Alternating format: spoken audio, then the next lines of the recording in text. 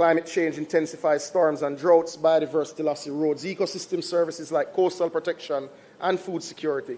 Pollution of both air, land, and of course marine undermines public health and economic productivity.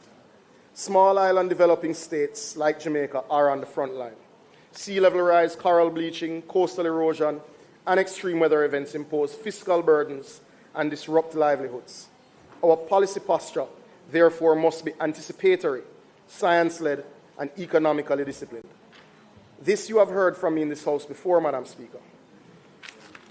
However, I think it's important this afternoon to introduce the concept of planetary boundaries in this Honourable House. This graphic shows the current state with only 2 boundaries globally not being exceeded. The planetary boundaries framework highlights the rising risk from human pressure on 9 critical global processes that regulate the stability and resilience of the Earth. Crossing boundaries increases the risk of generating large-scale, abrupt and irreversible environmental damage. The impacts of these changes will not necessarily be immediate or drastic, but together the boundaries mark a critical threshold for risks to society and the biosphere we are a part of. Members of this House and those listening at home should be clear that this is already having an impact on Jamaica. But, Madam Speaker, I also believe we must be unambiguous in acknowledging the current state of our environment. In some areas, Jamaica has led the world. In other areas, we are behind. Only by acknowledging the problems, similarly to the way the MHPM and indeed the DPM have approached crime in this country, can we solve them. Above is Jamaica's ranking as assessed by Yale University in their 2024 assessment. Jamaica sits at 68 out of 180 countries assessed in the overall ranking. Good. However, important for us to confront the areas in which Jamaica is not assessed to be progressing at the right pace. For colleagues' information, areas such as climate change we're ranked number 23 in the world in our management of the subject. Marine protection, 27. But there are areas of particular challenge. Certainly, waste management, our red list index, we are at 164 and 138 respectively. So this gives you an idea of where we have to focus. The areas we're doing well, we want to entrench the work. The areas we're not doing well, we want to invest more and give greater focus to ensure we move up the ranking and indeed protect our environment. Jamaica's standing provides a useful benchmark. While we have had gains in areas such as protected area coverage and indeed waste management and ecosystem vitality, the EPI underscores a central truth. Incrementalism will not suffice. We require systemic interventions, better enforcement, stronger data systems, and targeted capital investments. Our current regulatory focus. Our regulatory framework is anchored by the NRCA Act and administered through NEPA.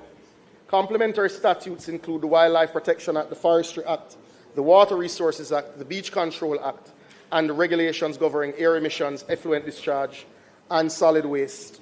And that's important to understand. The present focus is threefold: enforcement integrity, standards modernization, data and transparency. Madam Speaker, that is why I'm happy today to have tabled in this Honourable House the overarching protected areas policy white paper, which is within your package, and the draft keys management policy green paper. The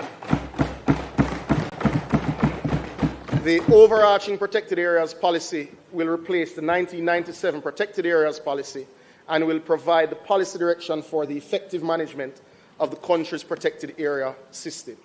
It should be noted that the island has over 350 protected areas, including national parks, marine parks, fish sanctuaries, forest reserves, and forest management areas, which have been declared under various pieces of legislation.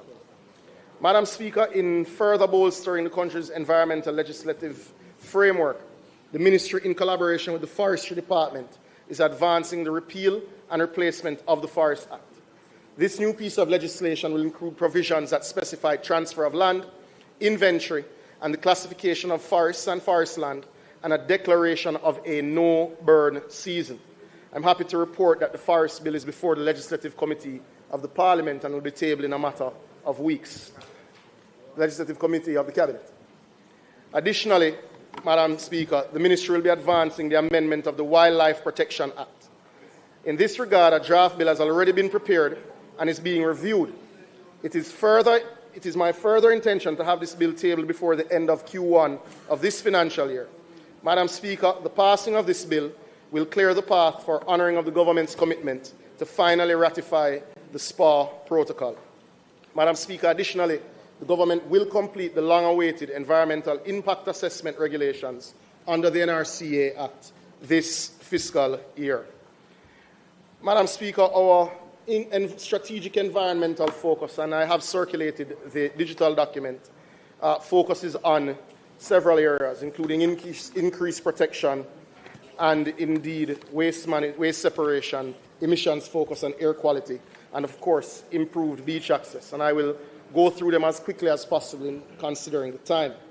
But Madam Speaker, I do want to bring colleagues' attention to the fact that this year the government will complete 5 new protected areas, including sections of Bengal, the Negril Environmental Protection Area, Long Mountain, Montpelier, and Canoe Valley will be completed this fiscal year. Additionally, the Ministry, in collaboration with the Forestry Department, has declared 17 new forest management areas under the Forest Act last year, in the last just concluded financial year, and is working on finalizing the declaration of 22 new forest reserves, which I intend to table in the House in the second quarter of the fiscal year. Madam Speaker, colleagues would recall a discussion we would have had in this House related to the declaration of the Constant Spring Golf Club as a forest management area to preserve the green space for generations to come. I'm happy to report that the document is at the printing office to be gazetted, so that commitment represents a commitment which has been kept. Jamaica has already protected 25% of its landmass and 15% of its EEZ. We expect to complete the 30% target, which is in line with global standards, well before 2030, and we are working to catch up on our marine protected areas. Madam Speaker, Jamaica's waste stream remains largely commingled, driving landfill pressure and marine leakage. We are implementing source separation, organic, recyclable, and residual streams, supported by public education, infrastructure rollout, and private sector participation. Madam Speaker, the government this year will advance a full national pilot for waste separation in public facilities. Madam Speaker, another area of concern is air quality. It is a public health imperative. We are tightening emission standards at stationary sources, enhancing vehicular inspection regimes, and piloting low-cost sensor networks to complement reference grade monitors. The policy objective is measurable to reduce PM2.5 and nitrous oxide exposure, especially in urban corridors and near industrial clusters. Madam Speaker, the government will advance plans for the introduction of tailpipe testing this year. Another issue that has dominated public discourse is the issue of beach access. Now, I believe it may be easier to have a ministerial statement to go through this particular section at a later date, but I would like to make a few points in summarizing the section that I have, even though I've circulated my notes on the subject. The Beach Control Act was passed in 1956 and was amended in 1973. 1973's amendment moved us to a licensing-based system. The policy attempt started in 1997 to deal with the access issues and was largely abandoned in 2000 because of a lack of consensus. So what you have is a period of policy blackout. What we have sought to accomplish with the new beach access policy and evolving the arrangements related to the licensing regime is to ensure that access is no longer incidental, developers are now part of the solution, and the policy is indeed implementable. Though the Beach Control Act still governs, this policy has embedded access into planning law mechanisms, has converted policy goals into administrative requirements, and forced alignment between tourism development and public rights. Madam Speaker, this policy has guaranteed windows and corridors to the sea while clearly stating where Jamaicans have access to the foreshore. Beyond that, the commitment has been made in this House to ensure investment is made in the development of new public beach parks, some of which I know the member from East Central St. James will no doubt mention, including Priory Beach, Madam Speaker. We have some major projects that I would like to highlight, Madam Speaker, under the environmental portfolio, which include the Relief Project launch by the Forestry Department, the Negril Coastline Works and rewetting of the Negril Morass, and of course restoration works at Helshaw, and the development of a river control authority and a keys control authority. Madam Speaker, our forests were decimated by Hurricane Melissa. The Forestry Department has developed a strategic framework for how we will approach helping nature along. I'm happy to report that as at the end of June, we would have replanted some 300,000 trees already, Madam Speaker. There is far greater detail. I encourage colleagues to read same. I want to bring your attention to works that are underway in Negril. We would have completed our design for the canals that will re-wet the wetlands. Now, this is incredibly important even for shoreline stabilization and protecting what is a natural asset that is the envy of the world.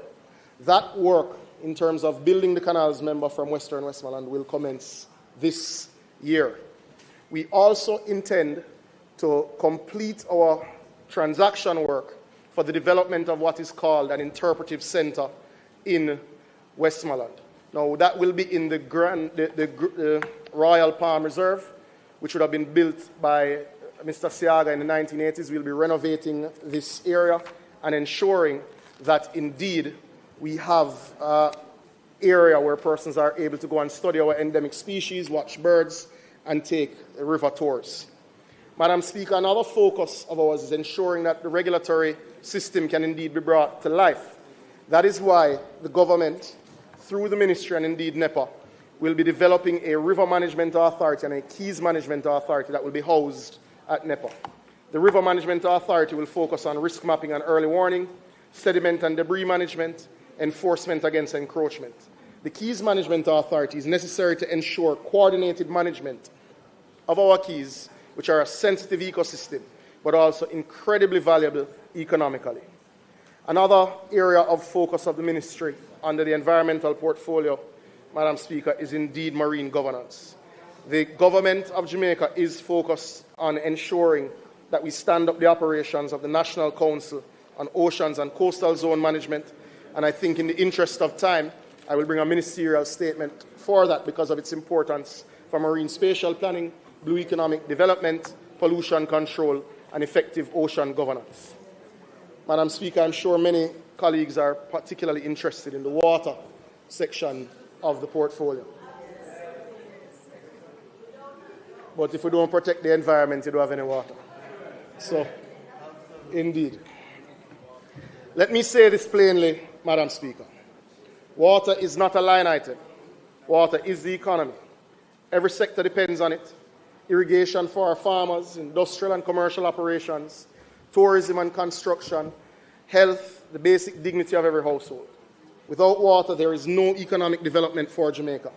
It is for this reason that the Andrew Holness-led administration has been investing in your water supply at a rate not seen since the 1980s and not seen previously to that since the 1940s. I want to begin with something that this House and every Jamaican listening should be proud of. Just days ago at the World Bank spring meetings in Washington, Jamaica stood among only 14 countries in the world, 14 first movers, to launch a national water compact under the World Bank Water Forward initiative. This global platform was launched April 15, 2026. Its ambition is simple but enormous: water security for 1 billion people by 2030. Jamaica's water compact is not a vague aspiration. It is a signed national commitment to achieve universal access to safe, reliable, and affordable water and sanitation by 2030, to reduce non-revenue water, expand sewerage coverage, improve energy efficiency, protect our watersheds, and mobilize $5 billion in sector investment, inclusive of more than $1 billion in private capital. Madam Speaker, the opposition knows this. They spent years in government, and the investment was simply too limited, and it forced the deterioration of the infrastructure. They watched NRW climb, they watched coverage stagnate, they produced studies, held consultations, and left us with infrastructure in some places that had not been replaced previous to the 1940s. We inherited that, and we're fixing it. We formed government in 2016. At that time, less than $1 billion Jamaican dollars was being invested annually in infrastructure this year across MDAs. Across MDAs, Madam Speaker, this year, the government will invest in excess of 15 billion Jamaican dollars. Madam Speaker, water does not begin at a tap. It begins in our rivers, our aquifers, our watersheds. Before a single drop reaches any household or farm, someone must protect that resource, allocate it fairly, and ensure it will still be here for the generation after us. Madam Speaker, the Water Resources Authority was established under the Water Resources Act of 1995. They operate over 100 river gauging stations and hundreds of groundwater monitoring sites across the island. They issue and enforce the licenses that govern how water is drawn from our sources and are the first line of defense against over-extraction, aquifer depletion, and saline intrusion. Madam Speaker, this administration places the WR's mandate at the very center of our reform agenda, because you cannot deliver water security if you are not protecting the resource that makes it possible. Jamaica currently has 830 valid abstraction licenses, with total license volume that exceeds 2.3 billion cubic meters. Actual usage sits at approximately 1 billion cubic meters per year. Madam Speaker, the gap between licensed and used is not evenly distributed across the island. In some of our aquifers, we are already extracting at levels that raise concern. This government is committed to integrated water resource management, not just measuring what we have, but actively protecting it. Our Water Resources Master Plan, tabled in 2022, is now being updated to account for current demand pressures. This is the blueprint that guides where infrastructure gets built, how water is allocated across agriculture, industry, and domestic use, and how we respond to the increased pressure on our sources. Jamaica is committed to having this tool current and operational. Madam Speaker, for note, we are carefully managing our water resources, fully cognizant that water scarcity affects women disproportionately, as many households in Jamaica are indeed female-led. The graphic in front of you shows the relative female population to water source availability. So this also has to guide our investment approach.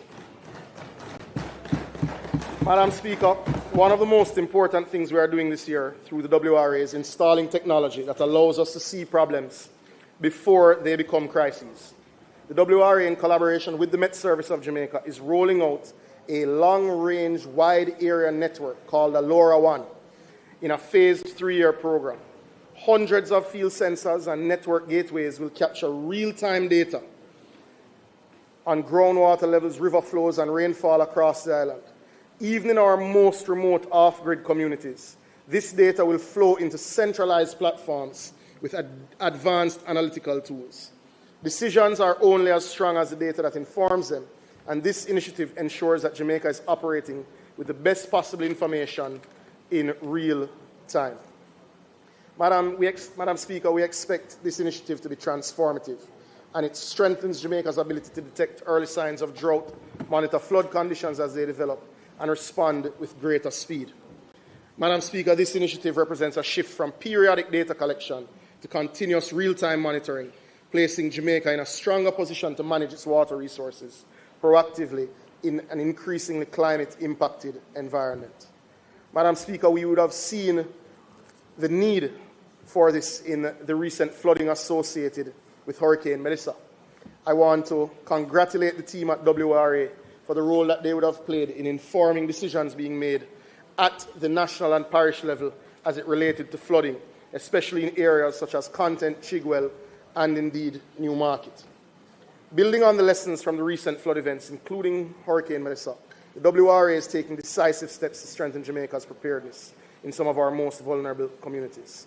To this end, the authority is finalizing a comprehensive project proposal to secure external funding for the establishment of an early warning system in Port Maria, a town that has experienced repeated and severe flooding over the years. While Port Maria is not an isolated case, it is a highly vulnerable community that experiences major flooding every 2 to 3 years, Madam Speaker. Madam Speaker, monitoring and data will only work if we have the right legal authority to act. It is for that reason the WRA has identified real gaps in the WRA Act, as well as the Floodwater Control Act, and we have commenced our review of that process. It is important to note that we have published the notice inviting submissions of no objection to the amendments we intend to pursue in the Sunday Gleaner and Observer published on April 26. To note, Madam Speaker, and just briefly, Jamaica has successfully secured the bid to host the second staging of the island's Water Congress, a high-level international forum convened by the International Water Resources Association. Madam Speaker, this Congress will bring international experts and policymakers to our shore and will be held in Montego Bay in December of this year, Madam Speaker. That deals with how you manage the resource generally. Madam Speaker, once the WRA has protected and allocated the resource, the National Water Commission and the Rural Water Supply Limited take it from the source to the tap. The NWC serves our urban and semi-urban communities, and the RWSL reaches the rural communities that the main utility network does not cover. Together, they're the delivery engine of the water sector, and as such, I will outline the plans for the year ahead. Madam Speaker, potable water access currently reaches approximately 90% of households. With this administration committed to 100% by 2030, Madam Speaker, your government is building the infrastructure to meet this aspiration. The NWC currently operates over 700 water supply systems, serving more than 550,000 customers island-wide. On an annual basis, the NWC produces in excess of 322 million cubic meters of water and treats approximately 23 million cubic meters of sewage. The scale of the operation is significant. The challenges within it are equally significant, and the investment required to fix these challenges is what this year's budget seeks to address, as well as budgets to come. Madam Speaker, according to a recent World Bank study, Jamaica requires US $5 billion investment in the water sector to meet this ambition.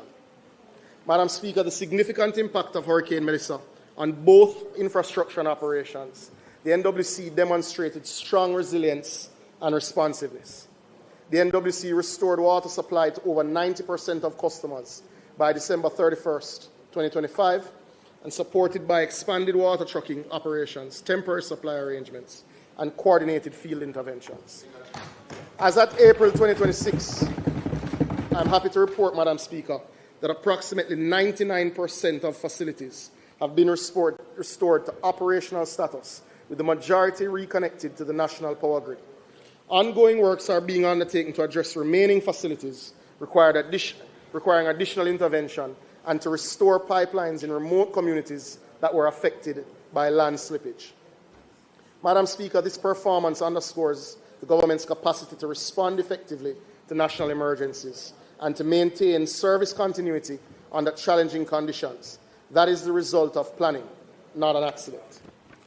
Madam Speaker, I will be direct about one of the most serious structural problems in Jamaica's water sector: non-revenue water. NRW that is produced and treated and pumped but never reaches a paying customer. NRW drives up energy costs, constrains available supply, and makes NWC financially unsustainable if left unaddressed. Madam Speaker, NRW is acknowledged as a crisis that we must fix. The island-wide NRW reduction program is valued at some US $340 million and will be phased over 11 years. It will target reduced NRW from 71% to 30%. It is already in procurement through international competitive bidding. Madam Speaker, Jamaica has an NRW target of 30% by 2035. The annual financial return is clear. 10.7 billion, comprising 7.7 billion in additional revenue at current tariff rates from improved billing and collection, and $2.8 billion in annual electricity savings, and $167 million in chemical cost savings. Madam Speaker, we are already seeing these benefits in Kingston and St. Andrew and Portmore. The case for taking this program island-wide is not complicated. Quite frankly, it pays for itself. Madam Speaker, in the just concluded financial year, the government, through the NWC, made significant strides in expanding access to reliable water services, particularly within rural and underserved communities. Through the implementation of the rural water supply improvement projects, which were valued at $1.1 billion, service delivery and reliability were enhanced for more than 133,000 Jamaicans island-wide.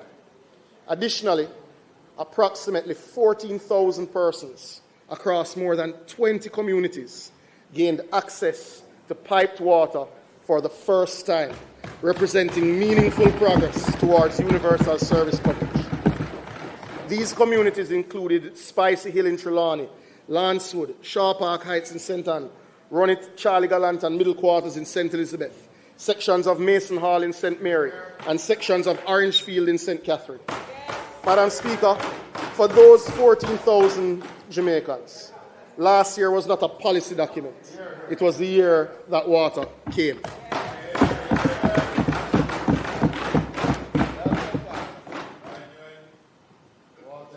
Madam Speaker, the government would have also completed and started a raft of projects throughout its agenda, and it is circulated in your varying WhatsApp chats and by email.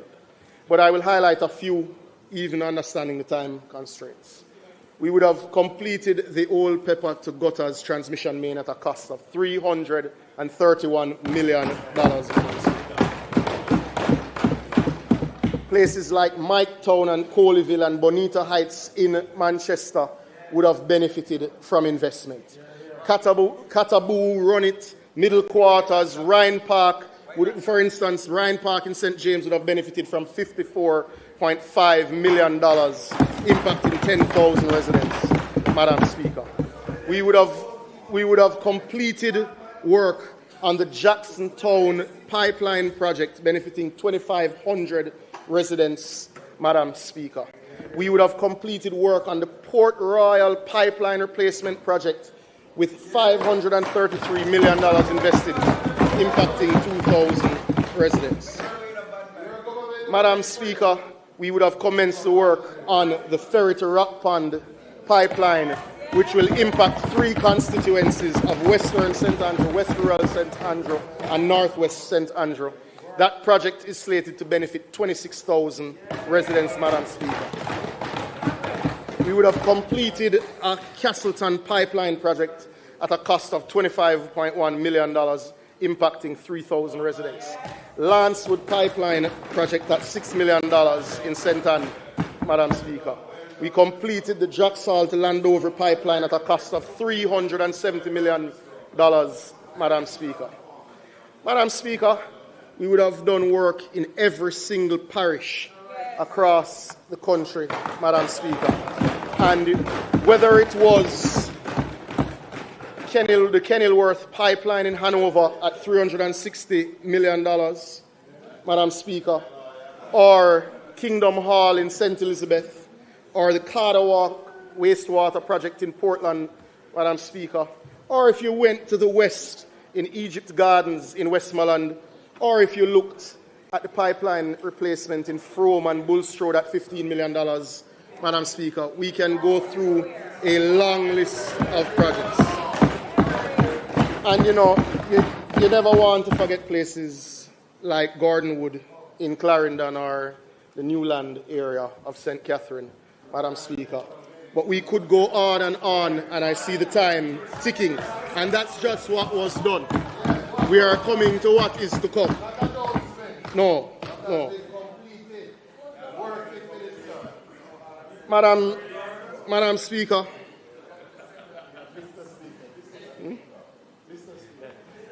Mr. Speaker, my apologies, sir. Yeah, yes. Madam Speaker, Mr. Speaker, the map of major works being undertaken is indeed before us. The NWC continues to enhance its operational capacity through targeted investments and fleet expansion, equipment upgrades and energy efficiency initiatives. The acquisition of specialized vehicles, including Vectorjet units, pickup trucks, and water trucks, has strengthened the NWC's ability to respond to operational demands. Mr. Speaker, it is important to note that these investments in operational efficiency came because the Commission is well run by a solid board. And pre the last financial year with Hurricane Melissa, we had a streak of 3 years with a marginal surplus, the first in NWC's history. Mr. Speaker, the water sector is Jamaica's biggest and single largest consumer of energy. The NWC has seen its electricity bill in 1 month exceed $1 billion Jamaican dollars, Mr. Speaker. That is not sustainable, especially with rising fuel prices globally. The hurricanes we have faced in recent years have made something else clear. Continue. When the power goes down, the water stops. Energy resilience and water security are inseparable. Mr. Speaker, we are fixing it. The NWC and rural water supply are both pursuing targeted investments to bring energy costs down. Rural water supply has continuously worked to integrate renewable energy into water supply systems. For 2025 to 2026 financial year, the rural water supply has completed the installation of 3 new locations, one in Freehill, Northwest St. Ann, Bunkers Hill in Northern Clarendon, and New Eden in West Portland. The NWC has advanced its energy management strategy through the completion of several projects, but one I will highlight is the Forest Hills Solar Photovoltaic project valued at $81.5 million, which already in its first year has provided savings of $14.1 million, Mr. Speaker. The energy efficiency projects are on a table being presented for colleagues here. But just in summary, the 13 projects highlighted will be executed at a cost of $885 million, but expect to bring annual savings of $322 million to the National Water Commission, Mr. Speaker. Mr. Speaker, the Rio Cobre water treatment plant, valued at $92 million, is in construction and will deliver 15 million gallons of water per day by May 2027. To put this in context, in the worst drought recorded in Jamaica in 2022, Kingston and St. Andrew, Portmore and Spanish Town were short 12.5 million gallons a day supplied relative to demand. This project will supply that area with 15 million gallons a day.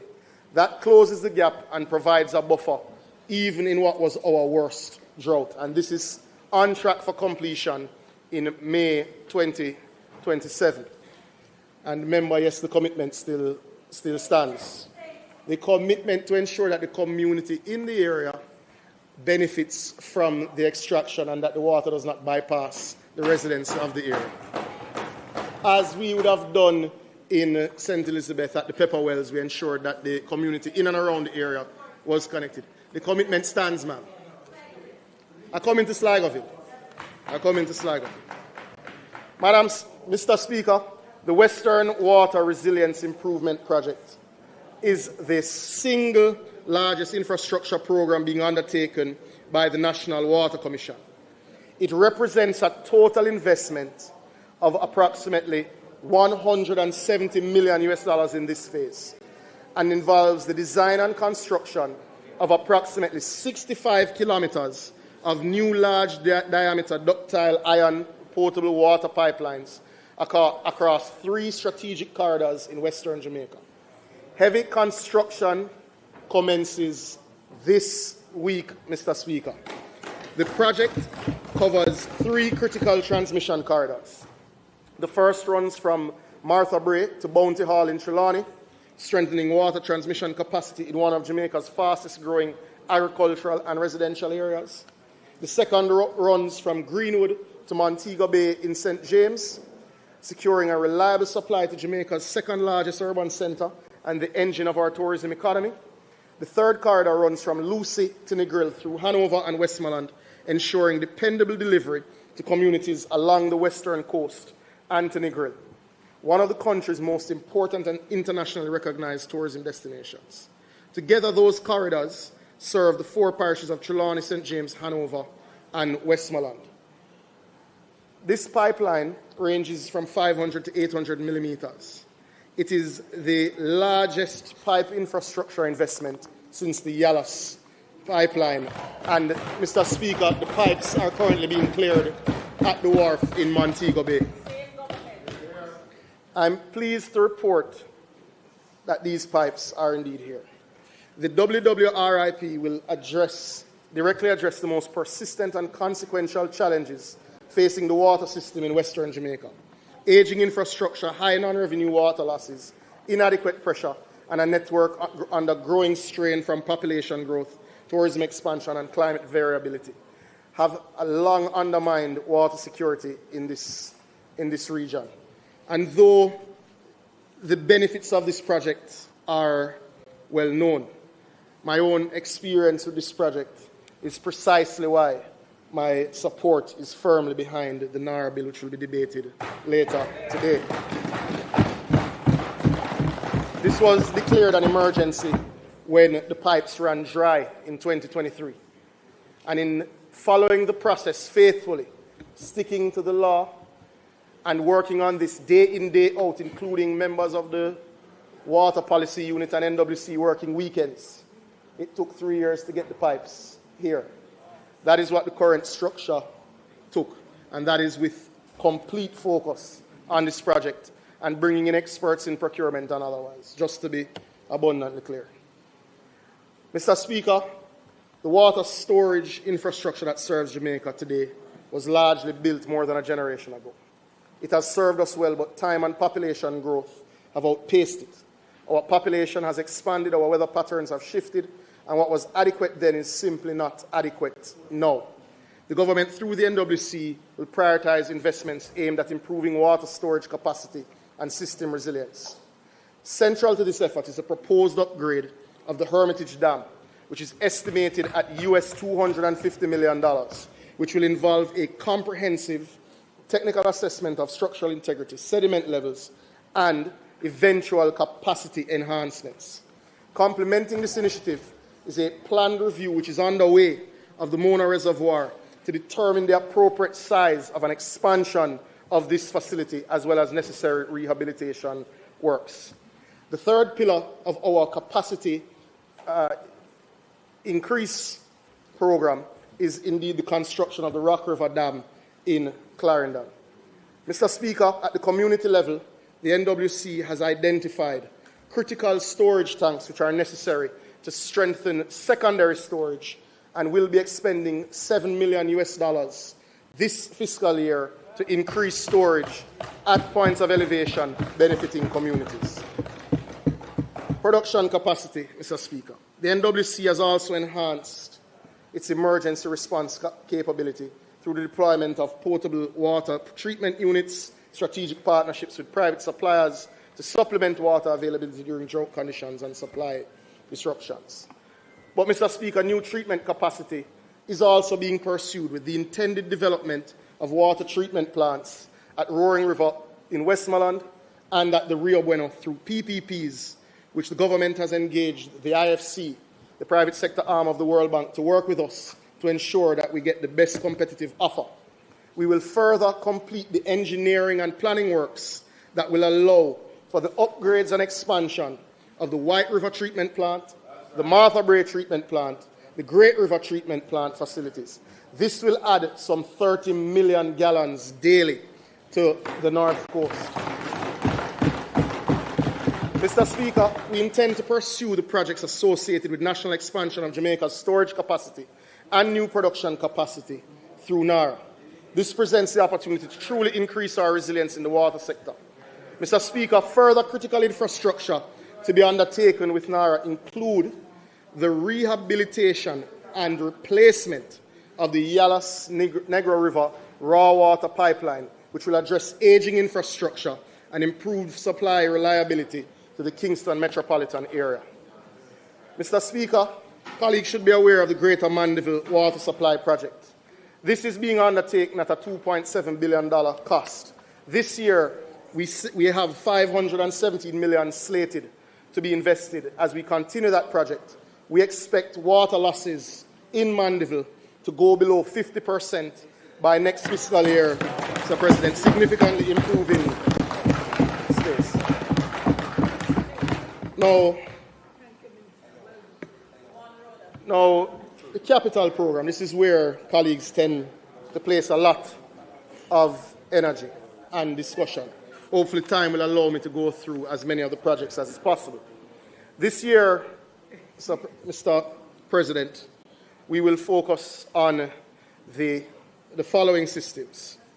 Mr. Speaker, the upgrade of the Iterborough Jordan Well systems at a cost of $60 million, and we're nearing completion on this, and this will bring benefits soon.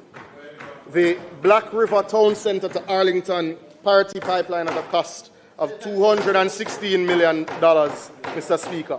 We will complete work in Dornoch, Trelawney, and the Barron Hill Reservoir replacement at a cost of $86 million. The pipeline work will be a further $106 million.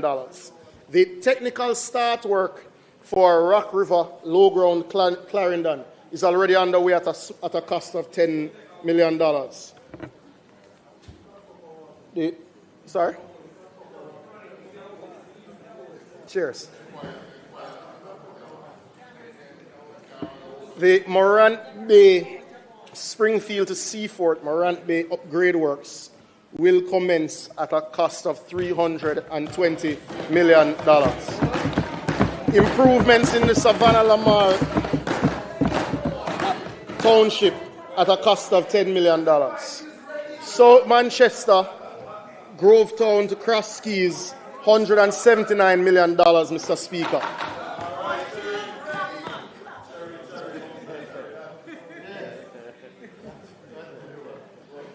Wakefield to Bunkers Hill in Trelawney, Phase 2 at a cost of $90 million, Mr. Speaker. Christiana Spalding, 2 meetings, changing that line at a cost of $13 million. The line to Moravia at a cost of $90 million, members. The Juno Crescent, the completion of the Juno Crescent well development and lines associated with same at a cost of $80 million, Mr. Speaker. The line in Magati to Newton, that transfer pipeline will be completed this fiscal year at a cost of $44 million. The Rhine Park water supply in St. James, very important line. Procurement is complete. That will benefit from $78.6 million, member. Discovery Bay, Rosemount, Camelot, that line will see $45 million of investment this fiscal year, Mr. President. We will be investing a further $128 million in replacing the pipeline that runs along the Santa Cruz bypass, which has heavy line losses as well. Parnassus well upgrade system is projected to spend $96 million this year. We are doing some work on the Queen Heights system as well. We're doing work in Burnt Savannah at a cost of $84 million. We're doing work on the Grants Level well in Port Antonio at a cost of $10 million. We're upgrading the line in Yalas White Horses at a cost of $102 million, members.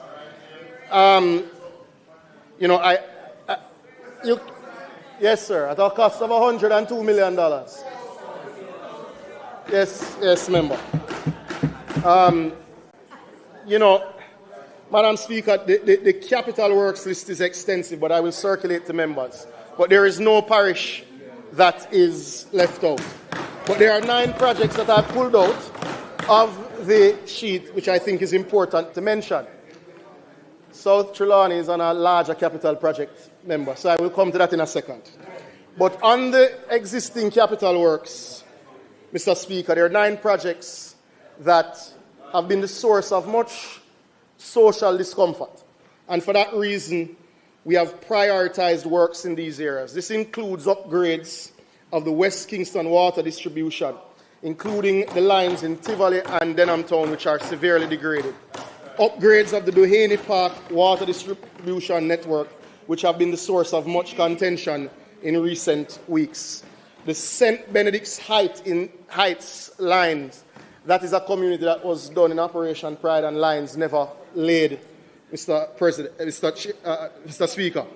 Essex Hall in West Rural St. Andrew, Walker's Wood to Breadnut Hill in St. Anne, Mount Diablo and Top Hill in St. Catherine Northeast, the Sligoville distribution lines, Mr. Speaker, Rose Heights distribution line in Central St. James, and Retreat to Top Hill in Western Westmoreland. These have all been the source of significant social pressure, Mr. Speaker. And the NWC will invest $1 billion cumulatively in these projects over the course of the next 12 months.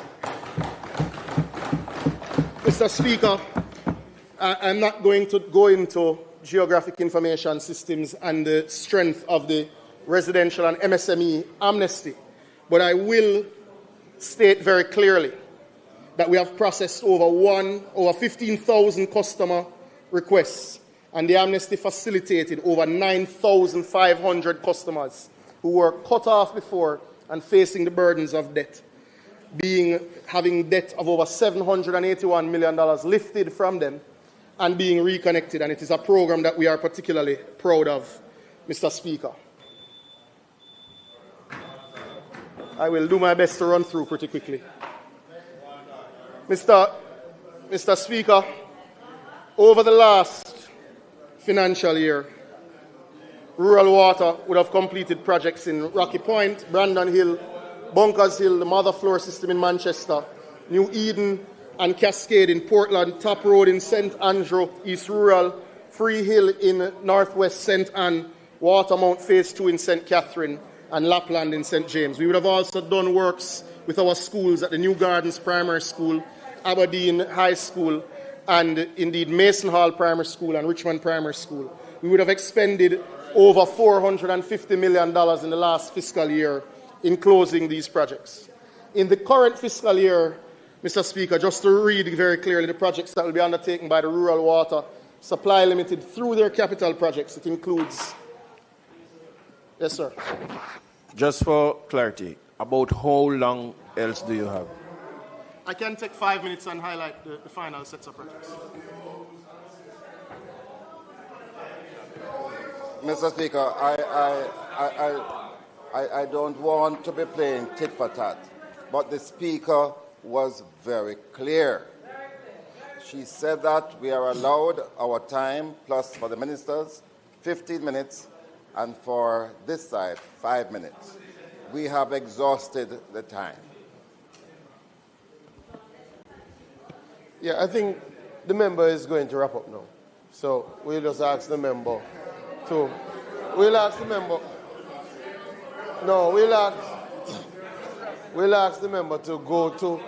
We'll ask the member to go to his closing statement. No. Right. Minister, close.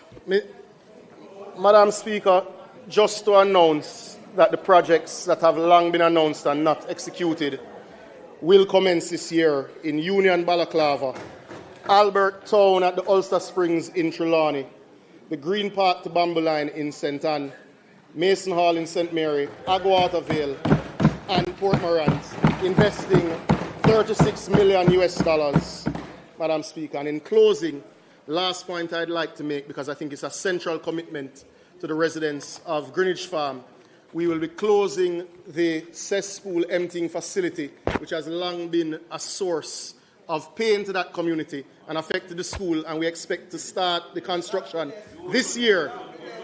And that, I think that has been too long, and for the members that represent constituencies in Portmore, we've also started the design process for the relocation of the Greater Portmore Sewage plant as well as the sewering of many of the communities that have suffered.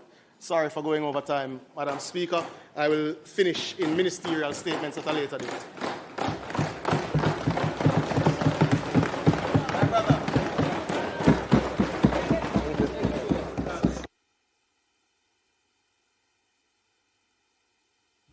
Members, while the minister is being congratulated by his colleagues, the central air system is giving some challenges in the parliament, so you may find that you are a bit warm.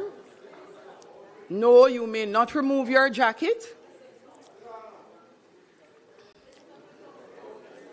The gown is far more than the jackets. The speaker can operate without the gown. The gown is massive, heavy.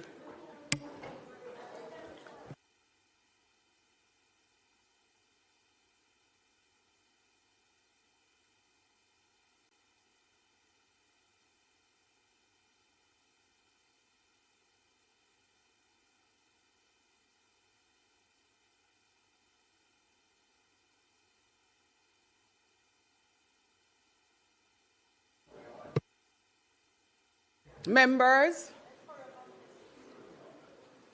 let me just consult the House. For those who would like to remove their jackets, let me have you vote. Those in favor? Thank you very much. The nays have it. We will... No, I got it. There's no one in favor. House Leader, would you be so kind as to introduce our next speaker?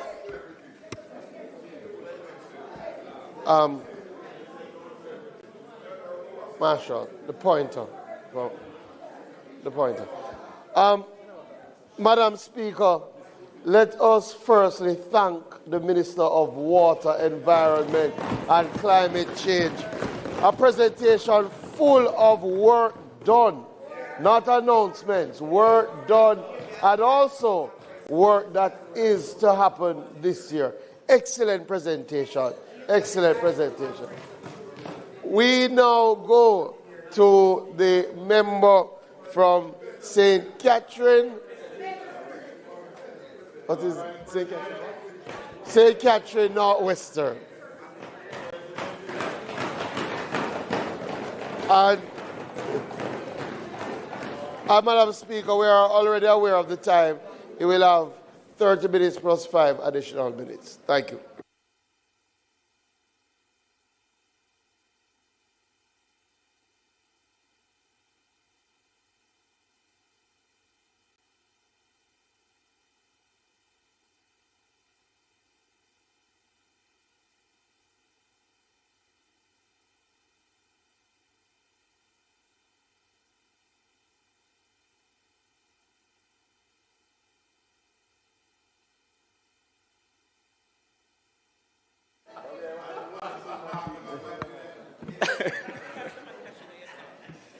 Don't start yet. Your mic is on. I don't see the presentation. The time for your presentation is in front of you. It's to your right, so that's no, your I don't see time. the presentation itself.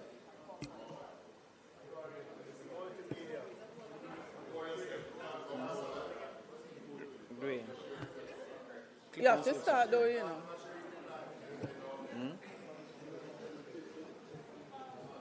Yes, we did. They're downstairs. It says what? Who haven't received it? We sent that to them from the... Yes, I was sent to the wall.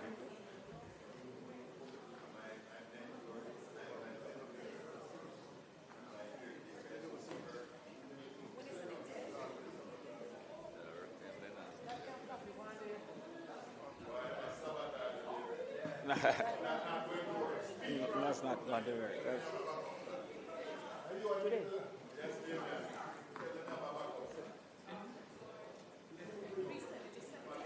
I'm going to resend it to them. Give me the...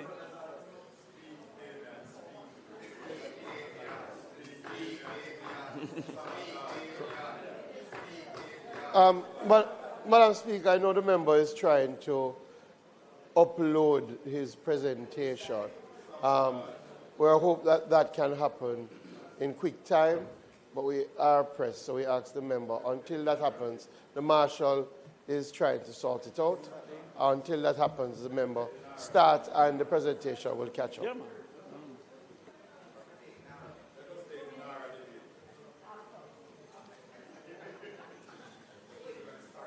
What is the password?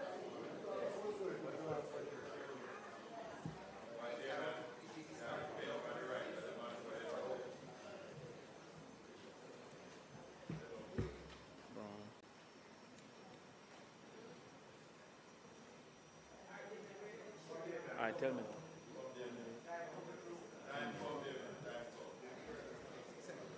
Yes, I'm doing. Give me it again. Come here. ICT Purpose. Desk. Yes. At JA Parliament. JA Parliament. .gov.ja.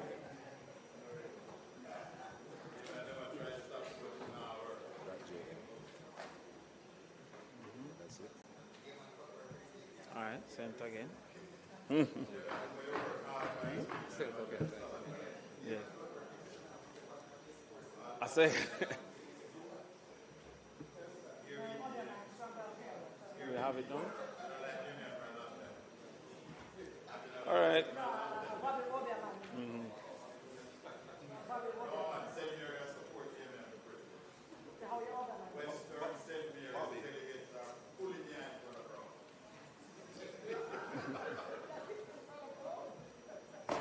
All right.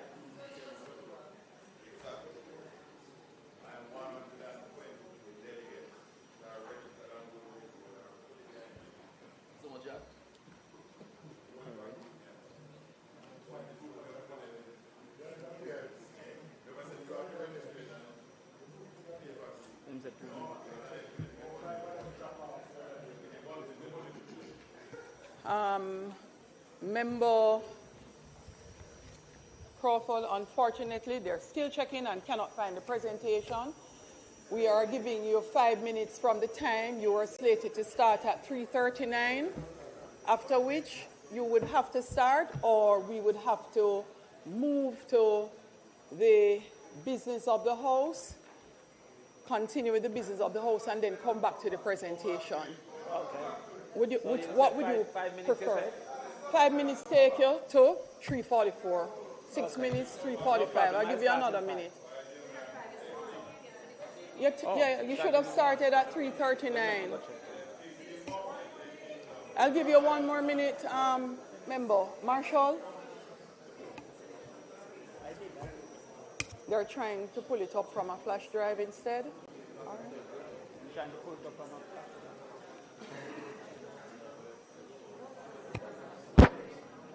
She's giving us 5 minutes.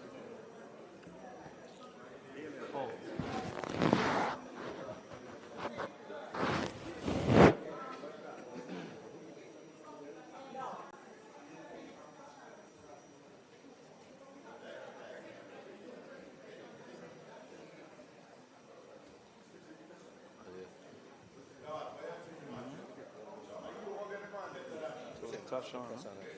All right, Madam Speaker, in light of the circumstances, and as the member seems to require the presentation to follow, we suggest the other approach, that we go forward in public business, continue the debate on NARA, and then we return.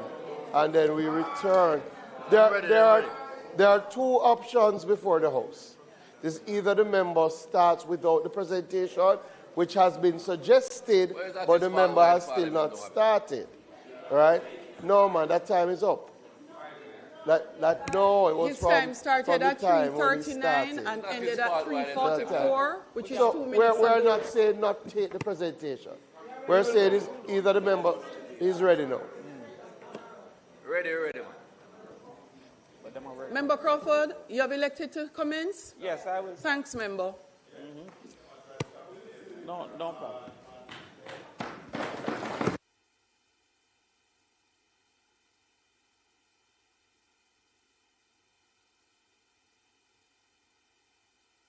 I think your mic went off. Thank you, Madam Speaker. And I thank the House for their patience. I would hope that somewhere along in the presentation, we will get the benefit of the audiovisual as we move along. I want to say just a quick thanks to my colleagues on this side and the other for having been cordial with me and also having made me feel welcome back to the House. I want to also acknowledge within the galleries persons, friends of mine from the constituency and otherwise, and also persons in my support. And I want to publicly acknowledge my junior shadow person, or my deputy, newly minted Senator Fames, who is also here and in the gallery. Madam Speaker, I stand here on behalf of the parents, teachers, administrators, and students who are the tenants of the education system, now in the state of progressive collapse.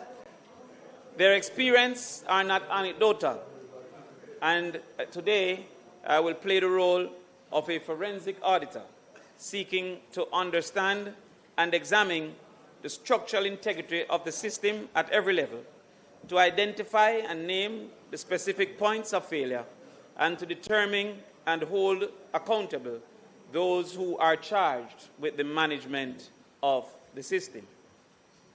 Madam Speaker, the evidence along the education system of inadequacy is stark and continuous. The evidence of failure is documented, consistent, and undeniable. The causes of failure are structural, chronic, and policy-driven, and the inadequate responses are generally immaterial and has fallen catastrophically short of what is necessary. Failure, as we indicated, Madam Speaker, is consistent across every level of education. The evidence of failure is not isolated and is systematic. I have documented this evidence and is consistent across all levels.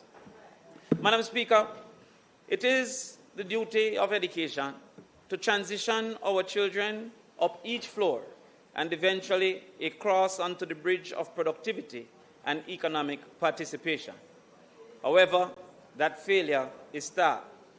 The crisis starts at the very top. Jamaica's tertiary enrollment stands at 19% for the ages of 19 to 14. And so for the ages of 19 to 14, only 19% of Jamaicans are currently enrolled in tertiary education. An example can be done for Barbados at 65% and Trinidad at 36%.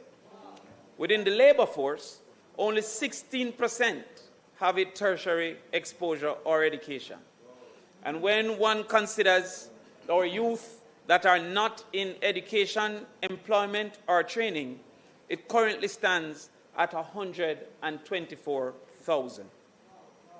Madam Speaker, an assessment of our labor force indicates that the vast majority of exposure is at the upper secondary level. And please note I did not say completion, but exposure. The 51% of the labor force have been exposed to the upper secondary level, 5% only to the primary level, 20% at the lower secondary level, and 16% have been exposed at the tertiary level. Madam Speaker, the workforce is indeed moving in the wrong direction. The total labor force, Madam Speaker, has shifted by 12%. However, youth not in education, employment, or training has shifted 31%. Indeed, at this point, Madam Speaker, in 2020, there was 108,000 of those young people not in education, training, or employment. This 2025 was registered at 124,700. Additionally, Madam Speaker, in 2020, tertiary enrollment for 19 to 24 was 22%. It has shifted downwards to now only 19%. Madam Speaker, we have 887 workers without qualification at current. Indeed, The total without qualification in 2020 was 727,000. In 2025 is 887,000. In just 5 years, approximately 160,000 more persons have entered the workforce without qualification. This is larger than some of our parishes' population. Additionally, our men are extremely at risk, as in 2025, 560,000 of the men in employment was without any form of qualification, and for women, 327,000. This, I must point out, Madam Speaker, does not include the 722,000 that is not within the labor force, the set that have withdrawn themselves from seeking opportunity to work. So indeed, if one should assume correctly that the vast majority of those that have given up on the probability of employment would be in the same position as the 887,000 that have no qualification, we have at this point over 1 million persons of the ripe working age that is without any qualification at all. One would therefore be wondering if HEART Trust NTA is coming to the rescue. However, Madam Speaker, the simple answer to that is a categorical no. Indeed, in 2024-2025, HEART NSTA enrolled 137,442 persons. One would be surprised to note that the certification rate of those persons was only 39.3%. Of the 137,422, only 53,669 were certified. This indicates that over 80,000 having been enrolled for that particular year did not achieve the most basic of certification. Madam Speaker, this is a continuation of the assessment by the Auditor General in 2020 that found that the average certification rate for HEART Trust NTA over the 5-year period of assessment was 45%. Madam Speaker, instead of seeking to fix things, the HEART Trust NTA decided to surrender their ambition and indicated that the goal that they had at that time of 70 to 80% certification was indeed, and I quote, a stretch goal, and that they would revise from an internal assessment the expectation to 45 to 50%. Madam Speaker, an analysis of this year suggests that they even missed that particular goal, because we are now at 39%.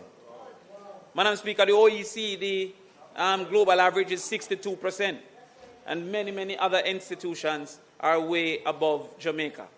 When you look at this reality, one recognizes that we are facing a serious problem. Now, when we further analyze those that were actually certified, the vast majority was certified at level 2, what is now currently the lowest level of certification, as they have been phasing out level 1. 70% were level 2, 15% were level 3, and 3% was level 4.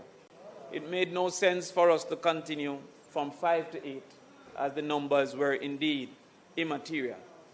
The level 2 are supervised workers that cannot operate without supervision. Madam Speaker, when we go to the secondary floor, it continues. Only 19%. The Lord is good all the time. Page 15. Page 15.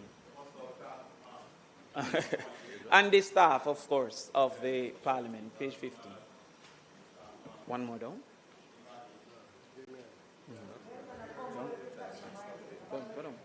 Yes. Next again.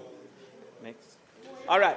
So as we can see here, only 1 in 5 students leave with the basic certification that is necessary, equivalent to what the United States call a GED. There would have been an uproar in the United States, member from St. James, appropriately dressed in the national colors, if the GED rate was only 19%. Indeed, if you look at the numbers, because sometimes the percents become misleading, of the 30-something thousand, 34,000 that sat the exam, 6,000 achieved the basic minimum, and 26,000 did not achieve that minimum of 5 subjects, including math and English.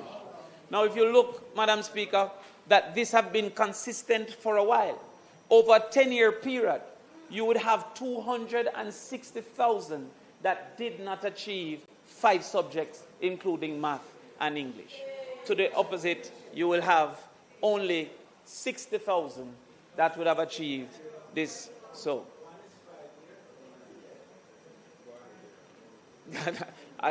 this is 1 year. This is 1 year. Now, next, go next. Yes. It is said, Madam Speaker, that the ministry has therefore sought to disregard and to sell a lie in the conversation moving forward. And this has been proven when we consider math and English, as has been reported by the Ministry of Education, and as is the reality when it comes to the assessment of the numbers. More recently, Madam Speaker, we saw a headline in the newspaper that suggested that improved performance in 2025 CSEC English and Math. There, the minister suggested that Jamaica was outpacing and outperforming the Caribbean. And I would quote, the minister says, regional average is 80% for student pass in English. We have surpassed the region in English A. The region average for mathematics is 39% of students passing mathematics. We are above the regional average again in mathematics, and unquote. However, Madam Speaker, this quote is deeply misleading. A serious assessment of the mathematics passes would have shown the following. 1, the lowest level of enrollment in the last 2 decades. In 2025, enrollment was 32,339 compared to 2023 of 35,768. Of course, one may assume that maybe the birth rate have changed. A quick assessment of a reasonable period for which a 16 or 17-year-old will be doing the exam indicated that only 200 more persons were born in that specific year. So what this is showing is that in 2025, there was less participation of the age cohort in the examination and school process. Secondly, in 2025 was also the lowest in 2 decades sitting, 17,831. And the examiners wanted to assess by suggesting that the pass rate was only for those who sat the examination. This big hullabaloo and grandstanding about moving from 37% to 44% only included 9 additional passes. In 2024, we had 7,817. In 2025, we had 7,826. Indeed, Madam Speaker, while it is that if you look as a percentage of those who sat the examination at 43%, if you look at a percent of those enrolled, our mathematics passes is 24.2%. Now, it must be admitted and added that all our children are to be doing mathematics and English. And so an appropriate assessment would have been of the enrollment at this particular point in time. Madam Speaker, there is also a greater cause for concern because further analysis suggested that approximately 20% of the age cohort were not even enrolled. They had given up on school. And so therefore, while it's 24% of the enrollment, it's 19.3% of the age cohort that passed mathematics. Madam Speaker, this grandstanding of ahead of the Caribbean has been proven untruthful, as the vast majority of the Caribbean countries that we seek to compare enroll more than 70%, sit 70% of their enrollment sit these examinations. We go further, Madam Speaker, to move to the English language. Again, we would have seen lowest level of enrollment, lowest level of persons sitting the examinations. However, an assessment of those who pass would indicate that of sitting, we are at 85%, but at enrollment, we are at 51.7%. If we go back to the conversation that the minister herself had, that we were almost at 80% as a Caribbean average, that 51% would be far from the Caribbean average. Madam Speaker, is it therefore within our permit to ignore thousands of Jamaican children who would have not been given even the opportunity, as assessed by their teachers, to enter, and then claim that we are improving if we should do a reduction of those who sit and the percent from those who pass? Back up. Madam Speaker, at the primary level, it continues. The fourth-grade literacy rate in 2025 indicated 65% at full literacy. This is down from 84% in 2015. Madam Speaker, we're moving in the wrong direction. For English language, at the PEP level, over 10,000 students did not achieve basic proficiency. And in mathematics, almost over 12,000 did not achieve basic proficiency. Madam Speaker, at that level, we found that less than 60% were proficient in all courses. From the age of 12, the failing is evident and prevalent in our children going forward. Madam Speaker, we move to the basement. And here, at the early childhood level, an assessment was done of 4-year-olds to see if they are ready for education. Of the 29,729 that were assessed, only 54% was said to be at the level for ready for education. The other 46% was said not to be at the level for education.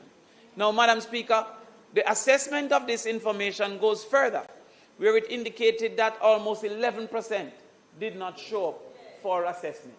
So this 29,000 is not indicative of the total number of persons enrolled, as many, about 11%, did not show up to be assessed. The actual assumption that is reasonable is the vast majority of those did not see themselves prepared to be ready at age 4 for education.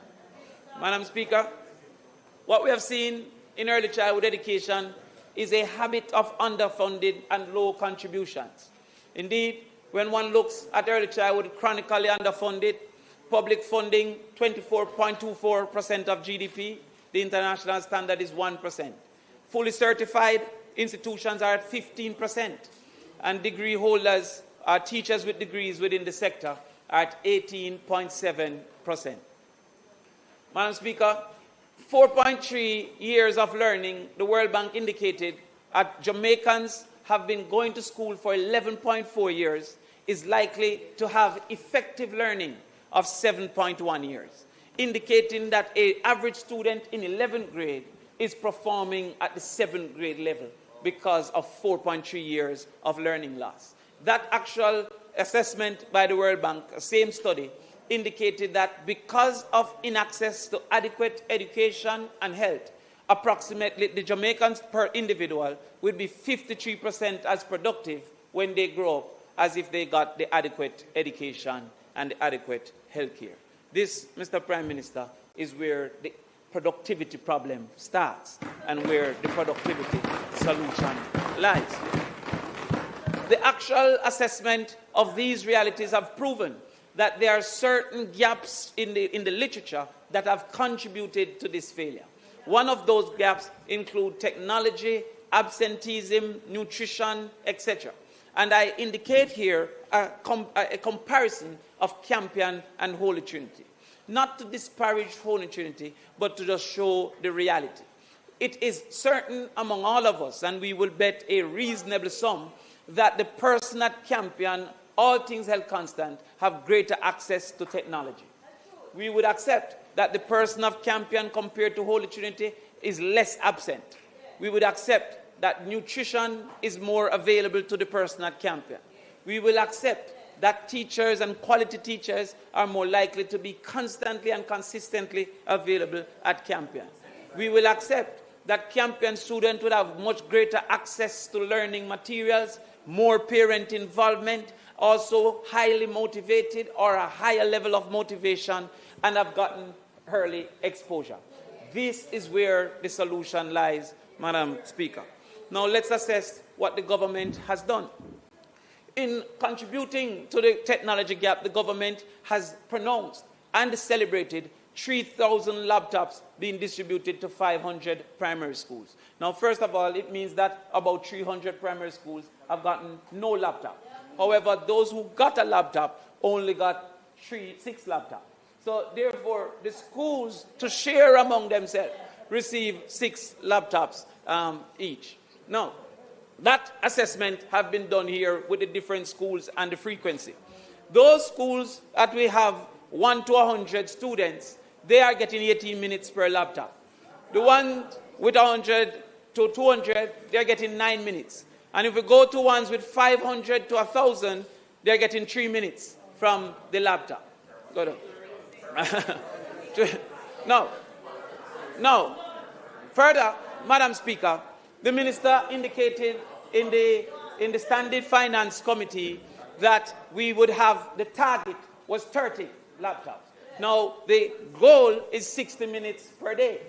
In that assessment, therefore, 235 of the smallest schools, or 10% of our children, would be adequate. However, the other 90% would still, even with the goal, not be adequate. It is taking less time to turn on your phone, to put in your password, than the child will have with a laptop. When it comes to the nutrition gap, we have seen where between 25 and 33% of students arrive at school hungry. That is a research in Jamaica. That between 25 and 33% don't get hungry when they get to school. They arrive at school hungry, leave them yard hungry.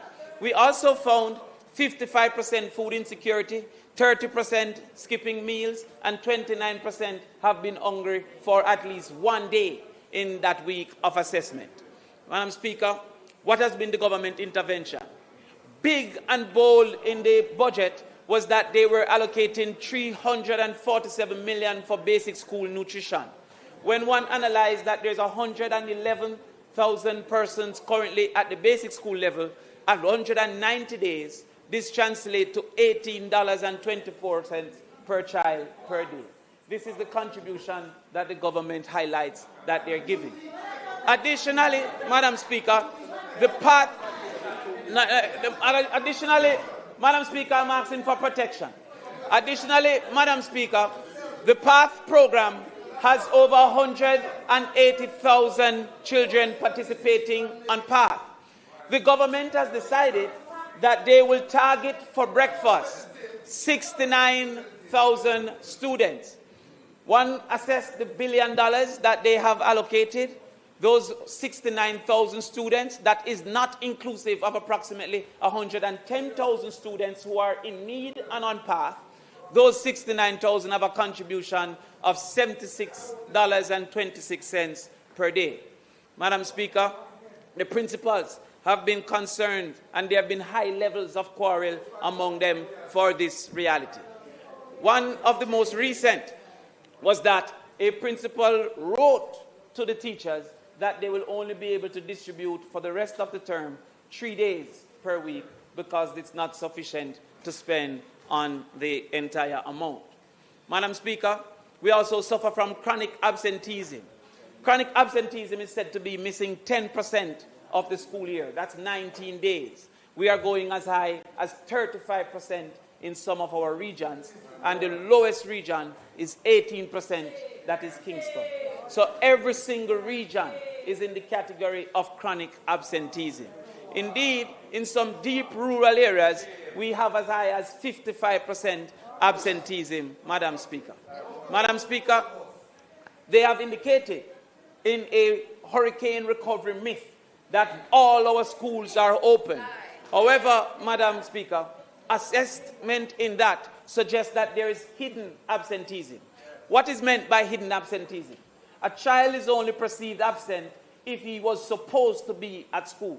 At this point, there are some schools still offering 3 days on and 2 days off to have a rotation of students, causing among the children a learning loss of 40 to 60% because they were not supposed to be at school, not calculated in the absenteeism numbers.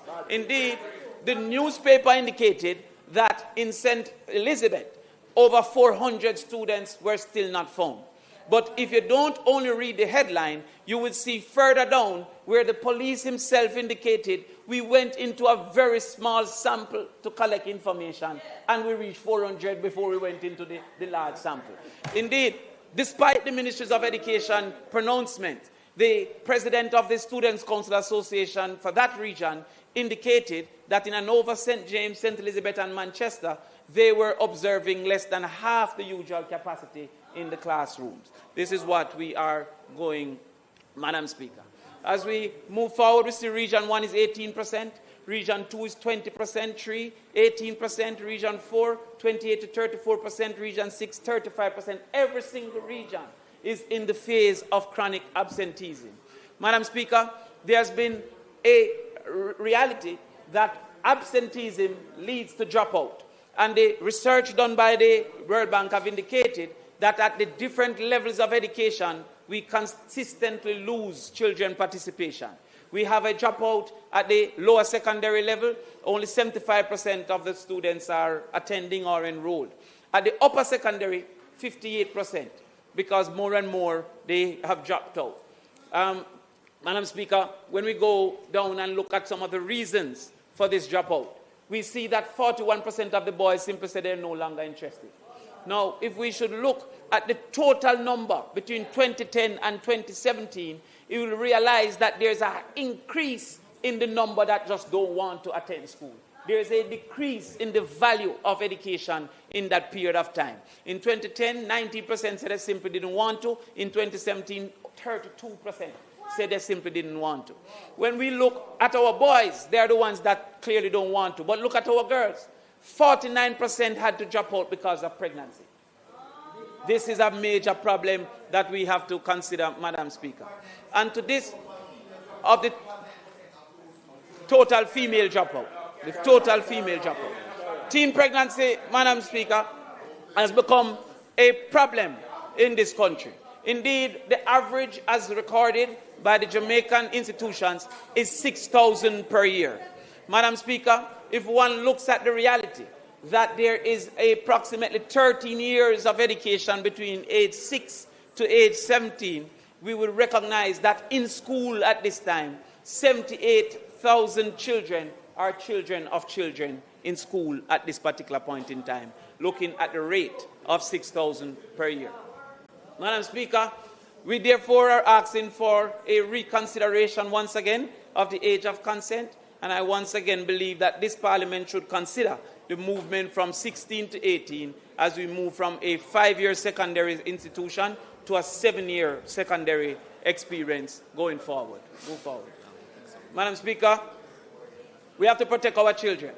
And to that extent, Madam Speaker, we're asking for these things to be considered.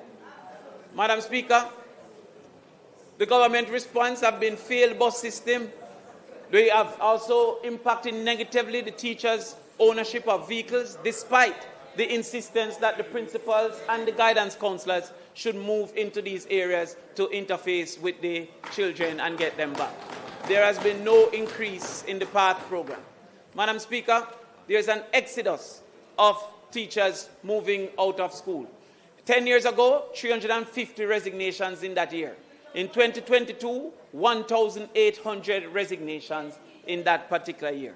Madam Speaker, additionally, 145 math teachers resigned in 2022. That's 10% of the math teachers that are available to the system. Madam Speaker, the government has failed with no retention plan. They have also insulted our teachers with a 2% increase proposal, simply have replaced the 1% NHT, and also they have not considered the band that the teachers were assigned by Ernst & Young to put those persons from Band 4 to Band 5. Madam Speaker, we don't have to discuss safety because we have seen the level of safety concerns within our schools. Madam Speaker, as it relates to early childhood, it has been proven that the returns on a $1 investment in early childhood is up to $17 for a investment in $1 of early childhood. A longitudinal study in Jamaica indicated that 25% in additional earning for those at the age of 22 once they access early childhood education. And at the age of 31, they were earning 43% more than those who did not access early childhood education. Madam Speaker, the returns is clear and one needs to therefore accept and understand. Children who access early childhood education, they earn more, they are significantly less likely to engage in crime. Minister Chang transitions more smoothly through the entire system, are more likely to attend school consistently. They build cognitive foundations for lifelong learning, and also they are more likely to complete their education. Madam Speaker, the Minister of Education has sought to paint over these cracks and indicated that only 108 early childhood institutions did not have a degree-trained teacher. One access to the census done by the ECI, the Institute, the Early Childhood Institute, indicated that only 1,518 institutions had a trained teacher. To this extent, over 800 institutions are not known to have a trained teachers, and 658 are sure not to have a trained teacher.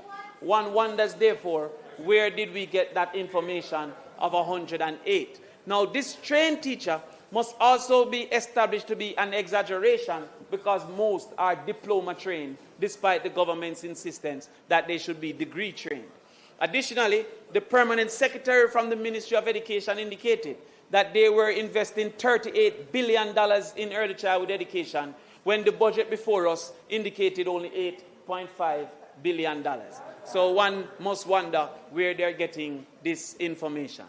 Madam Speaker, what we have seen here is an affront to the Constitution.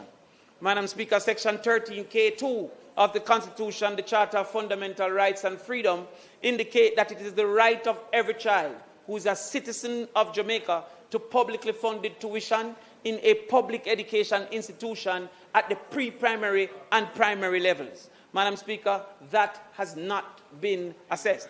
And therefore, when the Minister of Education answered in the Standing Finance Committee that she believed that this was actually being implemented, it left me with no further action to take than to seek the court's intervention to determine if this right has been satisfied. Up. Madam Speaker, the system failure is stark. Underfunding is a breach of the constitutional right. Limited state provision of only 15% of the institution is a breach of the constitutional right. Non-compulsory attendance of 30% to 90% are being absent is a breach of the constitutional right. And to that extent, Madam Speaker, on the 7th of April 2026, I filed a constitutional challenge on behalf of the people of Jamaica, and today we are seeking to inform the government that we will be seeking a constitutional assessment on if the right to a free primary at a free institution is being actually distributed to our children. Madam Speaker, in a just society, education is not a privilege to be managed. It is a right to be guaranteed. It is the true intention of the members on this side to place children at the heart of the Jamaican future. Madam Speaker, in 2011, we reached across the aisle and established the right. I believe in 2026, we should once again reach across the aisle and ensure that the right is actually implemented. Madam Speaker, we are not here only to celebrate its existence, but we want to implement that right in full. Madam Speaker, what we have presented is a clear and present reality that the failures in education gets worse under this government, and that there must be an intervention for our children to once again become the center of development in the Jamaican situation.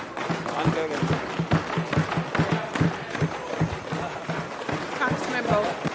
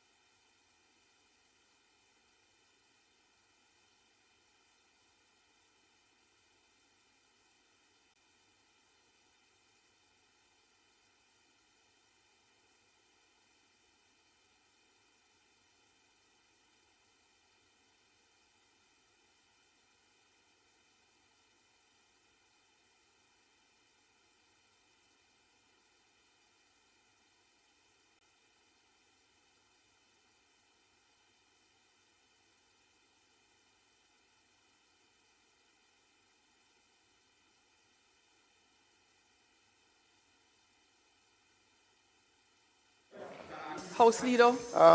Madam Speaker, we thank the member for staying within the time limit for the presentation. And I am sure the presentation will be the subject of significant review. But we thank the member for his contribution. And his final slide about let's go together is a good note to end on and to move into the continuation of the debate around the National Reconstruction Authority. Let us go together. Madam Speaker, as we are in public business, we are going to continue the debate on the National Reconstruction Authority. I know that there are some members who have indicated. I know, so no, we're going to continue. We're in public business now. We had suspended the agenda to come to public business. Under public business, we're going to continue. We're going to continue the debate on NARA. So I'm going to ask, Madam Speaker, that we suspend the sectorial debate until next week. Let's suspend the sectorial.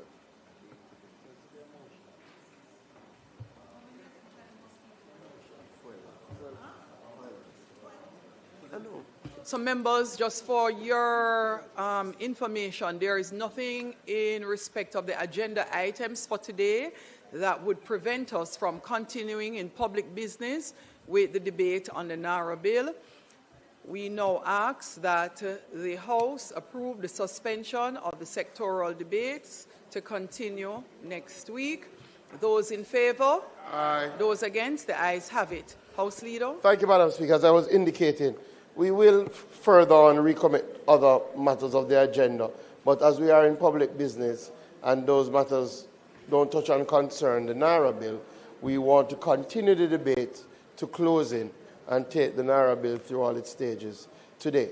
So the members who have not yet participated, who intend to participate, they can indicate so that we House can Leader, start. I have asked both leaders of opposition business and the leader of government business to provide the names of the members who are expected to participate today in the debates in respect of the NARA bill. And I've also asked for a sequence so that it is far more orderly. So I will start with the opposition. The first member on the opposition side slated to speak is the member from Westmoreland Eastern.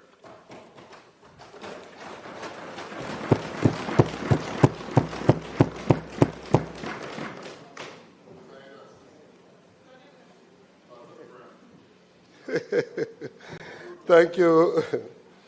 Thank you, Madam Speaker.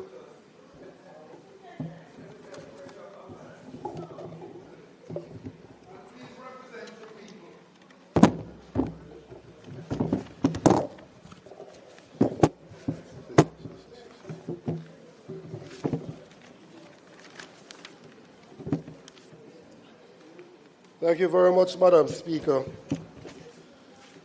Madam Speaker, let me begin by making one thing absolutely clear. On this side of the House, we do not oppose reconstruction. We do not oppose resilience. And we certainly do not oppose urgent action for the people of Westmoreland, St. Elizabeth, Hanover, St. James, Trelawney, and all the other parishes that are recovering from Hurricane Melissa. What we oppose firmly, responsibly, and unapologetically is construction without safeguards.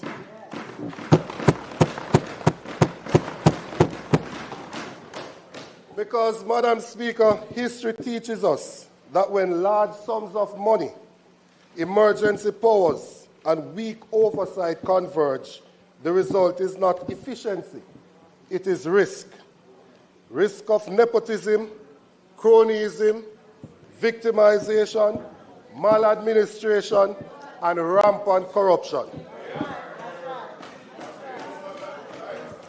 The core problem, Madam Speaker, is a gap between promise and law. Madam Speaker, the Prime Minister delivered his presentation, and in his presentation he spoke about transparency, accountability, independent oversight, and national unity. But this House is not voting on a speech. We are voting on a law. And when we examine the law,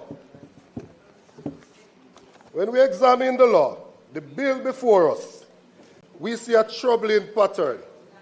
Many of the safeguards described in the Prime Minister's presentation are not in the bill. So, Madam Speaker, because I realize that there are issues about the presentation and the bill, I decided to examine both carefully. And in looking at it, I went to the Memorandum of Objects and Reasons, because we are being asked to just follow some things blindly. And I am not willing to do so, because I have seen persons oppose even those things which are not disputable. For instance, I am happy today to read the Memorandum of Objects and Reasons to see that we have finally decided that the hurricane actually made landfall in New Hope in Westmoreland. It took us months to agree that Westmoreland was where the hurricane made landfall. Months. Several reports said that it made landfall in Black River, which then affected how resources were mobilized. There are several records to show. On a point of order. Several records to show. No, listen. On a point of order. Several reports. The member. Several reports. The member is misleading the House. There was no official report emanating from any authorized agency of government that indicated that the hurricane made landfall outside of New Hope.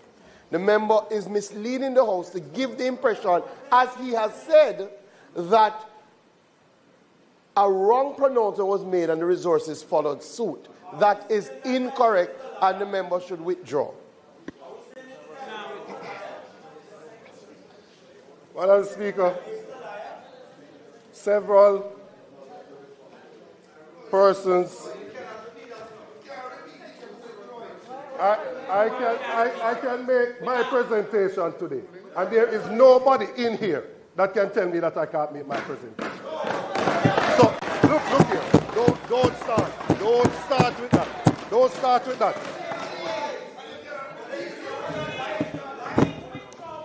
You know, Madam Speaker, point of order about what? The same thing that he said?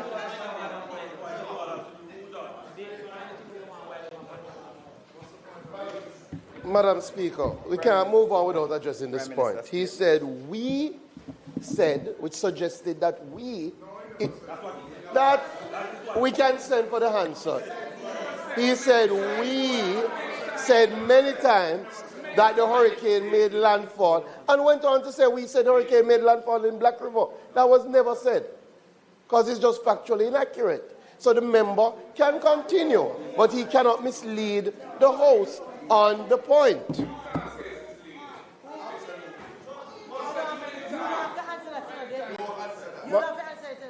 Madam Speaker, the memorandum of objects and reasons said that the hurricane traversed the island, resulting in catastrophic loss and damage to lives, livelihood, economic, social, cultural, and environmental systems. It went on to say that the hurricane damage is estimated at $12.2 billion US. Now, a JIS article in November of 2025 said that redwellings, we had damage to 156,000 and that 24,000 of them were totally lost. I have looked throughout this bill, Madam Speaker, about reconstruction, and I am yet to find the section that speaks about the reconstruction of the 156,000 houses that were damaged and the 24,000 that were destroyed.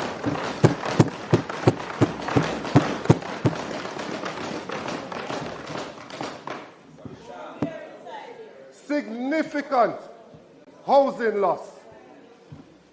We came here and the Minister of Energy made a point that we needed to mobilize resources to get resources to JPS so that we could have electricity returned to the residents by the end of February. Today is the 28th of April 2026, and over 2,500 residents in eastern Westmoreland are still without electricity.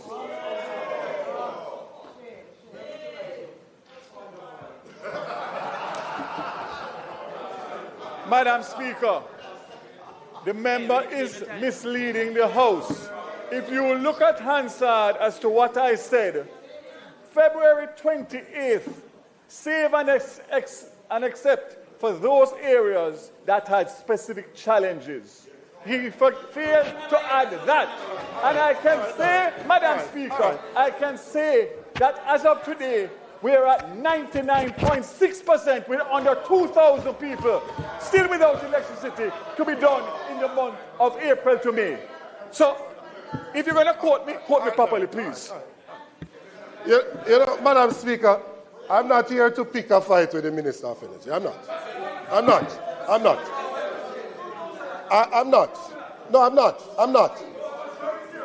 Madam Speaker, when you say 99.6% of the country has been restored, the report that I got a week ago, and the Minister said at a press conference a week ago, that there were approximately 3,000 residents without electricity, and that 2,561 of them are from Westmoreland.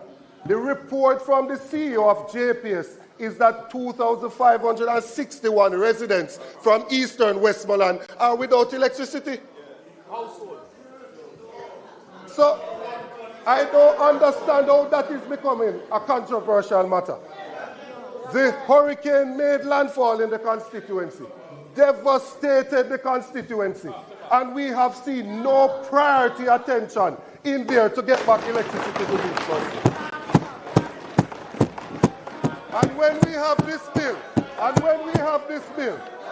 I am taking this bill.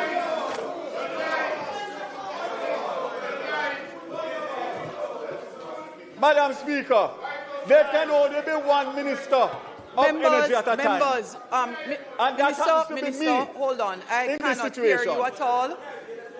Members. Go ahead, Minister. I could not hear a word. Madam Speaker, there can only be one Minister of Energy at a time. And it so happens that that happens to be me at this particular moment. I am going to read from a report of the 26th, to show that he's misleading the House. He's misleading the House. As of today's date, it is 99.71% restoration. Westmoreland is at 94% with 1,937 persons still without electricity. And in St. Elizabeth, 80. This is a report that I got hours ago, today, from the Jamaica Public Service. So you can't say that the managing director of JPS giving you a different report than he's giving me. You are wrong, and you must admit it and stop misleading the House.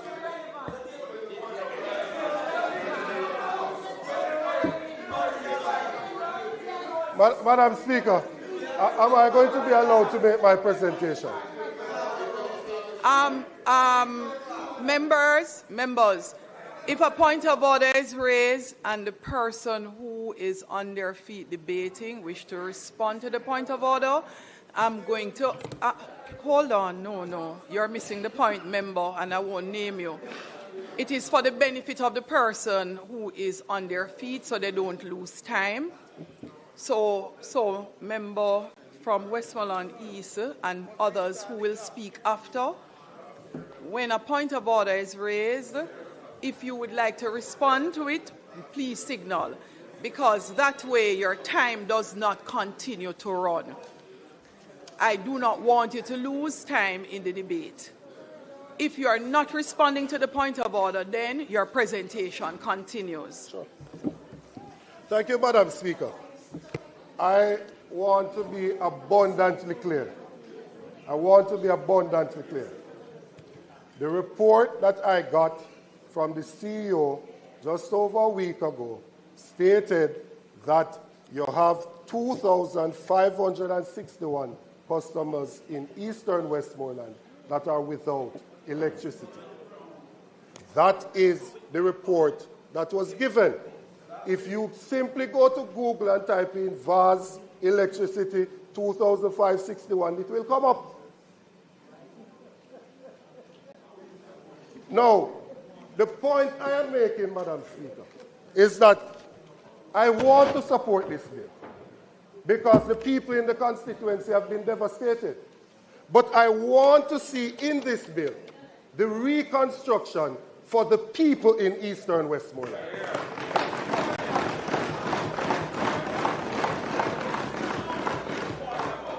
The small business operators whose businesses were built in the same way that their houses were built also lost their businesses. The small farmers down there, the shopkeepers who need electricity to refrigerate their items, they don't have it. And I am not seeing that in this bill, and that is what I want to see in there.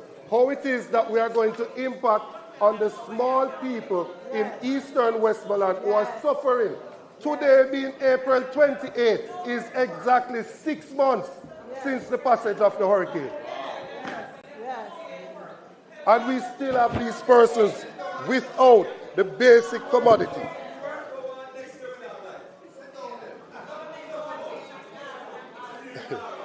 You know, Madam Speaker, I came today, I came prepared because I knew this was going to happen. I came with my Bible, I came with my Bible. I knew this was going to happen. I knew it was going to happen. I came prepared because I knew it was going to happen. And I want to turn it, Madam Speaker. Proverbs 1 verse 10, Madam Speaker. My son, if sinners entice you, do not consent. I am not consenting today to the disruption that is coming from over there. No consent today.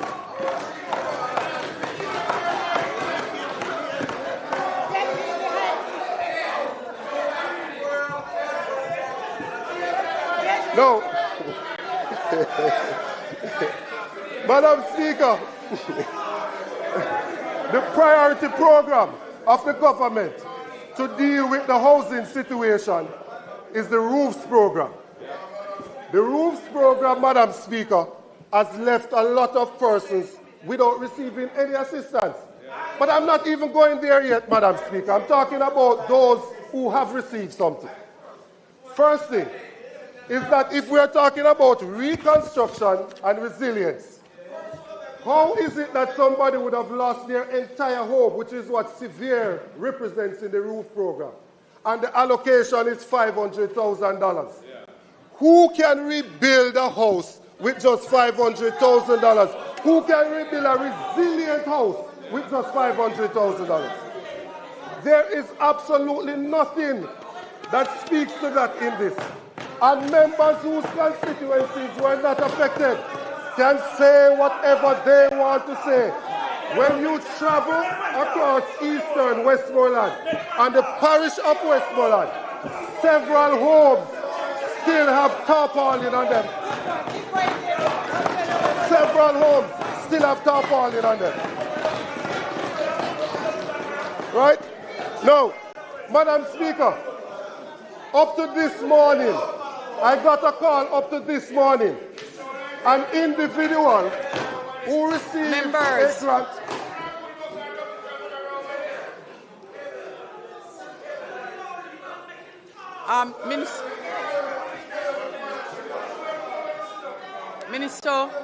Minister, before you make your point of order,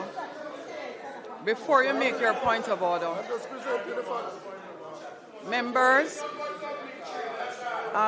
Deputy Speaker, members, I am not going to interrupt. I am not going to interrupt unless I am asked for the protection by the member. I will allow you to continue your debate. So where a member needs my intervention in today's debate, you ask for it. No, that's what I am definitely doing, member. No, not at all. Especially the member who doesn't need my protection. Members, in addition, let me help you with appreciating what happens for the general public. For the general public, the members who are seated behind the presenter who are shouting in the mic, you actually disturb their presentation, particularly in respect of the public listening because of how the mic system operates, far more than persons who are further away. So, just for our understanding, when the noise comes from both sides of the House, and particularly when it comes from close to the person presenting, you significantly disturb the presentation of the member closest to you. Now, there is a point of order being raised. Minister Charles, are you, member? Point of order? Thank you. Thank you, Madam Speaker. I was trying my best to listen to the full sentence from the member, but I'm not hearing you well. You have to project because I am saying I was trying my best to listen before I call for the point of order to see if the sentence in completion would have not misguided the country. But when the member gives the impression that the roofs program was meant to provide all or rebuild all, it will mislead the country. Allow me, and why I say so, why I'm saying so, Speaker, is when you say that cannot rebuild, you will give somebody who's listening the impression that that was the intention of the government when we have other programs under the shelter recovery that provide full solutions, right? So the roofs program is never meant to be a full solution. There are other elements of the shelter recovery program that do so. It's very important then that the member not mislead the country with his utterances. Thank you, please. Madam Speaker. Would you be so kind to turn your mic back on? Once you have intervened, please turn your mic off. I'm trying not to turn off the mic of the presenter. Madam Speaker, I'll move on. The point I am making, and I am being very clear about the point that I'm making. If the roofs program was not intended to address the 156,000 persons that had damages to their dwelling, or the 24,000 that have total loss, then it would mean that those people, their reconstruction would need to be in this bill. And that is the point that I'm making, that if we are discussing reconstruction and resilience, then the housing damage that was suffered, which is a significant percentage of the 12.2 billion US dollars, then that must get priority attention in the bill that is on reconstruction.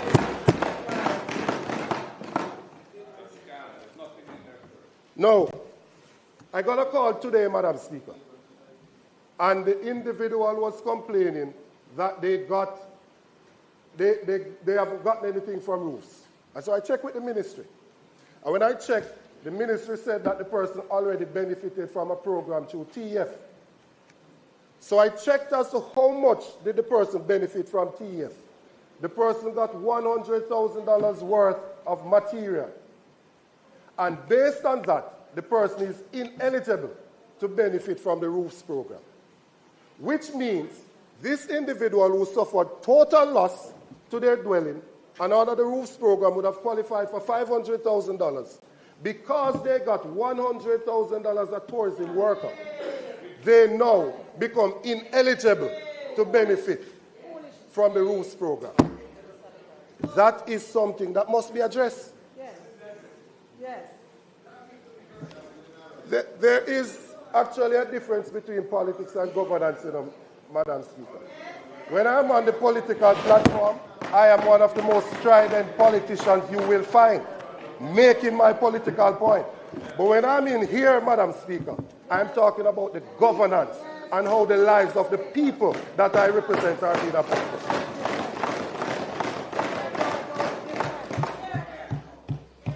Now, Madam Speaker, this contradiction between the PM's presentation and the bill is seen in several places.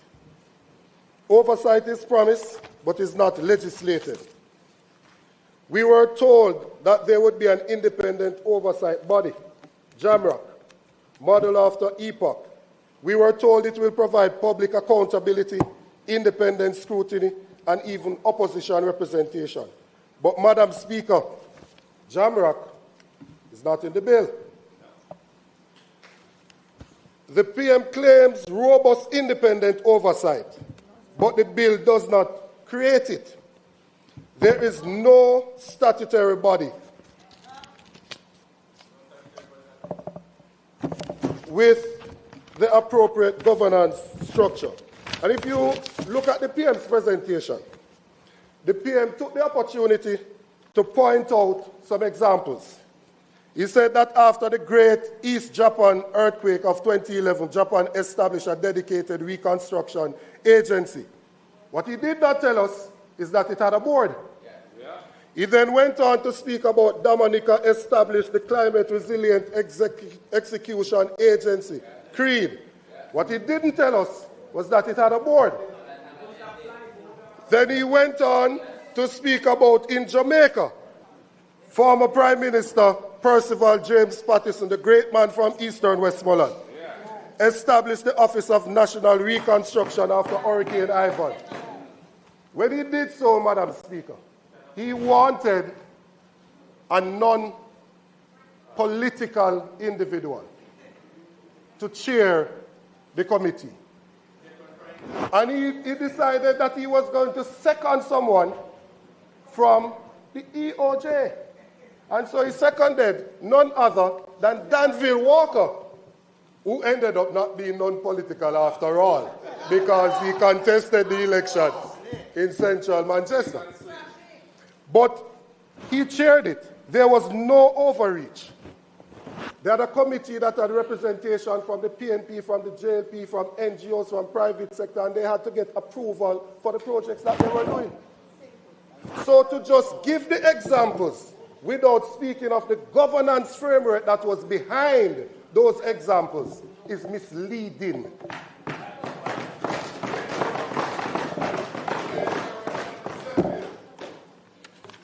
Now,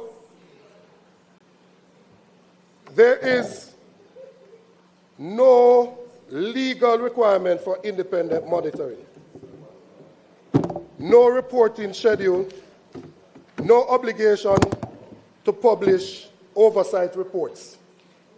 Instead, what the bill says, it says that the minister may give direction to the authority, and the authority shall comply. Madam Speaker, that is not independent oversight. That is executive control. As the House is being asked to rely on executive assurances instead of legislative safeguards, you cannot ask Parliament to pass hard powers into statute and accept the soft safeguards on trust. That's right.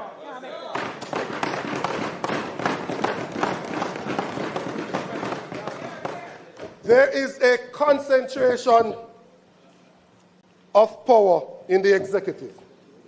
Madam Speaker, let us examine the structure being created under this bill. The PM appoints the CEO. The minister determines the CEO terms, remunerations, and conditions. The minister can issue binding directions. The cabinet determines which projects proceed. The authority cannot implement plans without cabinet approval. And critically, there is no governing board. Now, the Prime Minister said this creates clear accountability. But, Madam Speaker, clear accountability without independent oversight is not accountability. It is concentration of power. That's right. It is heavy ministerial and cabinet control over appointment, approvals, direction, project flow. What the government calls streamlined accountability may in practice become streamlined political control.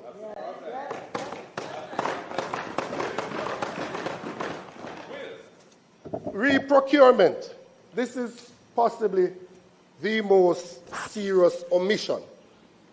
Madam Speaker, let us turn to procurement, the single most sensitive area in any reconstruction program. The Prime Minister himself admitted that the procurement framework is not in the bill and will instead be created by ministerial order.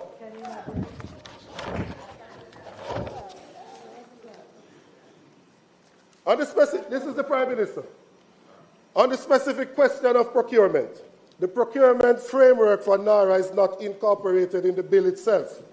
It is the government's intention that the Minister of Finance will issue an order under Section 3, Subsection 3 of the Public Procurement Act 2015, exempting NARA from the standard procurement regime and specifying the particular terms and conditions that will apply to NARA's procurement activities. End of quote. Madam Speaker, let us pause right there.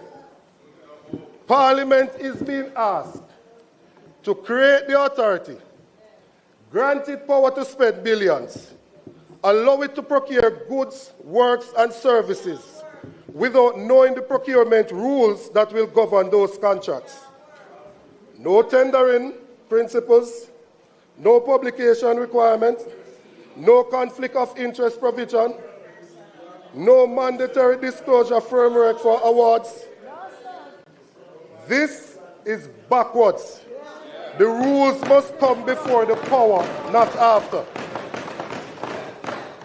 As the member from South Manchester said, the House should not approve a blank check without guardrails.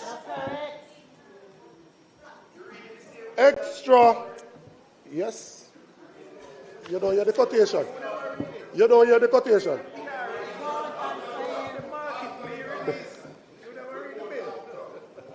There are extraordinary powers to override existing laws. Madam Speaker, the bill will not merely coordinate, it overrides. It allows the authority to direct agencies on how to process approvals, impose deadlines, require concurrent approvals, proceed without waiting on other approvals, and even modify or make exception to zoning requirements.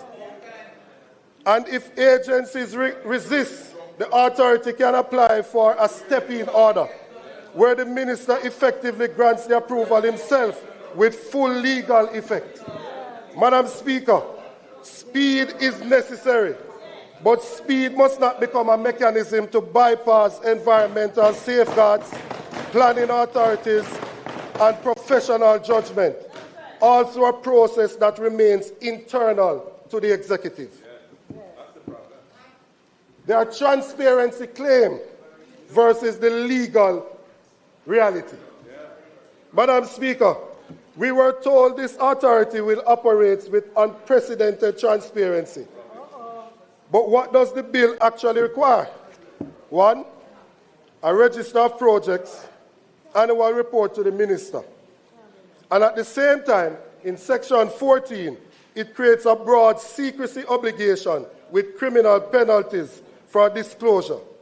There is no requirement to publish procurement awards, no requirement to publish contracts, no requirement to publish step-in decisions, expert advice summaries, project amendments, directive notices, no requirement to publish performance dashboard. Madam Speaker, a registry is not transparency, member from St. Andrew North Central. And secrecy, backed by criminal sanction, is not the same as accountability. The FAST program, Madam Speaker, that is narrowly tailored disaster recovery is a broad investment fast-track regime. We must ask, is this a reconstruction bill or a parallel development framework with extraordinary executive powers? Madam Speaker, we are not here to block progress.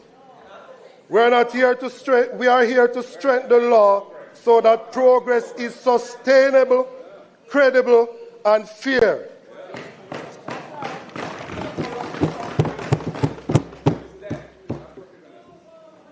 Statutory oversight. JAMRAC should be established in the Act, define its composition and publications duties, guarantee opposition participation, and require semi-annual public reports. The procurement safeguards in law. You need to insert procurement principles, transparency, competitive bidding, value for money, conflict of interest rules, and require publication of all major contracts. With transparency, mandatory provision of project list and update, procurement awards, directive issues, step-in orders, application and orders, performance metrics. All of that. The parliamentary oversight, there should be mandatory semi-annual reports to Parliament, not only reports to the minister. Yes. And the man should come here. And he should. In closing, Madam Speaker, the bill is being presented as a vehicle for national transformation, and it may very well be, but transformation must be built on trust anchored in law, not trust resting on promises.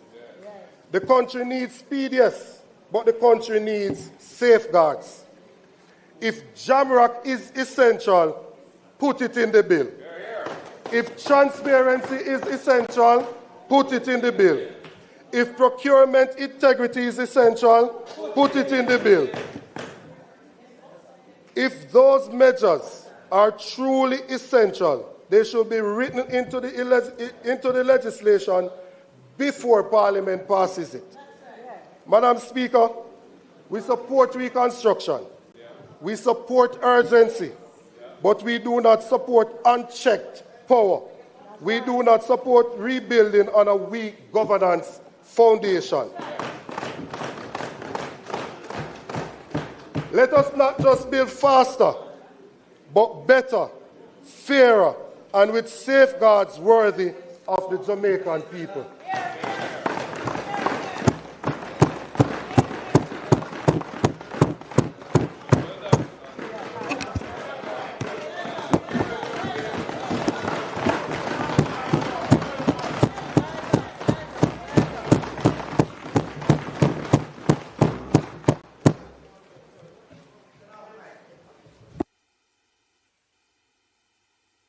We'll take next the member from St. Andrew West.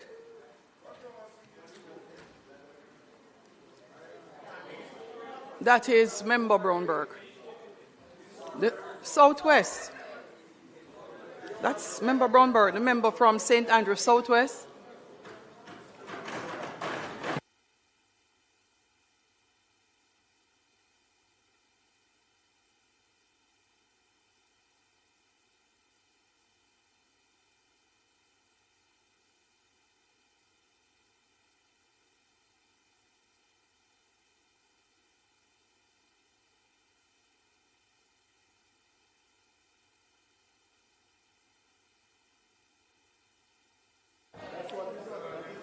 I wanted to make sure. I wanted to make sure that I was within the time and certainly on point on the few points I wanted to make. And so I've actually written it. You know, I was going through the NARA legislation and I kept thinking about my responsibility as a member elected to this parliament by the people of Southwest St. Andrew, and my responsibility to ensure that we pass fair laws and we pass good bills in the best interest of Jamaica. So in this regard, I went and I looked at the objects of the bill to make provision for the management and implementation of post-disaster reconstruction and resilience efforts consequent on the passage of Hurricane Melissa and for resilience generally. And this has my full support. In fact, I don't believe that there's anyone in Jamaica who would not support these objects. Yes? I am, however, extremely concerned that such an important institution, having a highly centralized, almost one-man-driven structure, who himself is handpicked by the minister, with a blank check and unfettered powers. And that also there are very weak provisions for transparency and accountability. I'm concerned about that. And what makes this even that much harder to vote yes is that it's being railroaded through Parliament by a government who has no problem in 2017, agreeing to 427 million Jamaican dollars and paying out 50% of that as a deposit for used cars for our police officers without any accountability. Even now, not a soul knows where they carry them there. The same government with the ministers spending money on the big birthday cake. Who remember the Nutri-Bullet scandal? Yes. Who remember that? We remember. Producing less, costing more, with no real accountability for distribution. Anybody here remember CMU and how taxpayers' money was being spent in 2019? The truth is that the same issues in all of those, that was the used car scandal we talked about. The same issues, serious procurement breaches, contract bidding rules being breached, payments to connected persons as contractors. And it was the same issue with Petrojam, with Nesal. Who remember Western Hospitality Institute yeah, that many thought was a eat a food prosperity thing go on. So when all these things are on my mind, it makes me very uneasy. Yes? I also want to remind us that in most of the cases I've cited, what the Auditor General's recommendation was. It was about adherence to public procurement laws and the transparency of the process. But I guess now we don't have to worry about those because they're not even in there. Yeah?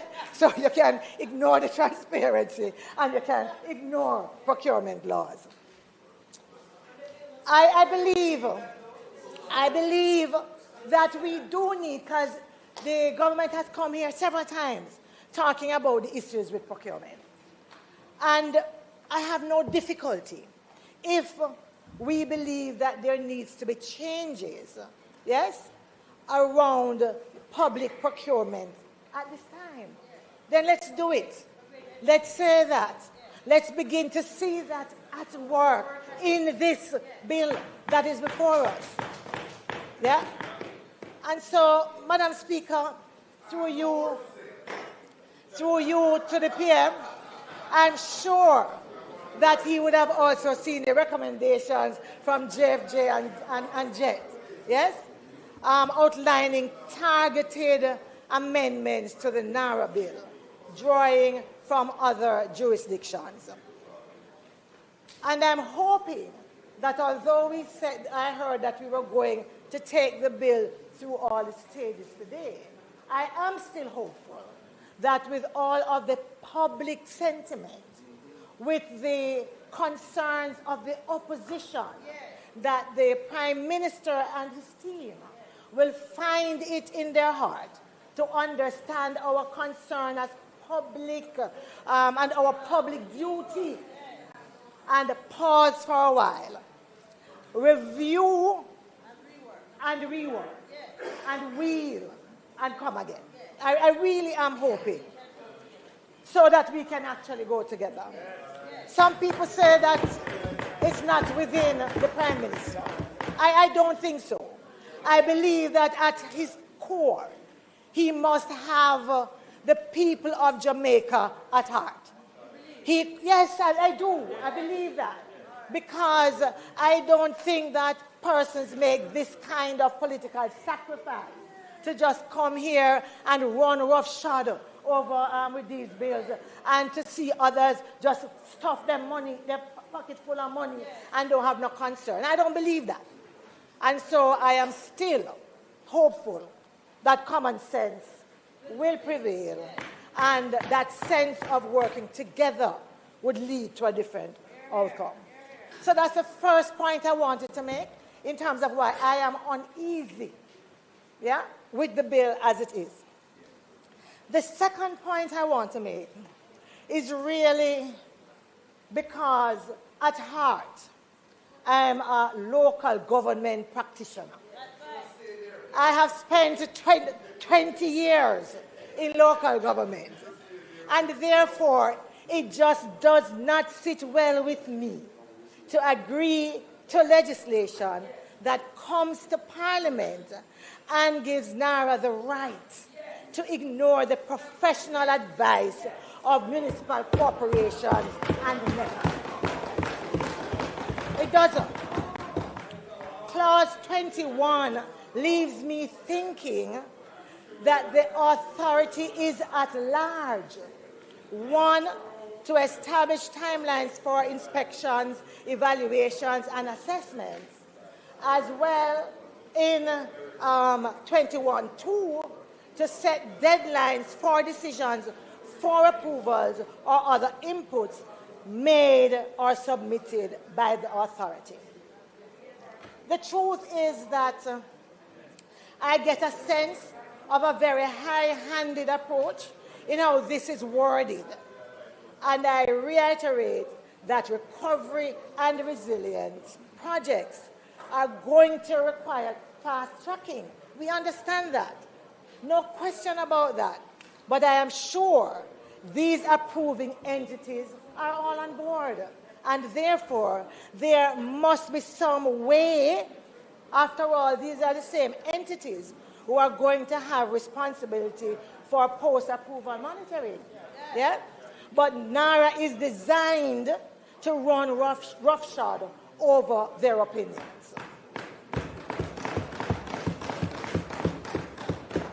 And so that's in my head.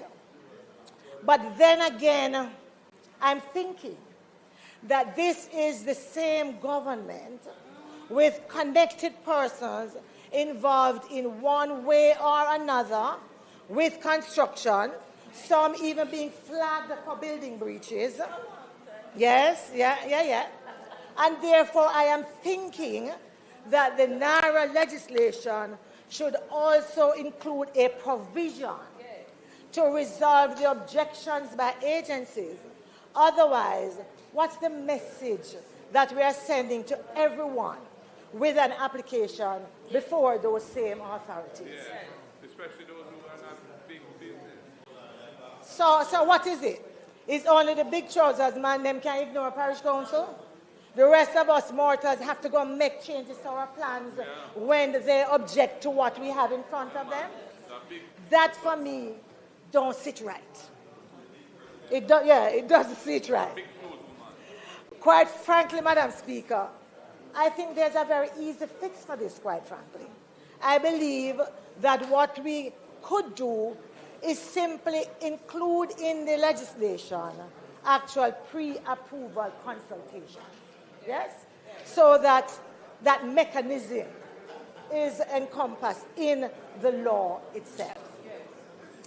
Madam Speaker, whether it is UHWI, Market Me, Cornwall Regional, CMU, WHI, Nestle, Petrojam, the purchase of used school buses, the lack of transparency, the questions around oversight, yes, loom large. They loom large. And then I look under Part 2 of the bill, Clause 7, and I see that the minister may appoint a committee to examine and report to the minister on any matter arising out of or connected with any of the authority's powers. But that is may. First of all, I believe that NARA needs a proper oversight committee, where that appointment is not may, but shall, in terms of these kinds of reports and overview. There should also be a mandatory reporting cycle to Parliament, as the opposition leader and others have signalled and suggested. So, Madam Speaker, as I take my seat, I want to say that all of what I have placed on the table does not leave me with a level of trust that would have me voting for this NARA legislation in its current form without specific clauses in the legislation to ensure greater transparency and accountability. Because at the end of the day, it's my children and grandchildren. It is going to be the people of Southwest St. Andrew, in fact, all Jamaicans, who are going to bear the burden of repaying this debt. Thank you.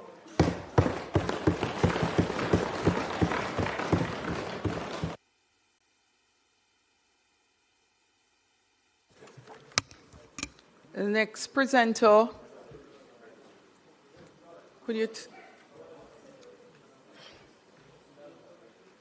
next presenter is the member from St. Catherine West. Next presenter is a member from St. Catherine West Central. Thank you very much, Madam Speaker. Madam Speaker, colleagues, I rise to make my contribution on this bill, the National Reconstruction and Resilience Authority, Act 2026. First of all, my view, having listened to members on both sides, particularly members on that side, is that this bill, Madam Speaker, should not be as controversial as it is made out to be. I really don't think so. However, I have an appreciation as to why this is the case. Madam Speaker, we exist, unfortunately, and I think there's enough responsibility to go around, in a low-trust society where many see actions of our political leaders and governments as sinister, and where some, recognizing the sentiments of a wider population who is cynical, see this as an opportunity to exploit for political advantage. And this is very unfortunate, because it does very little to address the issues. What you get instead, Madam Speaker, and this is my own interpretation, not casting any judgment on anyone, is that the arguments that have emanated from this debate up to this point are stimulated by emotive objectives rather than logical, practical, and contextual attempts at finding solutions to a crisis that affect the people that we represent. And I honestly do think that those who allow perfection to be the enemy of good are hurting the over 500,000 Jamaicans in the 5 critical parishes that have been impacted by this hurricane, Category 5, the first ever, while we here debate, prolong, and engage in emotive insinuations. Again, the consequence of a low-trust society. And I do believe, Madam Speaker, that as leaders we need to rise above this, and that this represents an opportunity for us to be one as a parliament and a government to solve the challenges that the people face. For me, Madam Speaker, there is a context. There is a context to this debate, this discussion. This is a context that has a practical component to which this bill seeks to address, and it appears is being ignored.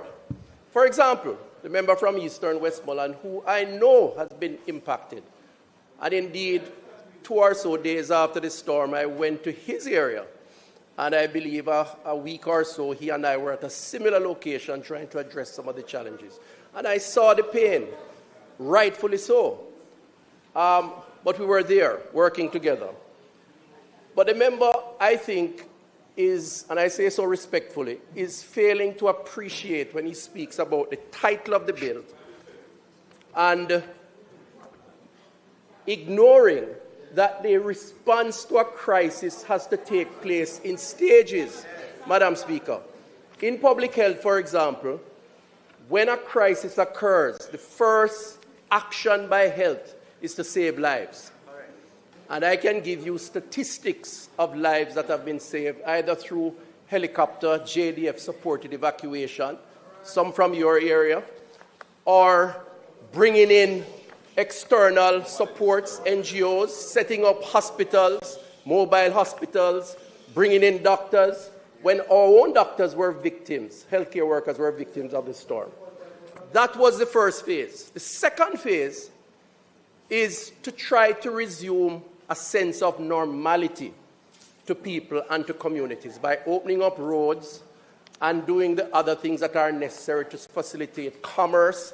And with the trauma that persons are suffering, that should go some way in terms of therapy. The third approach, and the final and more sustainable approach, is what we are debating here, this bill. This bill is the National Reconstruction and Resilience Authority Act, rightfully named because having passed the first and second phase, including those who got 150,000, as you have said, or 100,000 as the case may be, because the truth is, if you were to quantify by dollar value the pain, the suffering, and the trauma that those 500 people suffered during that time, Madam Speaker, you could not equate that to a monetary value. But hold a minute, on a point of order. Because the minister said, respectfully, I don't understand, and the Prime Minister asked, why respectfully? Right?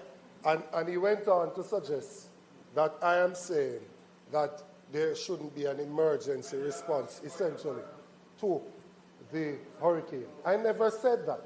The point I made, Madam Speaker, is that based on how the relief efforts are structured, if an individual got $100,000 through TEF, and that same individual had total destruction of their home, so during that initial phase that you try to do something for them, they cannot go and get the benefit of the $500,000, having already benefited from the $100,000 through TEF. That's the simple point I'm making. That's something that everybody can agree should be fixed. Madam Speaker, I take the member's suggestion, but I would say that this is not a reason to oppose the bill which we are debating here in this House. What we're debating, what we are debating, Madam Speaker, and Madam Speaker, this is why, Madam Speaker,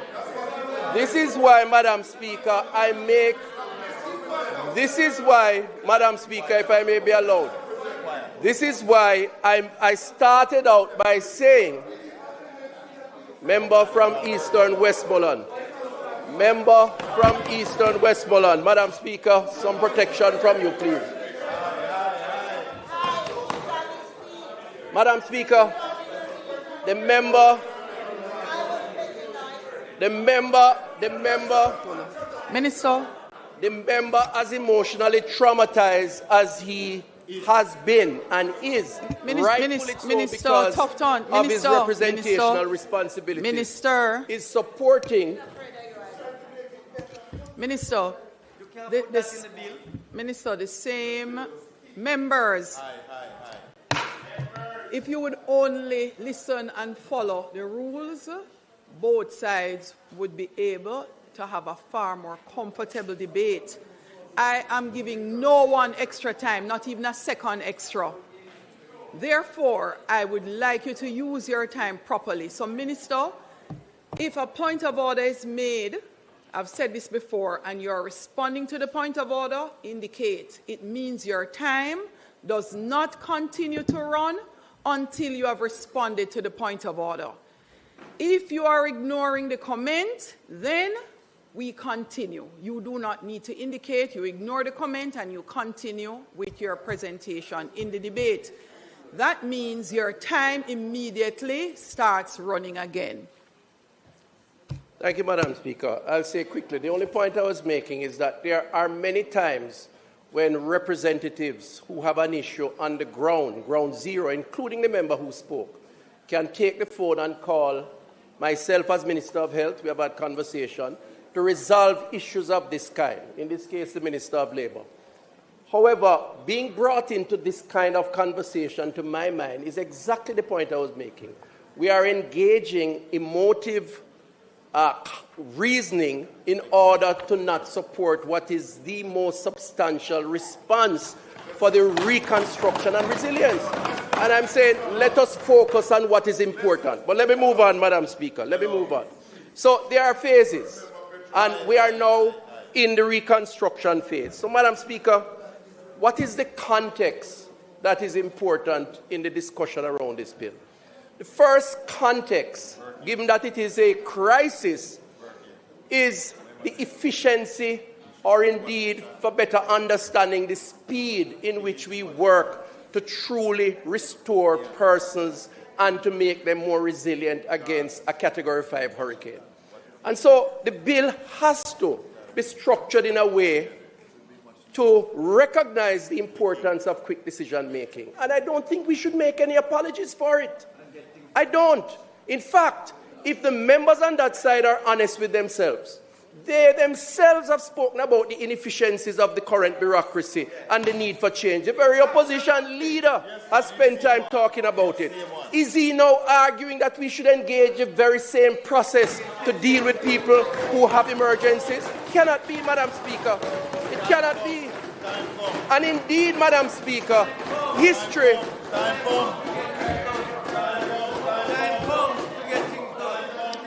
I rise on a point of order, Madam Speaker.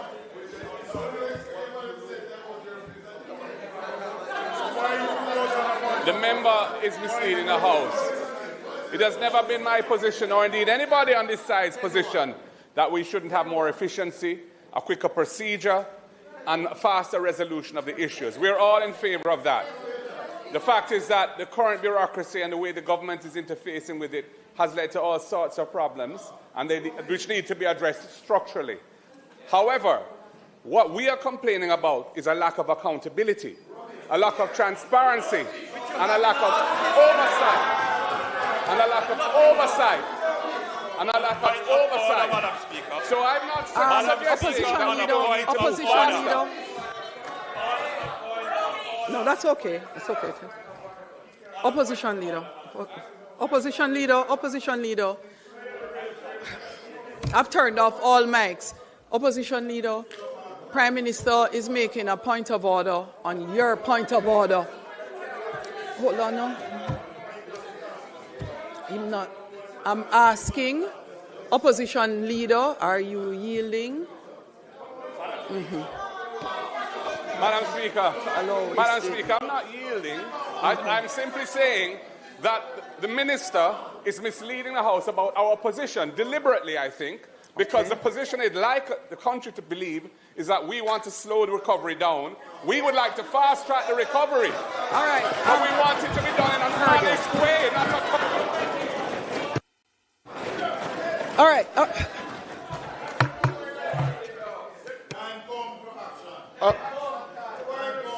Madam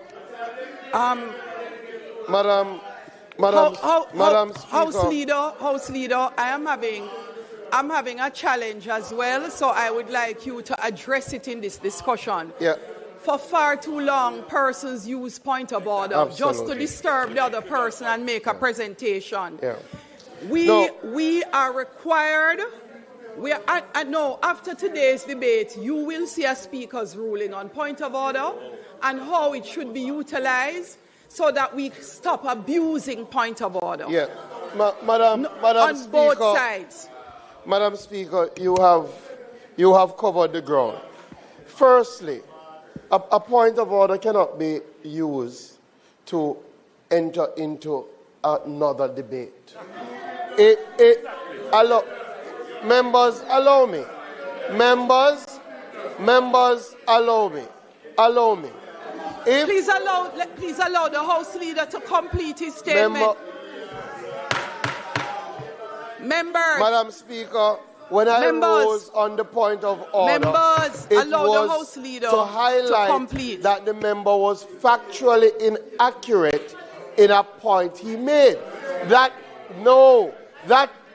is different. That is different than a member categorizing an intervention. If I believe that your intervention means you are slowing down the process, I must cancel it to that debate without you telling me that I am misleading. You can intervene on facts. When the Minister of Electricity in Energy intervened, he highlighted that he was saying you were factually inaccurate on the numbers. That has nothing to do. Members, this is a debate. For the members who have spoken already, you have got your chance. When the response is, your response will be categorized. Unless there's a factual inaccuracy, do not enter on a point of order. Thank you.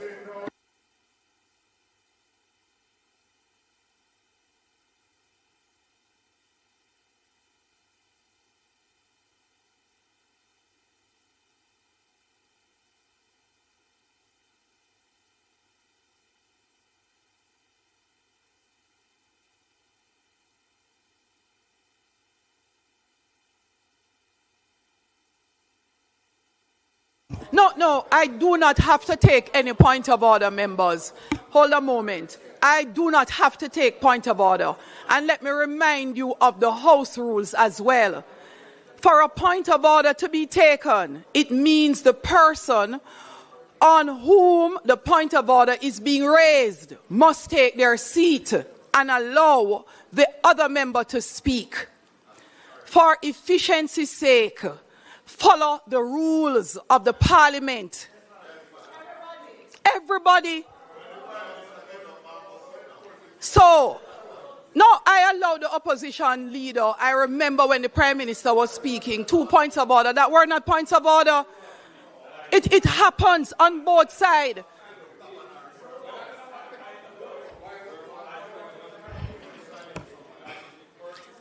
It is a courtesy, and I'm asking you for the efficiency.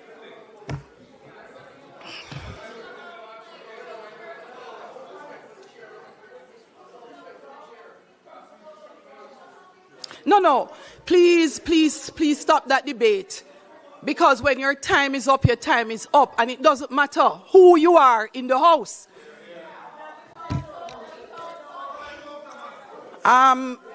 Minister, continue. Thank you, Madam Speaker. And I would just repeat or reiterate what I had said earlier, for fear of being misunderstood. Yes, repeat it. That there's a choice between being emotive in what we say to generate or play on the sentiments of a low-trust society, and being contextual, practical in finding solutions to what is a crisis affecting over 500,000 Jamaicans in the first instance. And I'd say that the opposition leader can't have his cake and eat it. It's either he wants the efficiency of pace, or because he's allowing perfection to be the enemy of good, he's going to add layers of bureaucracy to slow down the process. On this side, Madam Speaker, on this side, it is important for us to balance the scales and to achieve the efficiencies that are required, but that's also the pace. And I give you an example. Since I was the Minister of Health during the 100-year pandemic called COVID-19. I want to give you one example, because health is particular in these types of crises. We have to act very quickly, and sometimes we're accused of acting outside of the framework of some of the rules when we act in the interest of saving lives. You know, I recall when vaccines were scarce, Madam Speaker, and we were fortunate enough to get 78,000 doses of vaccine, but they were to expire within a week. And the task at hand was to accept the 78,000 doses, to give Jamaicans who were hungry for the vaccine to save themselves, or not to take it because of the close expiration date. We opted to take the vaccines. Usually, if you know how vaccines are administered, it's normally the public health nurse and their support systems. The doctors don't get too involved in it. And I recall when we started the process at the national arena, the doctors who came to assist with the administration of the vaccine at some times were not allowed almost by the nurses, who hugged up it because it was their responsibility. There's a process, a protocol that requires you to sit for 20 minutes to see if there's any adverse reaction. Well, at the end of the period, in order to distribute the 78,000 doses, I recall being in Falmouth Square with a public health nurse, with an igloo with ice with the vaccine, approaching a lady frying fish under a tree. She didn't even sit down. She took the vaccine and went back to doing her regular chore, abandoning almost all the normal protocols in normal time in order to address what was a crisis. That is a practical solution to a context which impacts saving lives. This is what this bill does, Madam Speaker, and we should make no apologies for it. In fact, Madam Speaker, the most honorable Prime Minister has given examples of countries that have had similar crises and have had to put special purpose vehicles in place. And we could expand that. New Zealand and the Canterbury earthquake recovery, 2011. Australia, New South Wales, 2022. And of course, Peru and the Authority for Reconstruction with Change, all special initiatives to deal with a context and to find special arrangements to deal with the people. I urge this House, Madam Speaker, colleagues here, let us put, and I'm using your template now, let us put the people first when we consider the next stage of the reconstruction and resilience, and stop engaging in a practice that will only delay addressing the concerns that they have. Madam Speaker, the next critical issue that I'd like to address linked to the bill, because I think it's in keeping with this low trust society that is creating this cynicism, is the issue of oversight. And the opposition has made heavy weather of oversight. And I do believe that issues around oversight is perhaps the bigger issue. There seems to be a lack of confidence in the process as being prescribed to implement measures and to provide the relief that the Jamaican people needs. And it's okay, I believe, to make suggestions to strengthen the bill. I have no issues with that, and I think we all should accept that. But I think to take extreme positions, which ultimately results in delaying the bill, is really not doing justice to the original intent and indeed many of the clauses contained within the bill.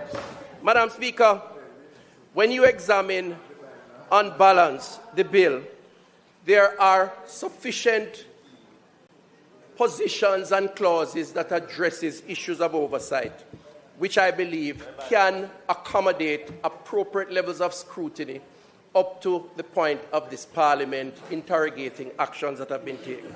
Section 4 establishes the authority's function, including requirements for established performance indicators, reporting standards, project tracking systems, and compliance. And I hear the member talk about how do we know what will be done, what are the plans. It is contained in the bill in terms of the requirements to have a plan and to make that plan public, which gives you an authority the right to interrogate it. Financial accountability and audit oversight, Section 9 to 11, requires the maintenance of proper accounts and records, the preparation of annual audited financial statements, access by the Auditor General. Madam Speaker, the systems that exist currently to interrogate the action of the leadership under these new arrangements, and annual reports that would be submitted to the Houses of Parliament and to the Senate. Together, Madam Speaker, these provide a robust framework for financial transparency, independent scrutiny, and parliamentary oversight. I am not sure which bill they are reading because it doesn't sound like the bill that we have here debating today, Madam Speaker. Ministerial oversight and planning discipline, Section 10 to 13, requires the authority to furnish reports. And of course, those reports will find their way up to the Cabinet of Jamaica. The government, one of the oversights of the debate is that the practical reality is that the government was elected to lead. And again, the people have entrusted in the government, as we do every 5 years or otherwise, to provide leadership. We cannot allow that leadership in a time of crisis to be stymied by the over-bureaucratization as insisted by the opposition, because at the end of the day, they are the same ones who will come and accuse us of inaction to address the very problem that we face. And we can't do that. Cabinet control over approved projects and implementation plans, Section 17 to 19, is very much there. Procedural safeguards for expenditure approvals and step-in powers, Section 21 and 24, very much present. Madam Speaker, I really have to wonder if the members fully understand what this bill is about. When it comes to balancing the need for speed to address an emergency, to address the 500,000 plus Jamaicans who are in need, with the need for oversight, which even the Parliament here is involved in providing. Madam Speaker, I close. I close by saying St. Mary Western. St. Mary Western. This bill, Madam Speaker, should not be so controversial. Minister, you have enough time. I would like you to repeat the point you were making. I could not hear you. Thank you, Madam Speaker. I appreciate your protection. I was saying, Madam Speaker, that there are provisions in the bill to deal with oversight through the regular channels of oversight responsibilities, from the Parliament to the Auditor General, to the Cabinet of Jamaica, to publish reports, PAAC, and I wonder, and it forces me to say that on that side, they seem to be caught up in the trap of the low-trust society where they probably don't trust themselves why they provide the argument and all these things. And it's unfortunate. It is unfortunate because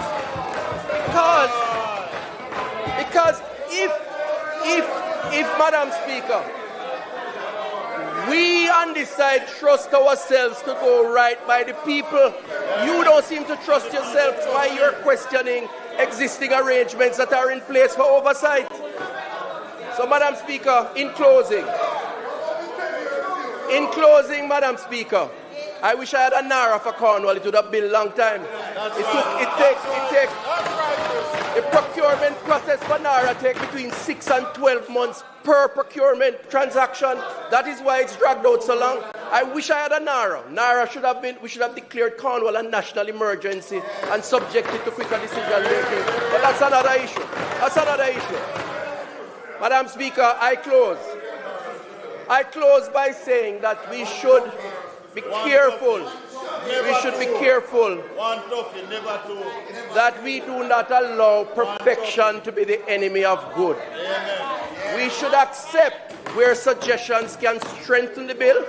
We should make those suggestions in all sincerity, bearing in mind that the primary goal is to address the plight of the Jamaican people who have suffered over the last number of months. If we did that, we would send a good signal to the country. We would demonstrate that as leaders, we want to go past this low-trust society, and it is starting with us because we mean the people good, and we put the people first. Thank you very much, Madam Speaker.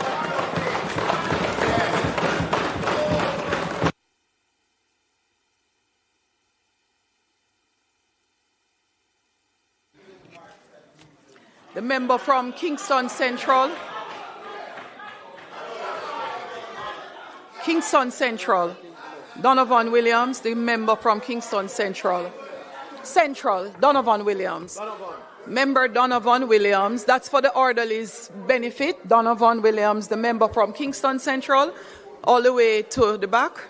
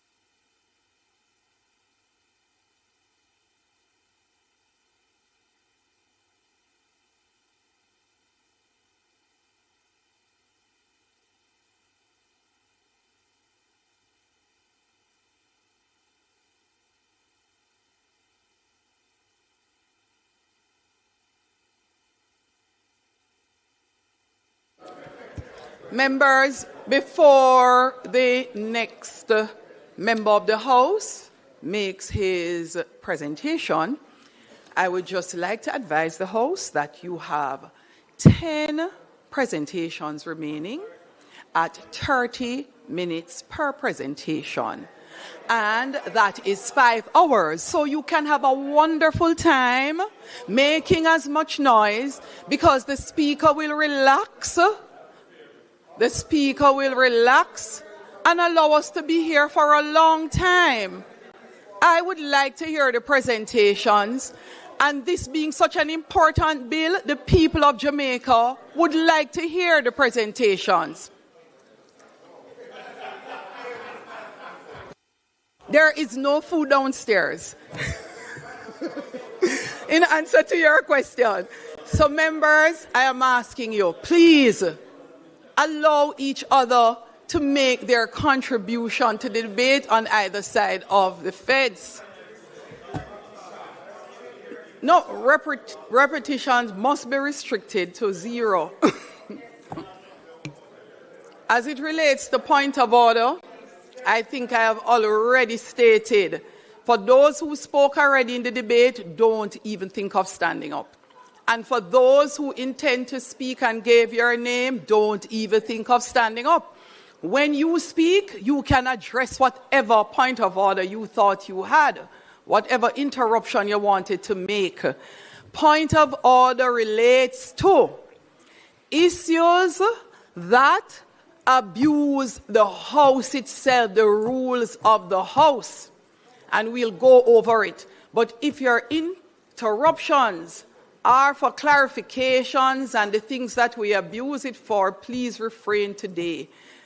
The member from Kingston Central will now speak, and I beg you, House members, let us just abide by the rules.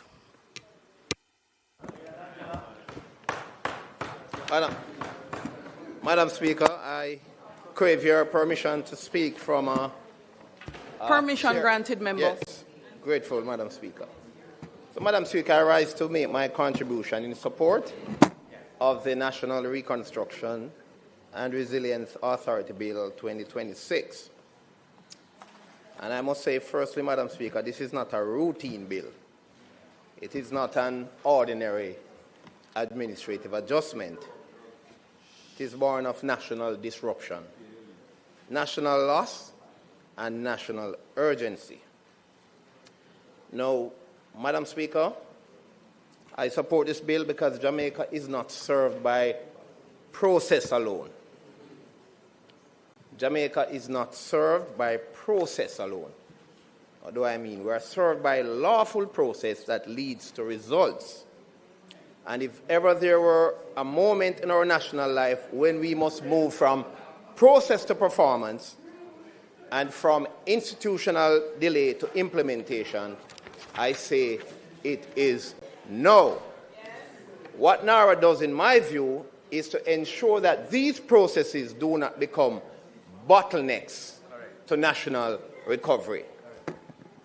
Now, Madam Speaker, I particularly support the proposed, having looked at the bill and perused sections of the bill, in particular the step-in order provision at clause 24. Now, the step-in order is intended to achieve 3 related objectives. First, it is designed to break administrative deadlock, where delay threatens national recovery. Secondly, to ensure that reconstruction is not frustrated by institutional inaction or fragmentation. And thirdly, to preserve the momentum of approved projects while still maintaining the wider framework of supervision, accountability, and oversight. Now, the bill, it was made clear by the member from Central Clarendon last week at the sitting that the bill does not abolish approving entities. And I heard a member from Southwest St. Andrew earlier in her presentation, who's a former mayor of the Kingston and St. Andrew Municipal Corporation, indicates that it is a bypassing of the local authorities. And that is totally not true. If she reads the bill carefully, she will recognize that the bill is especially at section Section 21. Section 21 of the bill speaks to a coordination of the approving the local entities with the authority. So, and as she would recognize, timelines are important. Timelines are not new to this bill. Even the local authorities themselves have timelines within which they operate for productivity and for efficiency and speed. So I do not support the submission and the argument that the bill is intended to bypass the local authorities. In my view, the bill is intended to coordinate and bring the authorities together for speed, expedition, and efficiency. No.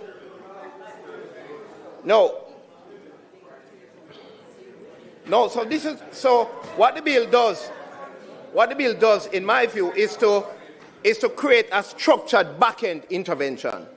For example, where there is non-compliance, so that delay does not defeat national reconstruction. And to borrow a legal maxim, we don't want delay to defeat equity. Madam Speaker, in my view, the broader idea, this idea of structured central intervention is not unknown in democratic systems. In the UK, the Planning Act 2008 allows the Secretary of State to intervene in nationally significant infrastructure applications and to assume the functions of examining and deciding the application. Listen and learn. In Trinidad and Tobago, the authority to grant planning permission is vested in the minister responsible for town and country planning, with applications processed by the planning division on the minister's behalf.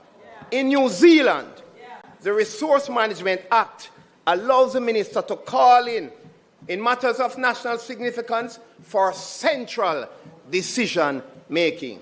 So while the NARA stepping order is a distinct Jamaican adaptation, the broader principle that central government may lawfully intervene where nationally important development requires urgency, coordination, or final determination, it is not without democratic precedent.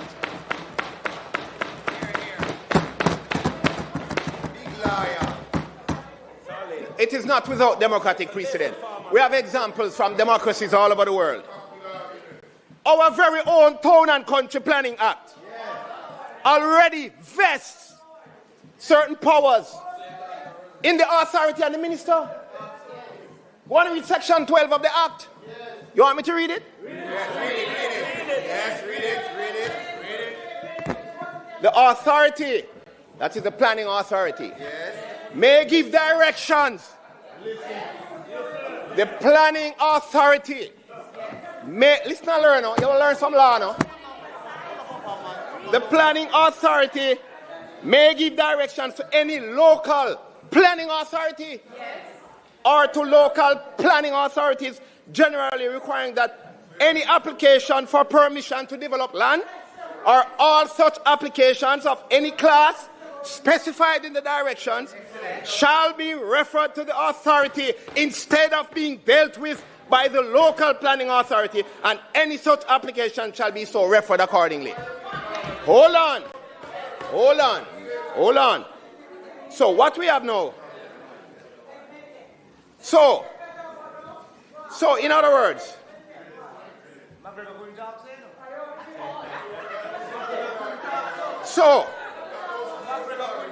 and I will go further to say that the stepping orders, the protocol for this intervention, the triggering of the stepping order in this bill, the process is even more rigid than in the Town and Country Planning Act. Excellent. It is even more rigid.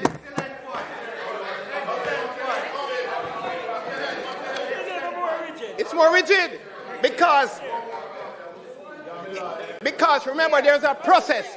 There's a process to do. It's not that the authority just gets up, on a frolic of its own and triggers and give directions.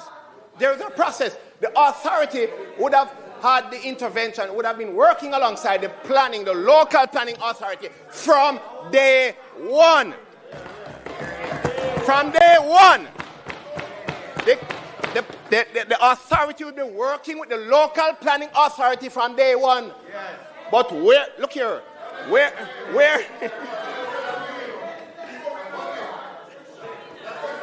we're talking, we talk a lot in this country about productivity, you know. We talk a lot about productivity, but we are not serious. Now, the bill must not be understood as a blank check. Now, read section 21, you will see that from day one, there's a coordination between yes, let's move. The bill must not be understood. Madam Speaker, the bill must not be understood as a blank check. We must not cherry pick isolated provisions for political effect. We must consider the balance this bill seeks to strike between productivity, urgency, and good governance.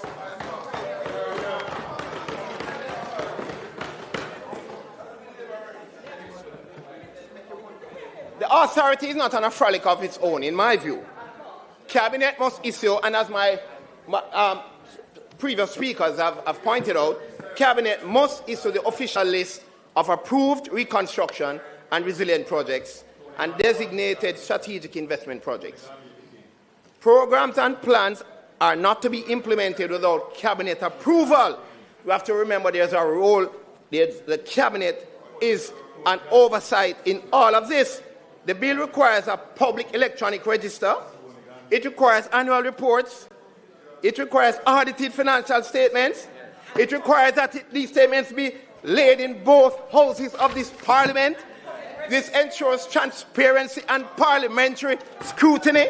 Additionally, the Public Accounts Committee and the Public Administration and Appropriations Committee, as pointed out by the member from St. Catherine, and other relevant parliamentary bodies, they retain the jurisdiction to some. Look here, this Parliament, in my view, on a perusal of the bill, retains the jurisdiction to summon the authority at any time. That is real. No, but we have that inherent, Parliament has that inherent jurisdiction. We have that inherent jurisdiction in Parliament. This is real. This is real accountability in action. It leaves the accounts and records of the, listen this. The accounts, listen this, carefully. The accounts and records of the authority are open to examination by the Auditor General. And it requires the authority to submit its corporate plan, operating plan, and estimates to the minister. It's not a blank check. It's not a blank check, as I've heard some people say it's a blank check. This is a strong instrument with oversight built into its architecture. This is not a blank check. So, Madam Speaker, the question before us is not whether the bill centralizes responsibility. It plainly does. The real question is whether that centralization is arbitrary or structured. On the face of the bill, it is structured. It is tied to approved projects. It is tied to approved plans. It is tied to reporting obligations. It is tied to audit. It is tied to consultation. It is tied to ministerial supervision. It is tied to cabinet oversight and public accountability. On the question of too much power, there is much argument about too much power. Let me ask the question. What is the purpose of a legislation? If in the look here, what is the purpose of a legislation? If in the aftermath of a catastrophic event, if not to empower decisive and timely action?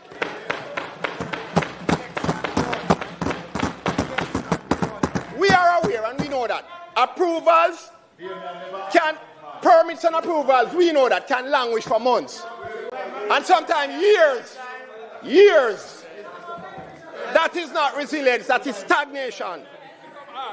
As a member of Parliament for Central Kingston,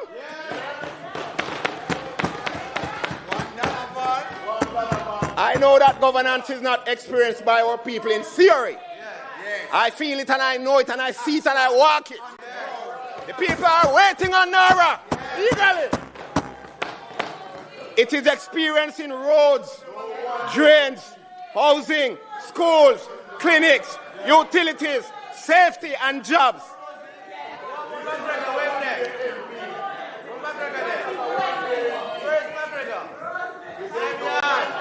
Madam Speaker, the nation,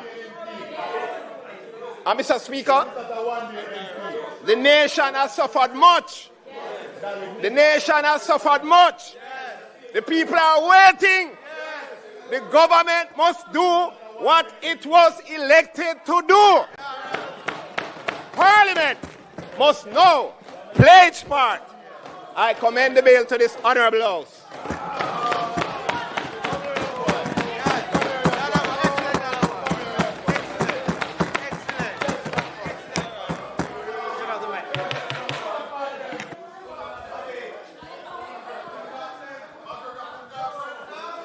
Member Al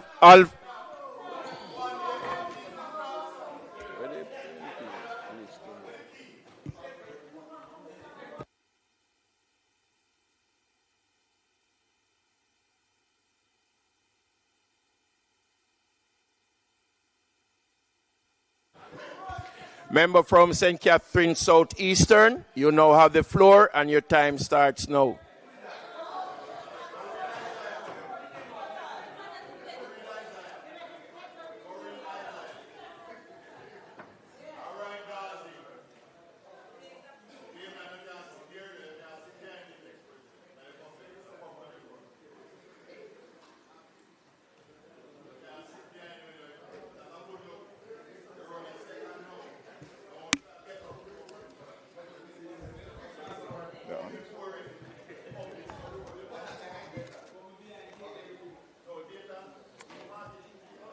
Well, Mr. Speaker, I write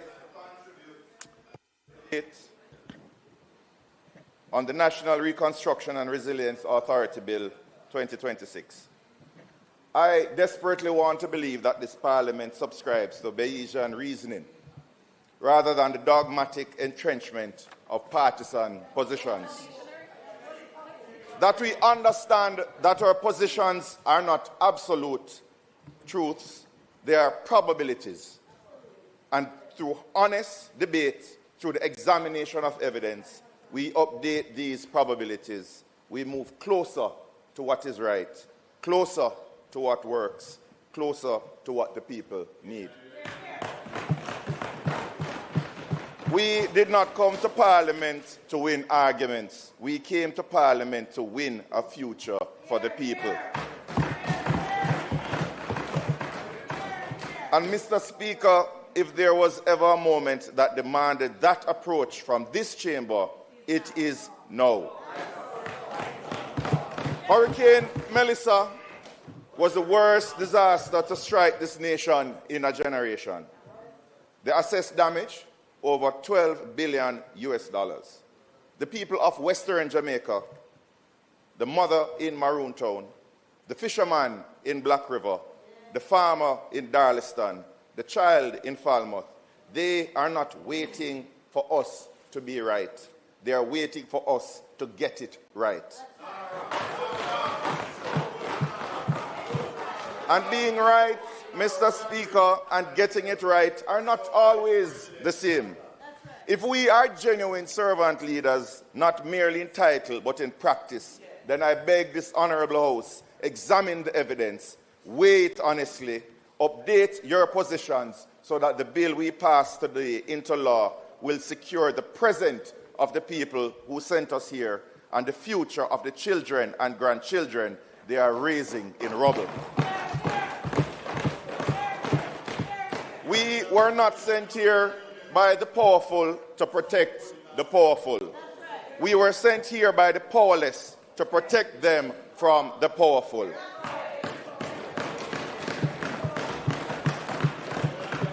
Mr. Speaker, the man in the street watching these debates is asking one question. What is NARA? The superficial answer is that NARA is a reconstruction body. But the question is not what NARA is. The question is what NARA is for. Is NARA the answer to the devastation caused by Hurricane Melissa? Yes. Or was Hurricane Melissa the answer to this government's long and deliberate march towards authoritarianism and absolutism?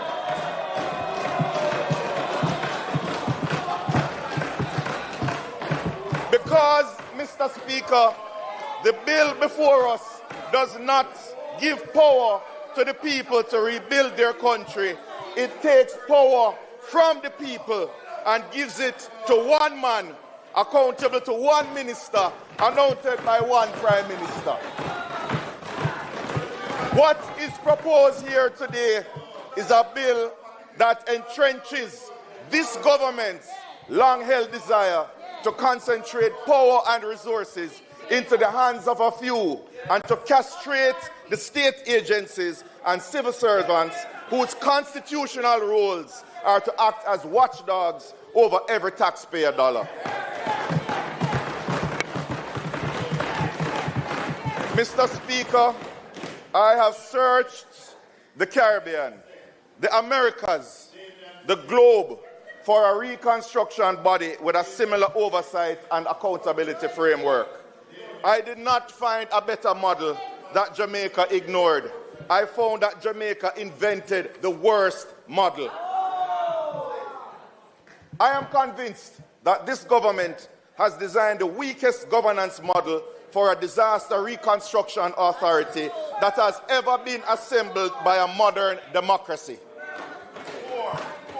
A model destined by its very architecture to be scandal-ridden, destined to fail in its strategic objectives of efficient, resilient, and meaningful reconstruction of the infrastructure and the lives of Jamaican people. The Prime Minister spoke of Peru. He carried us thousands of miles across the world to find his cautionary tale. But, Mr. Speaker, we need not travel that far. The answers are closer to home. The warnings are in our neighborhood.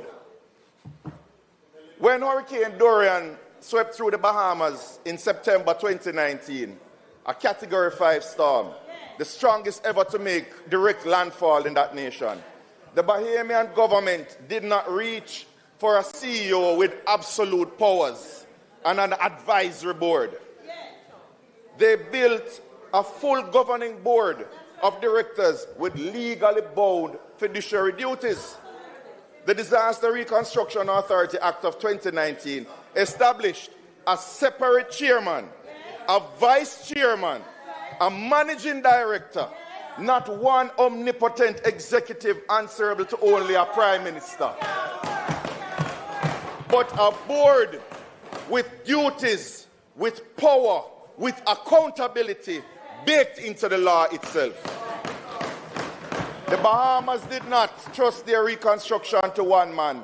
They trusted it to a board. And yet, this government asks that Jamaica trust ours to one man with no board. On procurement, the very area this bill defers to, with a ministerial order after it passes, the Bahamians wrote the obligation directly into their law. All contracts awarded within a fiscal year must be publicly disclosed. Their audited accounts had to reach the minister within 3 months of the financial year end. But, Mr. Speaker, even with all of that, the Bahamas still had a scandal. Their forensic audit revealed extreme executive salaries with no basis in performance, companies billing the government for work that they can't prove, and contractors without submitting evidence of a single day's work done, $20 million spent on debris management with non-compliant contractors. The Bahamas had stronger oversight and still fell apart. And Jamaica, through this government, wants us with weaker oversight to stand with them. Cannot work. The logic does not hold. The math does not add up, and the people will pay the price.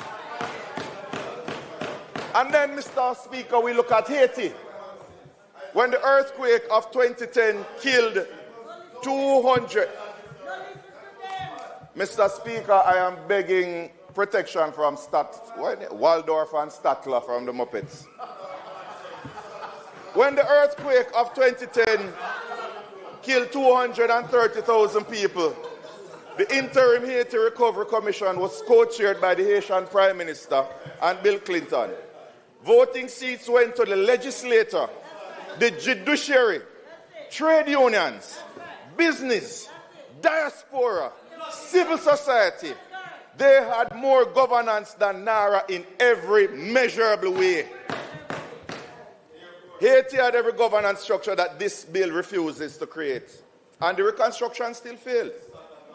Jamaica is refusing to create these structures, and we are promising that it will succeed. The lesson from both our neighbors is the same. Elaborate governance does not automatically guarantee success, but the absence of governance guarantees failure.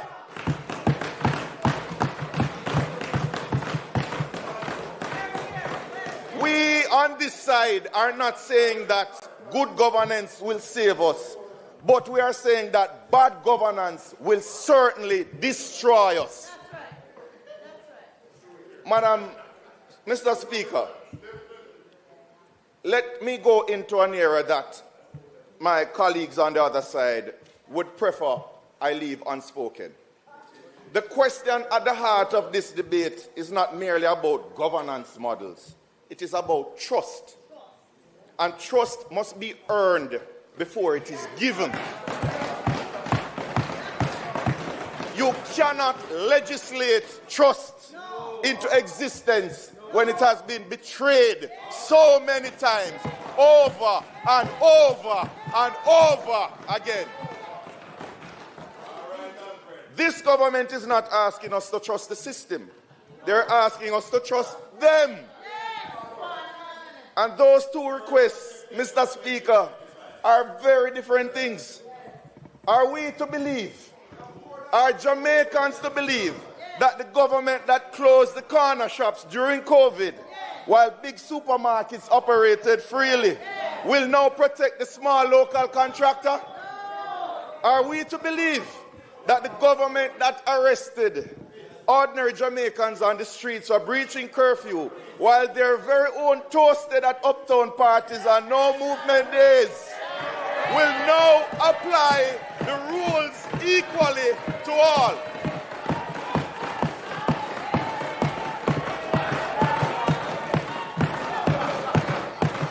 Are we to believe that the government that spent a decade building highways while the side roads of every constituency develop potholes wide enough and deep enough to swallow a vehicle will now prioritize communities that the highways don't reach?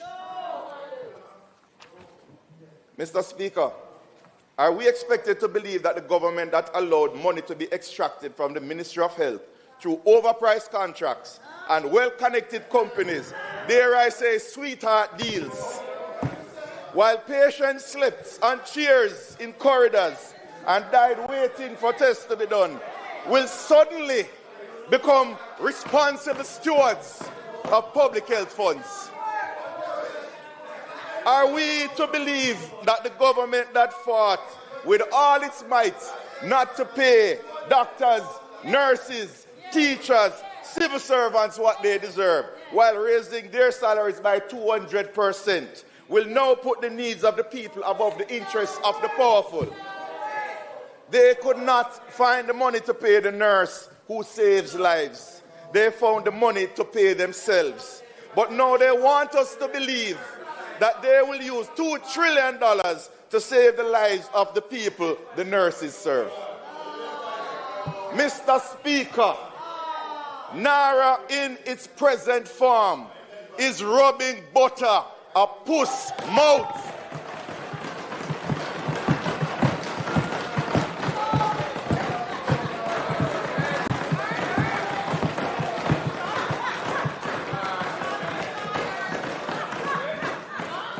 I say that without apology because the people watching these debates understand exactly what this means. It means do not give something precious and powerful to someone who has repeatedly shown you that they will abuse it. And it means if you do, do not pretend you did not know it would happen. We are not being asked to give NARA power and hope for the best. We are being asked to strip NARA of accountability and pretend nothing will go wrong. Mr. Speaker, let us examine precisely what this bill creates at its center. One CEO appointed directly by the Prime Minister, no merit-based selection requirement in the bill, no independent vetting, no governing board with fiduciary duties, an advisory board only, with no power to override, no power to dismiss, no power to compel. They call it an advisory board. But advice without authority is not governance. It is chattings. This CEO, this Caesar, will exercise authority over nearly 2 trillion Jamaican dollars. He will select his own auditor annually, subject only to the approval of the Cabinet Secretary, who serves the same cabinet that appointed Caesar in the first place. So, Mr. Speaker, the Prime Minister appoints the CEO selects the auditor, the Cabinet Secretary approves the auditor, the Cabinet Secretary serves the Prime Minister. This is not a circle of accountability. This is circling the wagons.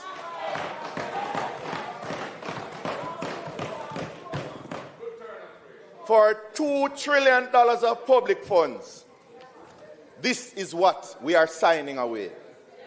We are being asked to spend the money now and account for it later. But later is too late for the people whose money is being spent today. And if you dare to speak about what is happening inside that authority, Section 14 provides criminal penalties of up to $1 million or 1 year in prison for unauthorized disclosure. No express whistleblower protection clause. None. Then we have a sweeping indemnity regime that can cover even criminal proceedings. So they commit a crime and the taxpayers have to pay for it, for their defense. They have criminalized speaking the truth about NARA and they have indemnified those who abuse it. The watchdog has been muzzled. The fox has been released, and the chicken coop is guarded by a CEO who may or may not love fried chicken.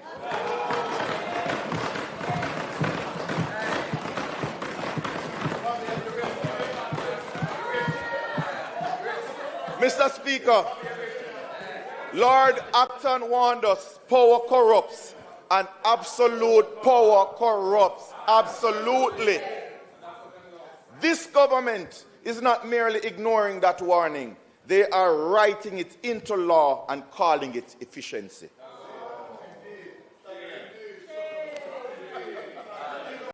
Mr. Speaker, the Prime Minister announced that NARA will build a new Kingston Public Hospital, and we always welcome that. But he also announced a new government campus at National Hero Circle.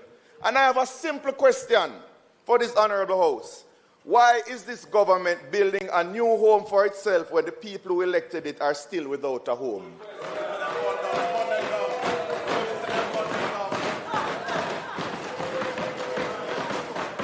The new Parliament building, the new government campus, the new KPH, these were on government wish lists long before Hurricane Melissa arrived. Which is why we ask again, is Melissa the answer to the prayers of the government?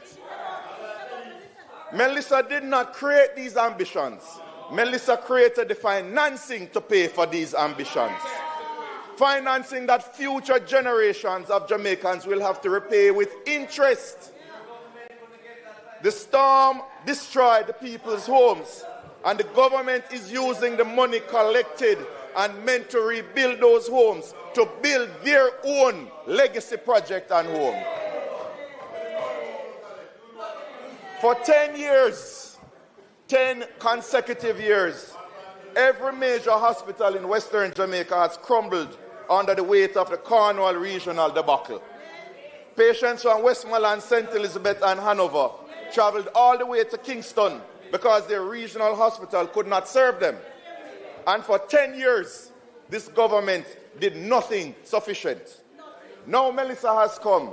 Now there is Melissa money. And what rises to the top of the project list? The government campus, the Parliament building. For 10 years, they could not find the money to fix the hospital that serves the West. Now they have found the money and they're spending it on the East. The people who suffer the most are the last in line. Relax, Rose. Wait. Rose. East, Kingston. Priorities. Rose, of all the people interrupting me. And who decides? The bill is explicit. The cabinet shall cause to be issued the authority and official list of approved projects. NARA cannot even originate its own project list. Every comparable reconstruction body in the world, in the Bahamas, in Haiti, was empowered to identify and originate projects. NARA must wait to be told what to do. The authority has all the power to build, but it has no power to decide what to build. The power to execute is given to NARA. The power to direct is kept by the cabinet. This is not delegation. This is subcontracting corruption. If the Prime Minister decides that the new Parliament building is a reconstruction and resilience project, it goes on the list. And NARA builds it with your money, without a board to question it, without a parliamentary vote on procurement, without an Auditor General review.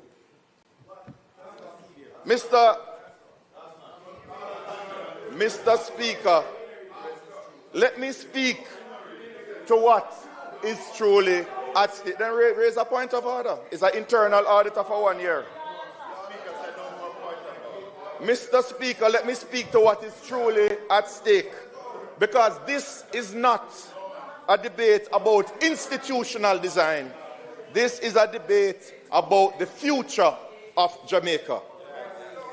The destructive force of Hurricane Melissa can be a blessing in disguise if the short-term pain unlocks the long-term transformation of this country. $2 trillion. The largest injection of capital into this economy in our history. This could solve the age-old problems that have plagued ordinary Jamaicans for generations. It is not the magnitude of the storm that defines a disaster. It is the nation's response to the disaster of the storm. Let us not make this crisis go to waste in building a better Jamaica.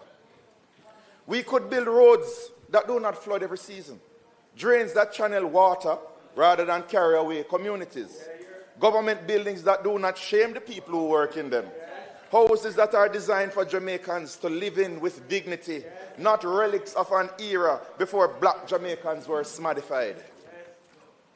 We have the money to build a new Jamaica, but we are choosing the governance structures of the old plantocracy. Instead of heeding 28 civil society organizations, instead of heeding 29 members, I see you, member, 29 members of Parliament, instead of heeding the joint submission of Jamaicans for Justice and the Jamaica Environment Trust, this government presses forward. The Auditor General, even before this bill has even passed, has already launched a Hurricane Melissa relief governance audit, because the patterns of mismanagement were already present. They're visible in the early relief response. The Auditor General is already auditing the relief, and this government is passing a law to keep scrutiny away from the reconstruction. They have seen the scrutiny coming, and they are legislating it away. We are not building the Naira that Jamaica needs. We are building the conditions that will require another Naira when, God forbid, the predicted devastating earthquake strikes or when the next killer storm comes to this beloved island. We are not building back better. We are building forward worse. But this time with $2 trillion to accelerate the next collapse. Worse. Madam, Mr. Speaker, they may pass this bill today. You have the numbers. You may ignore the 28 civil society groups. You may dismiss the 29 MPs who have expressed concerns about this bill. You may look past the Bahamian forensic audit, the Haitian failure, the Auditor General's work already in the public domain, your own scandals. You have the power to pass this bill today, but the people have the power to judge you tomorrow.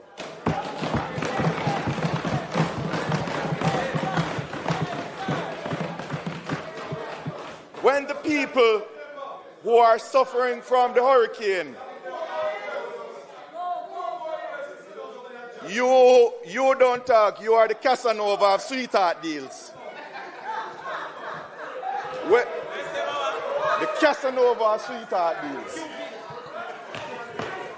When the people who are suffering from the hurricane that passed 6 months ago and now face another hurricane season in 6 weeks, when they realize what was done here today, you will never be forgiven. So let my words go down in prophecy. This day will be remembered as the beginning of the end of this government. Because the mother in Maroon Town shall remember. The daughter in Darliston shall remember. The baby in Black River shall remember. The pensioner in Portmore shall remember. They will remember the future you stole from them. They will remember the better health care you removed from them. They will remember the hope that they lost on this day. History does not remember those who had power. It remembers those who use the power for the benefit of the powerless. This government will be remembered, but I promise you, not for the reason you imagine. I so move, Mr. Speaker.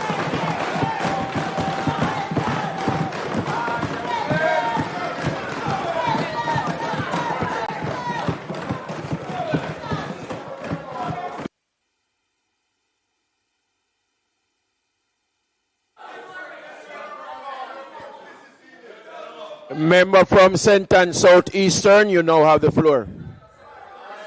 Member from Southeast St. Ann, you now have the floor.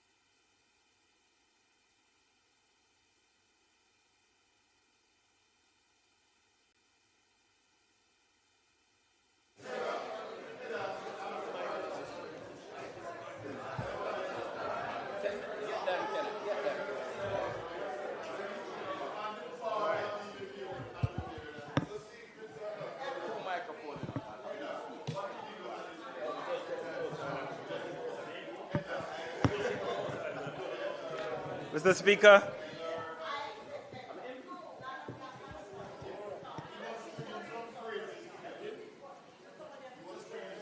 Mr. Speaker, we are indeed discussing and debating a legislation that has far-reaching implications. We are doing this, and we are here having this conversation because of what Hurricane Melissa revealed. It revealed the fragility of our housing, the weakness of our infrastructure, and the reality that too many Jamaicans are living one shock away from losing everything. Homes destroyed, businesses devastated, roads washed out, families forced to split up because basic systems failed. Mr. Speaker, the hurricane didn't create these conditions. It revealed them. And like the hurricane, this bill forces us to answer a critical question about our country. The question was asked in Steerfield, St. Anne, last week, after the killing of 2 young men by the police. It is being asked by families still waiting to rebuild. It is being asked by young people trying to find work and trying to figure out their futures. The question, Mr. Speaker, what kind of country are we living in? Mr. Speaker, this is not a question to express frustration. It's a question about how power is exercised in this country. Are systems working or are systems being bypassed? Are citizens participants or bystanders, waiting, sitting in limbo? We cannot examine this bill, Mr. Speaker, without answering this question. The issue is not whether we should rebuild quickly. Actually, we must, at a pace and at a scale like we've never seen before. The issue is, how do we rebuild? Do we rebuild through the systems or around the system? Because Jamaica does not need only one part of Jamaica working. Jamaica needs the entire system functioning. Not one authority delivering, but ministries, agencies, and communities working together. This bill does none of that. This bill is focused on building concentration of power, and concentration of power in a way that does not have any accountability attached to it. What Jamaica needs, Mr. Speaker, it needs embedding, engagement, and empowerment. Embedding the strengthening of what allows for the strengthening of what exists. Engagement allows for the involvement of people, and empowerment allows us to enable action where people live. If the system is broken, Mr. Speaker, creating one powerful authority does not fix it. It works around it. It undermines it. It makes matters worse. And I'm not talking here theoretical. I'm speaking based on the evidence. You look at the writings from the UN and it says true resilience depends on strengthening institutions, local governance, and participation. The World Bank goes further. It says where recovery is embedded, systems improve, capacities grow, and countries get stronger. However, where recovery efforts bypass national systems, projects are delivered, but systems remain weak and failure returns. Mr. Speaker, let us look at 2 examples. Indonesia. After the tsunami, Indonesia created a powerful reconstruction authority in Aceh. It had control, it had funding, it had speed. And yes, they built some houses, some roads, some infrastructure at scale. But, Mr. Speaker, it operated outside the normal system. Ministries were bypassed, local capacity was not built, and when the authority ended, guess what? The system was left behind. Everything collapsed. The system was still weak. Projects slowed down, coordination weakened, and the country had to rebuild its systems after rebuilding its infrastructure. The second example comes from New Zealand. After the earthquake in Christchurch, similarly, it created a central authority with sweeping powers. It could override local government, it could fast-track decisions, and yes, it moved quickly. But communities were sidelined. local voices were weakened. People began to realize that decisions were being made about them without them. Trust declined. Plans had to be revised, and participation had to be reintroduced. So, Mr. Speaker, in Indonesia, they built fast, but did not build the system. In Christchurch, they moved fast, but they left people out. And in both cases, something essential was lost. The fact that countries that build systems recover. Countries that bypass their systems are doomed to repeat their failure. Mr. Speaker, let's put that another way. Speed without system is deferred collapse, because it's not a matter of if. If the systems are not in place, failure is certain. Speed without systems is deferred collapse. Now, Mr. Speaker, this bill creates an authority that can act, direct, and override. It is a super authority. It is a supernova. Oh, sorry, a supernara. A supernara. And yes, as we see elsewhere, it will get things done. It will build, but it will not transform. Because it is designed to do things. It is not designed to change how things are done.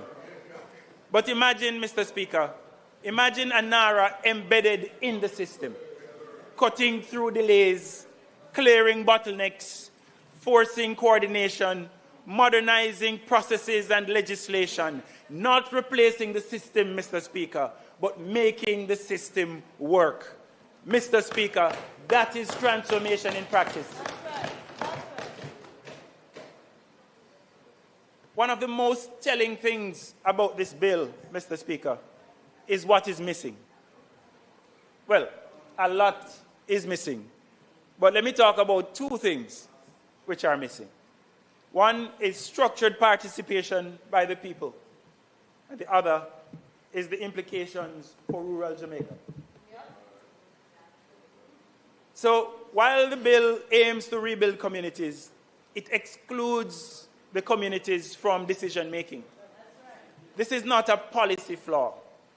This is failure to understand and appreciate this critical tenet of democracy, the people's voice. Mr. Speaker, the bill provides for consultation with relevant persons, but it does not define who they are, how consultation should occur, or how long it must last. And yet, the authority may even affect zoning, land use. How do you do that without getting input from the people who are affected? So, Mr. Speaker, imagine a clause with language that speaks to ensuring that all major reconstruction and resilience projects and any material changes to land use or zoning are subject to public consultation prior to approval. Or language that require a notice of proposed projects and programs to be published in the Gazette, or a minimum consultation period which must be observed. I don't think this is asking too much. The people deserve to have a say in this legislation. Now, the other area which is invisible is the treatment of rural Jamaica. When the hurricane passed, it revealed farm roads that were never properly maintained, drainage systems that had long outlived their usefulness, communities served by roads that were always one rainfall away from isolation. Mr. Speaker, this bill does nothing about these things. It does nothing about the roofs that blow off in Coombs and Cowley. It does nothing about the informal settlements across the country in places like Pine Walk and Parrytown, or the embankments that broke away in various parts of the country. So, Mr. Speaker, this is not accidental. It is the result of a development model that centralizes decision-making, prioritizes large, visible investments, and treats rural communities as secondary. And this bill repeats the errors of the past and will condemn rural communities to failure as they've always been. Because, Mr. Speaker, what is invisible in design will not be visible in the outcome. The bill, therefore, should include provisions to address equity and inclusion in development. The authority, for example, could be required to ensure that reconstruction and resilience efforts prioritize vulnerable and underserved communities. The authority could also be required to allocate a defined portion of resources to rural and vulnerable communities and ensure representation of rural stakeholders in planning and decision-making. Mr. Speaker, if we do, remember, what we've always done, we will get the results we've always gotten.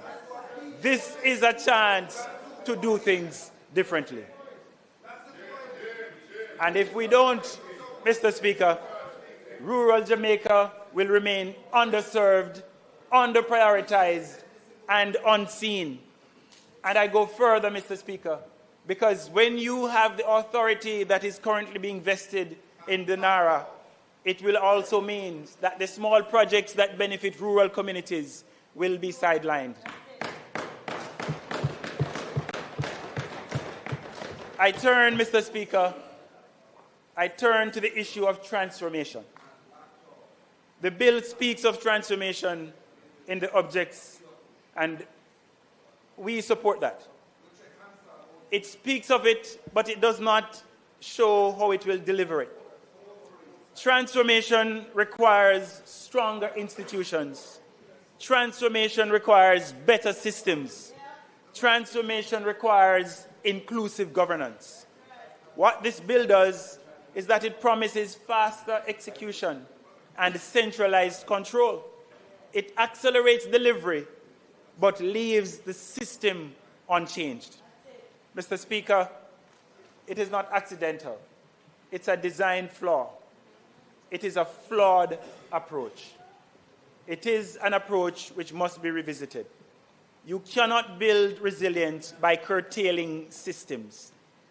Even if you build infrastructure and the systems are not in place, as I said earlier, you're doomed to fail. Mr. Speaker, the bill states that the authority shall prepare, implement, and oversee projects, and may do anything necessary. But nowhere does it require the authority to strengthen institutions, reform systems, or leave behind a lasting capacity to carry the work forward. One of the most difficult things with these institutional arrangements, Mr. Speaker, is that you cannot, or it's difficult to transition. When you have all the power and the resources that are now being vested in NARA, it's almost impossible to transition to the ministries and the agencies. And so that is why the bill must make the provisions to embed the authority, not to create a separate entity, but to ensure it works through the existing system. So, in order to move from an execution mandate to a transformation mandate, consideration should be given to language along these lines, that the authority should prioritize the strengthening of existing government institutions, systems, and processes to ensure long-term resilience, and that it should also identify and eliminate inefficiencies in approval and implementation processes. Because at the end of the day, that's what we want. We want the system to get better. We want, after NARA, we function as if NARA was in every agency, in every ministry. Mr. Speaker, I asked the question earlier on. What kind of country are we living in? It's the country from it's a question from Steerfield. It's a question from our young people. But we must also ask ourselves this evening, what kind of country do we want to live in? A country where power is centralized, a country where citizens are excluded, where accountability is selective, or one where systems are strong, where people are included, where the future is secure. Mr. Speaker, if we rebuild without fixing the system, we are not building resilience. We are rebuilding vulnerability. And so, Mr. Speaker, I have only one request left. Let's send this bill where it belongs. Let's send it where it belongs, to a joint select committee, because we know it can be much better than what is presented here. I thank you.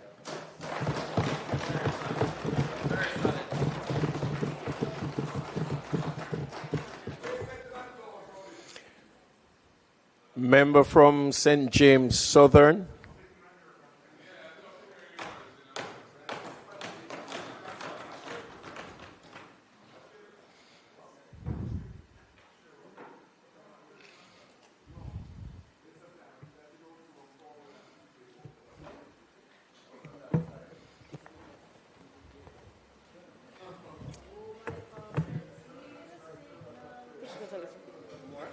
Yeah.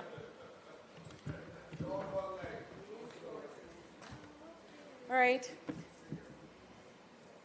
Thank you, Mr. Speaker, for this opportunity to speak on this. It would be a dereliction of duty and a breach of the promise that I made to the people of South St. James if I did not speak on a bill of this magnitude. Yes. One which the Prime Minister himself described as amongst the most consequential pieces of legislation to come before the country in recent times. So for me, this is not abstract. If I remain silent, I would dishonor the 9 lives lost in South St. James during Hurricane Melissa. The homes destroyed, the businesses disrupted, the livelihoods affected, and the children who are still traumatized, still without normalcy, still waiting for life to stabilize. So today, I do not come with theory. We have heard the data from the government ministers. We have heard the estimates. We have heard the scale of the damage as they see it from drones or from their living rooms. But today, I speak from what those numbers do not show. I speak from lived experience, from communities that are still recovering, still rebuilding, still waiting, and still nowhere near that resurgence and resilience that the government is advancing in their newest slogan. In South St. James, that reality is not abstract. It is in Springmount, where the main access road remains a daily challenge for residents trying to get into Montego Bay. Yeah. It is along the Hampton to Gutters corridor, where people must navigate sections of a narrow 1-lane road with a precipice bordering it, unsafe and unforgiving. If you slip, you slide. It is in Garland's Maroon Town, Bickersteth, where families are still trying to stabilize their living conditions. People still live under tarpaulin. And I'm not saying they're living under a structure covered by tarpaulin no more. It is in Niagara, Cambridge, and Stonehenge, where residents are still struggling with housing repairs, basic infrastructure, and in many cases are still not captured by the government's assistance database. no roof for them on the roof. And it is in communities like Roehampton, Johnson Common, Johnson, where the question is not policy, but when help will finally reach. But let me say clearly, I support the need for faster reconstruction. I support coordination. I support removing unnecessary delays. And I say that as a member of parliament who, within weeks of Hurricane Melissa, was approached by an international donor agency, prepared to assist South St. James in a meaningful way. They wanted to build 25 homes at their own expense. They proposed water sourcing solutions and electricity build-out support for affected communities. I took that proposal through the system, engaging permanent secretaries, ministers, heads of ODPEM. I even enlisted the help of the leader of the opposition to try to get it to move. Months later, that approval has not been granted. 25 residents who could be in homes are held back because of one signature. But supporting... You have a voice. You have a voice. Okay, I've never heard your voice. But supporting speed. But supporting speed does not mean accepting the diagnosis without question. Because we are being told that procurement is the problem. That procurement is what is holding back recovery. From where I stand, that is a challenge, but not the biggest challenge we are experiencing in the gap between disaster and relief. When the government wanted Starlink devices, they came into the country quickly, no procurement issue there. There was urgency, there was movement, there was delivery. I got one in a hurricane-ravaged constituency. I gave it to a community. And today, those same devices are the subject of review by the Auditor General, with questions being raised about documentation and proper accounting. So procurement did not slow that down. What was missing was accountability.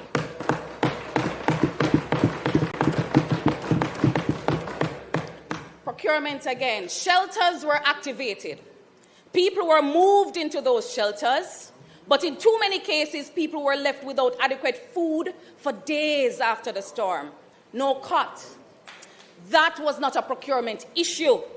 Food could have been sourced. Food could have been delivered. That was a failure of coordination and management. We saw cases where individuals listed as shelter managers were no longer present, some dead, some migrate. Yeah. That's not procurement. That's a systems failure. That's right.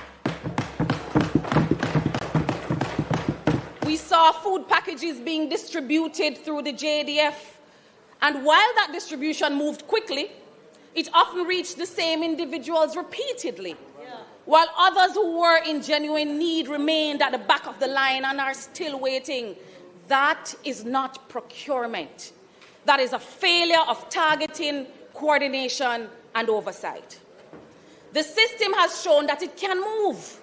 The question is how it moves, who it reaches, and whether it is accountable when it does. This is not a procurement problem. This is a systems problem. It is a problem of coordination, a problem of follow-through. It is a problem of weak management. And it is a problem of accountability and transparency not being consistently enforced. And if the diagnosis is wrong, then the solution is going to be wronger. What this bill really does, it is against that reality that this bill must be examined. Because when I reviewed it carefully, one thing became clear. Narrow, you know. This is not a narrowly tailored recovery framework. It's not narrow at all. Under Section 25, it extends beyond disaster response into designated strategic investment projects across multiple sectors. That's right. So this is not just about rebuilding. This is about restructuring how development decisions are made in this country without guardrails. And when we look at how that structure is designed, 3 concerns arise. First, under Section 22, 3, and 4, the authority can issue directives and the minister can override decisions of approving entities. What can go so? What can go so? That is not coordination. That is the replacement of independent decision-making. Secondly, under Section 3 and the schedule, there is no independent governing board. Under Section 5, the CEO is appointed by the Prime Minister.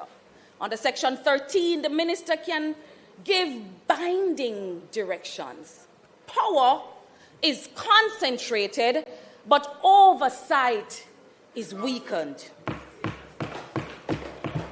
Thirdly, under Section 17 and Section 4, projects are selected and prioritized, but there is no firm guarantee that the hardest hit communities, Moko, Janzal, Flamstead, Tangle River, will come first. We don't know who them go choose. These concerns are not isolated. No. The opposition has raised them. Civil society has raised them. Right. The media has raised them. Even voices within the government benches have raised them, and I'm not talking about my neighbor in West Central St. James. I'm talking about those on the government benches who pull us aside and say, don't stop fighting because we can't say nothing for ourselves.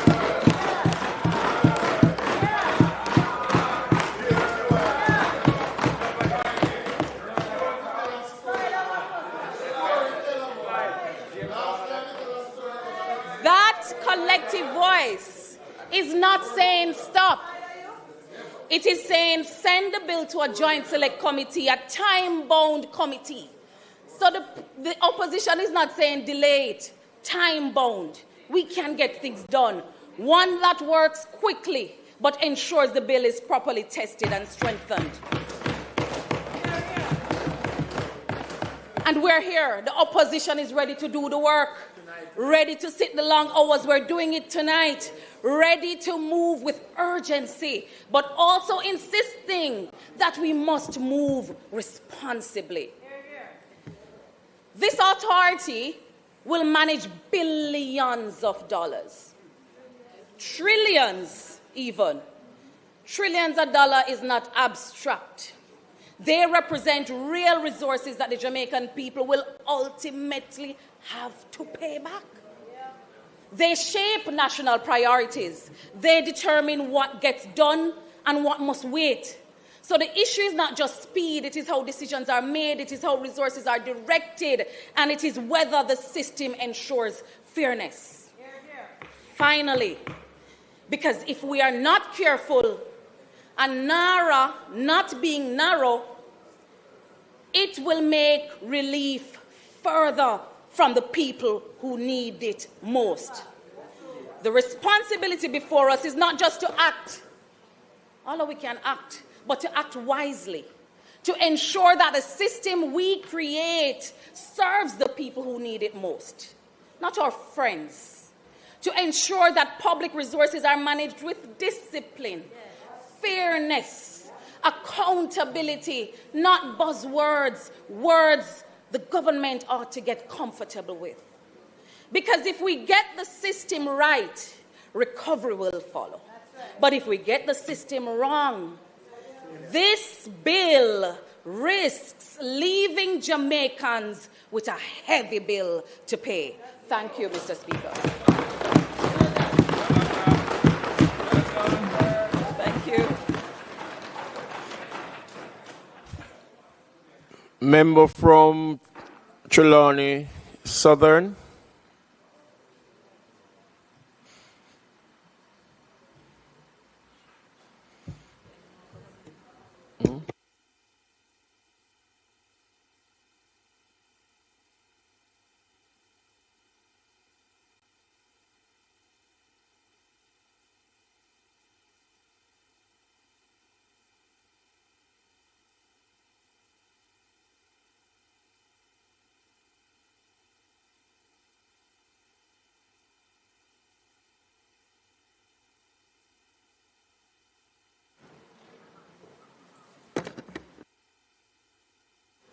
Right.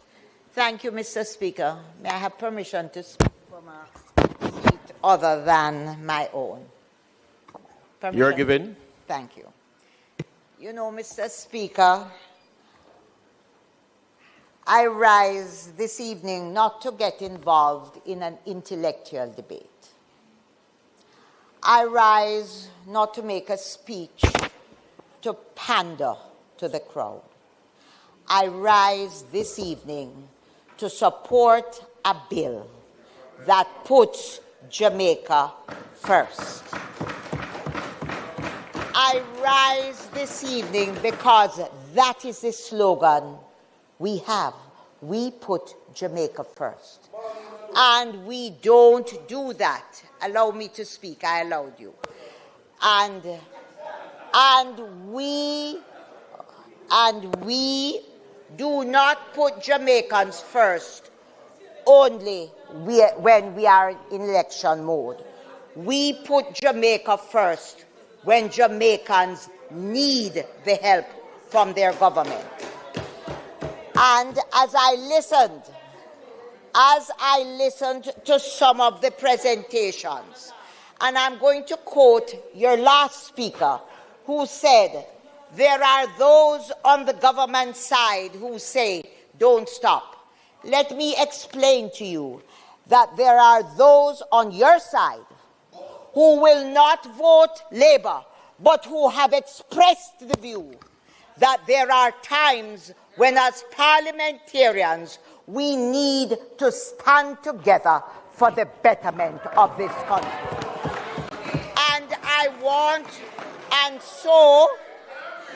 And so I want to commend to you all this evening that this is not time to campaign, because the campaign is over. And, hold on, and the people of Jamaica have spoken. They have chosen a government, and the government has a prime minister. So when we are speaking about the disaster that Jamaicans face, and I hear presentations that talk about make black people smaddy and puss and butter, that is for an election campaign. That is not to address the seriousness of what Jamaicans suffer. I'm going to say to you that only last week,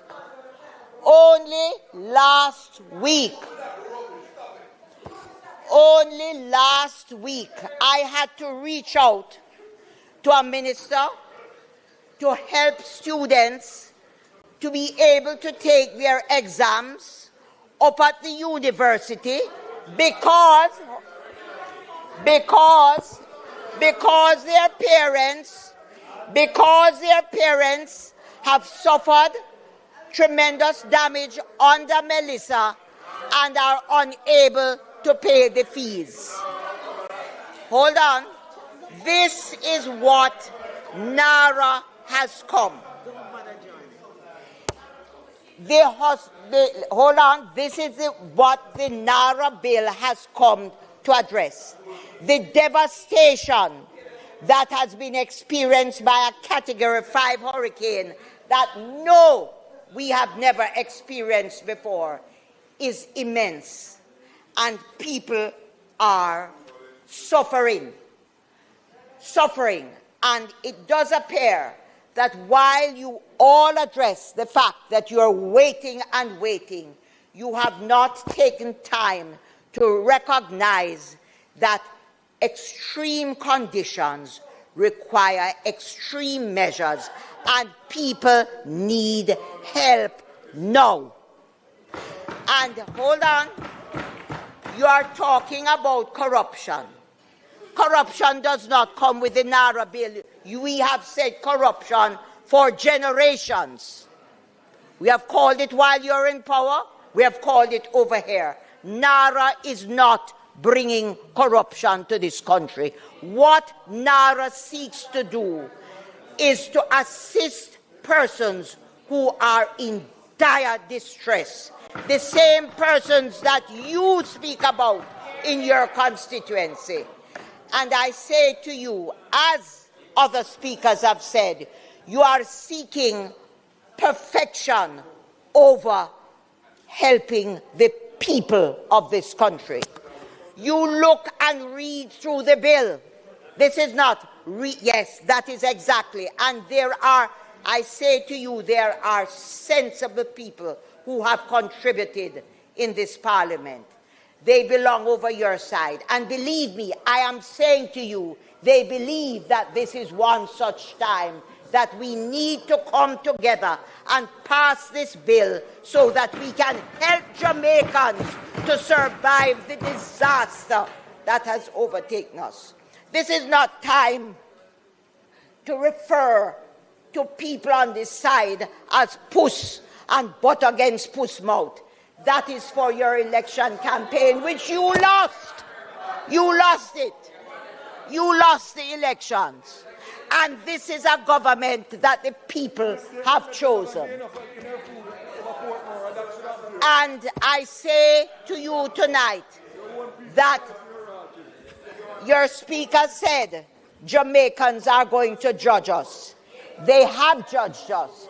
That is why, despite the viciousness of the election campaign, this government is now the government of Jamaica.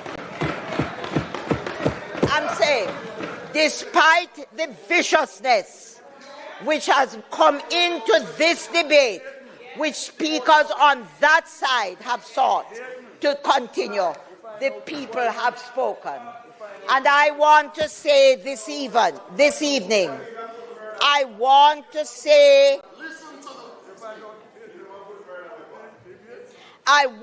say to you this evening, Jamaicans are waiting for the government to reach out and to help them.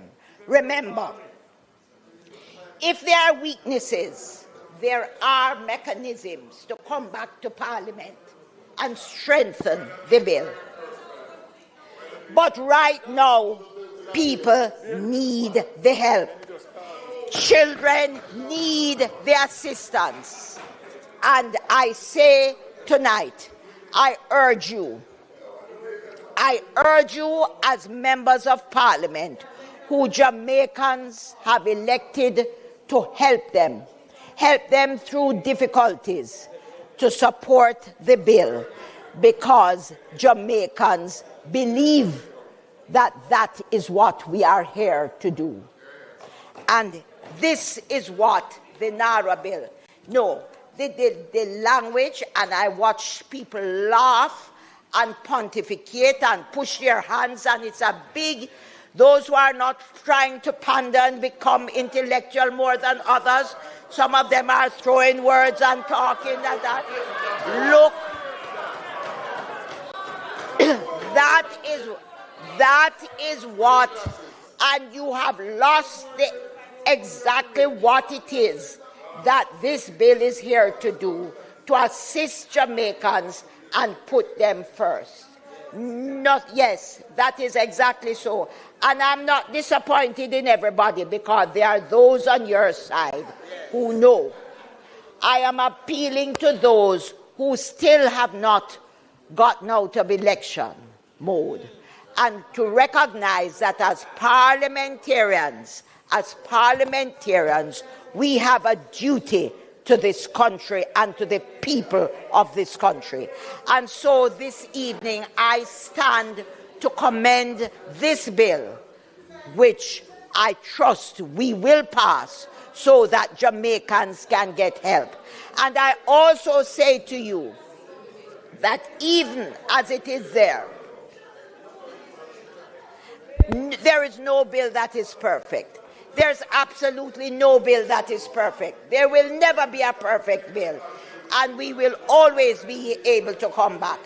But if you truly believe in Jamaica and believe that people need help, this is a time to give them the help, now when we need it most. And so, Mr. Speaker, I want to commend this bill to the Parliament for us to support, because it is not. I don't have to pander to the crowd. I have always, and I will say with pride, I have always held, I'm in Parliament because I put people first. I belong to it. That is a message that you need to learn. And those of you who have just come will learn. People will remember. You learn to put them first. That is why we are here, and that is why you are over there.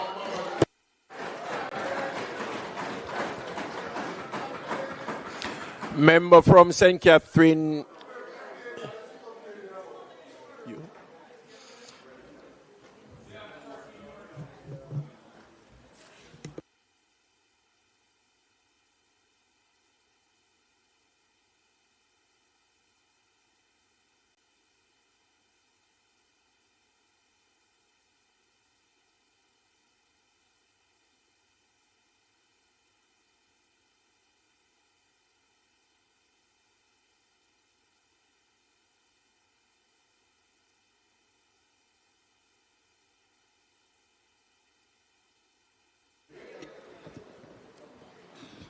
Next, we will have the member from St. Elizabeth, Southeast? Southwestern. Southwest. Thank you. Thank you. Madam Speaker, today marks 6 months to the day since Hurricane Melissa carved a path of destruction along Jamaica's southern coast. Some who speak in this House, I have come to appreciate, are not truly seized with the realities on the ground. The realities in communities like Parrotty, Galleon, and Black River. They do not appreciate the frustration of the people in places like Middle Quarters, Dalintoba, Prospect. The challenges in communities like Slipe, Vineyard, Hodgesland. They have not been relocated from their homes like many of us who resided on Crane Road, Spice Grove, Forest Mountain, Newtown, and many more in Southwest St. Elizabeth. They are resident in their doctor's office, focusing on reshaping the human physique, while we have to focus on reshaping and rebuilding lives in communities. For us, the hurricane is not a memory, but a daily reality that continues to shape how we live, work, and rebuild. In those communities, the damage is deeply personal and immediate. Homes were torn apart, roofs lifted clean off their structures, fishing equipment lost to sea, and small businesses, which represented years of sacrifice and investment, were wiped out in a matter of hours, leaving families not only displaced, but uncertain about how they would recover. Today, the Gleaner picks up some of those stories, like Basil, who lost his house and his business, like Sonia Linton, who lost her house and her business as a fish vendor in Black River. Those people are impatient of this debate.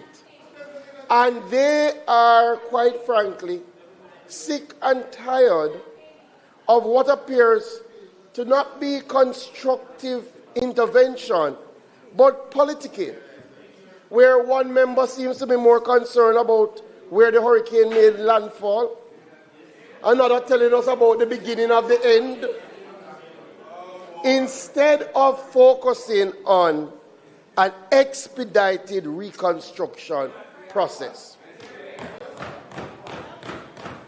Madam Speaker, of course the government welcomes suggestions that strengthen the framework. In fact, we have been clear. Some of those suggestions have already been taken on board. However, what cannot be countenanced is an attempt to demonize the bill, to portray the bill as lacking accountability, and an attempt to delay the bill and delay the reconstruction of this country. Madam Speaker, Since Hurricane Melissa, the government has restored access to many communities, have carted away hundreds of trucks of debris, have worked with JPS to bring back electricity to a level in a faster time frame than any other disaster of this magnitude. Persons have started to receive grants from the Ministry of Labour. Fishers have seen containerized solutions being put in their communities. We are rebuilding critical infrastructure. Inputs have been provided to help restart agriculture and fisheries. The NGO community has answered the call. Entities like World Central Kitchen, Samaritan's Purse, CORE, GEM, American Friends of Jamaica, Breads, have been in these communities to help with the rebuilding effort. We have truly seen some of the best of Jamaica in response to this disaster.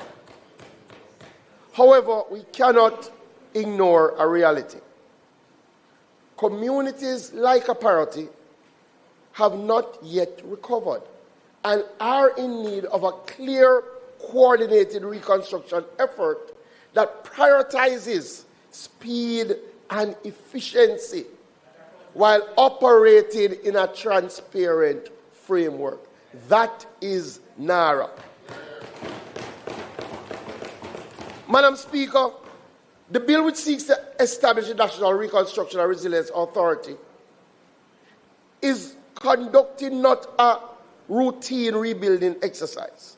It's a national recovery effort that spans housing, infrastructure, livelihoods, and economic activity, all of which are interconnected and require a level of coordination that goes beyond the capacity of any single agency operating in isolation. We have seen that the recovery can become fragmented if different entities working with different mandates are not aligned and there's not a central coordinated entity. This is precisely the gap that NARA is intending to address. NARA represents a structured approach to reconstruction, bringing together the various strands of recovery into a single framework that is designed to accelerate delivery, reduce duplication, improve accountability for outcomes, and ensure that communities are not left navigating a patchwork of processes that slow rather than support their recovery. Madam Speaker, NARA will operate within Jamaica's established accountability framework, which includes the Public Bodies Management and Accountability System, oversight from the Auditor General, clearly defined reporting and audit requirements, and ensures that NARA will be subject to scrutiny and transparency. There may be differences in our opinion about structure. That is not unusual in a democracy, but it should not be misinterpreted as an absence of accountability. Nor should it distract from the central objective, which is to deliver reconstruction in a manner that is timely, effective, and responsive. So we have heard the suggestions from the opposition and the claims of overreach, centralization, extraordinary powers. But let us be very clear. Hurricane Melissa is an extraordinary disaster, and it requires extraordinary coordination.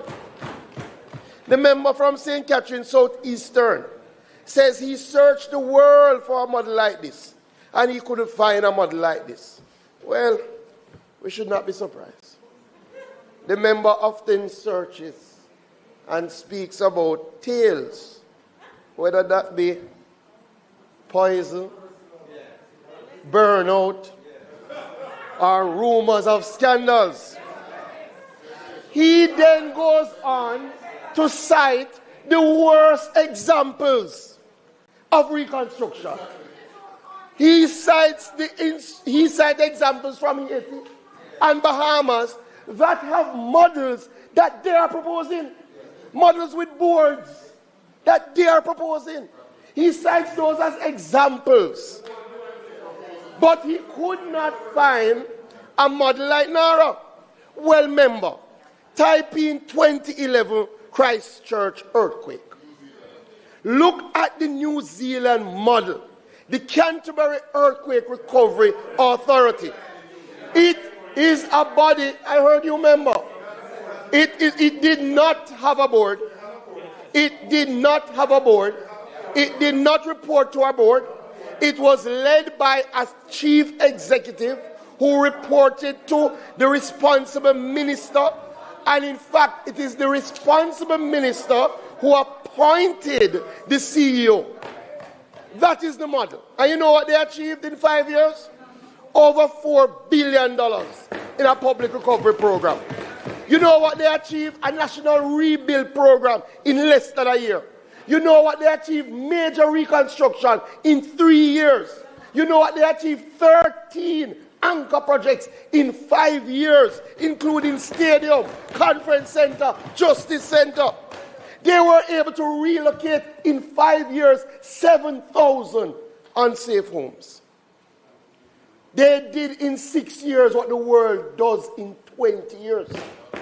If you ask the people of Black River, what model are we choosing? Give us the quicker model. Give us the model that will deliver results in the shortest possible time. And that is what NARA is. So yes, some say it centralizes power. Yes, disaster recovery cannot be managed by committee consideration. You have to have a central source of authority. Some say it gives too much authority to act quickly. Yes, it does. Under Section 12, because approvals that take years need to take weeks in this situation. It allows for land acquisition, of course, because we can rebuild the same. And in some areas we cannot rebuild. So we have to be able to have the power to make these decisions. Madam Speaker, the opposition calls it overreach. I call it readiness. We have to have the ability to act when the nation needs us most. The real risk is not that NARA is too strong. The real risk is that without it, we are too slow, too fragmented, too unprepared. New Zealand learned their lesson and built a system that delivered results. We now have the opportunity. We in this house, let us learn from that model. Let us not reject a proven model out of fear and partisanship. Let us embrace what has worked and do the right thing so that the people in Darliston, the people in Garlands, the people over in Balaclava and Burnt Savannah, they can see real reconstruction in the shortest possible time. We are getting it right with NARA. Let us now get it moving. Like members and we grew up in country, we know delay is danger.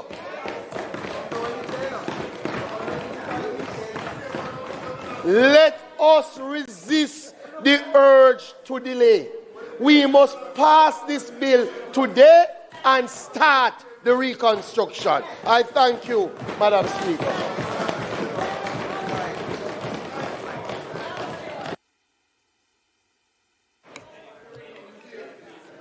The member from St. Catherine East.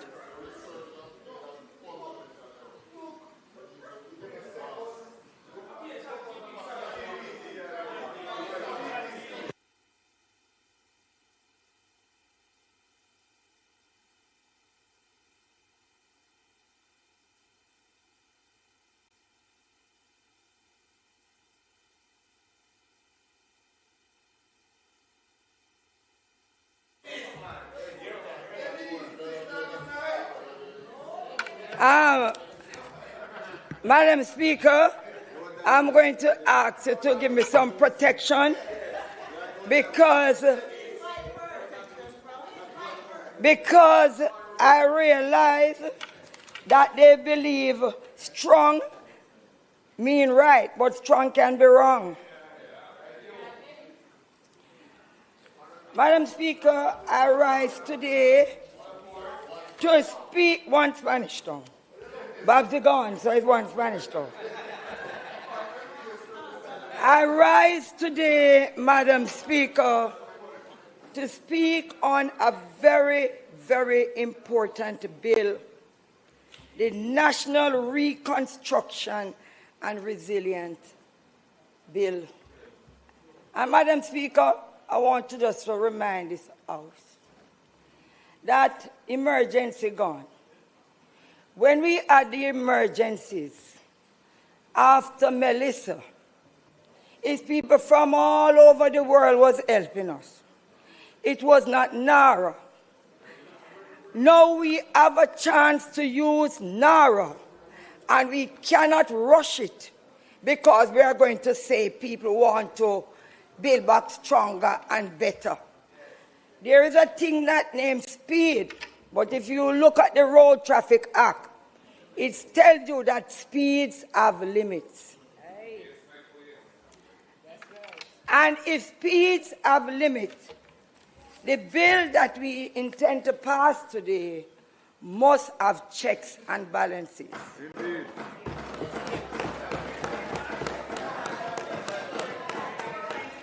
Madam Speaker, I am going to say something unlike some of you who got a script to come and read. Anything I am saying, whether it is right or wrong, it is from Denise Daly. Right. Indeed. Indeed. I want to ask you a question. I want to really ask a question. Do we really believe in this bill, or we are going with it? Honestly, or are we just following because we are afraid to speak out about something that is going to affect every Jamaican? I leave this with you. I believe when the people sent us here, they did not send cowards. They said brave men and women. And I would want you to be that the brave leaders that your people sent you here to be. Madam Speaker, unlike many who have seen the bill, and I don't even see like they open it, but they have a lot of big talk. I want to tell you that I took the opportunity this time to read this bill. And this bill, if you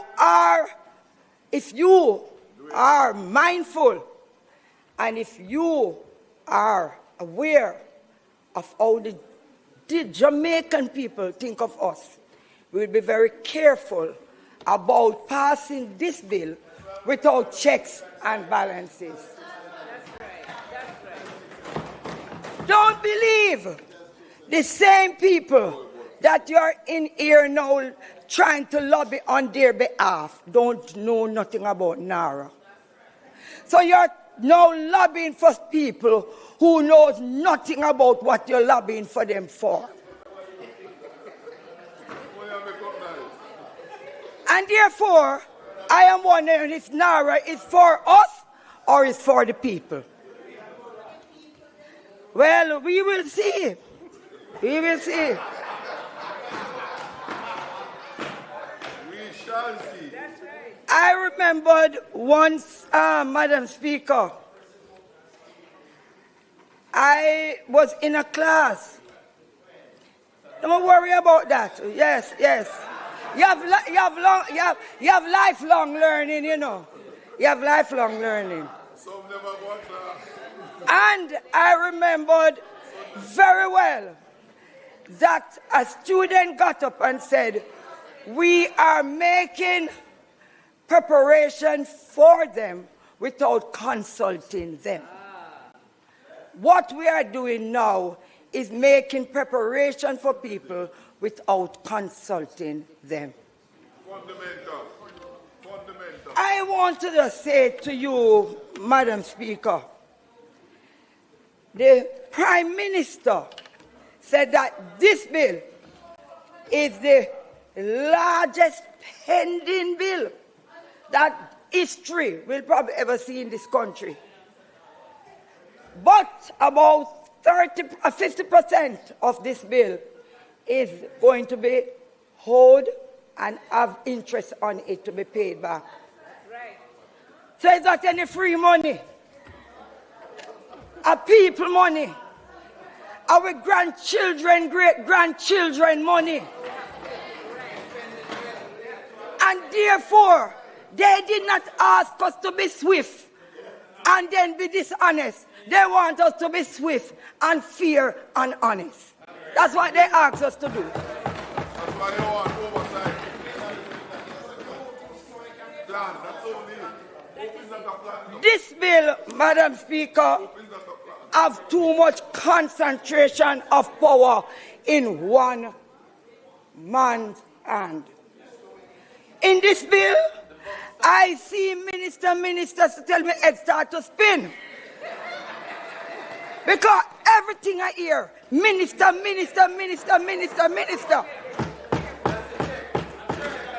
So I want to know if it is a minister bill or is it a people's bill.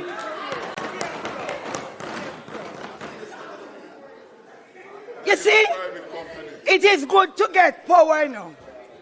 And it is good to get title. But let me tell you something. You see, down the road, let us not come back either here or in the court to give answers and to clarify what we pass in this house.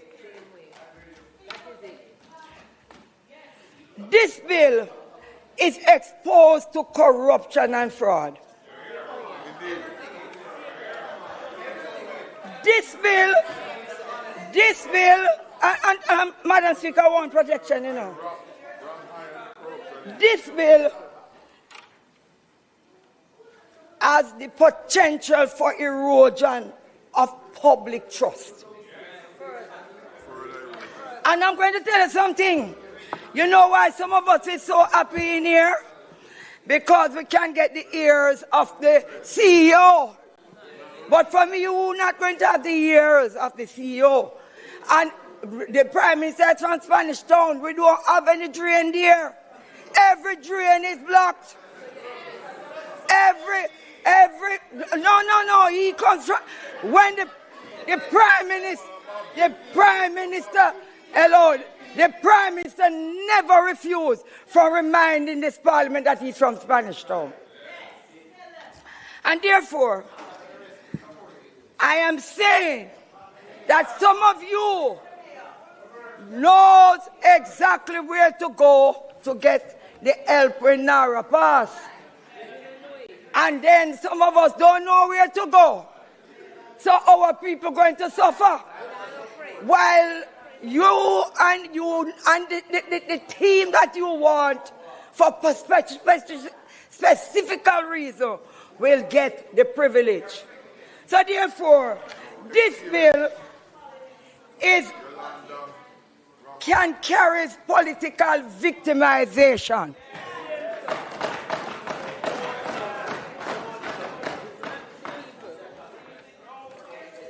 And this bill, I remembered again when the Prime Minister said here that we are reforming the public sector to get efficient, competent, and reliable personnel to carry out the work in an efficient manner.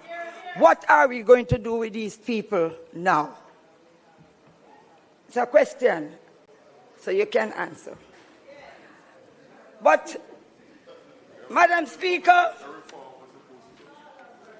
I am certain that not before Melissa, there were some big projects. And I believe some of you are very happy for Melissa because you'll be able to execute them now because I don't even believe you had the budget for it.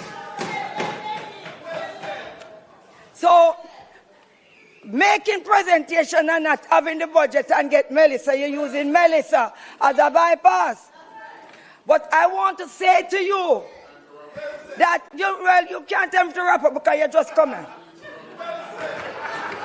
Yeah. So you're just coming. So I am saying, Mr. Speaker,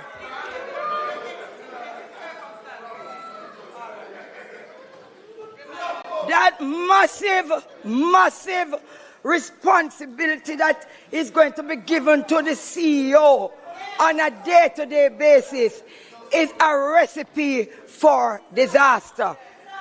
And Madam Speaker, I stand, not because James has come here when he want to go vote for something.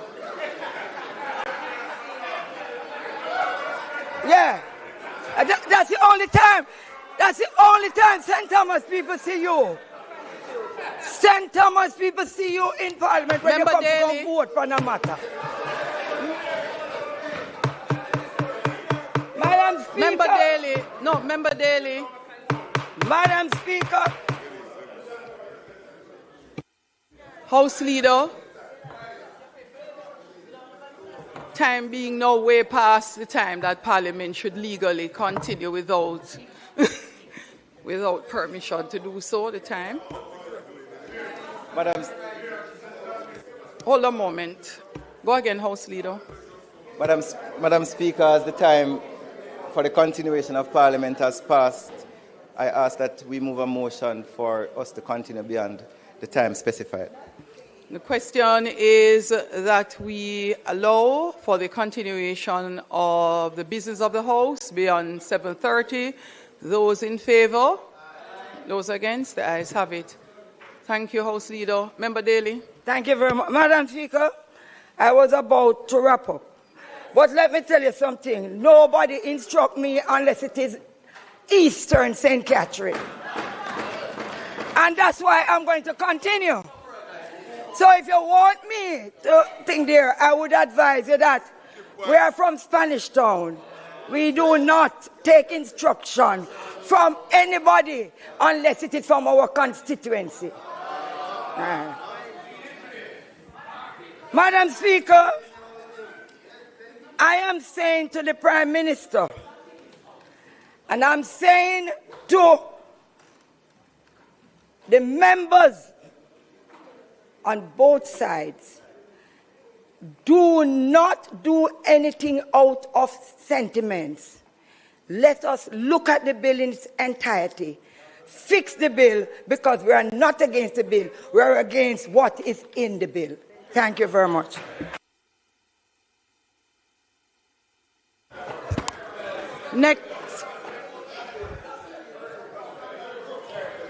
Next, orderly to the back right here. Next will be the member from St. Mary Central.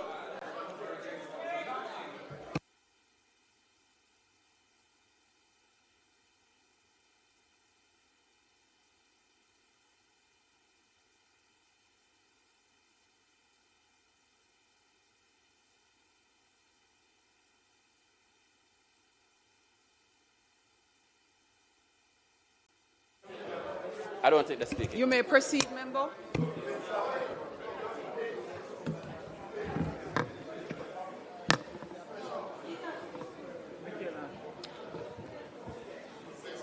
Madam Speaker, let me begin by saying or repeating, there's no member on this side who does not support or appreciate the urgency of reconstruction.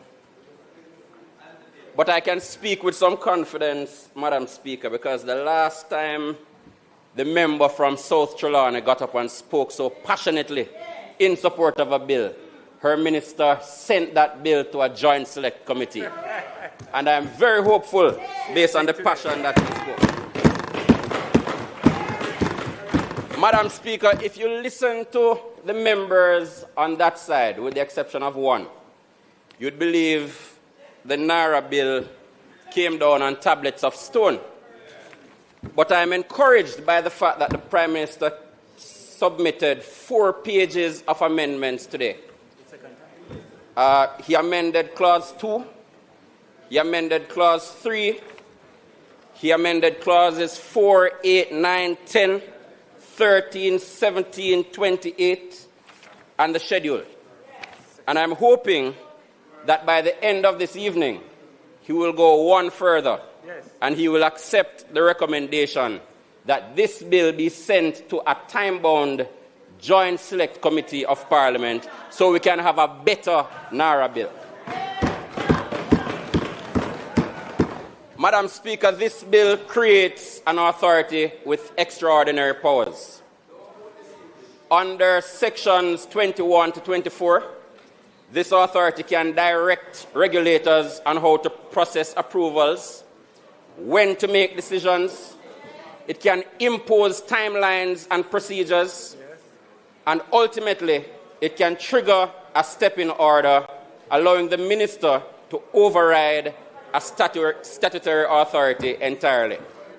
To be clear, Madam Speaker, contrary to what the member from Kingston Central claims, this bill does not foster collaboration. Section 21 makes clear the relationship from day one. The authority is allowed to direct these entities from the very first time they meet.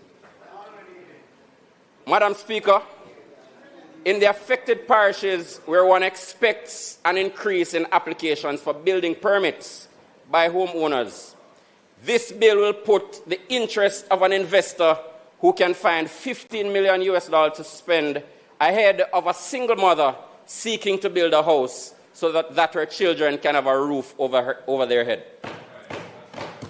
Critically, Madam Speaker, a decision of the minister under a step-in order has the same legal effect as if made by the regulatory agency itself. This is not coordination, Madam Speaker. This is a substitution of the regulatory state. If there's an issue with efficiency, fix the entities, give them the resources, make them more efficient. The Prime Minister told this House that procurement rules will not be in this bill, and they're not, but instead will be established by order under the Public Procurement Act. Madam Speaker, we are being asked to approve a body that will manage billions of United States dollars in reconstruction spending without seeing the procurement framework. And with that framework subject to change without any scrutiny after we have passed this bill. This is a structural gap in accountability, Madam Speaker. The Prime Minister has argued that this model is consistent with the executive agency framework. But the argument does not withstand scrutiny. Yes, executive agencies have an advisor board, but they are not governance-free. They are, based on the Executive Agency Act, required to have an approved scheme of management, which shall include the establishment of an advisor board and targets. While advisor boards are mandated by statute, the NARA bill has no such provision. The Executive Agency Act also provides for the appointment of a chief executive officer. It states that the appointment shall be done by the Governor General on the advice of the Public Services Commission. The bill before us today, which involves spending significantly above and beyond that contemplated by executive agencies, simply requires the minister to appoint the CEO. Madam Speaker, the Most Honourable Prime Minister cannot claim to draw inspiration from the executive agency model without accepting the very important safeguards in the Executive Agency Act. The Prime Minister himself acknowledged in his presentation that the executive agency model has had weaknesses. He pointed to targets lacking rigor, to weak enforcement of accountability measures, and to insufficient consequences for underperformance. And yet, those weaknesses are not addressed in the NARA bill. They are replicated, and in some respects, they are deepened. Because here, even the baseline safeguards of the executive agency model are not embedded in the bill. We are told that JAMROC will provide oversight, but Madam Speaker, JAMROC does not appear anywhere in the bill. It is not established in law. The composition is not defined anywhere in the bill. No, it has no known reporting relationship or obligation to Parliament. No, it exists merely in the speech of the Prime Minister. And that is an important thing to note. Because powers are being enacted in a law we are being asked to pass, to support, while oversight is being left to intention. Madam Speaker, as legislators, we cannot pass or vote in favor of bills just with good intention. And I heard the brilliant Jamaican who has been asked to chair the board of JAMROC. But we should pass bills in this House that can also stand up to any negatives that might come in the future. Any change in who the board might be, who the CEO may be.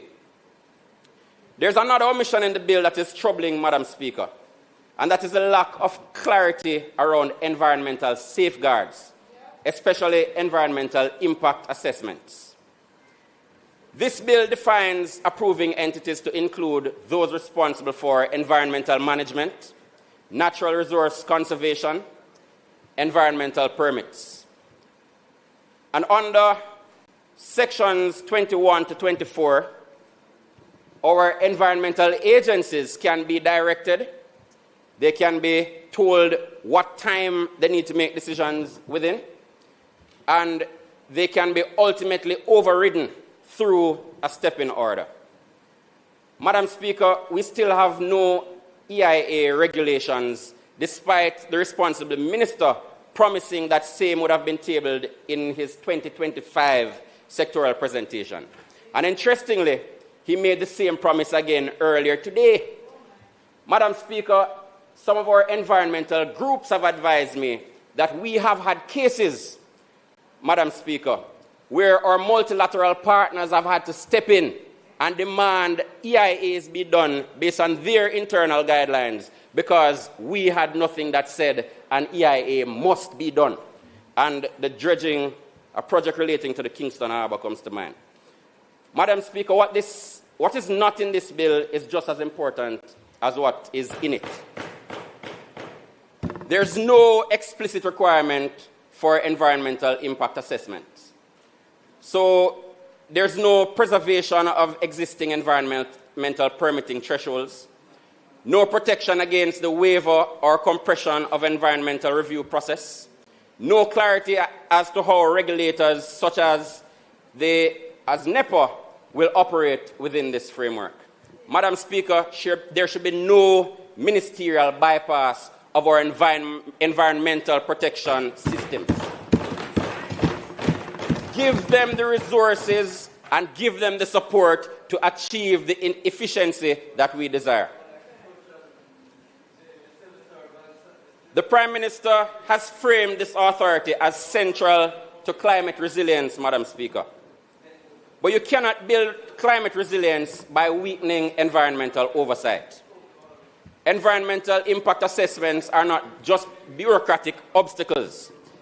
They are the very tools that ensure that infrastructure is properly sited, flood risks are understood, ecosystems are protected, and long-term vulnerabilities are avoided. When you combine expedited approvals, directive powers over regulators, and ministerial override authority without explicit environmental safeguards, Madam Speaker, you create the risk of poorly sited developments, of increased flood and landslide vulnerability, of long-term environmental degradation, and ultimately rebuilding the same vulnerabilities we are trying to correct.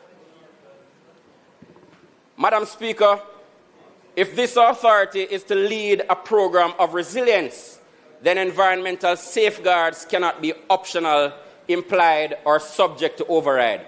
They must be explicitly protected in law. Madam Speaker, it's not hard to fix this bill. I think we can strengthen this bill by explicitly requiring compliance with environmental permitting laws by clarifying that environmental impact assessments cannot be waived, only expedited, perhaps requiring that certain types of projects must have environmental impact assessments, requiring environmental reporting as part of project approval and monitoring. And Madam Speaker, we have heard reference to international precedents and models. New Zealand, Japan, and the United States and Dominica were cited. And I want to examine, Madam Speaker, not just their existence, but what their enabling laws actually stipulated. In New Zealand, Madam Speaker, the Act set up a cross-party forum comprised of members of Parliament from the affected zone who were given responsibility for providing the Minister with information or advice in relation to the operations of the Act. I note one of today's amendments, which I welcome, requires consultation with members of communities affected or likely to be affected by the implementation of a project. But what of persons who are elected by these people and these communities to local authorities and to our Parliament? What role will they have, and what role should the Act stipulate that we should have? Madam Speaker, it can be strengthened by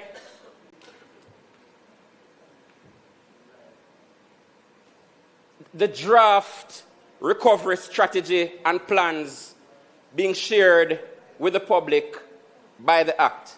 Public consultation mechanism, and I think that has now been addressed. Statutory reporting to Parliament, not just a one-off reporting.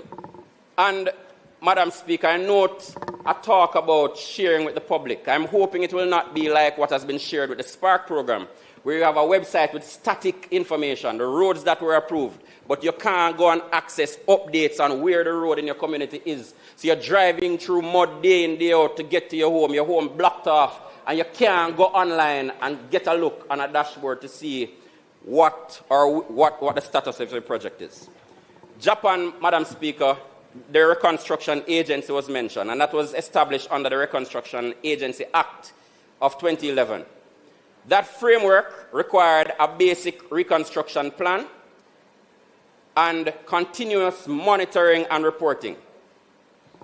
The Dominican model, Madam Speaker, which is closer to home, which was established under the Climate Resilience Act of 2018, that model, Madam Speaker, had a formal board and defined governance structures. The bill in front of us today, Madam Speaker, only defines vaguely a CEO.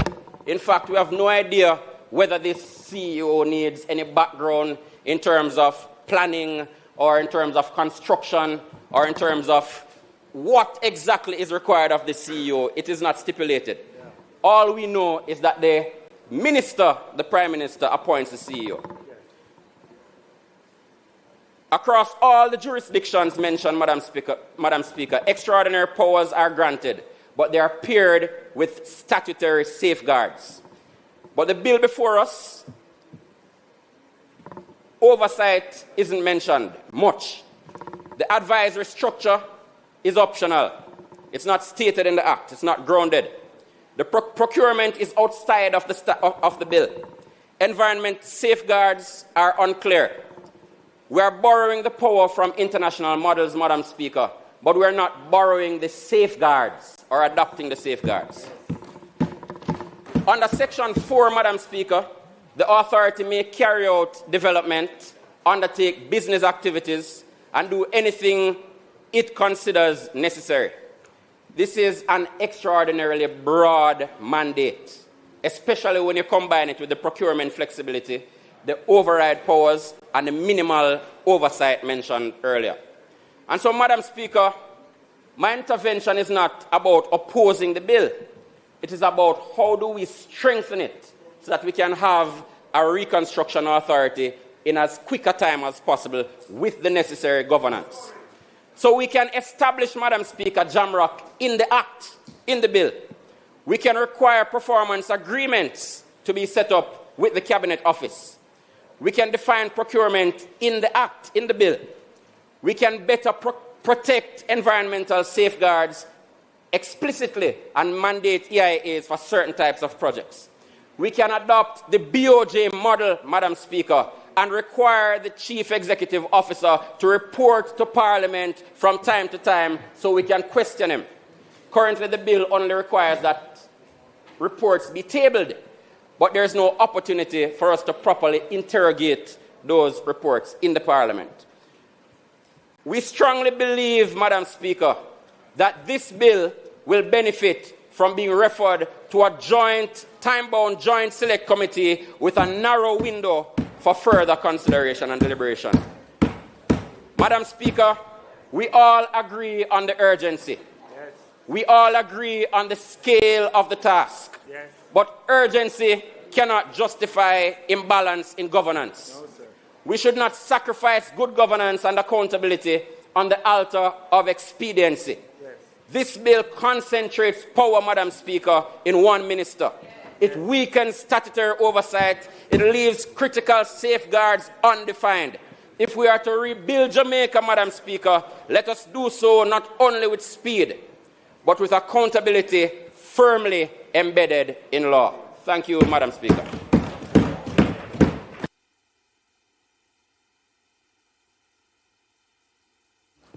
Next is the member from Clarendon North Central.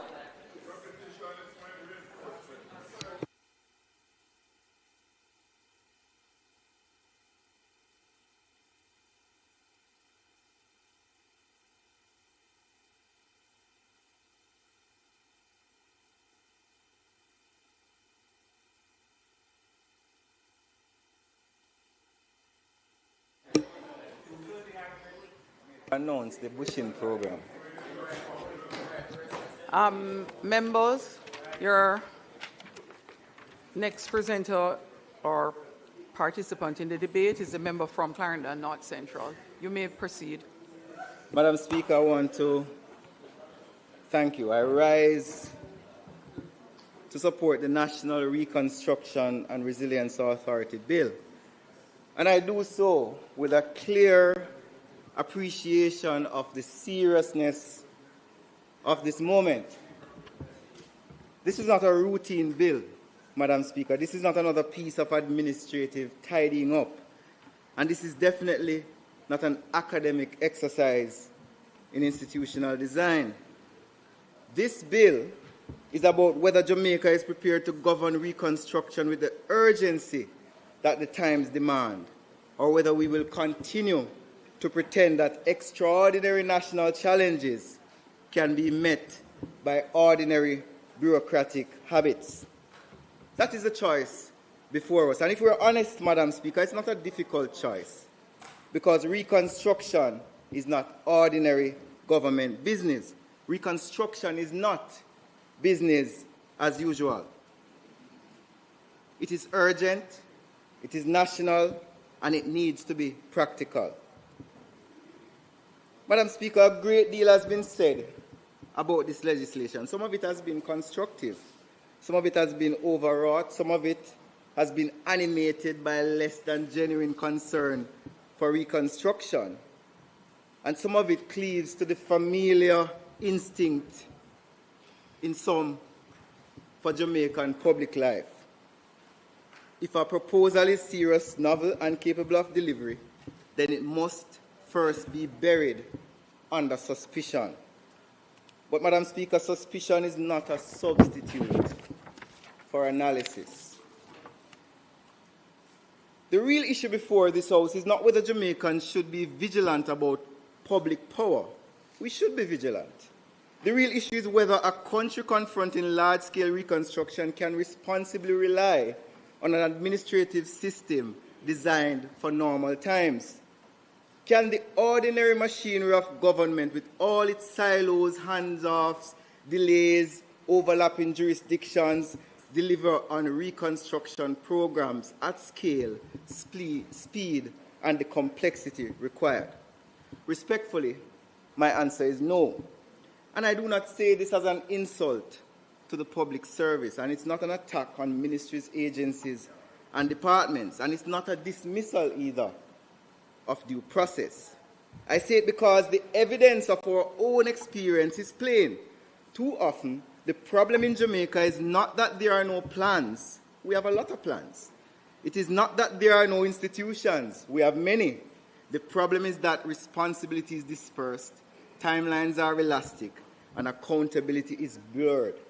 Everyone has a role, but too often, no one is in command of delivery. Too often, Madam Speaker, the policymaker is held accountable, but has been stripped of the authority to act. The strongest case for NARA is not sentimental, Madam Speaker, it's institutional. The bill recognizes that reconstruction is a distinct state function requiring central coordination across ministries, regulators, utilities, planners, local authorities, contractors, financiers, and communities. Without such coordination, projects shift, approvals drag, and implementation loses coherence. Section 17 provides for cabinet-approved list of reconstruction and resilience projects. That is an important anchor. It means NARA does not invent national priorities for itself. It operates from formally approved national programs grounded in elected authority and public policy. Section 18 and 19 requires programs and implementation plans, including timelines, consultations, monitoring and resilience standards, so that it is not a loose authority given broad powers and then left to improvise. It is a body expected to move from approved priorities to disciplined execution. One of the big issues, Madam Speaker, has been the question about accountability. Madam Speaker, Section 19, 9 and 12 are essential. They require annual audits, annual reports, corporate plans, operating plans, and parliamentary tabling. These are not cosmetic provisions. They are accountability architecture built in the bill. And Madam Speaker, I was here and I listened to several speakers speak about the bill having no accountability. I was a bit challenged because there are some of them who have been here longer than I, who sat in this House and voted on accountability bills and amendments to hold us and governments accountable, are now saying that those same laws that they voted on and passed do not apply to NARA. If you agree with them, then the Integrity Commission Act does not apply to NARA. The Corruption Prevention Act does not apply to NARA. MOCA, FID, does not apply to NARA, because according to them, there is no accountability. Madam Speaker, Jamaica should be proud of its accountability framework and infrastructure.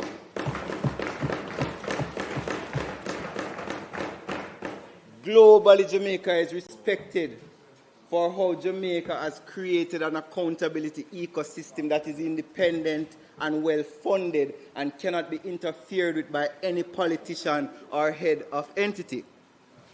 But, Madam Speaker, that is not the only thing.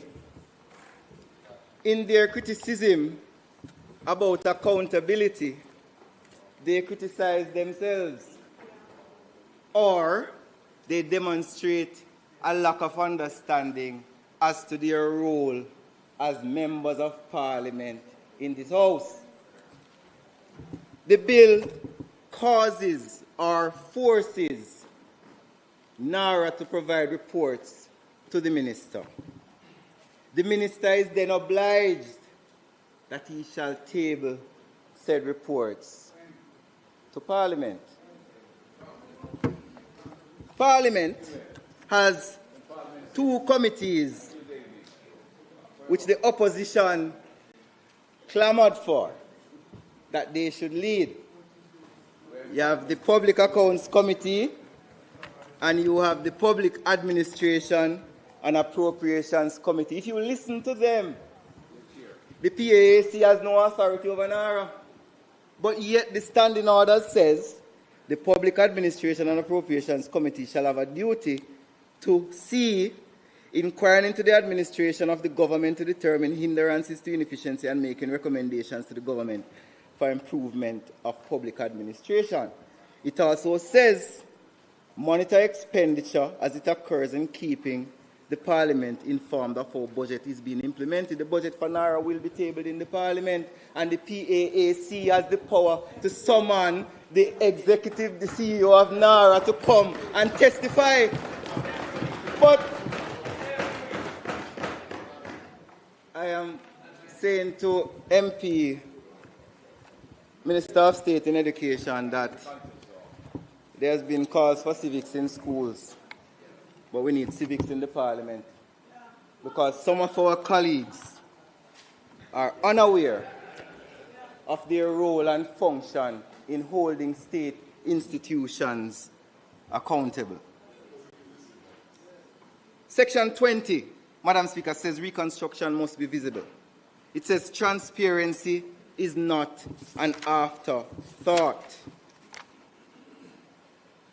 There are very few authorities globally of this nature that there's a legislative provision that all their approved projects must be published on a website after they're approved.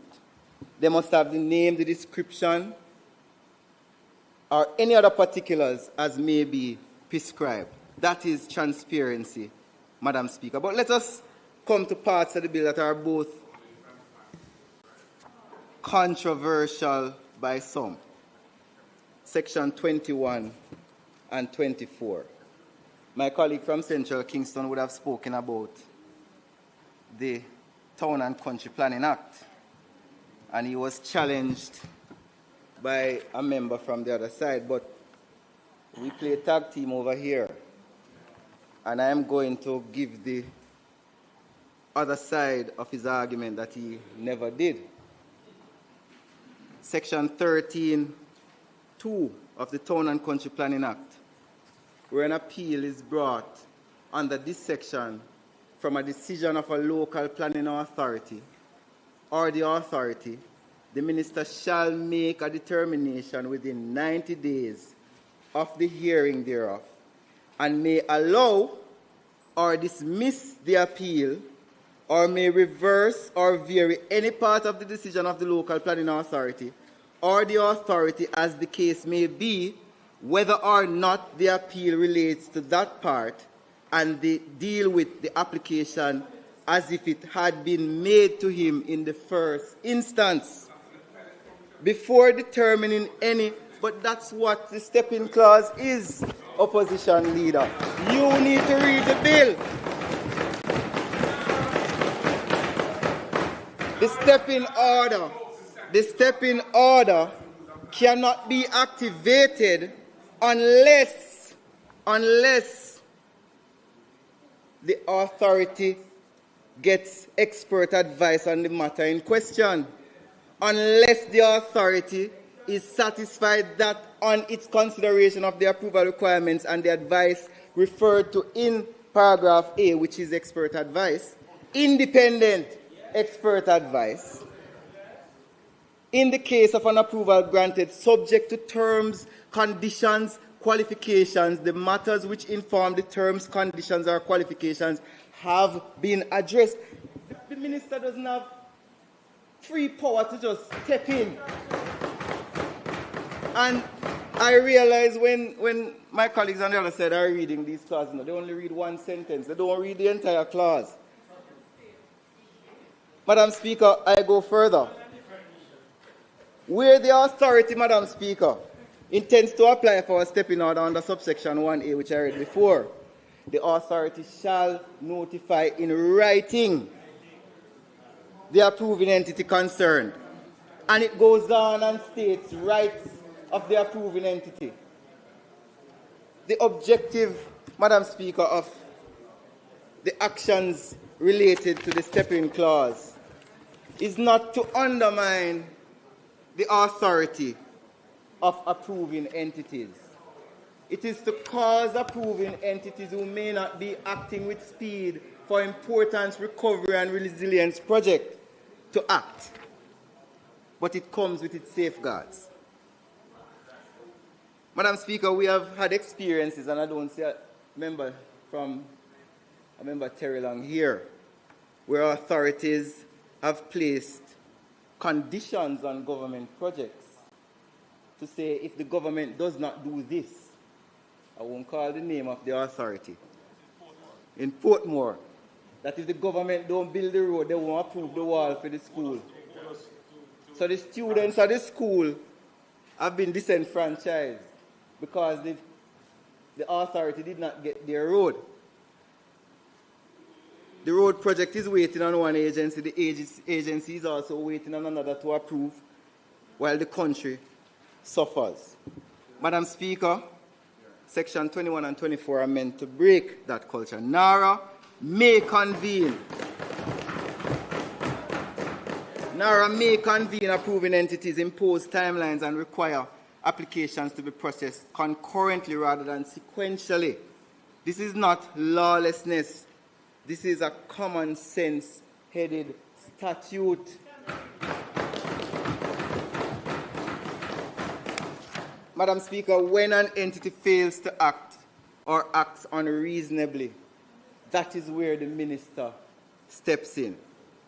So it's simply inaccurate to say the bill rejects due process. As a matter of fact, if I was drafting this bill, there is too much process in this due process, tying the minister from acting quickly. Minister Morgan, but speaking to the mic for the benefit of the public. I am subjected to the wisdom of our chairman of cabinet and leader in placing accountability on himself in this bill. Madam Speaker, in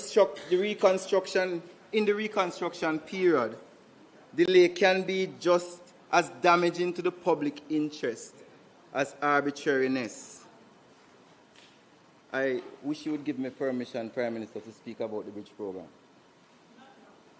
No, man, I need to mention it. Minister Nigel Clark would have agreed on a bridge program. Minister Morgan,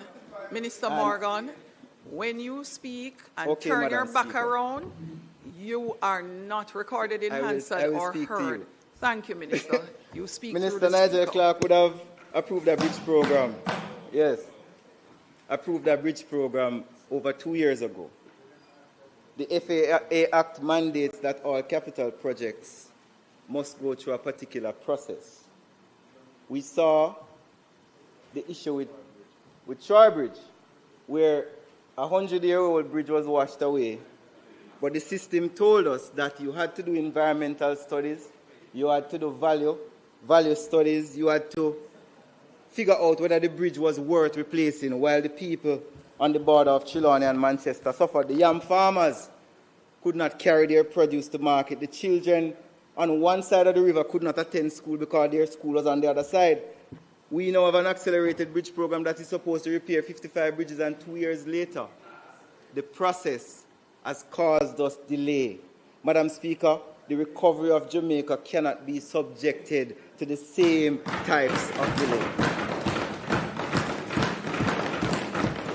Madam Speaker, 2 additional features of the bill deserve more attention than they have received. First, the bill allows where lawfully practicable to use existing government capacity while merely duplicating the state. That's an important aspect because the authority is not intended to become a bloated parallel government. It is meant to align, organize, and accelerate what already exists. The bill contemplates designated strategic investment projects under FAST.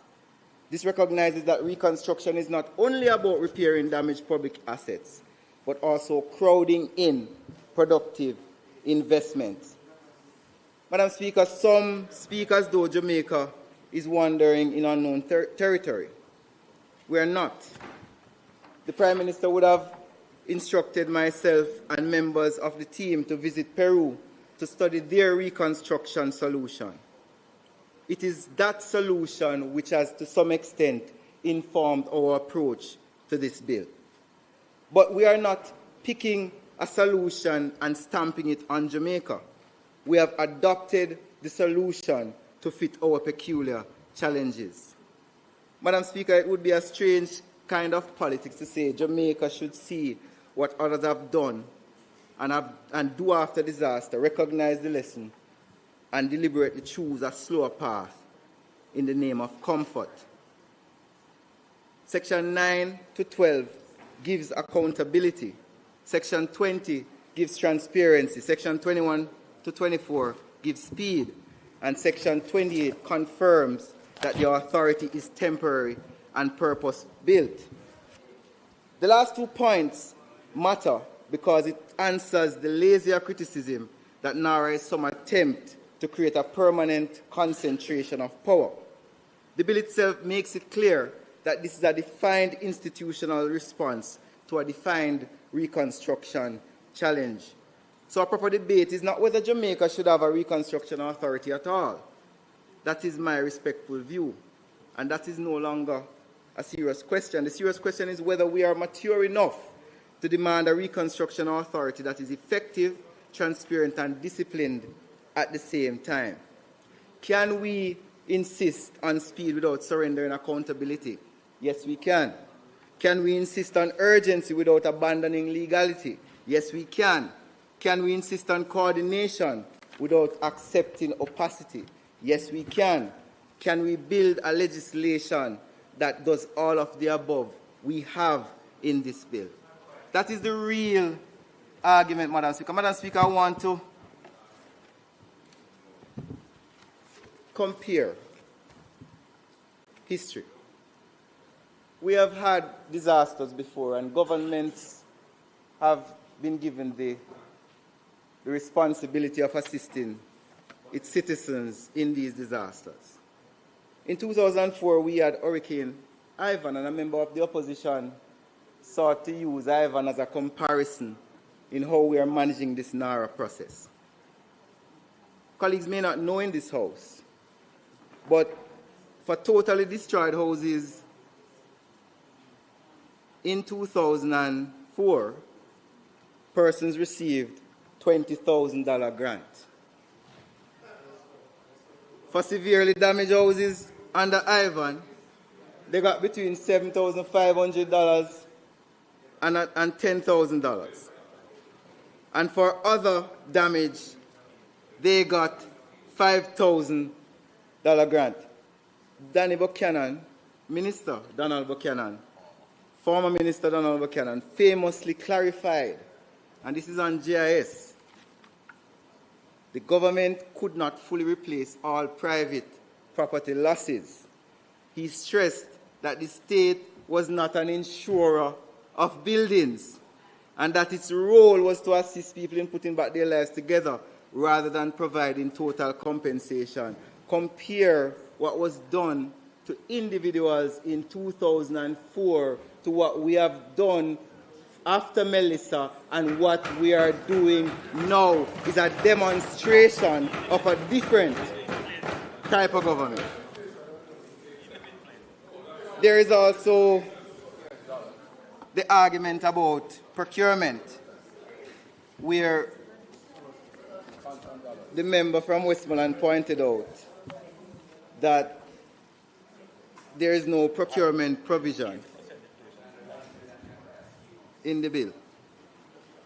Us who have knowledge of how laws are written know that where a bill is silent on a provision, then a provision or a legislation or a statute of authority applies to that law.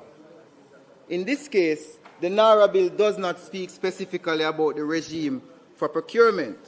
What it says is that the minister will come and declare what the procurement process will be. The minister does not act independently and will be subjected to the rules of the Public Procurement Act.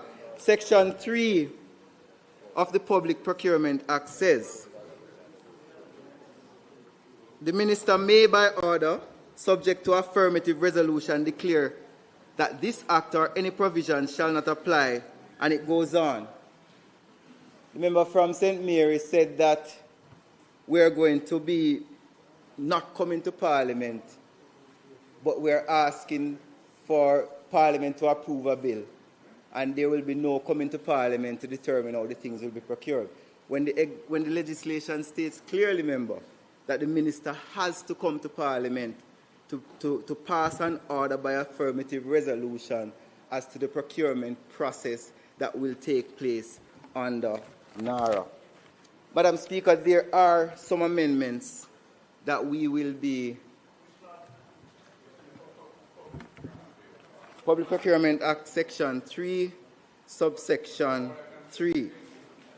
But Parliament will have the opportunity to vote. Parliament will have an opportunity to vote on the order.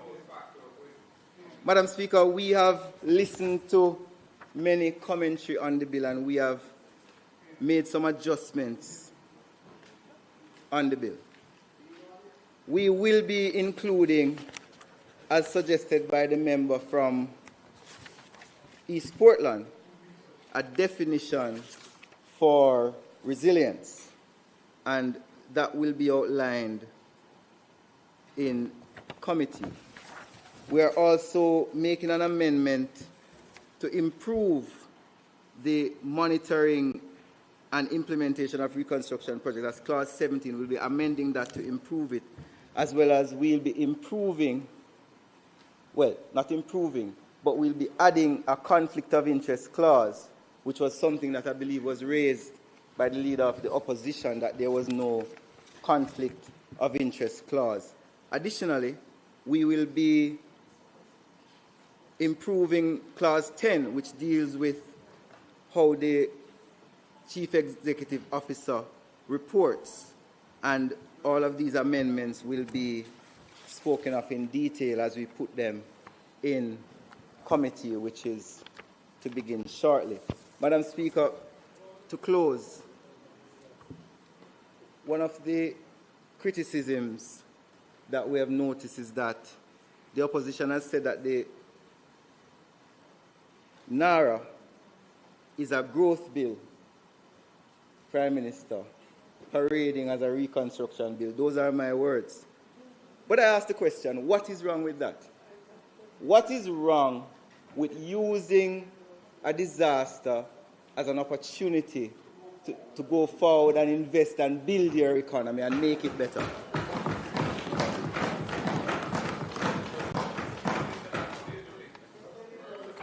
We do not participate in the false choice between recovery and growth. We think both can happen at the same time.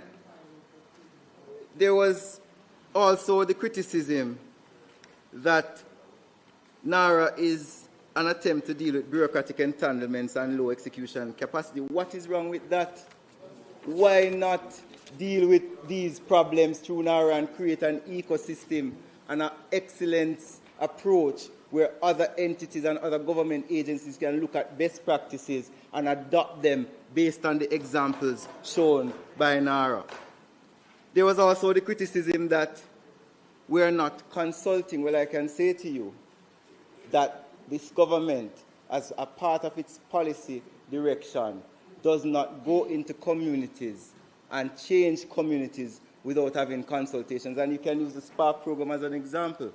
It was for the first time the people of Jamaica made a decision, another choice, as to which roads in their communities will be built. And the sad thing, Prime Minister, is that a lot of the members of the opposition are not happy with the choices of the people in the SPARK program and want to change it. But that's a debate for another day. Is you choose the road, is that me? You got 7 out of 10? You know. Do you know, Prime Minister? I am focused, yes. There is also the argument, Prime Minister, which has been debated ad nauseum, that this entity does not have a governance board. But Parliament is not confined to one template for a statutory body. And Parliament may design a specialized executive-led body if a national problem requires concentrated responsibility. NARA does not mirror a conventional board-driven authority. What we have done is we have looked at all the best practices that we have, and we have crafted an organization that is fit for purpose for the emergency that we currently face. So we have taken some from statutory bodies, simpliciter. We have taken some from executive bodies, and we have made NARA. There's no problem in that. And then there's the criticism, Prime Minister, that we moved it from $150 to $15 million. And I ask the question, what is wrong with that? What is wrong with having more private sector entities being able to invest in more projects in Jamaica? It can be a straw man when you raise it. There is also the criticism that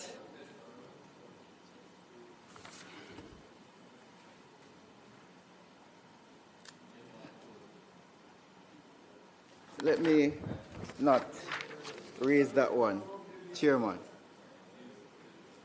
Madam Speaker, we have designed a bill fit for purpose. We have designed a bill that will assist in our recovery. We have designed a bill that is accountable and subjected to the accountability frameworks that exist in our country. We have designed a bill that is going to transform Jamaica and bring additional growth and resurgence to our country. We have designed a bill, Madam Speaker, in the best interest of the people of Jamaica, and I know that the people of Jamaica will continue to support the bill as they have been doing throughout this debate.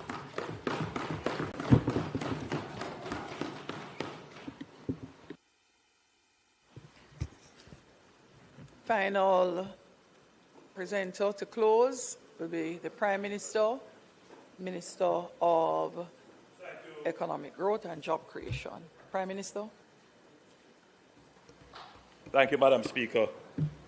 Before I begin the closing remarks, I ask for your indulgence and the indulgence of members in offering a comment on the procedures of the House. The use of points of order. I believe Member Hilton on that side, let me survey, Member Hilton would agree, and the Leader of Opposition Business, member from Kingston Eastern and Port Royal, would agree that the use of the standing of the points of order would not be for trivial purposes or routine, that they were really used when a member felt that there was a contravention of the rules of the House, specifically the rules governing debates. We emerged a convention where members would rise to their feet and claim a point of information or a point of clarification. And the convention was that the member who had the floor would yield. And I recall those days quite clearly when members would stand and say, point of information, Madam Speaker, and the member opposite would yield. Or sometimes the member rising on a point would not even say what it is. He would just say, could you yield, member? And that was the convention. And forgive me, member from South St. Catherine would have been there as well. It has changed a bit, and we have sought to use the points of order where they really should not be used. And I would just want to encourage members, for the good order of the House and its proceedings, that we revert to the time-tested, tried and proven conventions that have served us well.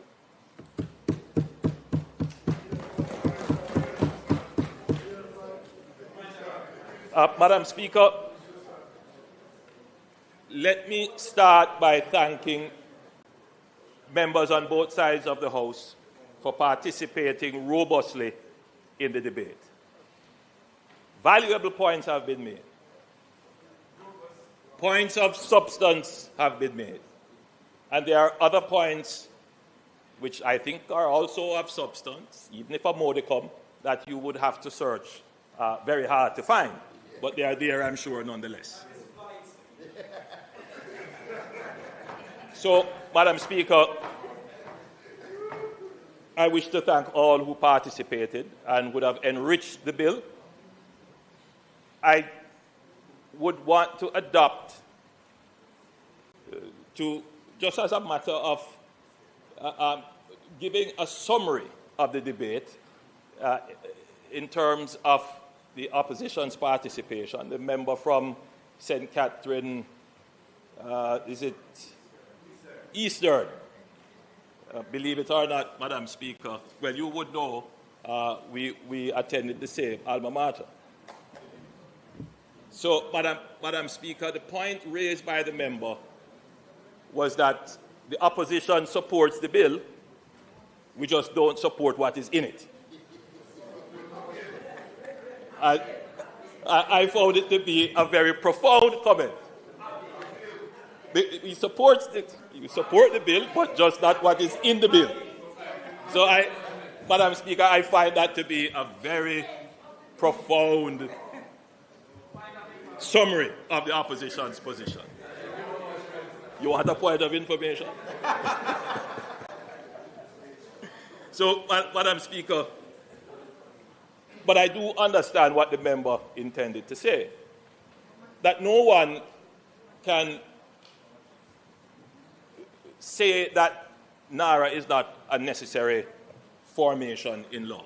No one can say that having a structure to manage recovery is not something that is defensible and necessary. So I think there is the starting point, that NARA is necessary.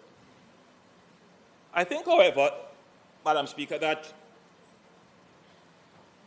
if I am permitted to offer some philosophical perspectives on the differences, that there is a very deep mistrust of government in the country, very deep. But underneath the mistrust of government generally, there is an even greater mistrust of executive power.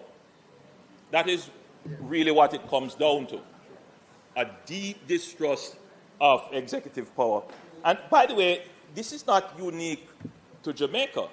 It is a worldwide phenomenon for countries that have what is described as a liberal democracy. The democracy is liberal precisely because executive power is controlled and in many instances restrained. The challenge comes, Madam Speaker, when democracy cannot bring prosperity. That is where the challenge happens, because the assumption is that democracies will automatically bring prosperity to people. And that thinking is sometimes challenged in certain quarters. But I continue to maintain that democracy is the best form of government that we have. And that we must make our democracy work to deliver prosperity. The challenge is, how do we use executive authority without it trampling on the rights of the people? That is always the challenge. And that's why our system is designed as it is, where the members of parliament should come vigorously defending their positions to ensure that executive authority is restrained, but we have to be careful that executive authority is not constrained. Because it is in the constraining, the over-limiting of the actual power to execute that the prosperity is actually delivered. And I will say this, Madam Speaker, that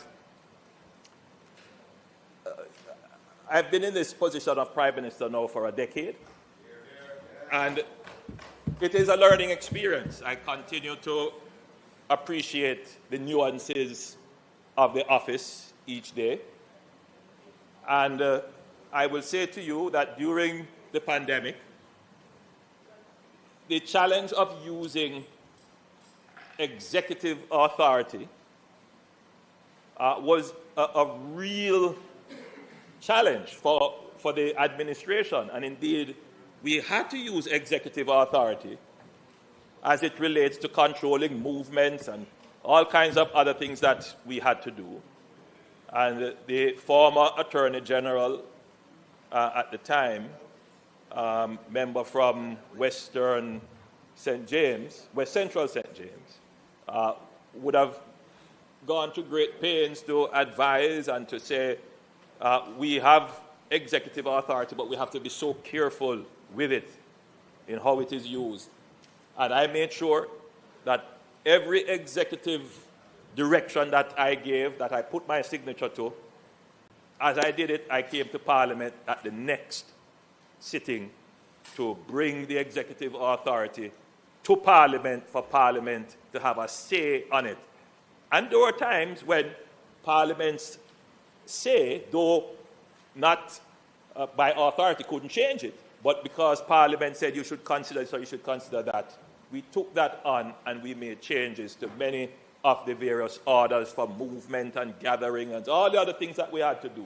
That was, for me, at that time, the ultimate exercise of the executive authority. The lesson learned from it is that in a democracy, executive authority overused can be dangerous even for the person using it. No matter what, it leads to suspicion, frustration, and the view that you are restricting the freedoms of individuals at your own whim. And I would say that I suffered from that during the pandemic, even though in my mind I was acting to support and to promote the health and safety of the public. But there are many Jamaicans who felt that I restricted their movement.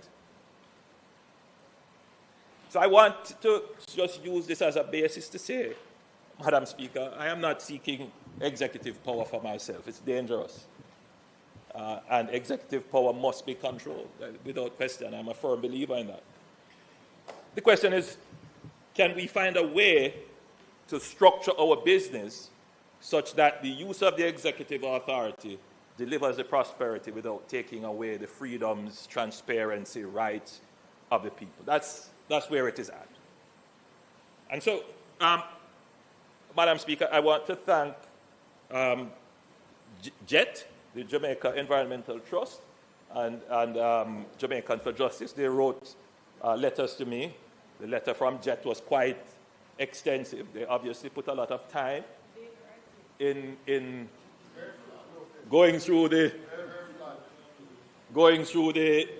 bill. They did take the time. And I have to say this, Madam Speaker, because lots of times there are persons who will just hear what is said, look at the headlines, don't know any details, form an opinion because there's always something called confirmation bias. Somebody who you like said something that you like, and therefore that's your position, without doing the research. It's obvious that these two groups did their research and they put forward their concerns. I will say, Madam Speaker, that not everything that is proposed can be legislated, and not everything that can be legislated should be legislated. And the persons who are drafters, persons who understand the law far better than I do, would agree with that point, that you want the legislation to, one, be consistent with legislation that already exists. You want it to be consistent with the Constitution, and you want your legislation not to be complicated. You can have complex legislation, but you want the legislation to be easily interpreted, well understood, and direct and to the point. And so we try to bring a legislation here that creates a framework that is easily understood, easily interpreted, and gets to the point of what it is we want to achieve. So that's one thing. I will say a few other things Madam Speaker, if the members give me their attention a little longer. There is a point about bringing the bill to a joint select committee. Let me be clear. We, on this side, we have taken a decision that, as far as possible, we're bringing all our bills to a joint select committee. That's a decision that we took after the experience with the NIDS. Subject, of course, to emergency situations or great urgency. I have heard the undertaking that there would be a commitment on the side of the opposition to have the Joint Select Committee turned around very quickly. And we accept the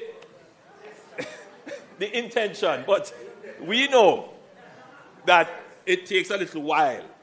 And on average, you're looking at 3 to 6 weeks at the minimum, and sometimes even longer.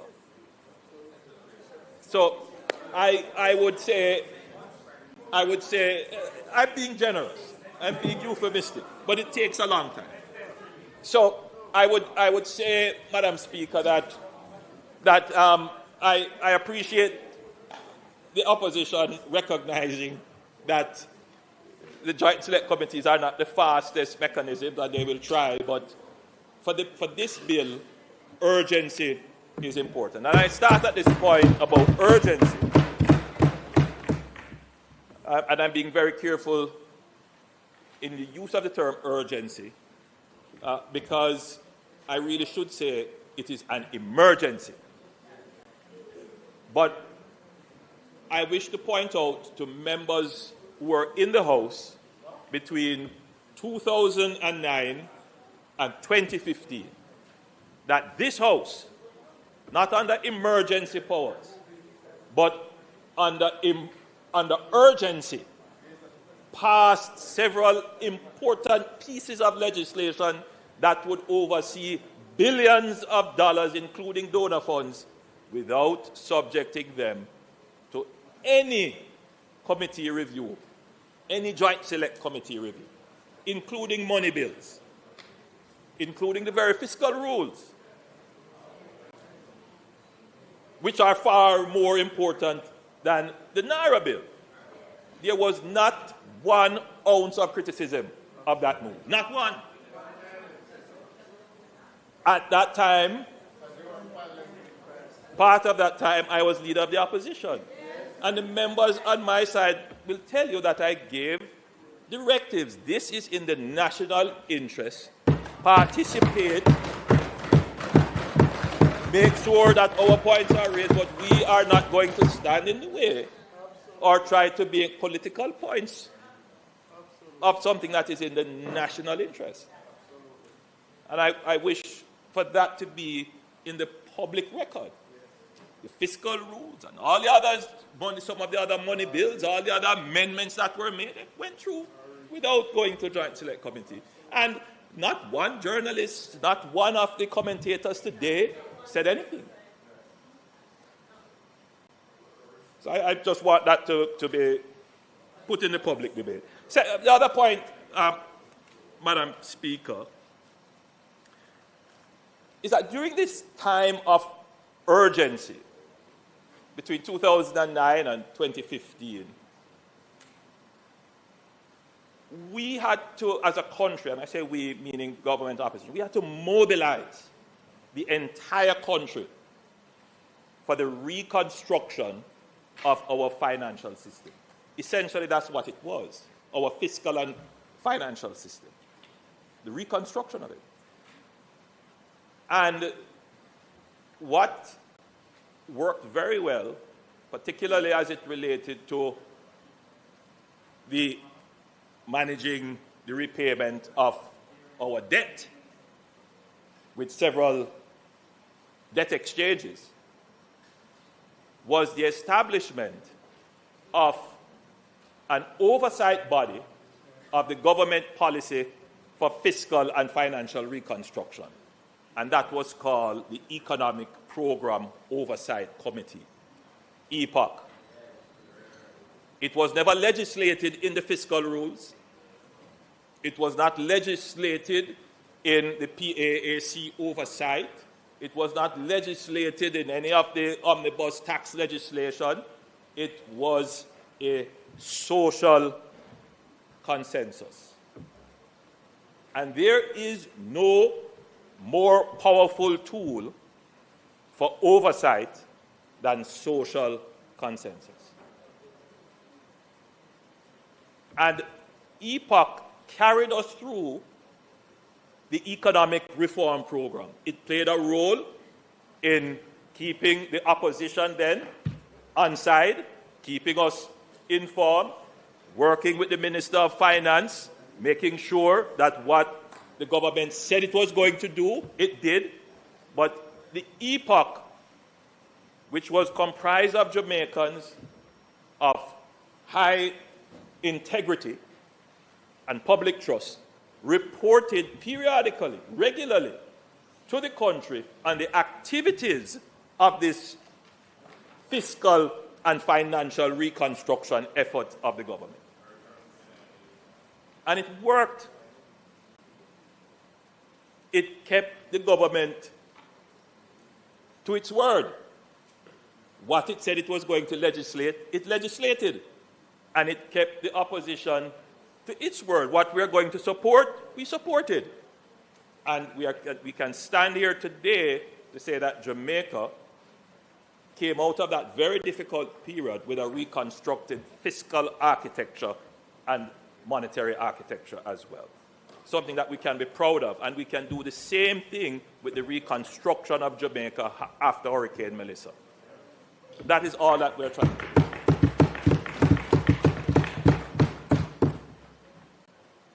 Madam Speaker, permit me to return to this concept of the use of executive power, because it's fundamental to what we are doing here. Now, when we were contemplating how to structure NARA, a thought was put on the table. Why not make NARA a department of government? Now, if we made NARA a department of government, would there be a board? Would it be illegal to make NARA a department of government? Are departments of government legitimate structures of how government organizes itself? Of course. Of course. In other words, it is not unusual. There's nothing wrong with that. The authority then would flow flows cabinet, minister, permanent secretary, ministry employment. But we know that departments are further decentralization of executive and civil service powers of an entire ministry. But you can decentralize even further by putting in an agency. And that agency could be a corporation, or it could be a statutory body, or it could be an executive agency. And I just want to pause at that point.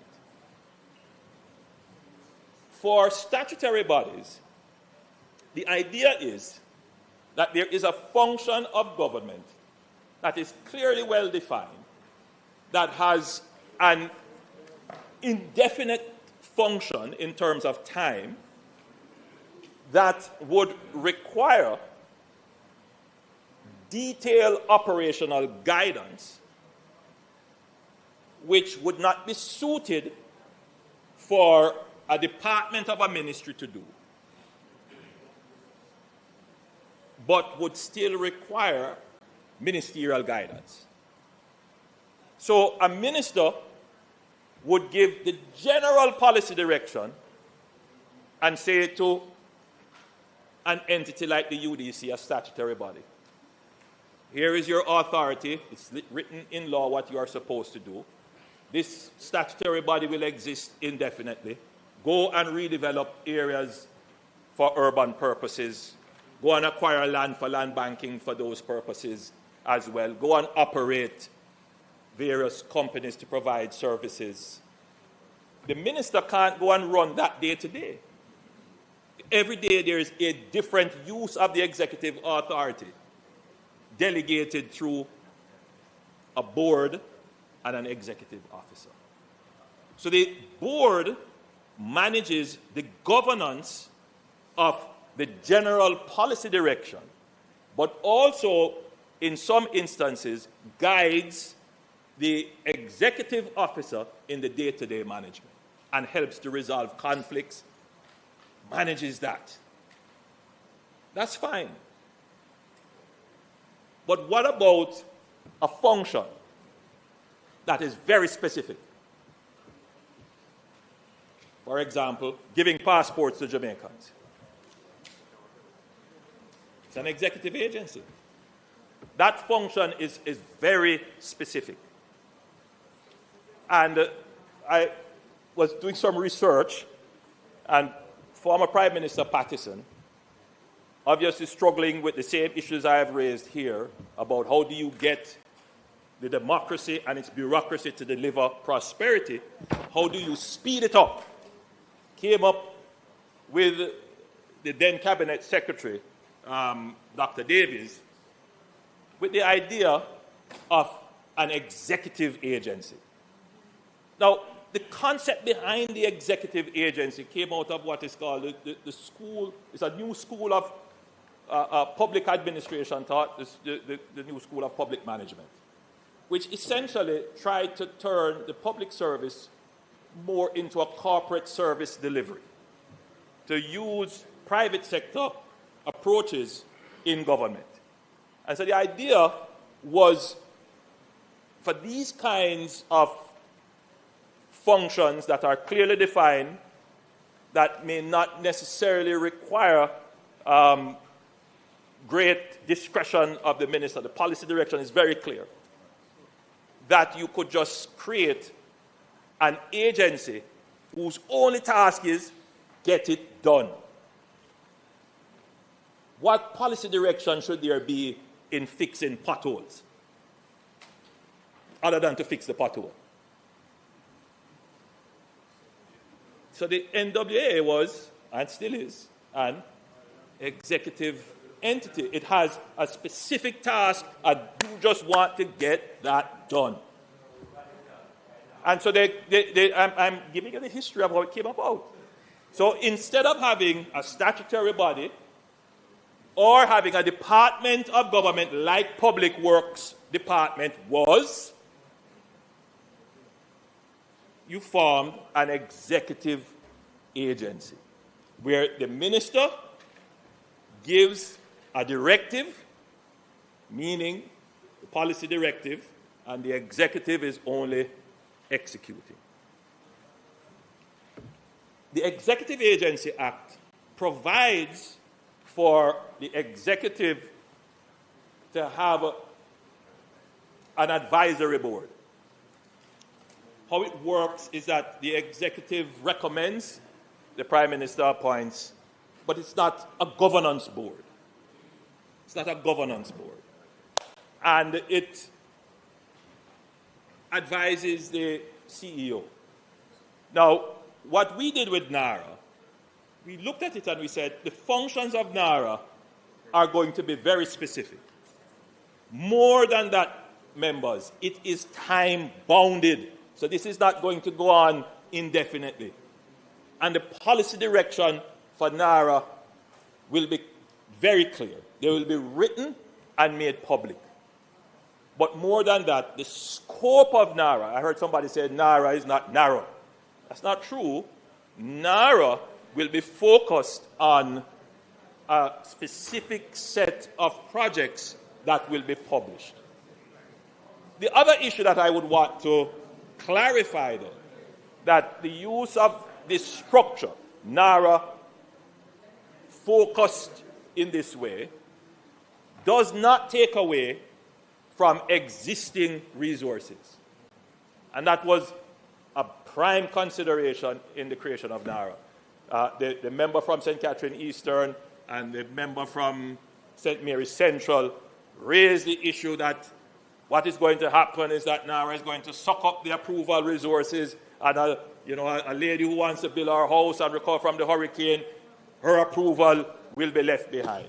That is not true, member, and you should take great comfort that that is not so. And so the lady who is listening and feels that you are representing her should have great comfort that that is not the case. That NARA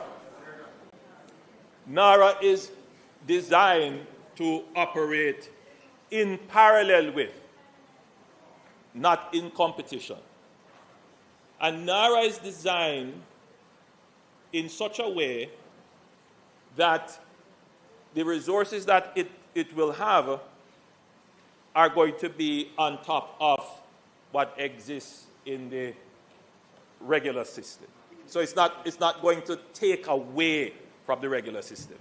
And just to be clear, when Hurricane Melissa hit, my direction was the half of Jamaica that was not hit needs to work twice as hard to make up for the part of Jamaica that was hit. And, it's clear that the productive elements in the country that were not impacted, they have put out the effort. And those who were impacted, they have also put out the effort. And what we are seeing is that the recovery is going to come much sooner than we had initially predicted. And so in no way would we structure NARA for it to take away from the regular resources that we are encouraging to work even harder. So NARA will not take away from the regular resources. No. Sorry, Prime Minister. House Leader.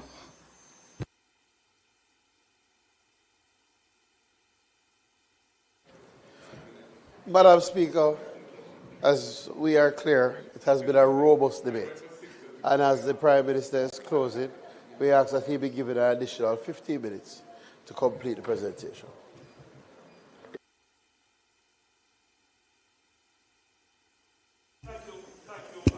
Hold on, Prime Minister. The question is that the Prime Minister be allowed 15 minutes to complete his presentation. Those in favour? Those against? The ayes have it. Mike, Prime Minister. The other area of concern seems to be that it is the Prime Minister who appoints the CEO. So there are different methodologies of appointing CEOs, depending on the structure that is employed. It is not unusual for the appointment to be from the Prime Minister for certain entities. No, there are some entities that the Governor General appoints. But it's not unusual for the Prime Minister to, or the Minister in charge of the industry, the ministry to appoint.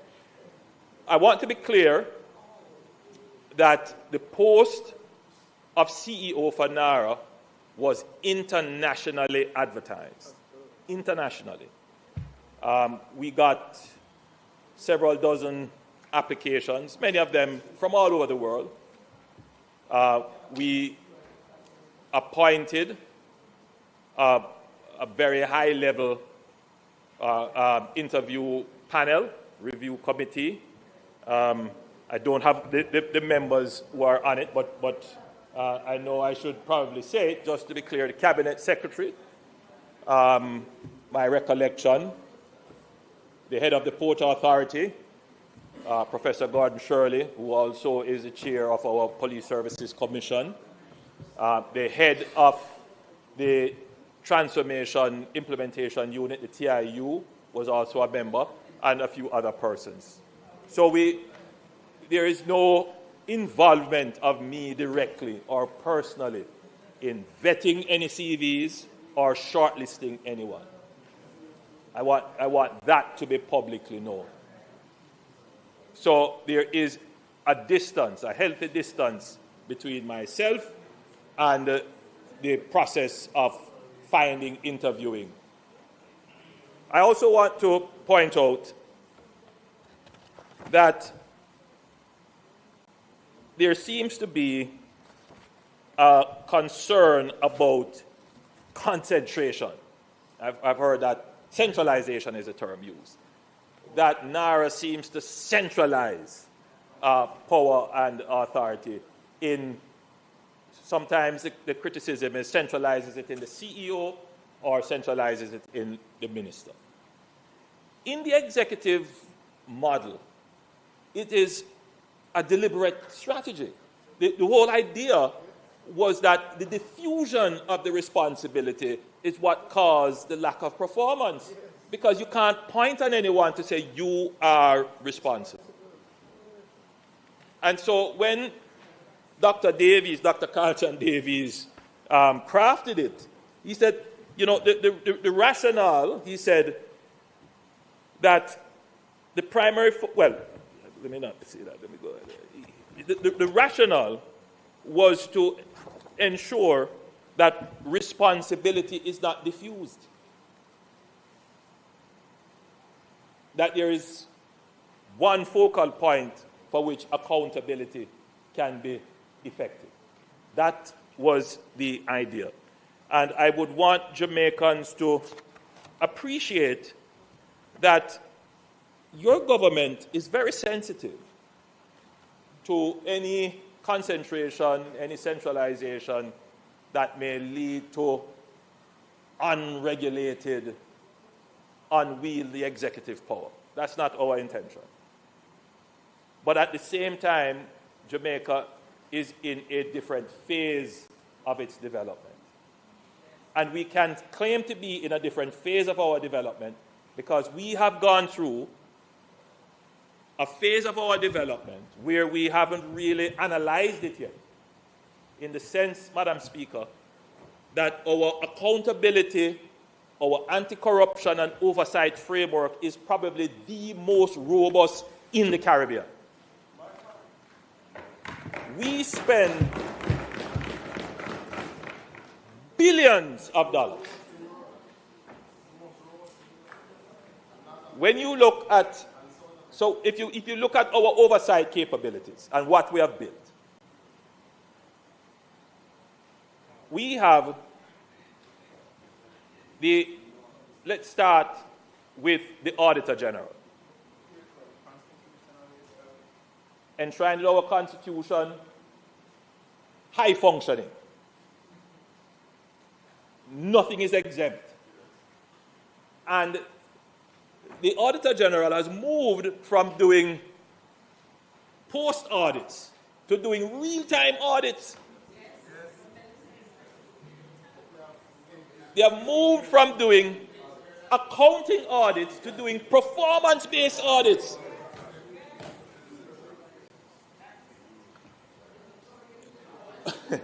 We have the Integrity Commission. We have the Corruption Prevention Act, which defines in a very comprehensive way corruption and as an entity to prosecute it. Outside of that, we have MOCA, not a part of the IC framework, but acts in that way on specific major organized corruption activity. Then we have the PAAC. Bear in mind that the PAAC is maybe it's 20 years old now, about 20, maybe 20, yeah. I brought the resolution to this House to reinstate the PAAC. And it has been very effective and was reformed to be the oversight of Parliament of the economic program of the fiscal rules. Our budget now must go through the PAAC. There is no entity of government that can escape the oversight of the PAAC, and that body is chaired by the opposition and must continue to be chaired by the opposition. It is important that it is chaired by the opposition. So the oversight function of the government apparatus is significant. So when I spoke earlier about ensuring that legislation is efficient, you can't come back here now and then legislate a new framework separate and apart from the framework that is already legislated. We have a strong framework. Let the framework for oversight work. Every day, listen, the persons who are advocates for anti-corruption, they must continue to push. You can't ease up because you don't want government to become relaxed. But the Parliament has to be careful that it does not smother and suffocate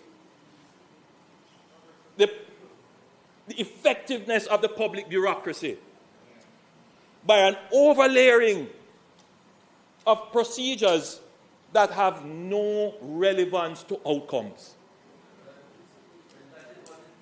So we have gone through this phase in our development where we have been highly focused on anti-corruption. We must continue, but we are now going into a different phase where we have to ensure that our bureaucracy is efficient.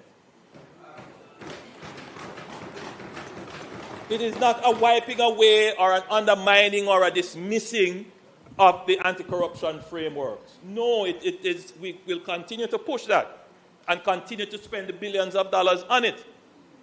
But democracy must deliver prosperity. And I am not the only one speaking in frustration about the slow pace of the government.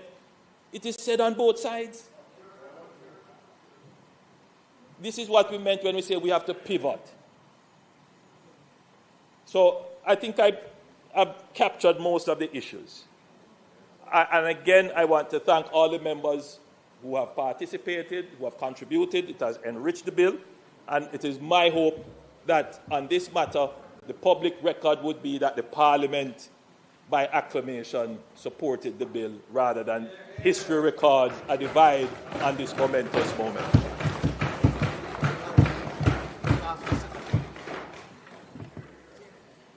Madam Speaker, I now ask for the second reading of the bill.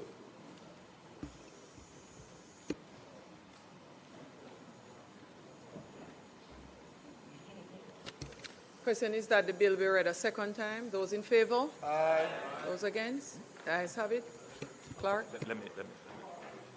A bill entitled, An Act to Make Provision for the Management and Implementation of the Post-Disaster Reconstruction and Resilience Efforts consequent on the passage of Hurricane Melissa, and for resilience, generally, to establish the National Reconstruction and Resilience Authority, and for connected matters read a second time. Thank you. Marshall? The House will now resolve itself into a committee of the whole House to consider the bill clause by clause.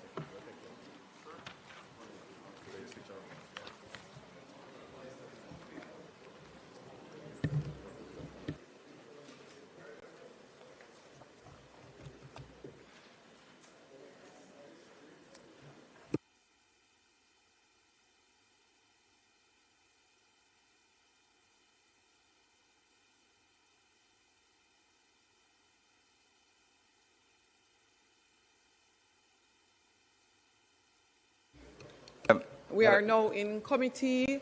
Minister, would you be so kind as to indicate, as per our usual procedure, how you wish to proceed? Madam Speaker, we have some amendments to the bill. We do not have any amendments to Clause 1, so you can put Clause 1. Members, the question is that we put Clause 1. Those in favor? Aye. Those against? The ayes have it. Madam Speaker, I know that the amendment sheet would have been distributed. In Clause 2, in the definition of approving entity, we want to delete the words local authority or public body, and substitute, therefore, the words public entity. That's one amendment. Second amendment to clause 2. In the definition of public body, delete the words but does not include an executive agency designated under the Executive Agencies Act. And the third amendment for clause 2, insert in their correct alphabetical sequence the following definitions. Public entity means a department or an agency of the government, a local authority, or a public body.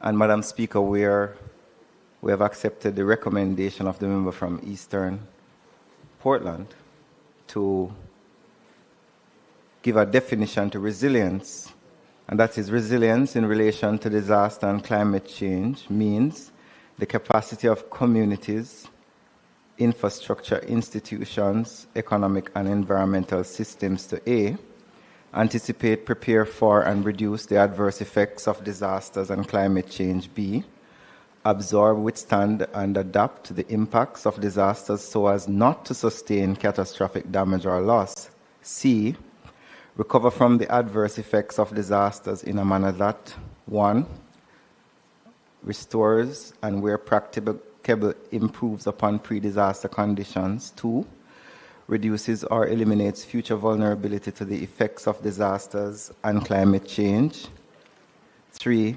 maintains or improves the social well-being, economic productivity, and environmental integrity of affected communities. I wish to put clause 2. You may go ahead, Opposition Leader. Yeah, before clause 2 is put, I noticed that there's a subsection 2 in clause 2. I have no objection to the amendments as proposed to clause 2. I had pointed out that the exclusion of executive agencies in the original bill could be problematic, and I see that that exclusion is being deleted. But in subsection 2, or subclause 2 of clause 2, it allows the minister by order to amend a definition in the Act. Normally, powers to amend given to a minister in relation to legislation deal with things like monetary values, such as fines, because those over time can become redundant and so on. But to amend the drafting of a provision, a definition, in this case a definition of works, is very unusual. We don't normally give a single person in the executive the power to amend legislation, especially without it being subject to affirmative resolution, having to come to the House and the Senate for approval, because the legislation itself has been passed by the House and the Senate, or will have been before this can become law. So I think if you intend to keep a provision allowing the definition of works, which seems very comprehensive already, I'm not sure why it was seen to be necessary to have a provision allowing the minister to amend the definition of works. It's a very comprehensive definition. Works includes A, the carrying out of any of the following activities, namely construction, reconstruction, assembly, altering, manufacturing, processing, fabrication, erection, instrumentation, installation, fitting out, improvement, commissioning, decommissioning, demolition, clearance, land remediation, maintenance, repair and renovation involved with building, civil engineering, structural engineering, electrical engineering, mechanical engineering, and other engineering and technology projects, and B, goods and services incidental to the carrying out of the activities referred to in the paragraph I just read. It's a very broad, it's an immensely broad provision as is. I'm not sure what the motivation was to allow the minister to alter it. But if that's going to happen, that must come to Parliament in our submission.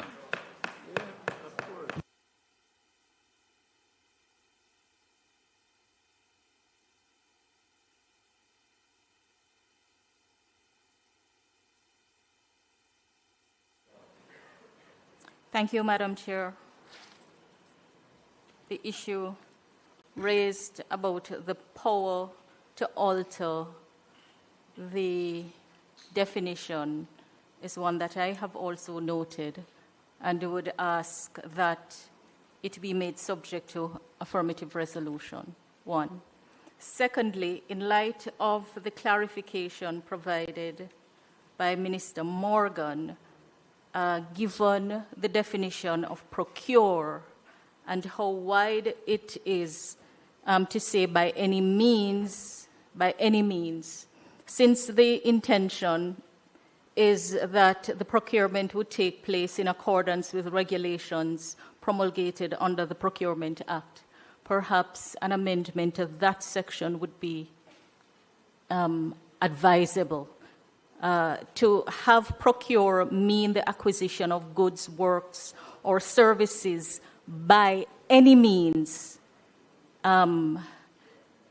is very wide. But the clarification was provided that it really will be done in accordance with the regulations that would be promulgated under Section 3 of the Procurement Act.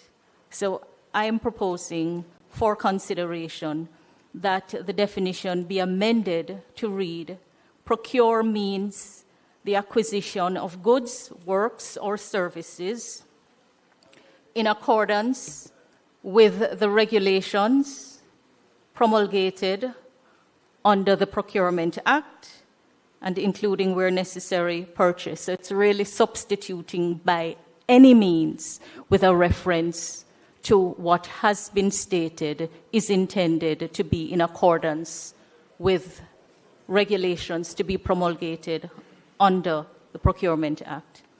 It's the second. The third point in relation to Clause 2 is the definition of approving entity.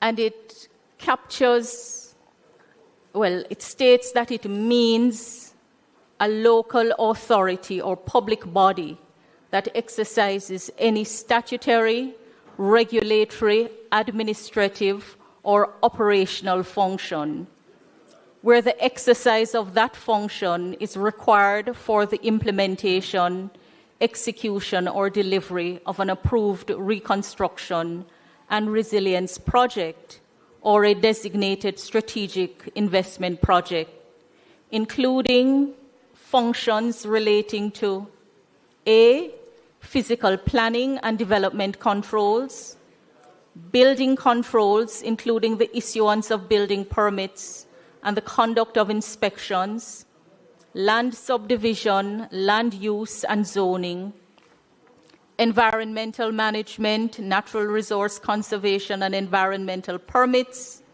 approvals relating to water supply, sewage and drainage, roads, highways and transportation infrastructure, electricity, telecommunications and other utility services, and disaster risk management and hazard mitigation.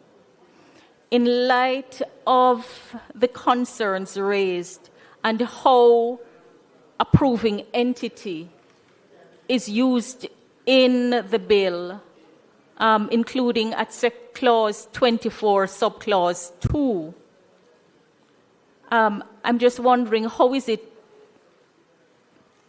contemplated that the exercise of the statutory functions and the regulatory functions will not be problematic?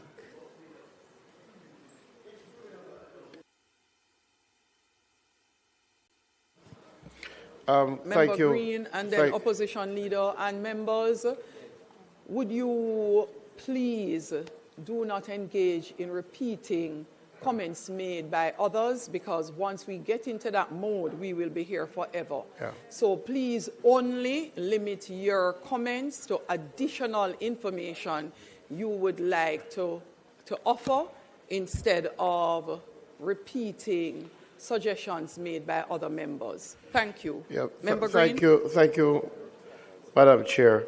I support the suggestion of the member from West Central in relation to the, in Clause 2, definition of works, that we insert the phrase that the minister may by order subject to affirmative resolution. I think that would satisfy the leader of the opposition, just to ensure that there's oversight in relation to any change to the definition, but still achieve the overall objectives of its inclusion. Outside of that, Madam Speaker, I think when the members spoke in relation to procurement, I think there isn't need for any changes in relation to that definition. I think clearly this law is subject to other laws and regulations that are part of our framework. And I think in relation to Clause 2.1, approving entity, but I think Member Fort really put it on the table as to how it would operationalize. I do not believe any change is needed in relation to that part of Clause 2. So I would suggest that outside of the changes already put forward, the amendments, that we also amend to include by order subject to affirmative resolution in 2A. Member. Yes, if I may just. After opposition leader, then Member Hilton. Just two comments. I'm trying to be brief. The Prime Minister gave an assurance that there would be an order made under the Public Procurement Act. And in fact, I think Minister Morgan repeated that in his presentation on the bill today. Absent that, on the face of it, the two pieces of legislation don't synchronize.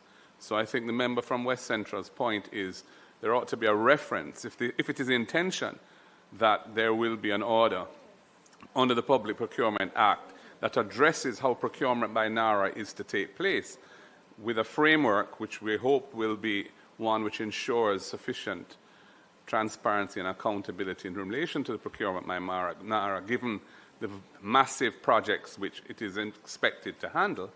I think there ought to be a reference. So I would support that point. The other point I want to make, there's no definition of projects in the bill. Now, in Clause 4, which is the functions of the authority, there are numerous references to the word project. Elsewhere in the bill, there are two categories of projects. There are the approved, one second please, there are, I want to get the phrase correct, the approved reconstruction and resilience projects, which as I understand it would be driven by the cabinet and would be public sector projects largely, though they could have partners. And then there are the private sector ones, which are the designated strategic investment projects. Those are two kind of terms of art used in the bill elsewhere. Those two. Now, what isn't clear is whether NARA is limited to those two categories of projects, the approved reconstruction and resilience projects, which are driven by the government, and the designated strategic investment projects, which are driven by the private sector, or whether under Clause 4 of the bill, it is anticipated that NARA would also be able to embark on other projects not necessarily driven by cabinet. And that's an important policy decision which I think should be clear in the legislation. So if that were so, if the feeling was that the two categories of projects are really what NARA is to concern itself with, then there should really be a definition of projects in Clause 2, in the appropriate alphabetical sequence, that says projects means approved reconstruction and resilience projects and designated strategic investment projects. So that would clarify that the regime which is created in other parts of the Act, which is a developed regime, would be limited to those things, and that there isn't scope for other things that don't fall under that. If that is the intent. If it's not the intent, then I think it should be made clear that it's adding words, such other projects as NARA may choose to or may execute from time to time, or something along those lines. But the use of the word projects on its own, wherein you have those two categories used elsewhere, to my mind, creates a certain lack of clarity as to the scope of NARA, which is, I don't think we should have that lack of clarity. There are no other projects that Yes. are Minister Morgan, I know you are piloting.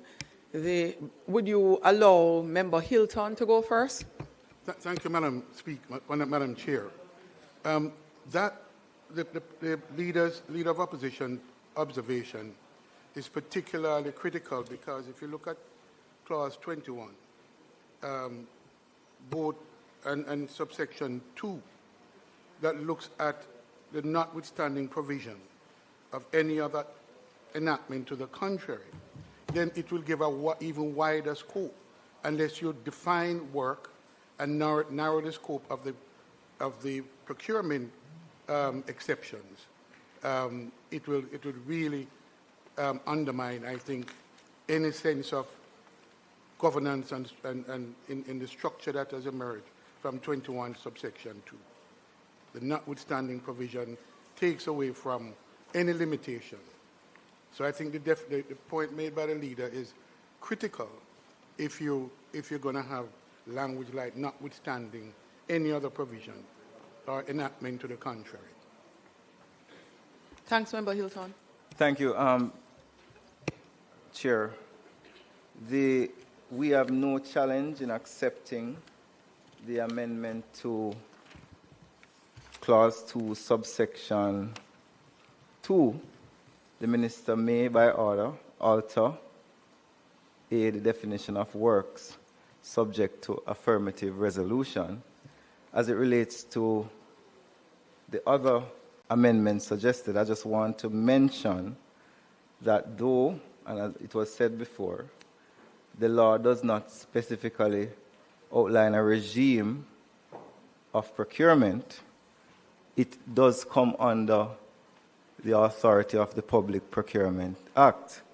And I will repeat again, Section 3, subsection 3, where the Minister will or may, the Minister may by order, subject to affirmative resolution, declare that this act or any provision thereof shall not apply, and the Minister will be bringing a resolution.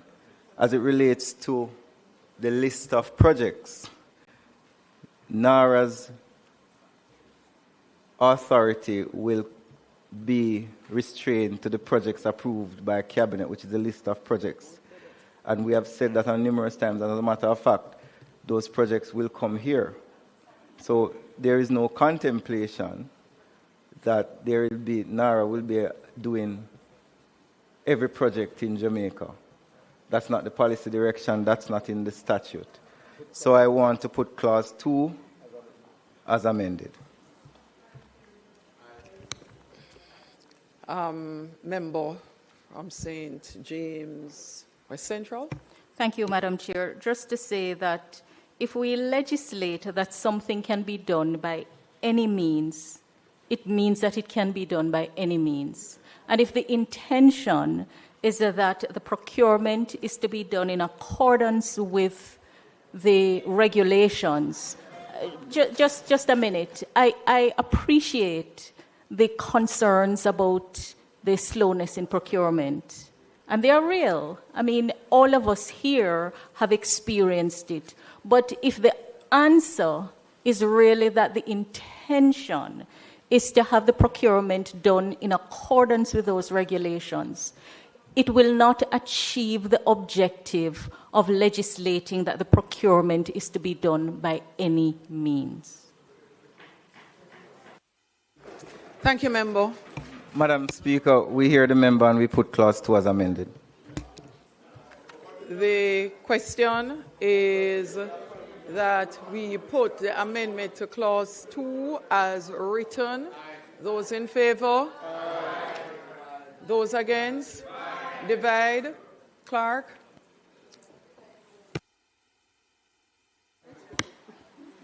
Mr. Azan?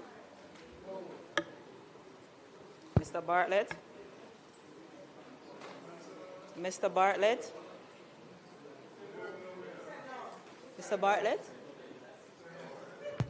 Members, could you answer loud enough that the clerk is able to hear?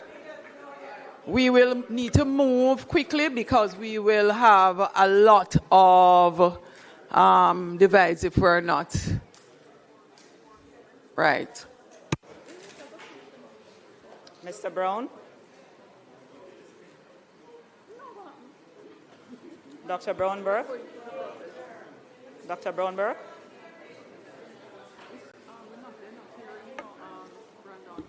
Mr. Buchanan? Mr. Bunting? Ms. Burchell? Dr. Campbell? Dr. Chang? Mr. Charles? Mr. Chuck? Mr. Clark? Mr. Cousins? Mr. Crawford? Ms. Crawford? Ms. Crawford? Mrs. Cuthbert Flynn? Ms. Daly?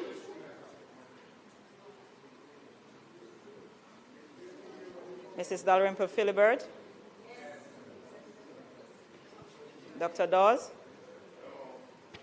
Mr. Golden? Mr. Gordon? Ms. Grange?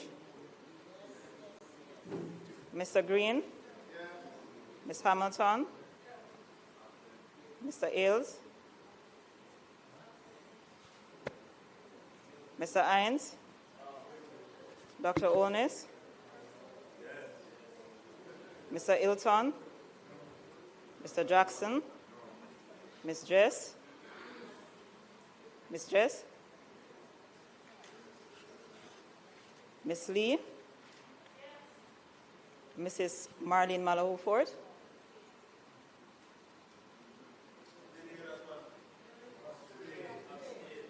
Ambassador Marks? Mr. Main? Mr. Mackenzie? Mrs. Miller Bennett? Mr. Montague? Mr. Morgan? Mr. Morris? Ms. Morrison? Mrs. Nita Garvey? Mr. Newell? Mr. Paulwell? Mr. Phillips? Ms. Perkins? Mr. Robertson? Mr. Robinson? Dr. Russell? Mr. Samuda? Mr. Seavright? Ms. Shaw? Mr. Smith? Mr. Terlong? Dr. Tufton? Mr. Darrell Vaz? Mr. Dwayne Vaz? Mr. Warmington? Dr. Wheatley? Mr. Delroy Williams? Mr. Donovan Williams? Mrs. Williams? Mr. Witter?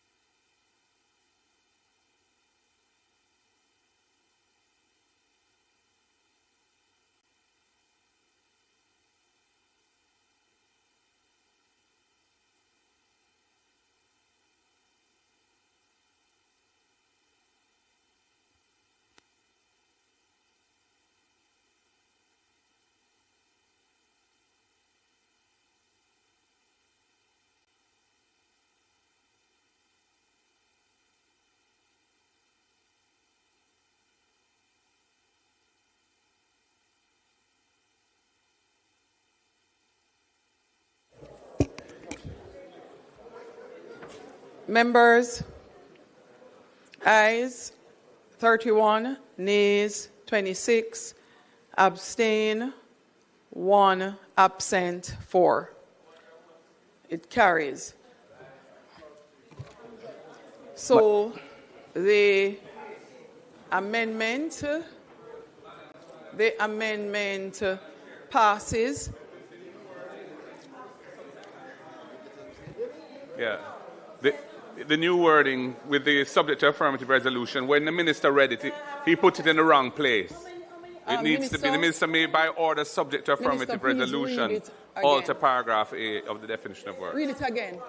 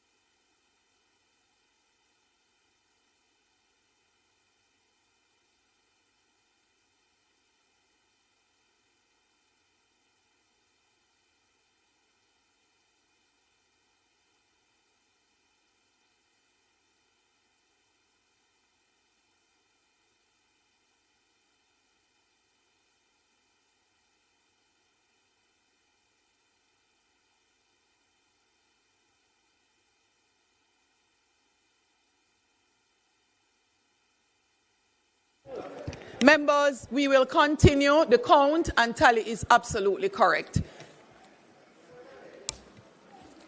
The amendments passed based on the vote. I now put clause 2 as amended.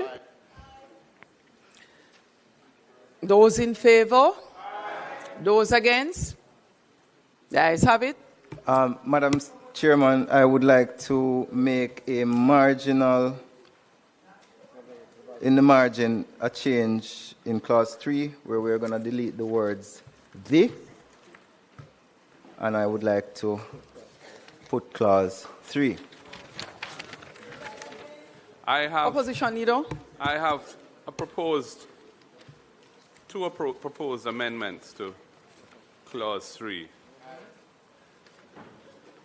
I want to move the following amendment, that there be a subclause 3 added. 3 what? That would state that the function, and the reason for this, this proposed amendment, is the fact that in clause 25 of the bill, where it speaks to designating these strategic investment projects, these designated strategic investment projects, one of the criteria for doing so is that the project contributes to the achievement of the purposes of the Act. And the Act lacks any statement of its purposes. So I wish to make that clear by adding a subsection 3 to the clause 3 that would say the purposes of this Act are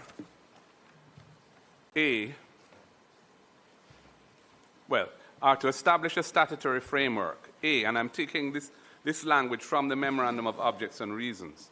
So it would say, the purposes of this Act are to establish a statutory framework, for the efficient, coordinated, and transparent management of extraordinary time-bound reconstruction and resilience efforts to focus on building back better to withstand future climatic and geophysical events. B, to create a more robust, climate-resilient infrastructure, encouraging better land use planning. C, to expedite private and public-private investment in priority sectors that address the structural economic vulnerabilities arising due to climate-related disasters. And D, to enable growth and diversification of Jamaica's economic base. Those are all lifted from there, except rather than, the only change I've suggested is that rather than make a specific reference to Hurricane Melissa, since this is going to be, there may be other events, I just said climate-related disasters. That's reasonable.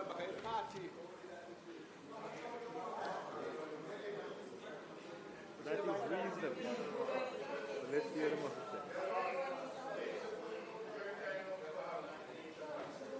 Opposition Leader, are you finished? I am finished for that, yeah. You may go ahead. All I would say is that that exact suggestion was a matter that was contemplated in deep detail with the legal advisors of the government, and we were advised not to pursue that route. I wish to put clause 3. Members, those in favor? Those against? Divide. Go ahead. Go ahead, Opposition Leader. The Memorandum of Objects and Reasons is strictly speaking not part of the legislation. It's attached to a bill to guide the House.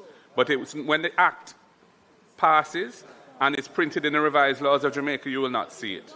So this is why it is important, given that there's a specific reference, as I've said in clause 25, to the purposes of the Act, that those purposes should be manifest when you read the Act. Whatever the legal advisors to the government may say, this is a lacuna, a gap, and it's a serious omission. Yes.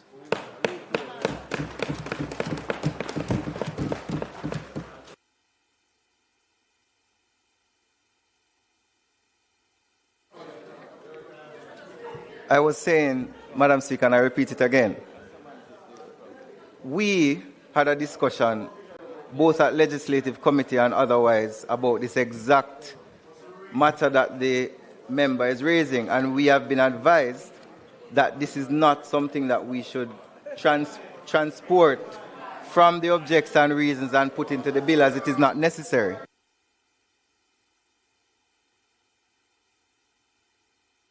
Divide. The members called for a divide. Clark.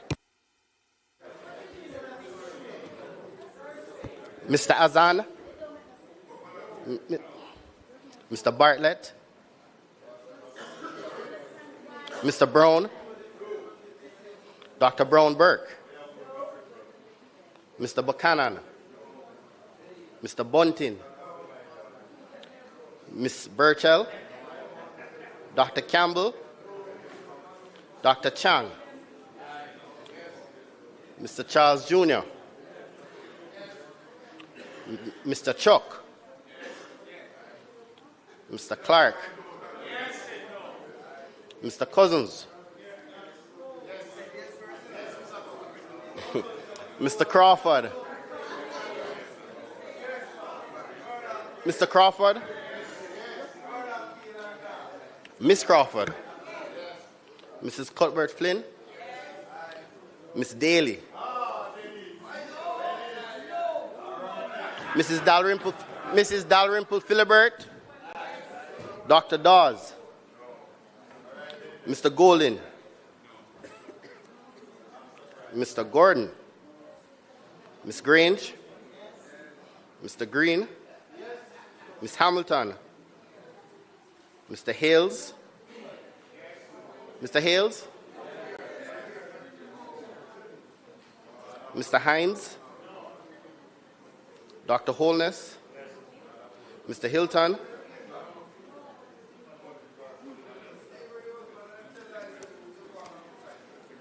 Mr. Jackson, Miss Jess, Miss Lee, Mrs. Malahoo Fort, Ambassador Marks, Mr. Main, Mr. Mackenzie, Mrs. Miller Bennett, Mr. Montague, Mr. Morgan, Mr. Morris, Ms. Morrison, Mrs. Nita Garvey, Mr. Newell, Mr. Paulwell, Mr. Phillips, Mr. Phillips, Ms. Perkis, Mr. Robertson, Mr. Robinson, Dr. Russell, Mr. Samuda, Mr. Seavright, Ms. Shaw,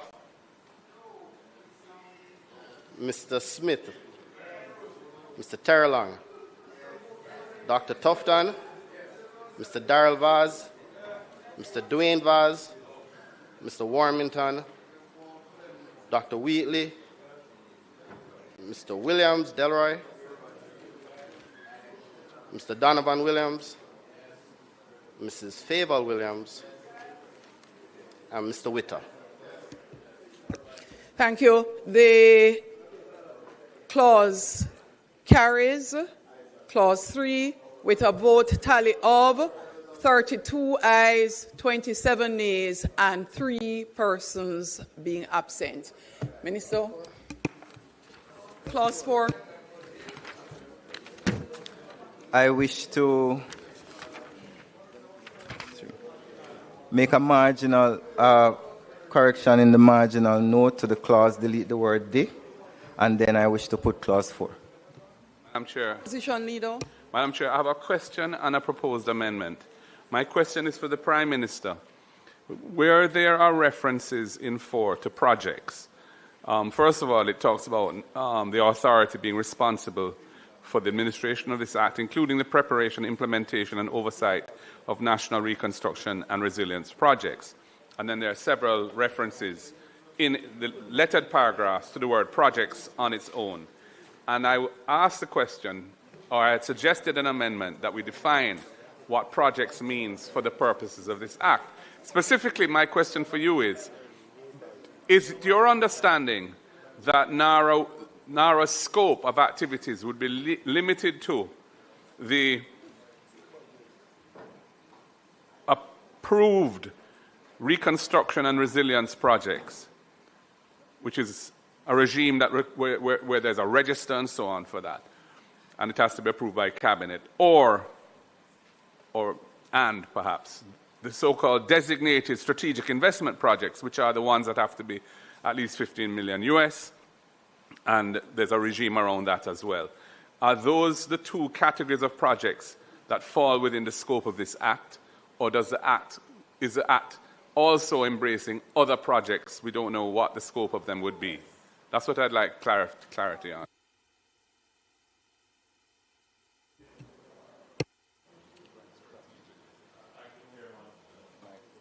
Thank you, Chairman. Let me see if I can bring some clarity to the question raised by the Leader of the Opposition.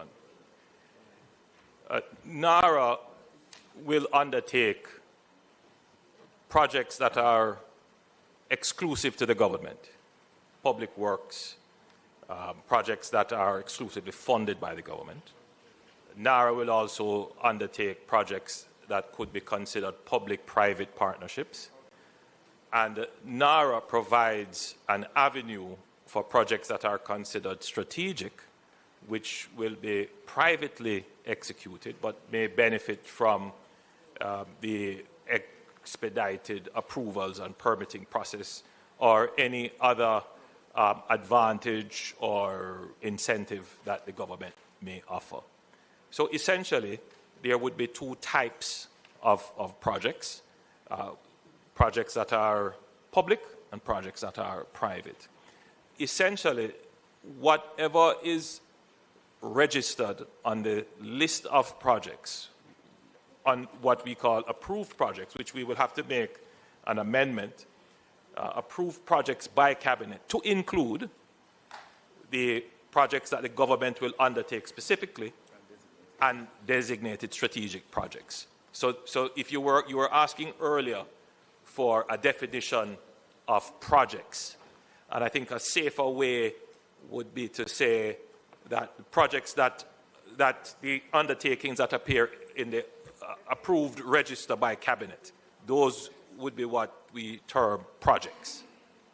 I think that would be add a little bit more clarity if it is that it is needed to define what is a project. Because the truth is, Chairman and member, NARA cannot execute undertakings that are not approved by Cabinet and appear in the register. Opposition Leader, next would have been the member from St. James West Central. Member from St. James West Central, I believe the Opposition Leader would like to do a follow-up in respect of his question. Would you be so kind as to permit? Yes, so thank you for that. Prime Minister, the register deals with the approved reconstruction and resilience projects, which are the ones that Cabinet would have approved and would involve public resources. And then there's the designated strategic investment projects, which are private sector driven, but are also subject to some of the benefits that NARA can bring to them. So those are the two broad categories, and that's how projects should be construed in accordance with this act. That is what I wasn't seeking to define project other than to define the scope of NARA in relation to projects, because without that being clarified, one could argue that it could do other things as well, which I don't think is what the government intends. Okay. I also have an amendment to clause 4, but I'll defer to, if you'd like. Just go ahead, Opposition Leader. Then we'll take the member from St. James West and then the member from Portland East. I would like to propose an amendment to clause 4, subclause 1, and it is to re-letter the existing I to become J and to insert a new I. And the and at the end of H would move to the end of I, because the I would now be the penultimate paragraph. And it would say, it would read as follows. And this is reading from the opening words, what the drafters call the chapeau, the things that the authority shall do or shall not do. And the new J that I'm proposing would say, shall not discriminate on the grounds of political affiliation, religion, ethnicity, or any other personal characteristic.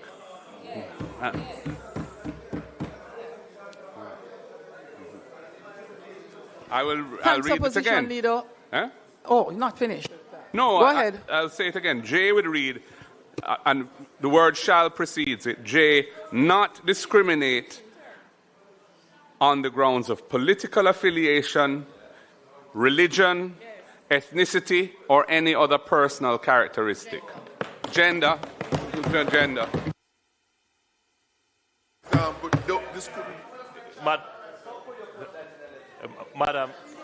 Madam Chair.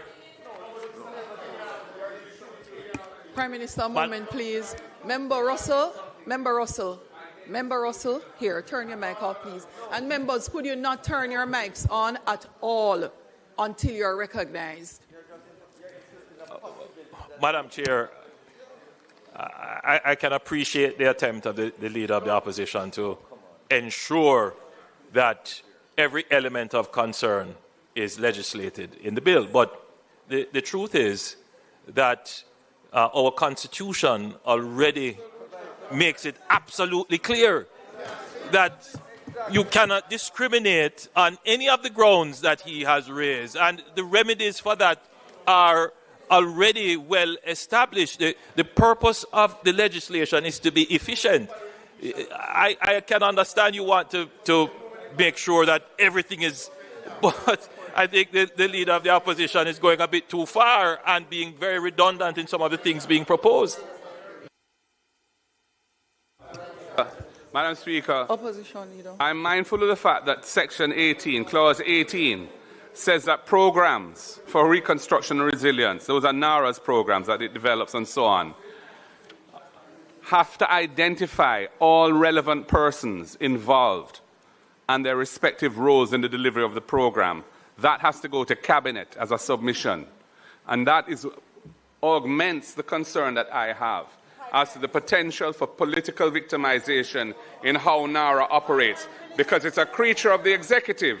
And we all know on this side, and I dare say that side would have felt this way in the past as well, when they were not in government, that political victimization is real and is a major concern for persons who are politically involved, especially at the grassroots level, but also professionals and business people. And so that is why I have proposed that amendment. Thanks, Opposition Leader. Next is the member from St. James West Central.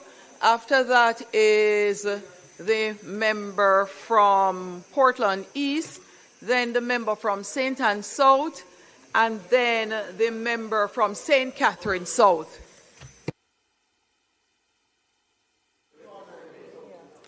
Thank you, Madam Chair. Seeking some clarification. The reference to cause projects, programs, and plans to include standards, specifications, and requirement. This is at clause 4.1f, as whether the intention is to have new standards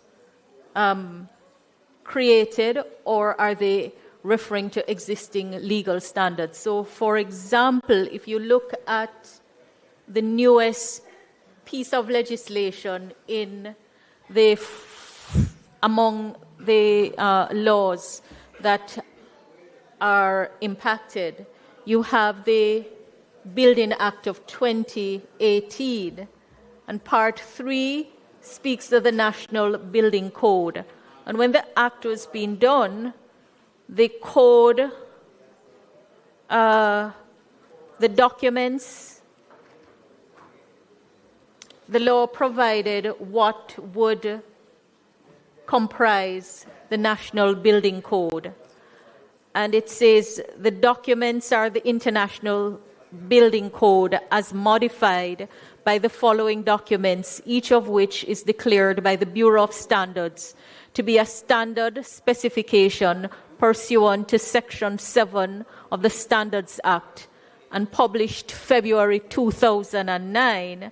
That is to say, Jamaica Standards, Jamaica Application Document for the International Existing Building Code, Jamaica Standard, Jamaica Application Document for International Building Code, Jamaica Standard, Jamaica Application Document for the International Residential Code Document, Jamaica Standard, Jamaica Application Document for the International Fire Code, Jamaica Standard, Jamaica Application Document for International Energy Conservation Code, Jamaica Standard, Jamaica Application Document for the International Plumbing Code, Jamaica Standard, Jamaica Application Document for the International Property Maintenance Code, Jamaica Standard, Jamaica Application Document for the International Mechanical Code, Jamaica Standard, Jamaica Application Document for the International Private Sewage Disposal Code,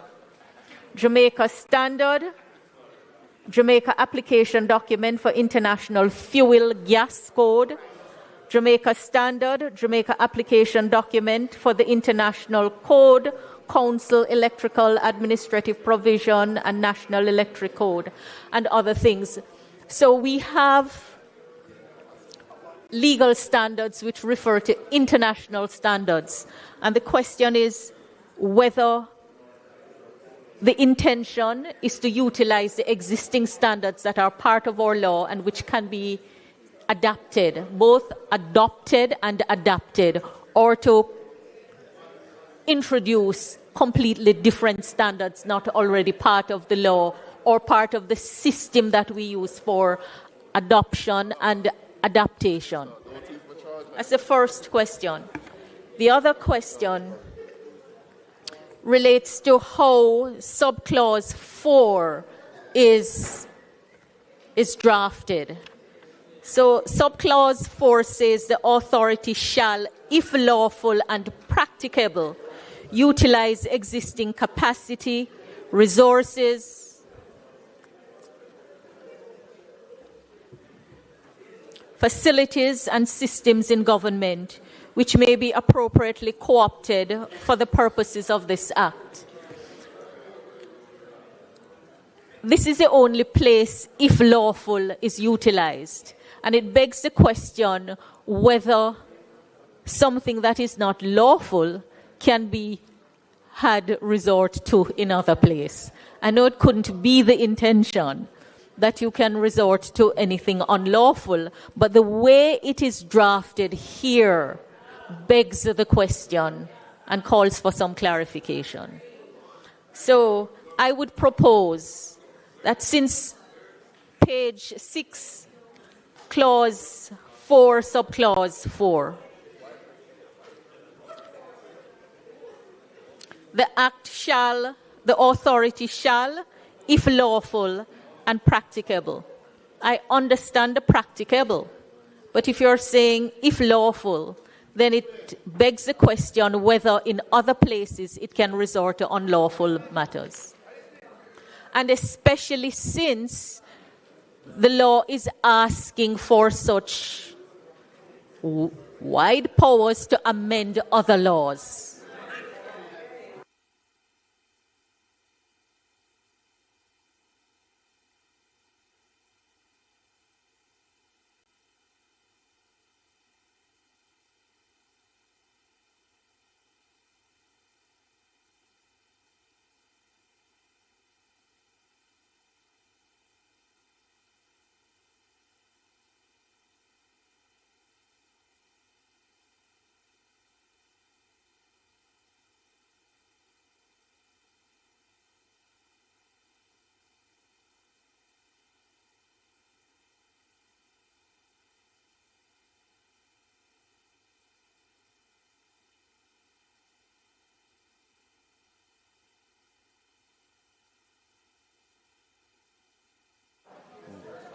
Thank you, Chairman. Right. Mr. Prime Minister, just seeking clarity for one thing. I know that the Leader of Opposition would have raised the issue of definition and projects. I heard your response, but I'm just suggesting that in light of your response, it can be accepted or rejected, but I'm thinking that projects actually needs to be clearly defined. Okay, but I would suggest simply because in your explanation, you gave a distinction between public and private, or government interest versus private. And just suggesting that in relation to projects, that an inclusion of natural disaster relief efforts to be distinct from building construction. so that, just to say, so that there's no conflict with Section 25 and 19, Section 19.3, and I had raised it the last time, and it was fixed at resilience, but when it speaks of the development of projects and programs and plans shall prioritize, there's a gap in relation to projects remaining undefined. Thank you.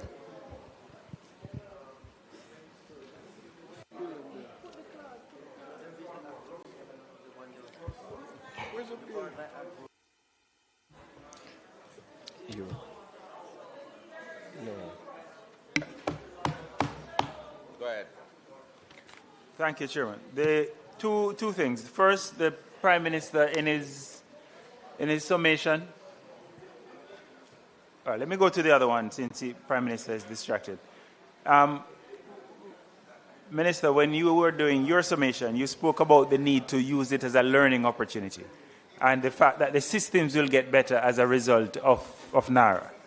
So in all of the functions of NARA, there's no mention of its role in helping to streamline and strengthen the systems of the existing government system. So I would like to propose proposing a clause. Sorry? We're at 4.1, and I'm suggesting 4.1F after F to insert a clause which speaks to identifying, streamlining, and eliminating inefficiencies. I'm sorry? Continue. So the suggested amendment is to include a clause which speaks to identifying, streamlining, and eliminating inefficiencies in the approval, permitting, and implementation processes across ministries, agencies, and departments. Or across public entities, if you prefer. Yes? Because at the moment it's focused on the construction activities of NARA, and this would allow us to learn and for the systems to get better as a result. My second point, which I'd like the Prime Minister to hear, relates to a comment which the Prime Minister made, which suggested that NARA will not use the resources of existing government agencies. However, what we have at 4.4 allows the authority to do that, because it can, legally or not, utilize existing capacities, resources, facilities, and systems of government, which may be appropriately co-opted, right? So it does give it the power to co-opt existing resources. So it goes against the intent as explained by the Prime Minister. Yes? Member, are you through with your questions? I am, yeah.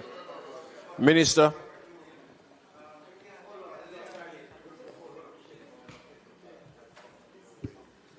Thank you, Mr. Chairman.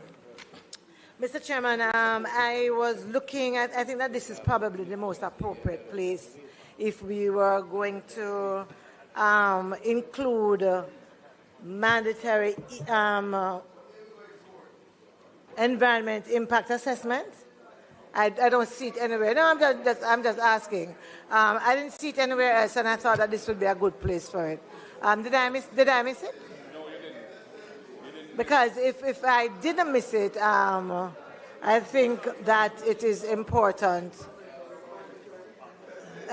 No, even to say we're necessary. I mean, I'd like to know that we are, in fact, protecting the environment, and that we are making sure that these kind of T's are crossed and I's dotted in this regard.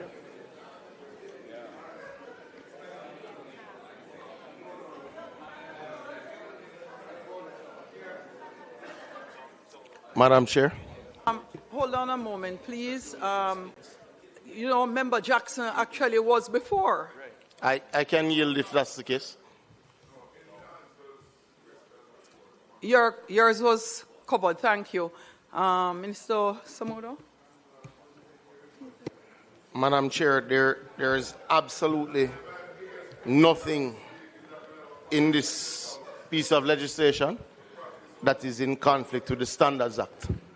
And to the best of my knowledge, I'm the only person in this House on either side that has sat as chair of the Standards Council.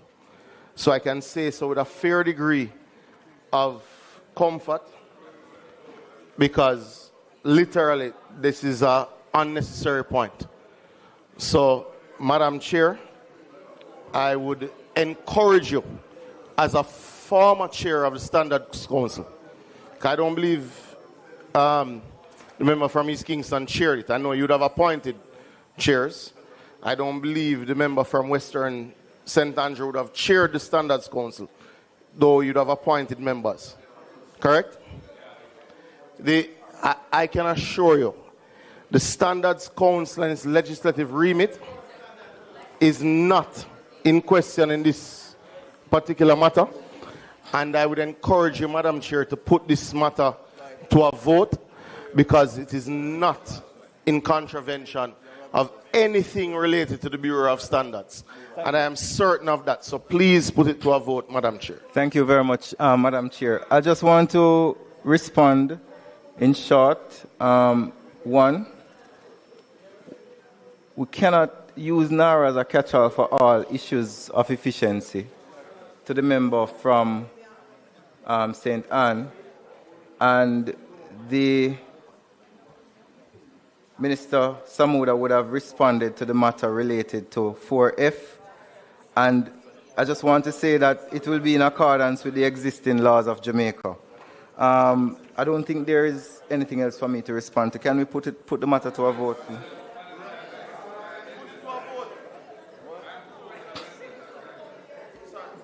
That's the I that you... Yeah, but the Prime Minister has already addressed it. With the Constitution of Jamaica, the Charter of Fundamental Rights and Freedoms, it's not the same thing. No, what I'm saying is, to echo what the Prime Minister said, the Charter of Fundamental Rights and Freedoms, as well as the Constitution of Jamaica, address it. Opposition Leader, let me just make sure I clarify. Are you saying that you would like to put to a vote the amendment you're recommending? I would like the Minister to tell me what he feels about that, because I find that to be quite abnormal, and I would not, no, I would never go there. What we put to a vote in the House are the amendments clause by clause being referred to the House by the Minister piloting the bill, and what Minister, hold on, Opposition Leader, and where there are differences in views, as in the case where you are of the view that you would like to have a vote on your amendment, that is done through the process of a divide if you are not in a position to support the clause.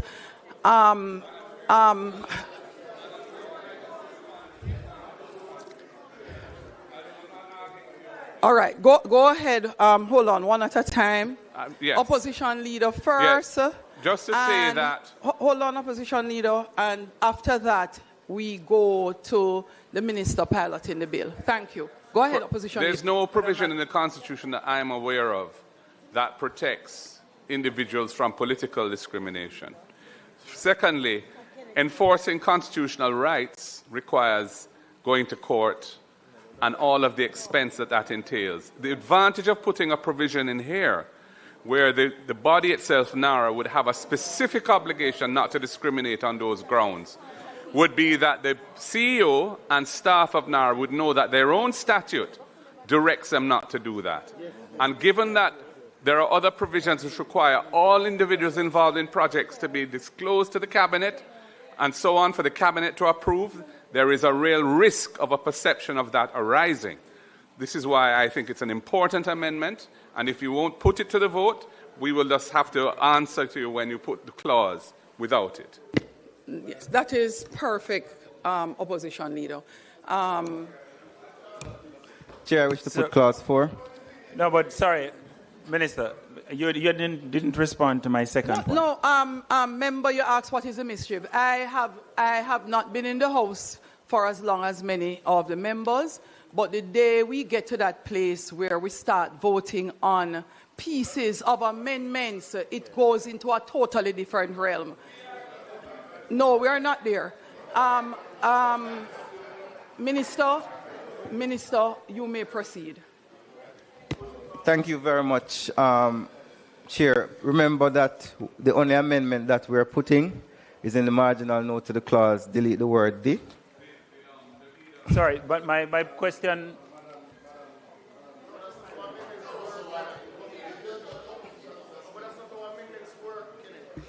I am putting clause 4 with the amendment. I am putting the amendment to clause 4. I am putting the amendment to clause 4. Those in favor? Aye. Those against? Hold on, man. But divide. Clark?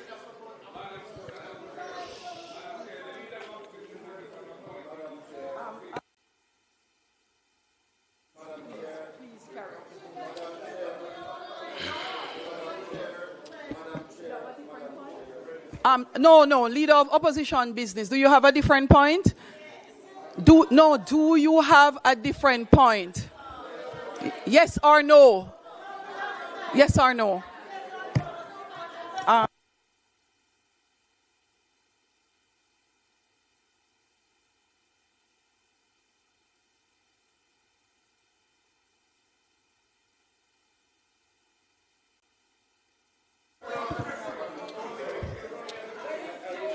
Mr. Azan? The chair doesn't pilot the bill in members. So if the minister who is piloting the bill has asked me to put the amendments, he has already asked. The minister is piloting the bill.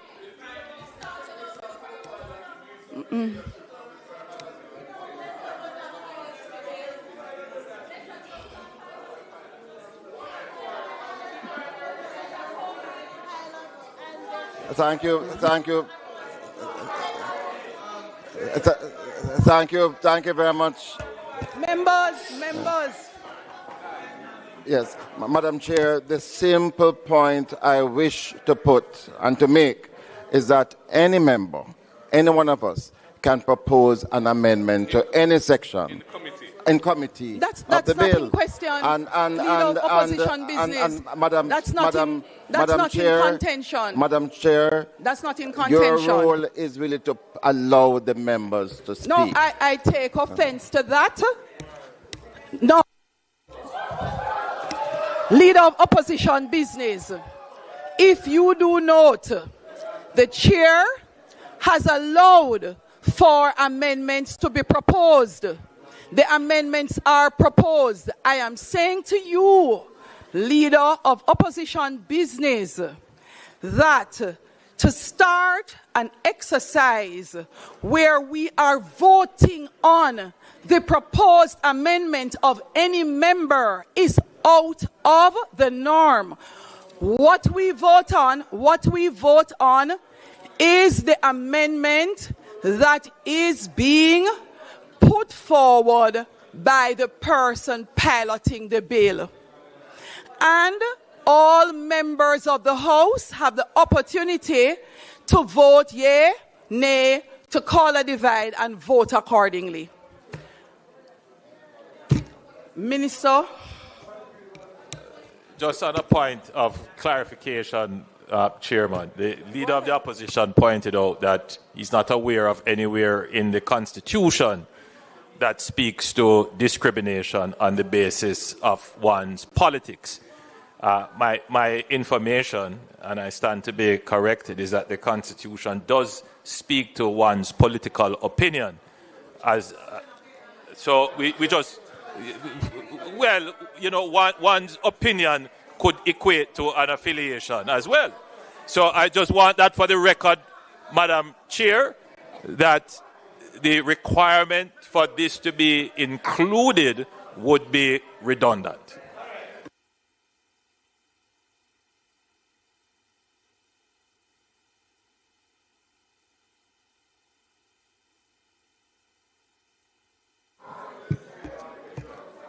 Chair, can we have Put your mic on. So members, no, don't. It doesn't make sense to turn on your mic again, member. We are finished. The person who is piloting the bill, for your understanding, has already indicated that we should put the clause as he is putting forward. Two options are available to us. We vote yea, nay, or we call for a divide. And members, I am asking that we do not go down the rabbit hole of attempting to introduce something very new to the Parliament.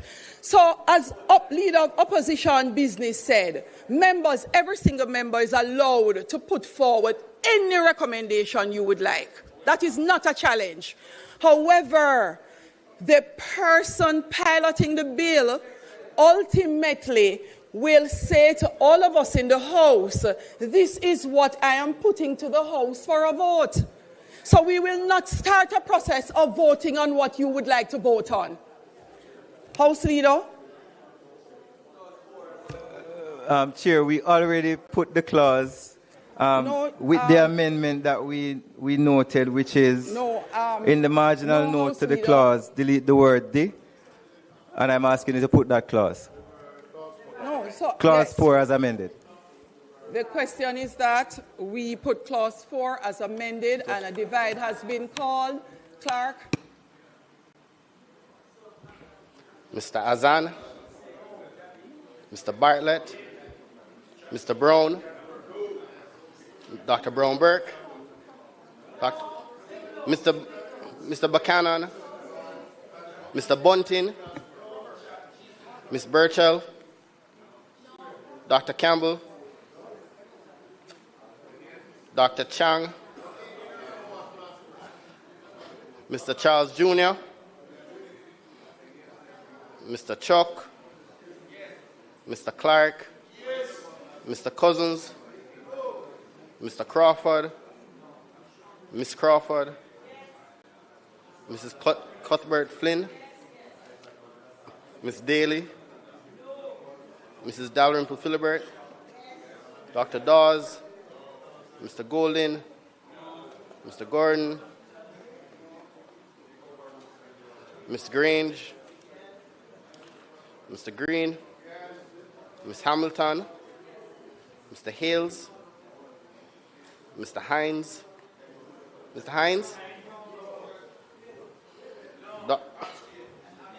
Dr. Holness, Mr. Hilton, Mr. Jackson, Ms. Jess, Ms. Lee, Mrs. Malahu Fort,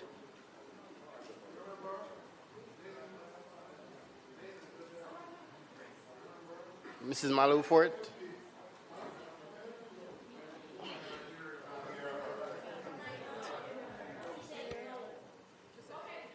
I'm saying the proposal is already covered in section 13(3)(b) of the Constitution. Member so it's Malahu unnecessary. Fort, you are required to vote yea or nay or abstain. Mrs. Malahu Fort, your vote? What did you vote, member? Because I did not hear that. Nay. Okay, thank you, member. Go ahead. Ambassador Marks, Mr. Main, Mr. Mackenzie, Mrs. Miller Bennett, Mr. Montague, Mr. Morgan, Mr. Morris, Mr. Morris, Ms. Morrison, Mrs. Nita Garvey, Mrs. Nita Garvey, Mr. Newell, Mr. Paulwell, Mr. Phillips, Ms. Perkis, Mr. Robertson, Mr. Robinson, Dr. Russell, Mr. Samuda, Mr. Seavright, Ms. Shaw, Mr. Smith, Mr. Terry Long, Dr. Tufton, Mr. Darrell Vaz, Mr. Dwayne Vaz, Mr. Warmington, Dr. Wheatley, Dr. Wheatley, Mr. Delroy Williams, Mr. Donovan Williams, Mrs. Favor Williams, and Mr. Witter.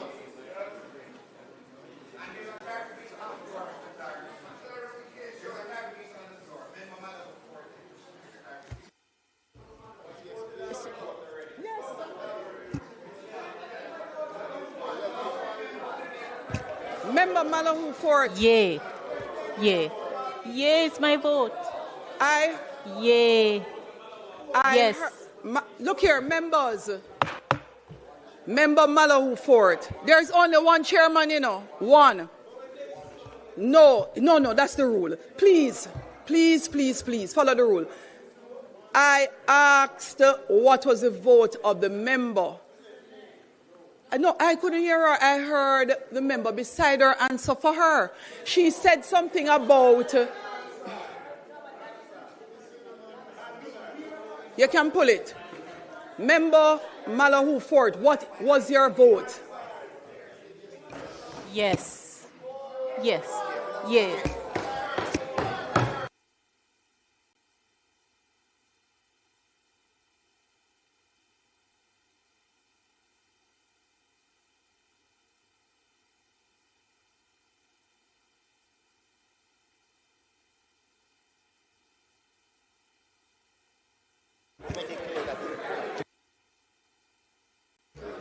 No, members. No, I heard her discussing something about an amendment. However, members, it doesn't make sense, you know, like part of it is for us to also learn. I am happy to learn. So, Member Daly, the reason why you cannot vote after you have stepped in, which the opposition knows, particularly those who have been in the House before last year, they're aware. Once you're not here when your name is called, that's it. However, if a member wants to change their vote, up until the time that we have tallied and announced the tally, they are at liberty to do so. So whatever the member voted, the member is able to change her vote if she so chooses. Member, but pardon me? No, you were not in the chamber, Member Daly. Tally, please.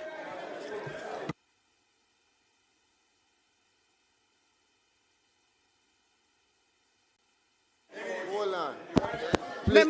Member Charles, Chairman, what is it, sir? 1 second. It is very important for the records. This is not a matter of change of vote. And I can say this as somebody who is right beside the member. It is a matter of clarification of what was heard.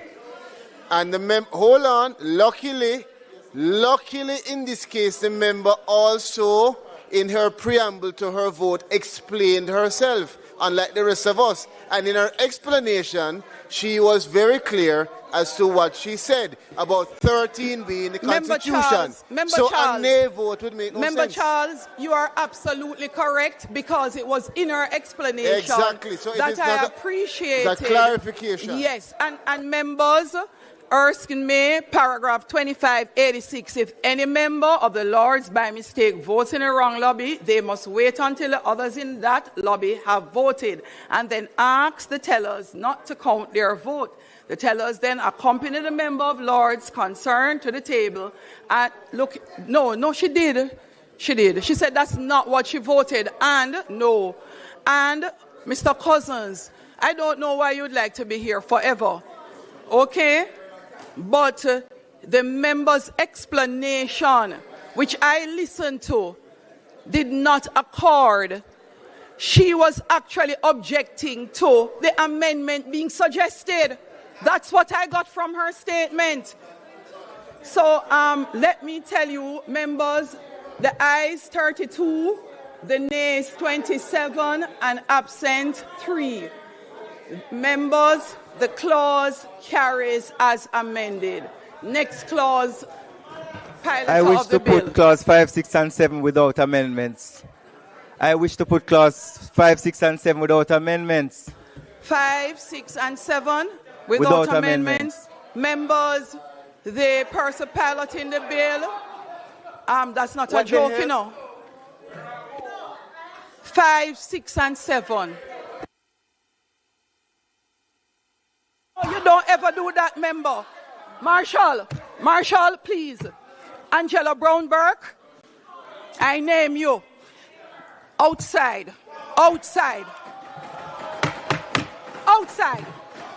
Marshall, go for her. Angela Brown-Burke.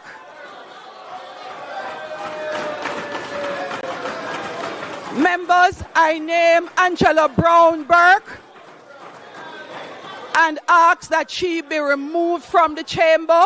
Those in favor? Those against? The ayes have it. Member outside.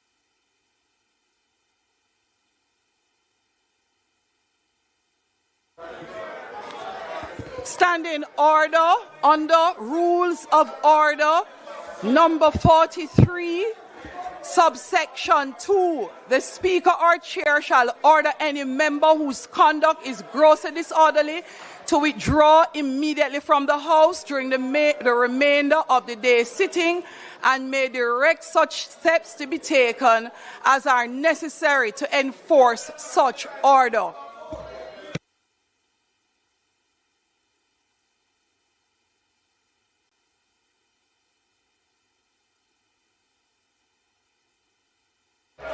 Member Angela Brown-Burke, member.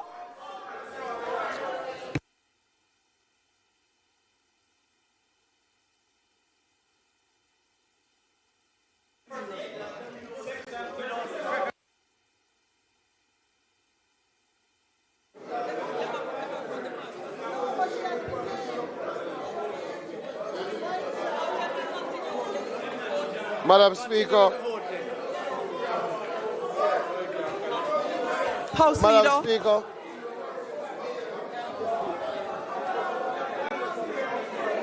Madam Speaker, I hereby move. Madam Speaker, I hereby move that the member for St. Andrews South be suspended for the rest of the duration of the House.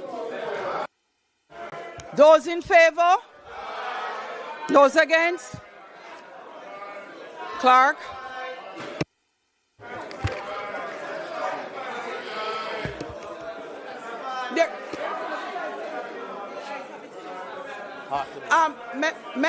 Members.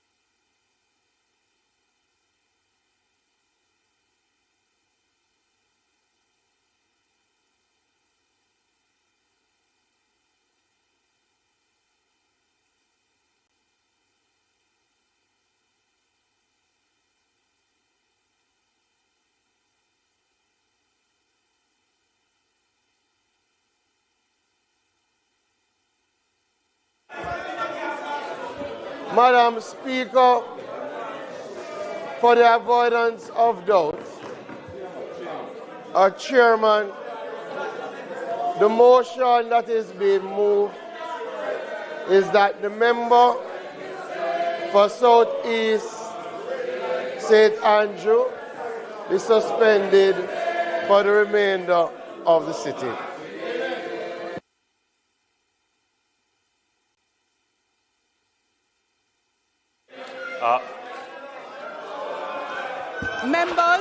Members. Madam.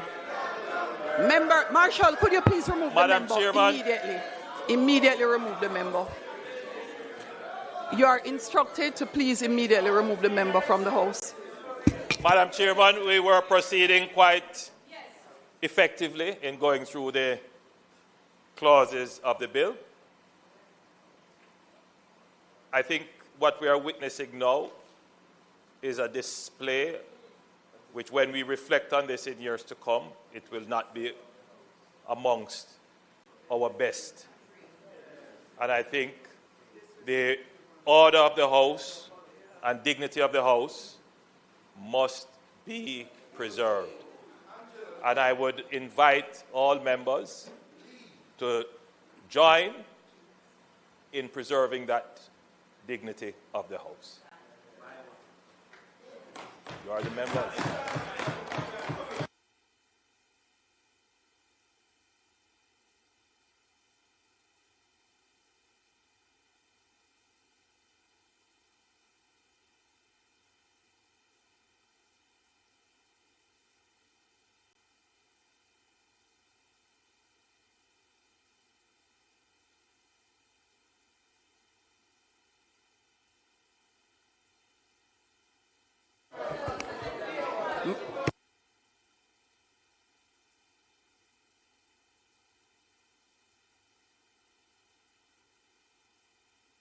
Please follow the rules of the House, members. And yes, if a member behaves out of order, the standing orders allow for the naming of said member. The rules of the House are serious and we should not take them for joke.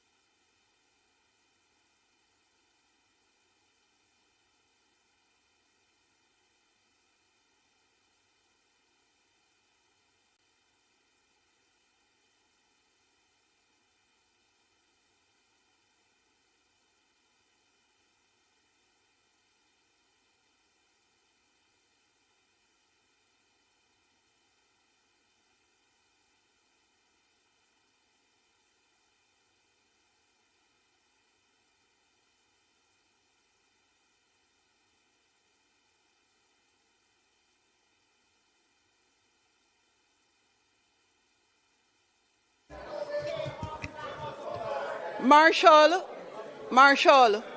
could you please explain to the member the rules of the House and the next action that follows if she does not remove herself from the House? Please explain, based on the rules of the House, what happens next. Let me expect, no, if she does not follow the rules, she will be suspended.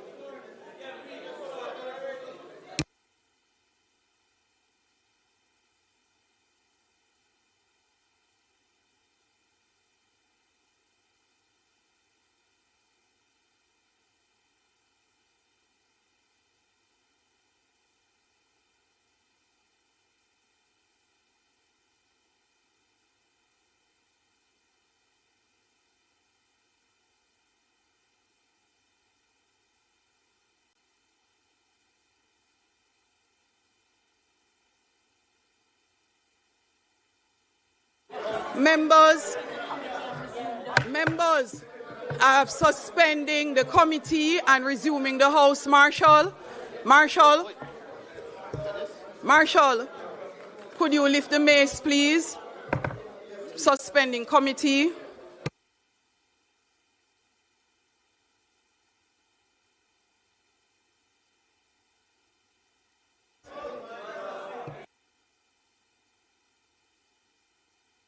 Marshall, could you raise the mace? Marshall, whether they're seated or not, raise the mace. That's the instruction. Members, we are back in the House. Member Angelo Brown-Burke, the member from St. Andrew Southwestern. I am asking that you appreciate that you have been named by the chair in committee and you are named by the Speaker of the House for disorderly conduct. Member, at no time can you grab the mace in Parliament. Not even in jest, member. And not in protest either, Member Burchell.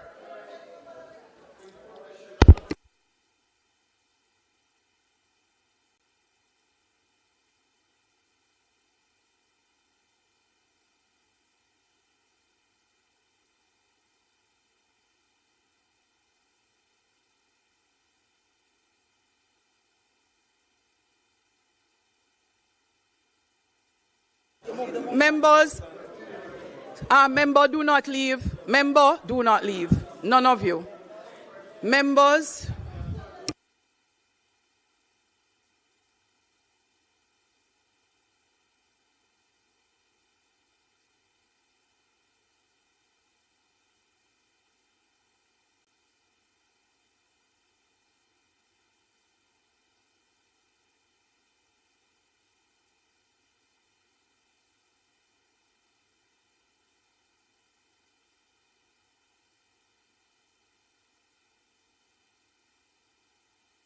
Members,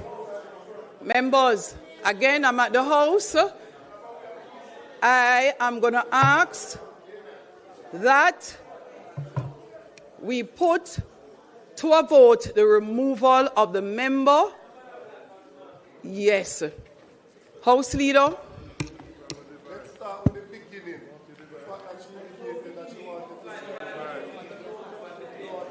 Southeast or southwest? Southwest. Madam Speaker, in accordance with all of us can speak for 30 minutes on this motion. There's no debate. In accordance with Standing Order 43-4, I move that the member for St. Andrew South East, Southwest, St. Andrew Southwest, be suspended for the duration of the rest of the sitting of the House.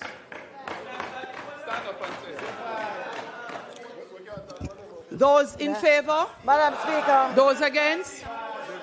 Those against? No, that's not allowed. Those against? Those against? The ayes have it.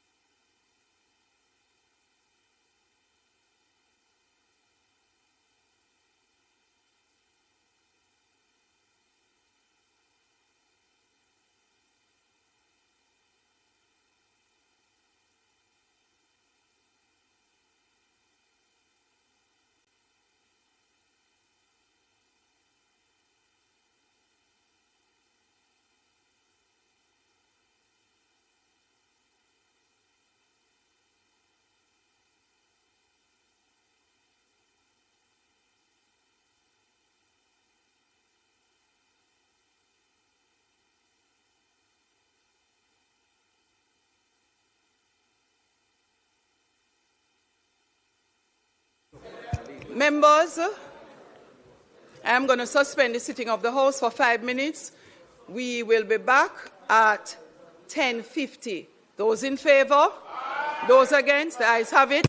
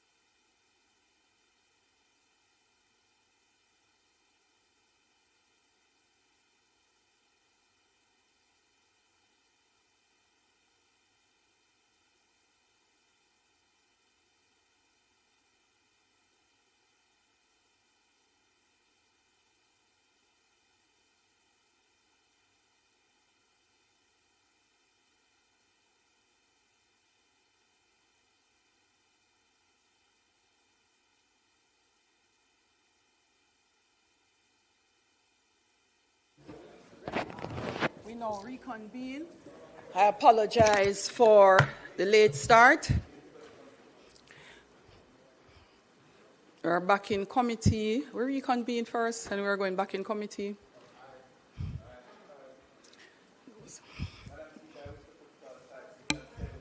Your mic, please. Madam Speaker, I wish to put clause 5, 6, and 7 without amendments. No, hold Madam on. Speaker.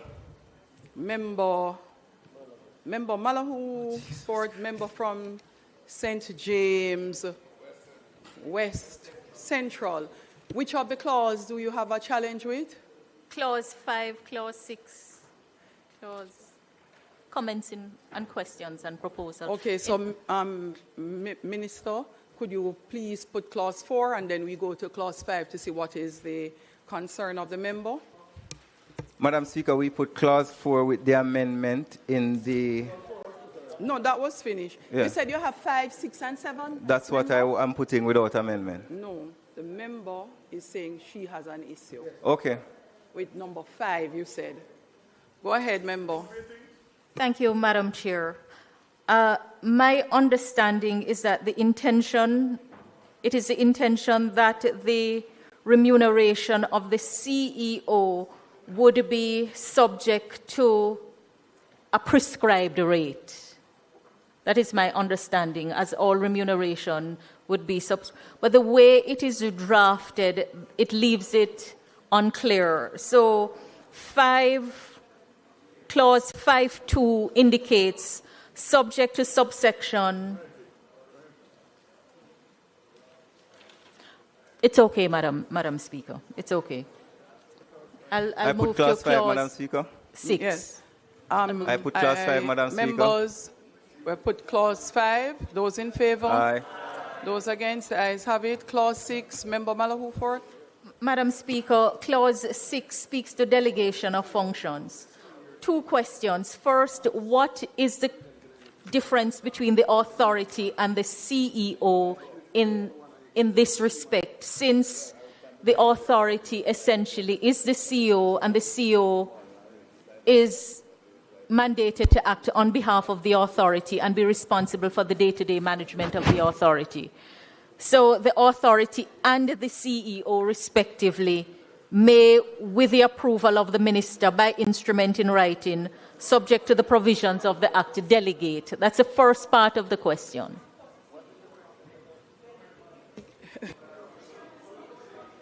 Madam Speaker, standard company matter. The authority and the CEO are 2 separate entities, legal entities.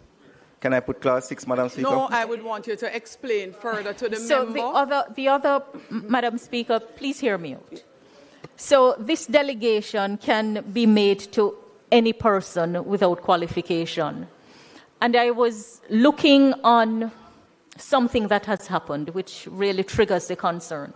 So we have this the town and country planning, Kingston and St. Andrew, and the Pedro Keys Provisional Development Order 2017, confirmation notification 2023. I recall on a previous occasion, I had reason to ask where it was prepared, and in particular whether the preparation was done within the division that has responsibility for it, and I was told no. When you open the order, as well-intentioned as it is in a form that you can't use without having to get other documents and other documents. And I know that was not the intention. So when a delegation is made to any person without qualification, it may be well-intentioned, but it may lead to something else. And given the functions that are set out and the very technical nature of the functions, does it make sense to have the delegation made to any person without any qualification? It may be problematic, and I don't think that is the intention.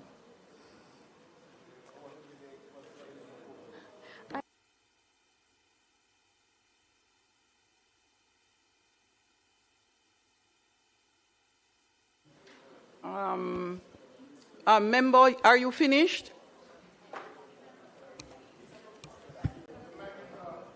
Person. You'll So have to start again. Your mic wasn't on. After which the member from Portland East will go. Member Green, Madam you Speaker, have a contribution as well? All right, so member from St. James may first, I ask that you go to someone else and I try to formulate a proposal? All right, so member from Portland East, you're next. Thank you, Madam Madam Chairman. The same point being raised, but to suggest in relation to the delegation function, that it be a little bit more, it be narrowed, as it is just simply, the powers is just simply too wide. And I do appreciate the fact that there may be multiple projects happening at the same time, but just inviting an amendment where that is concerned in terms of the powers to delegate, because it proves to be problematic. Thank you.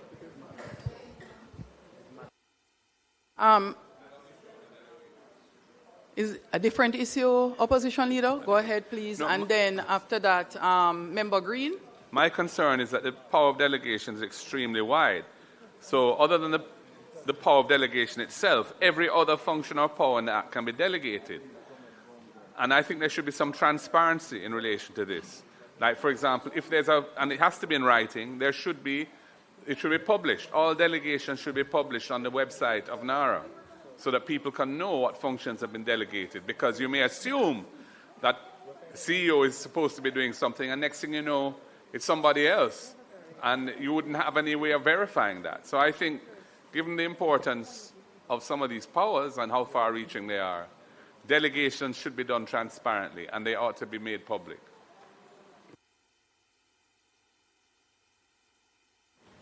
Sorry, go ahead. Madam Speaker, I have a different view. I think I appreciate the contribution of the members in relation to trying to provide a more restrictive framework, but I do believe it is clear that the delegation has to be in writing.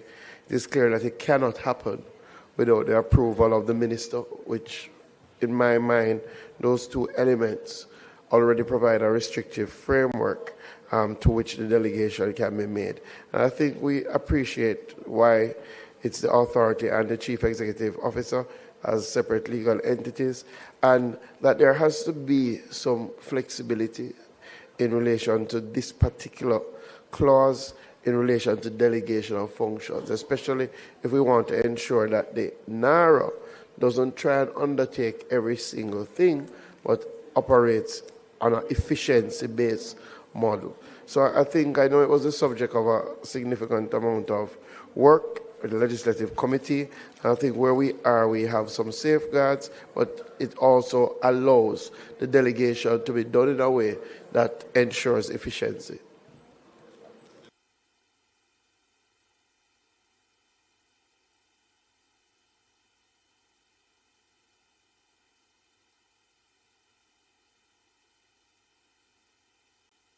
One moment, please.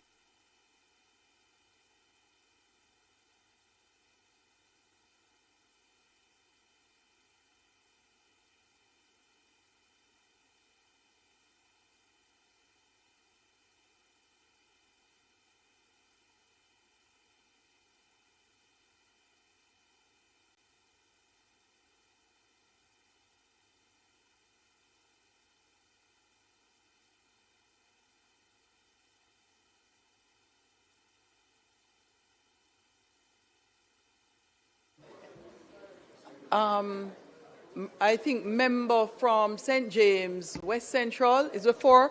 Opposition leader, you had gotten a chance to go, Portland? You had gotten a chance. You had gone already. Opposition leader, you still had another comment? Same comment. Member from St. James, West Central. Madam Speaker, I'm struggling with the explanation in light of... So, Clause 3.1 says that for the purposes of the Act, there is established a body to be known as the National Reconstruction and Resilience Authority. And the provisions of the schedule shall have effect as to the Constitution, etc., in relation thereto. So what is the authority? How is the authority? The authority in law is the CEO. So when I ask what is contemplated, when it says the authority on one hand may delegate and the CEO on the other hand may delegate, I'm struggling with the answer given. So that's one. The other part of it, though, is that many of the functions are technical functions that will require technical competence. And to say that the delegation is to any person may invite unnecessary criticism in the end, since we know issues of competence and who is allowed to carry out work is a live issue. All I'm saying is that any person needs a qualifier, because it has to be someone who is duly competent, whatever, to carry out the functions. These are technical functions. Thanks, Member. Madam Speaker. Yes, go ahead, Member Green. Madam Speaker, I think sometimes, even though we have the same objective, we may choose to legally go about it in different pathways.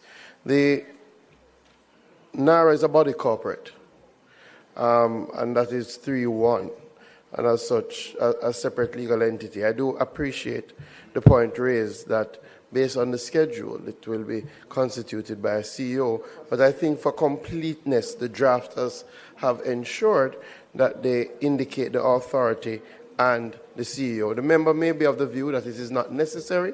I appreciate that, but I am of the view that for completeness, it is the better approach. Outside of that, I think the limiting factor is that there has to be an approval by the minister, and it has to be done in writing. I do appreciate that what the member is saying is that sufficient safeguards in terms of technical competence, etc. But again, sometimes we disagree on what should be in legislation and what shouldn't be in the legislation, especially considering how hard it is oftentimes to get legislations to Parliament. So I believe it is sufficiently broad to allow flexibility, but also sufficiently constrained to ensure that there is oversight by the fact that it has to be in writing and that the minister provides a layer of approval. I think that's important. Thank you, Member Green.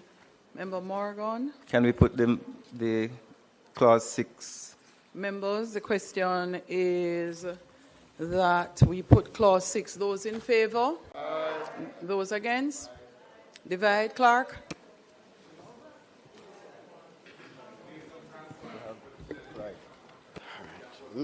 Mr. Azan, Mr. Bartlett,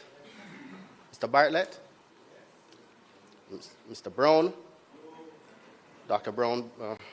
Brown-Burke, Mr. Buchanan, Mr. Bunting, Ms. Burchell, Dr. Campbell, Dr. Chang,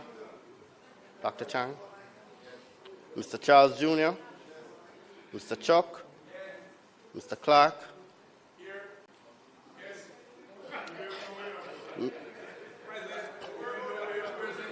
Mr. Cousins, Mr. Crawford, Miss Crawford, Mrs. Cuthbert Flynn, Miss Daly, Mrs. Dalrymple Philibert, Dr. Dawes, Mr. Golden, Mr. Gordon, Miss Grange, Mr. Green, Miss Hamilton, Mr. Hales, Mr. Hines, Dr. Holness, Mr. Hilton, Mr. Jackson, Miss Jess, Miss Lee, Mrs. Malahoo Fort,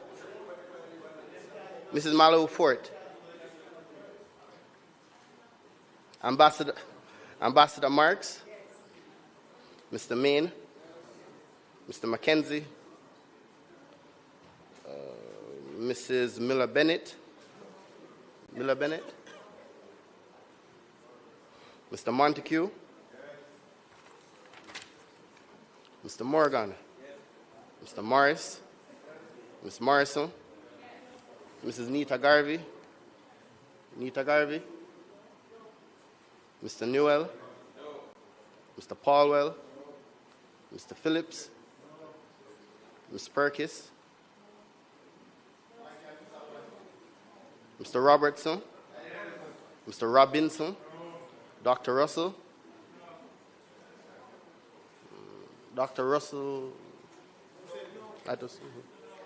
Mr. Samuda, Mr. Seabright, Ms. Shaw, Mr. Smith, Mr. Terrelong, Dr. Tufton, Mr. Darrell Vaz, Mr. Dwayne Vaz, Mr. Warmington, Dr. Wheatley, Mr. Williams Delroy, Mr. Donovan Williams, Mrs. Williams, and Mr. Witter.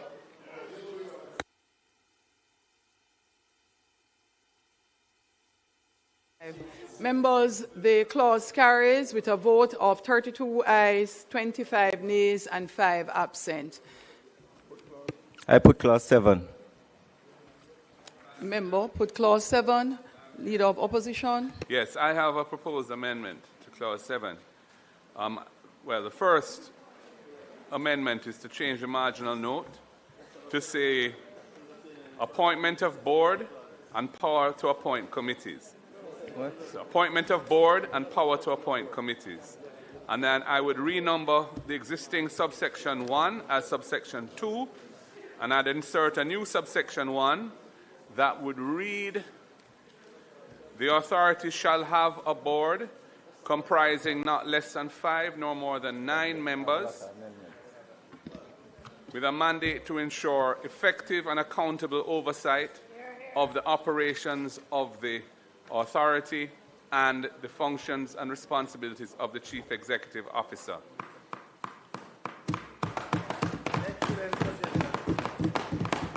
Madam Speaker, I put clause 7. No, not as yet, Chair. Not as yet, member. There is a comment from the member from Portland Eastern and also from, that's Member Buchanan and Member Green. Member Buchanan, you turn your mic off, so I think you're again no longer in the line, but let me go through to you. All right, thank you, Madam Chair.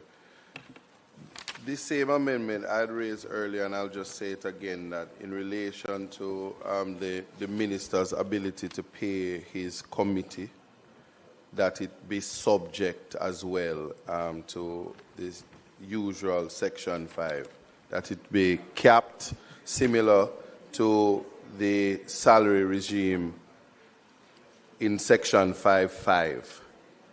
That except with the prior approval of the minister responsible for the public service, no salary in excess of the prescribed rate shall be assigned to any post. So 7.1 should also, clause 7 should also be subject to Section 5.5. And that's my contribution, Kenneth. Just simply saying, again, that it's in reference to the capping, because when you look at Section 7, there is no restriction on the salaries that can be paid. So again, I'm saying that it should also say subject to Section 5.5, and that's not an impossible amendment. Thanks, it can be member. rejected if you wish. Thanks, member. It's not a rejection, it's just an explanation that the Minister of the Public Service is restrained by the rules that exist in terms of compensation on boards, and there are very well established procedures that deal with that, so you don't have to repeat that. So the minister cannot act outside of those rules. Yeah, so Member Green, and then to you, Member Morgan, who is piloting the just, bill. Madam Speaker, just to say, in this committee, as I indicated in my presentation, the best case models do not incorporate a board as suggested by the leader of the opposition. I do appreciate that our regular construct for designing organizations come with boards, but in the case of emergency response, which requires a sort of authority centralization and action, I had commended to the House the model used in New Zealand for their earthquake recovery, which models the model that we are using now, where there is no board, there is direct reporting to the minister with responsibility. But we have gone a step further, Madam Speaker, as the Prime Minister outlined, by incorporating JAMROC in keeping with our general oversight functions, taking the EPOC model. So again, I would suggest that we pass the clause as is so that we ensure the efficiency and speed of implementation and the transparency that is accorded throughout the bill.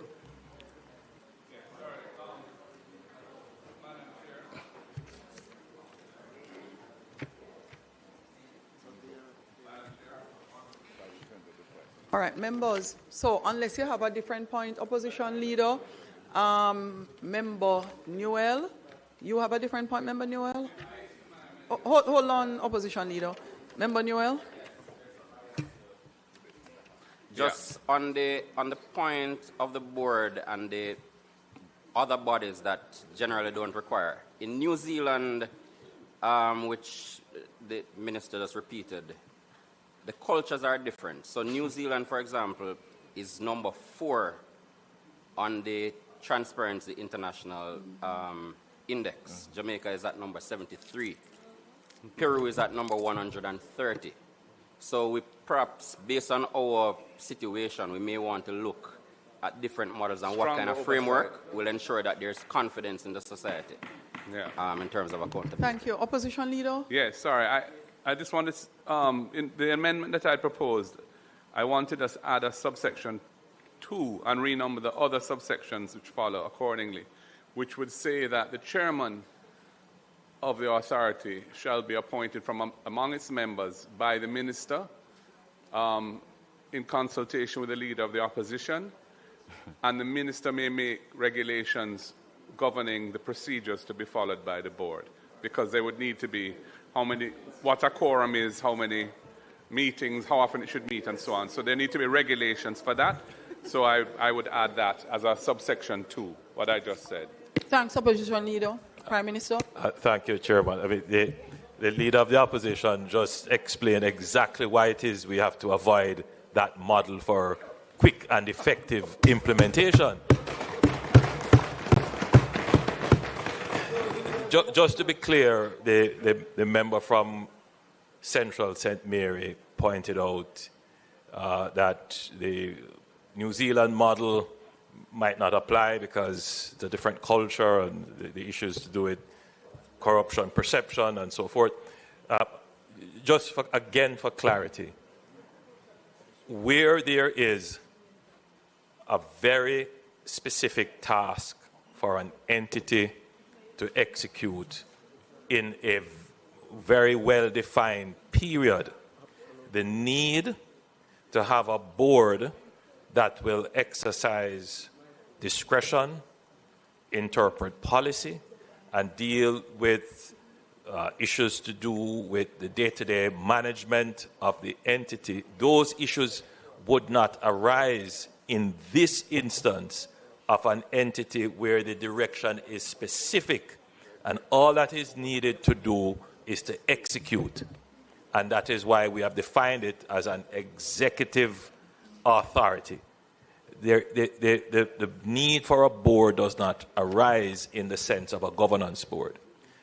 To address the issue of oversight and transparency and reporting, we have then the JAMROC, which will effectively report on what the entity is doing directly to the public. To be clear, a governance board does not play that role. The governance board does not report to the public on the operations of the public entity. It doesn't. There's no governance board that does that. So I think much of the concern is misplaced, or there is a great misunderstanding of how our public service is structured and administered. Madam Leader of the Opposition, and then we will go back to Minister Morgan, who is piloting the bill. Madam Chair, the authority is going to be administering billions and billions of dollars of expenditure, much of which will be borrowed from international partners and repayable with interest. It is necessary that the Chief Executive Officer has to report to a body that can give effective oversight over how that person is conducting the affairs of the authority. And all the more in the low trust environment that exists in Jamaica. And my proposed amendments address that issue and reinforce the need for it, and also are not inconsistent in any way with the body operating an efficient and business-like way. Every corporation in this country operates with a board. Every body corporate in Jamaica, public sector or private sector, operates with a board. Are you telling me that private businesses can't run efficiently because the CEO has to report to a board? To the contrary, it enhances the efficiency to have effective oversight of the body and management thereof. You are the one, Prime Minister, who misunderstands how organizations should be managed. I want to be clear again. Thank you for allowing me to respond to the points raised by the Leader of the Opposition. I don't want to turn the committee stage into another debate. But just to be clear, corporate boards report to their shareholders. Public boards report to their ministers. I want that to be absolutely clear. The public boards don't report to the public. And just to be clear on that, the way in which public corporate entities, if you want to call that, the way in which they report is through their ministers to Parliament. And therefore, we are not taking away any reporting, any public disclosure by not having a board. We are proposing something that we were the one who created the executive agency creature in our laws. It was created by former Prime Minister Pattison, Cabinet Secretary Davies, who they were trying to address this issue of the efficiency of the public bureaucracy. And as a result of that, we have the executive agency. In this instance, we have an entity that has its own statutory body built upon the idea of it having executive authority. All right. Madam So Speaker, opposition can we... leader, no, hold on. Opposition leader. I think the matter has been exhausted. Opposition leader. Opposition. Yes. No, opposition leader. Hold on, opposition leader. So, opposition leader, you have asked to make a clarification, and I'm saying that immediately after we will go to the vote on the clause.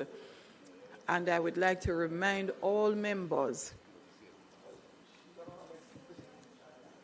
the idea is that you present your amendment, explain your thinking, but ultimately, when the person piloting the bill moves a vote, they would be the ones to determine what amendments they're accepting, in what way that is being accepted, and it is put to the House.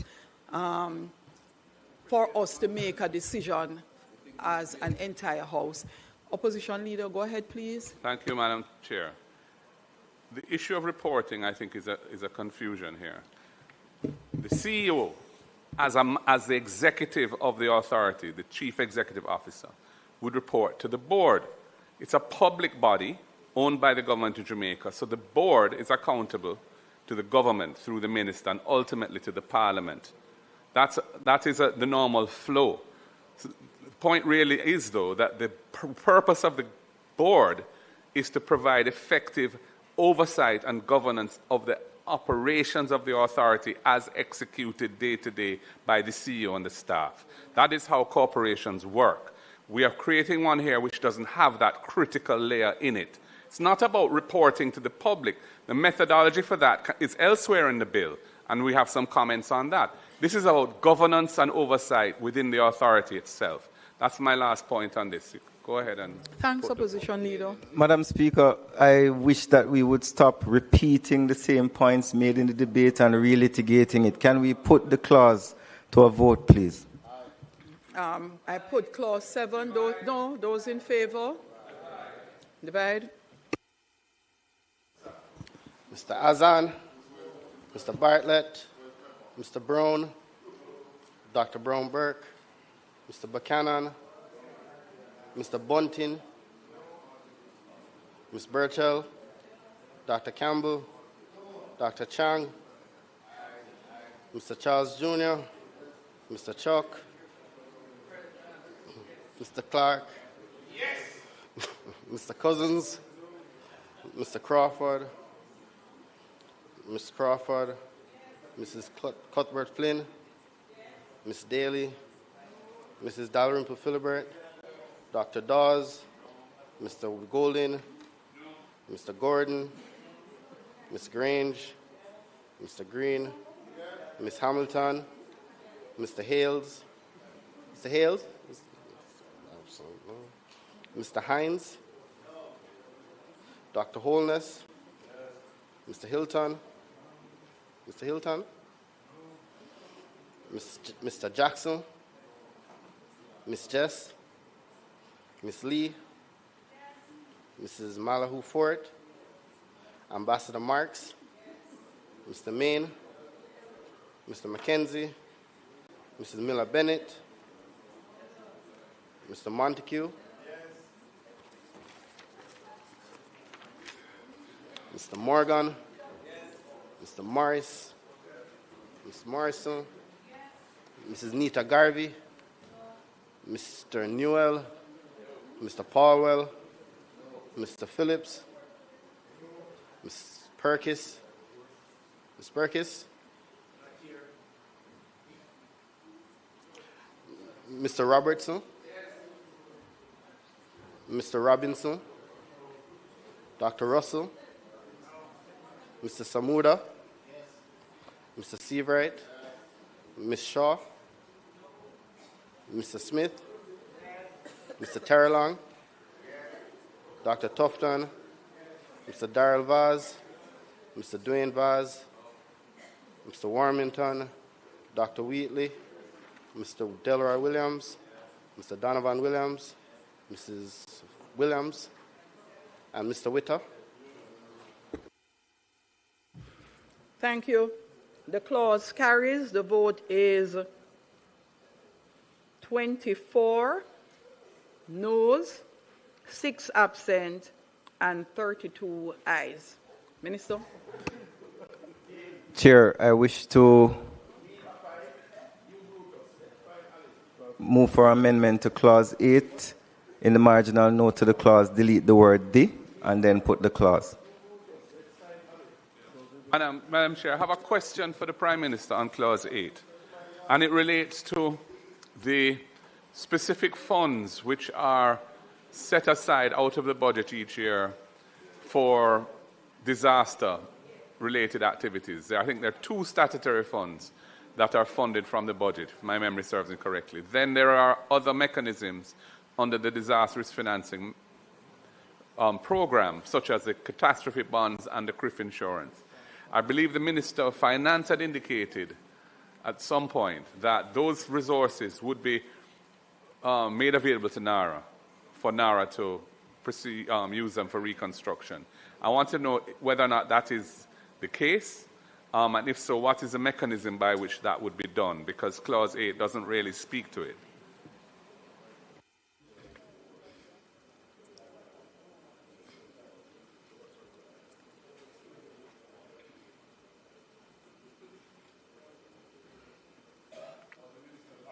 So, Go ahead, Prime Minister. thank you, Madam Chair. I detected in the debate, but I didn't address the issue, that NARA is not established as a relief entity or recovery entity. It is a reconstruction entity. And therefore, the funds that are in our National Disaster Risk Fund, which in the first instance are usually dedicated very early for relief and for recovery, those funds are specific and probably would not, in the present circumstances, be directed to NARA for reconstruction. Now, the reconstruction resources, which will come from what we get as a result of our negotiations with the international financial entities, in addition to possibly what remains out of the insurance and the disaster fund that we get, that there might be some balances left. But the totality of the funding will come from the additional resources that were secured from our discussions with the IMF, the IDB, the World Bank, CAF, and the CDB. So that is the pool of funds that will come. And those will come from the consolidated funds through the Ministry of Finance to NARA. Thank you, Prime Minister, for that extensive response. I hope we are reminded that that was the purpose for the debate. Minister Morgan, please proceed. Can we put a clause, please?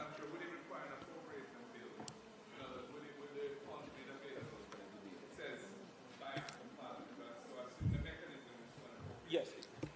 Just very quickly, Madam Speaker, the process of allocating the resources would be through the bill. I mean, there's no way for any money. Through an appropriation. Yes, there's no way for any money to come out of the consolidated fund other than through an so it has to be appropriation. budgeted, etc. Yeah. Chair, we wish to make the amendment in the marginal note to the clause. Delete the word the. Yes, that's clause 8. I put clause 8. Members, those in favor? Those against? The ayes have it. 9. Go ahead. Chair, we wish to make an amendment to clause 9 in sub-clause 1. Delete the words, the Chief Executive Officer with the approval of the Cabinet Secretary, and substitute therefore the words, the Cabinet Secretary with the approval of the Cabinet. That's the amendment, and we wish to put the clause. Let me first put the amendment. Member from St. James West Central. Thank you, Madam Chairman. The Prime Minister, in response to concerns raised about the sufficiency of guardrails in the bill, pointed to the robust nature of the oversight that we have in the oversight framework, the anti-corruption and oversight framework. And in particular, he pointed to the Auditor General, which is enshrined in the Constitution, and indicated that the oversight functions are available. Madam Speaker, just permit me a little indulgence. So clause 9, 1, 2, and 3 provide, among other things, that the authority shall keep proper accounts and other records, and such accounts shall be audited annually by an auditor who shall be a registered public accountant within the meaning of Section 2 of the Public Accountancy Act. And to be appointed, now the proposed amendment would be by the Cabinet Secretary on the approval of Cabinet, and who shall at all reasonable times be entitled to examine the accounts of the authority. Sub-clause 4 states that the Auditor General shall be entitled at all reasonable times to examine the accounts of the authority. And as I said, the provision has been held up as part of the necessary safeguards within the framework that is guaranteed to deliver the oversight and the accountability. Madam Speaker, I do believe that we need to look a little more closely at what is drafted. So Section 120, Sections 120, 121, and 122 of the Constitution of Jamaica makes provision for the office, tenure, and functions of the Auditor General, respectively, and the Prime Minister indicated the enshrinement in the Constitution. Subsection 1 of Section 122 specifies the accounts that shall be audited by the Auditor General, which include all departments of government of Jamaica. And 122, 5A and B permits the Auditor General to perform such other functions in relation to the accounts of the government of Jamaica and the accounts of other public authorities and other bodies administering public funds in Jamaica as may be prescribed by or under any law for the time being in force in Jamaica, or such other functions in relation to the supervision and control of expenditure from public funds in Jamaica as may be prescribed. Madam Speaker, Part 4 of the Financial Administration and Audit Act, that's sections 25 to 32, make provision for audits. And Section 25 sets out the duties of the Auditor General in performance of her functions under Section 122, subsection 1 of the Constitution. No, I would want to allow the member. Madam I'm not Speaker, so sure where the member is going. I actually remember my own ruling in respect of this element of the FAA Act, so I am allowing the member the latitude to see where the member is going with this. Go ahead, member. Madam, in light of what is provided for in the Constitution and what is referenced and what is provided for under the FAA against Clause 8 of the bill here, and also Clause 30, which is what happens after dissolution of the authority. On the day of dissolution, all monies held in any bank account in the name of or standing to the credit of the authority shall be credited to the consolidated fund. On the day of dissolution, all monies which became payable to the authority shall be paid in the consolidated fund. Madam Speaker, if, as the Prime Minister has indicated, the full oversight and authority of the Auditor General is to be brought to bear in the bill, then I should like to propose an amendment to Clause 9 as follows, or to the effect. 1, the authority shall keep proper accounts and other records in relation to its functions, and shall prepare a statement of accounts in accordance with the generally accepted accounting principles promulgated from time to time by the Institute of Chartered Accountants of Jamaica, and such accounts shall be audited annually by the Auditor General, and a statement of the accounts so audited shall form part of the annual report submitted to pursuant to Section 11. 2, the provisions of Part 4 of the Financial Administration and Audit Act shall apply, perhaps mutatis mutandis, to any audit done under subsection 1.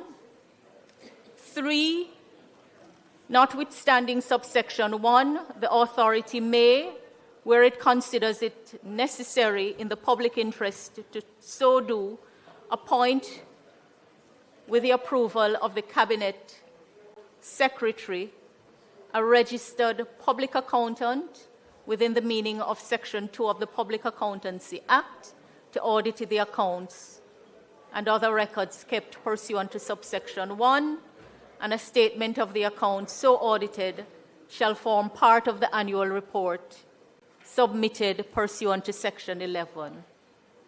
And then an auditor appointed pursuant to subsection 1 shall be entitled at all reasonable times to examine the accounts and records of the authority.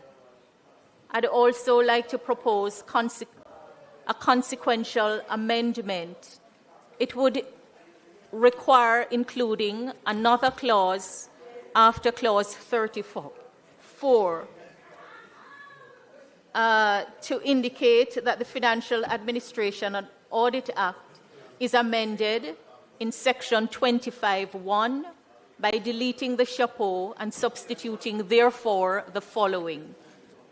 The Auditor General shall, in performing his functions under section 122 subsection 1 or any law made pursuant to section 122 subsection 5 of the Constitution, shall ascertain whether, in her opinion, and then the section would continue to run. So it's really an amendment of the chapeau to reference section 122(5) of the Constitution, which permits the Auditor General to audit other accounts than those specified. And just to say that the rationale, again, is taking into account what has been said about the role of the Auditor General in the bill and looking on what has been actually drafted. Because as it is drafted, it would not achieve what is being said it would achieve. And, it would also result in a saving of funds of the authority, since the office is already established and enjoys trust and confidence of the people. That is my recommendation. Thank you, Member. Member Green. Madam Speaker, I hear the member. There are a number of challenges with the approach. But just to say a couple of things, I think what the bill is clear on is that the Auditor General has the authority under the law, as it does inside and out, but in this bill it is clear to examine the accounts. What the member proposes elevates the Auditor General as the primary auditor. The challenge with that is that we know that there are challenges oftentimes where we have legislated for the Auditor General to be the only auditor. Mind you, she suggested primary, not only, but based on the formulation, the NARA may decide. I suggest, Chair, that what we have proposed is a stronger scheme. It's a stronger scheme because it mandates the agency to employ an auditor, which would be selected by the Cabinet Secretary with the approval by the Cabinet. And I want to make the point that, having heard the concerns regarding the CEO being the person who recommends the auditor, this is being changed and now provides another layer of protection by the Cabinet Secretary, recommended with the approval of the Cabinet. Additionally, the Auditor General, it is clear, still has the authority. So I would support the section as amended. Madam Chair. Morgan, please just allow Member Samudo, member from St. Anne Northeast, an intervention, and then you may go ahead. Madam Chair, we have public bodies that have been waiting since 2010 for the Auditor General to complete their audits. let us not add to their burden. That is a matter of public record. Literally, public bodies that we criticize in this House are awaiting their audits and their annual reports since 2010. Let us not add to the burden of the Auditor General. Nothing in this bill stops the Auditor General from doing real-time audits as they have done in recent time. Special audits, performance audits. Nothing in this bill reduces the role and the constitutional authority of the Auditor General. But to add work to an overburdened authority is not in the interest of this Parliament or of this country or of the intention of this bill. Please. Thank you, Member. Please turn your mic off. Member Morgan. Can we put the clause as amended, Chair? Members, the clause 9 is being put as amended. Those, let me first ask for the amendment as amended. Those in favor? Is it in the amendment sheet the leader of opposition is asking? Yes, it is. The answer is yes. I put the clause as amended. Those in favor? Aye. Those against? The ayes have it. Chair, we wish to propose an amendment for clause 10. And we want to delete the clause and substitute, therefore, the following: reports, returns, etc. 10.1. The Chief Executive Officer shall prepare and submit to the Minister a report on the activities of the authority in relation to the discharge of the authority's function under this Act in accordance with subsections 2 and 3. 2. The report referred to in subsection 1 shall be prepared in respect of an initial 6-month period commencing after the appointed day and every subsequent 6-month period after that initial period. 3. The report made by the Chief Executive Officer under subsection 1 shall be submitted to the Minister within 14 days of the 6-month period in relation to which the report is made, and the Chief Executive Officer shall afford the Minister with facilities for verifying such information in such manner and such times as the Minister may reasonably require.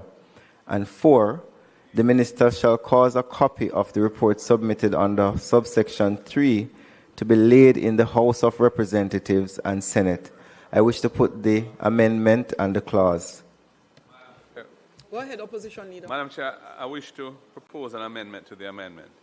I note that this report, which I fully agree that should be done, it has to be done within 14 days of the end of the 6-month period. I would have said 30 because for things happening the last month, it's a tight period for that report to be prepared, checked, etc. So I have no challenge in accepting. I want to. It's a reasonable amendment. Yeah, there's also, but apart from that, I want to say that I think built into this regime should be the model that was introduced in 2020 in the amendment to the Bank of Jamaica Act, where Section 44 of the Principal Act now requires the report, when it reaches the Minister, to be submitted or laid in the House, and the formulation there is as soon as practicable after receiving the report. So the Minister has to, as soon as practicable after receiving the report, must table it in the House, and then a provision saying that the report is referred to the Standing Finance Committee of the House of Representatives, and that committee may require the Chief Executive Officer to attend a meeting of the Standing Finance Committee to answer any questions in relation to the report. That is what happens in relation to the Governor of the Bank of Jamaica for his reports. And we've seen the benefit of it in relation to monetary policy, transparency, understanding what's going on, and so on. And for this purpose, this would be an important instrument of transparency and oversight of the Parliament for the Chief Executive Officer to come here and answer questions from any member in the Standing Finance Committee on his report. And I'm proposing an amendment to do that. I'm just making sure the Leader of Opposition is finished. Yes, okay. Yes, for now.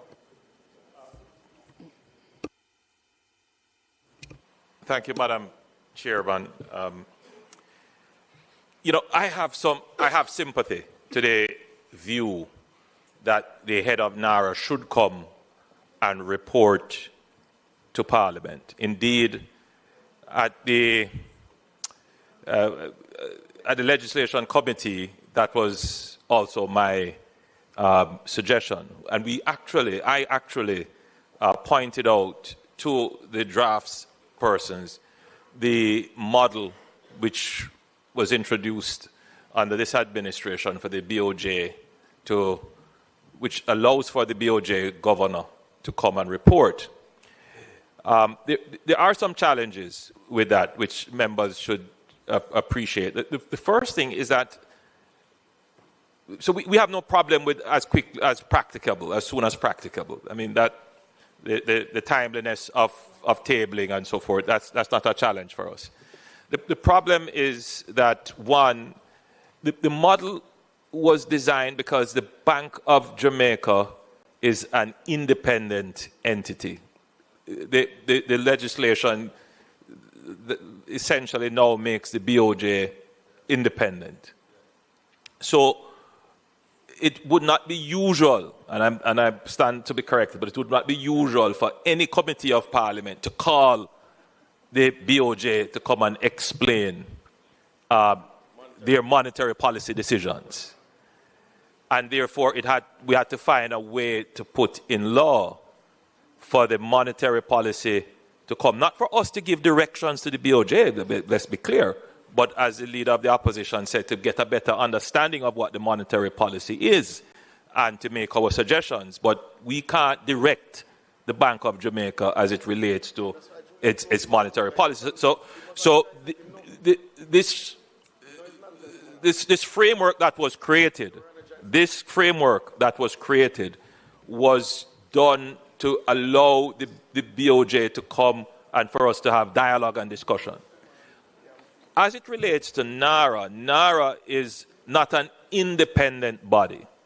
NARA's authority flows from the cabinet, and its oversight is enshrined in law by virtue of the PAAC, the PAC, or any committee of Parliament can require NARA to come and present in Parliament because that power already exists. So to put that in law would be kind of redundant.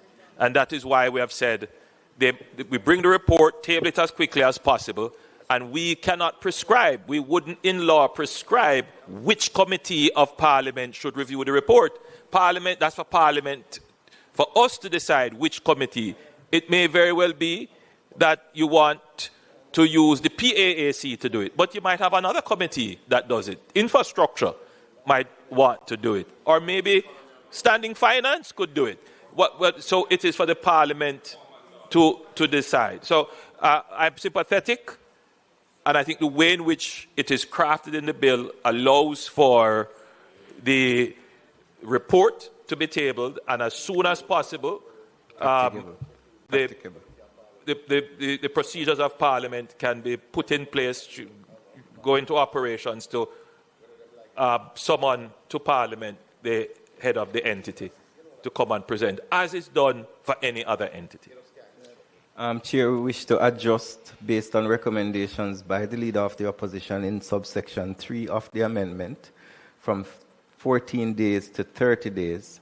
And in subsection 4 of the amendment, we want to insert the sentence at the end of the subsection, as soon as practicable.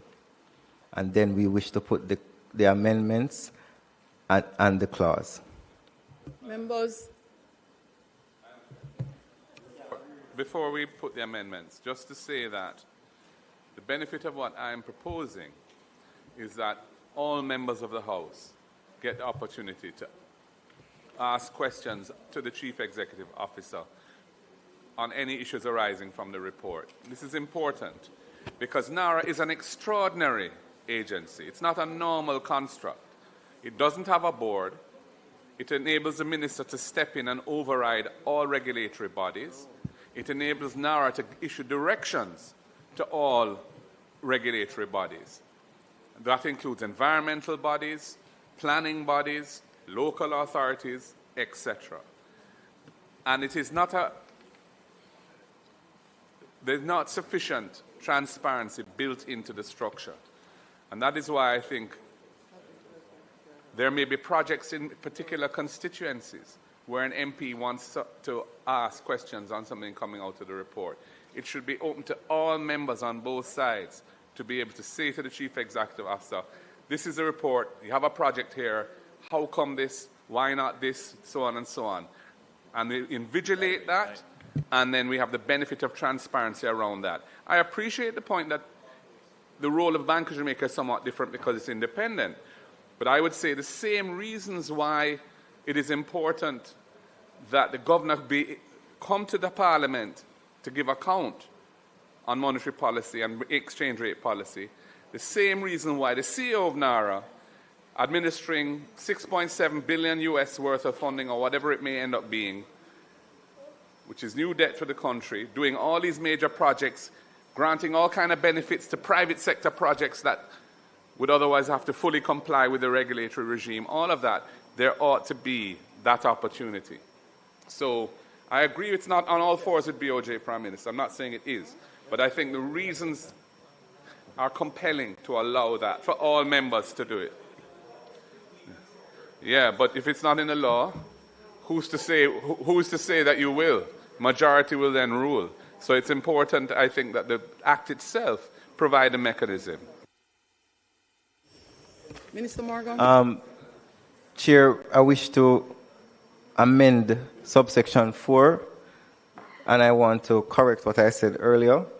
It should read, the minister shall, comma, as soon as practicable, comma, cause a copy of the report submitted under subsection 3 to be laid in the House of Representatives and the Senate, full stop. And we wish to put the amendments and the clause.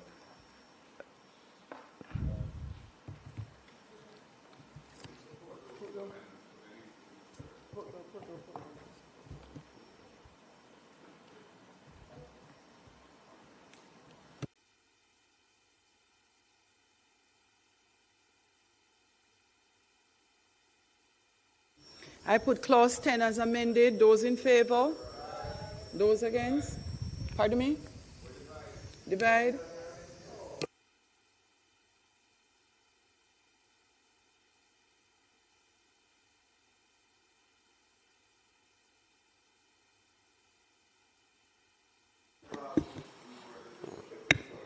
Mr. Azan, Mr. Bartlett,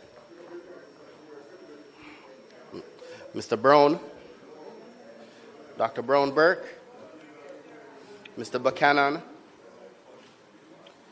Mr. Bunting, Ms. Burchell,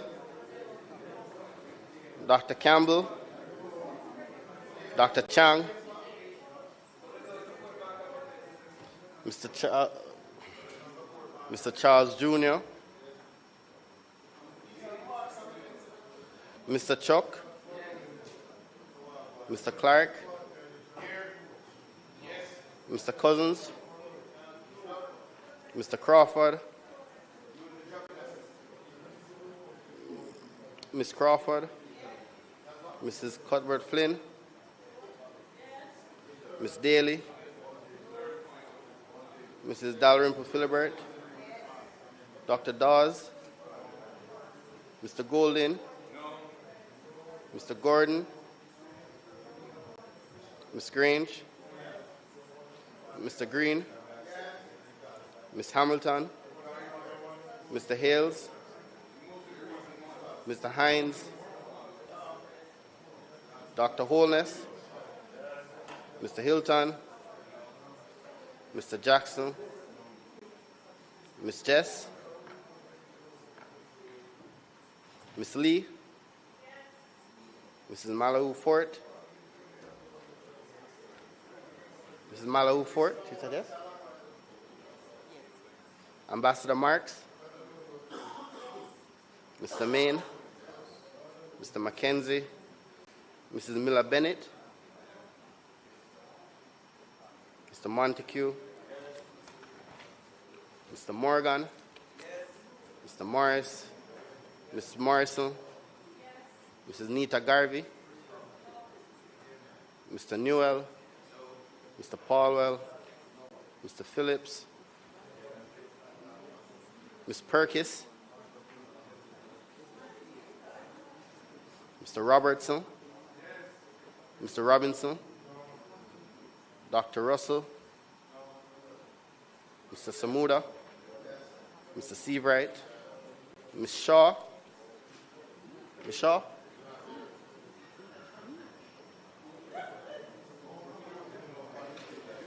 Mr. Smith, Mr. Terlong, Dr.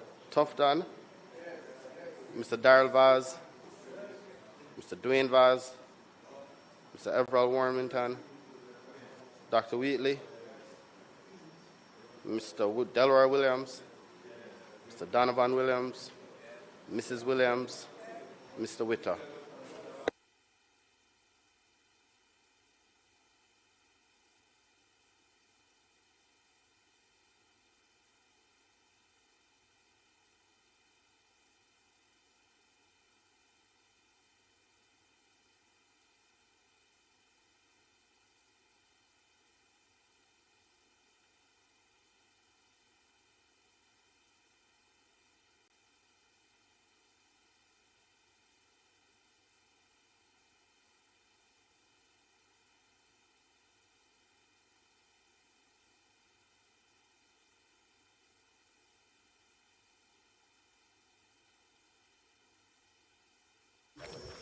The clause carries, the vote being 31 for government. Dr. Chang, you stepped in a minute late or 1 vote late. So members, you can be reminded, the nays 24 and those absent 6. I am not sure whether Member Bunting voted yes or no. I'm not sure who said aye. Okay. I'm going to give the benefit of the doubt.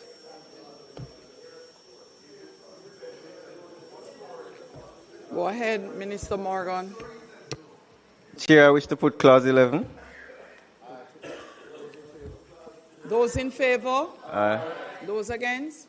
Ayes have it. Chair, I wish to put clause 12. Those in favor? Aye. Those against? The ayes have it.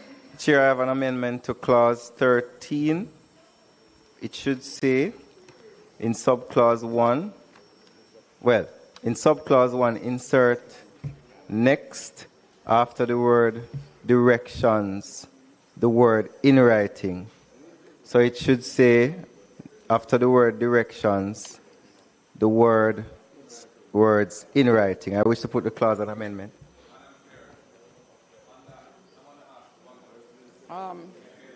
Hold on a minute, Leader of the Opposition. Going with the Leader of the Opposition first, and then the member from St. James, West Central. Thank you. I wanted to ask the Prime Minister whether he would agree in subsection 1, where it says the Minister may give directions in writing to the authority, whether he would agree that those directions should be published on NARA's website. The reason I'm asking is because it's not just directions of general policy here, but it's directions which go to the performance of the authority of its functions and to ensure that its activities essentially comply with what the Cabinet has approved. So it's a very intrusive thing. So if you're going to the route of ministerial directions, would you agree to having them published on the website of NARA? Member Malahoo Ford. Thank you, Chairman. Just seeking some understanding in relation to the directions that are to be given. The bill mandates compliance with those directions because Clause 13.3 says the authority shall act in compliance with the directions given under subsection 1. And then at Clause 4, it says a contravention of any direction under this section shall not invalidate any transaction. If the directions are to be complied with mandatorily, how is it that a contravention of it may not invalidate a transaction? And then for any suit that arise, indemnity is to be provided. It just seems somewhat problematic. So that. Go ahead. I don't see an inconsistency between saying that the directions are mandatory, if that's what you want to say, but preserving transactions from illegality and unenforceability, which is very important, because third parties dealing with NARA should not be at risk of having their transactions invalidated as a result of non-compliance with the direction, especially when they may not even be aware of it. So the question really is, subsection 3, which says that the authority shall act in compliance, what is a remedy if it doesn't? And I suppose a remedy would be that the CEO would be fired, because that's a power that would be given to the minister, to the Prime Minister in the schedule. But I don't think it's a criminal act or anything of that nature, but it would be something which would be a breach of the act, and therefore grounds for removal from office. But it should not invalidate transactions with third parties. And there are many instances in the law where things which are prohibited in law are not invalidated in terms of their contractual effect. For example, I can think things to do with, for example, foreign currency transactions where you're supposed to be a prescribed or authorized dealer to engage in them. The fact that you're not may mean that you're subject to sanction, but it doesn't prevent the enforceability and validity of any transaction you may enter into with another player in the market. Yeah.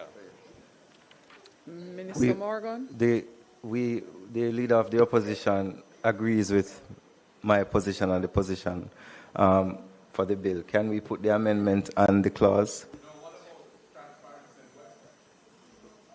The question asks of the Prime Minister about putting all the letters on the website of NARA. This is a matter that we contemplated. It was raised, you raised it in the debate last week. We contemplated it. The better thought on it would not be to publish the written directions. In any event, those directions would come via, some of them would be based upon cabinet decisions, and they would be in the report to Parliament from the actual, from the CEO, because he would have to say what were directions given to him and what he has done. But it would, I think, create a challenge for the minister to be constantly publishing the instructions, including, you might issue an instruction today, you might have to change it tomorrow, because it's very fluid and dynamic. So I would not want to put that in the legislation. Minister Morgan?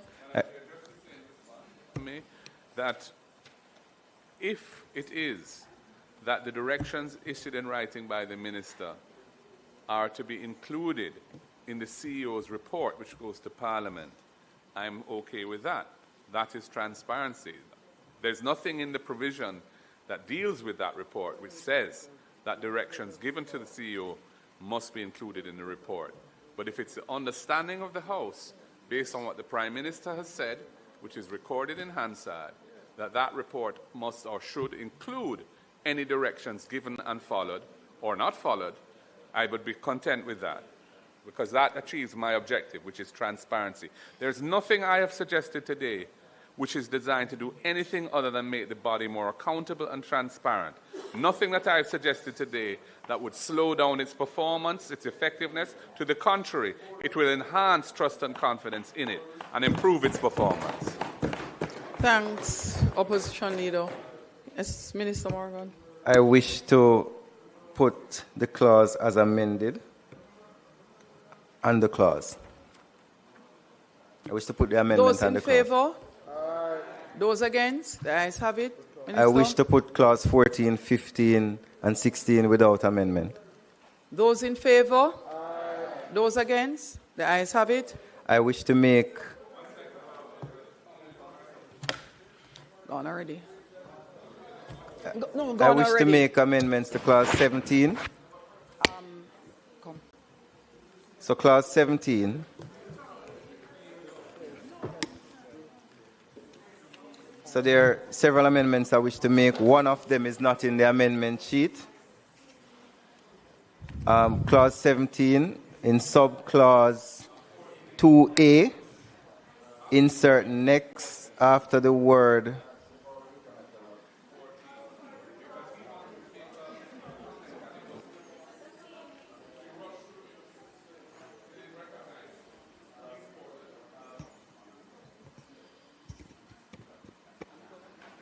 I have no challenge with the recommittal. I have no challenge with the recommittal of clause 14. The question is that a recommittal to clause 14. Those in favor? Those against? The ayes have it. Member from Eastern. Thank you, Mr. Chair.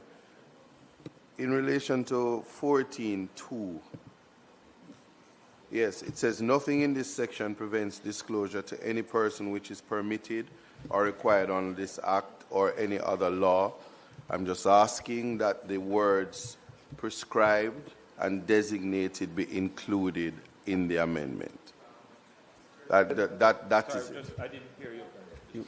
The words after permitted, comma, prescribed, comma, designated or required under this act. It's two words. The issue I'm having is we are repeating things that are in other legislation. Nothing in this law prevents disclosure. There is the Protected Disclosures Act, which governs this law. There's the Access to Information Act, which governs this law. No entity is precluded from getting information. So why am I repeating? It's not a repetition. Trust me on this one. It's a legal term, and they are important. Prescribed. I don't have an issue. What is the language you said you wanted? Repeat the language. Prescribed. Nothing in this section prevents. Which is permitted, comma, prescribed, comma, designated or required under this act or any other law. That is it. Just adding those two words, prescribed and designated. I will hold on a second for me. No problem.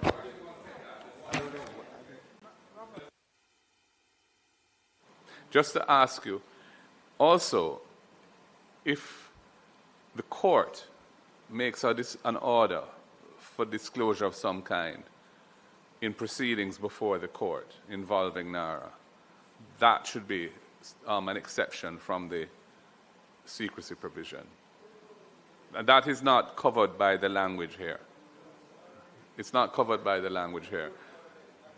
Yeah, but the court wouldn't have jurisdiction to make an order if the statute says that the information is secret.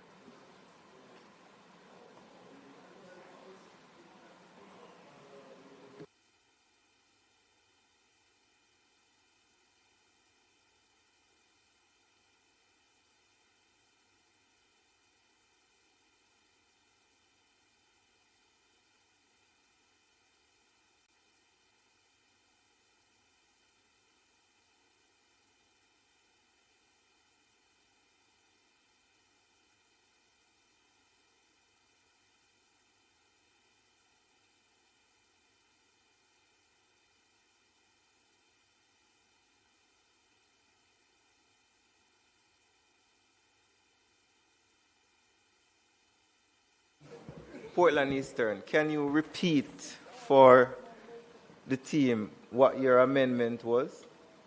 After permitted, comma, prescribed, comma, designated, or required under this act or any other law. So you're only inserting after permitted, comma, prescribed, comma, designated.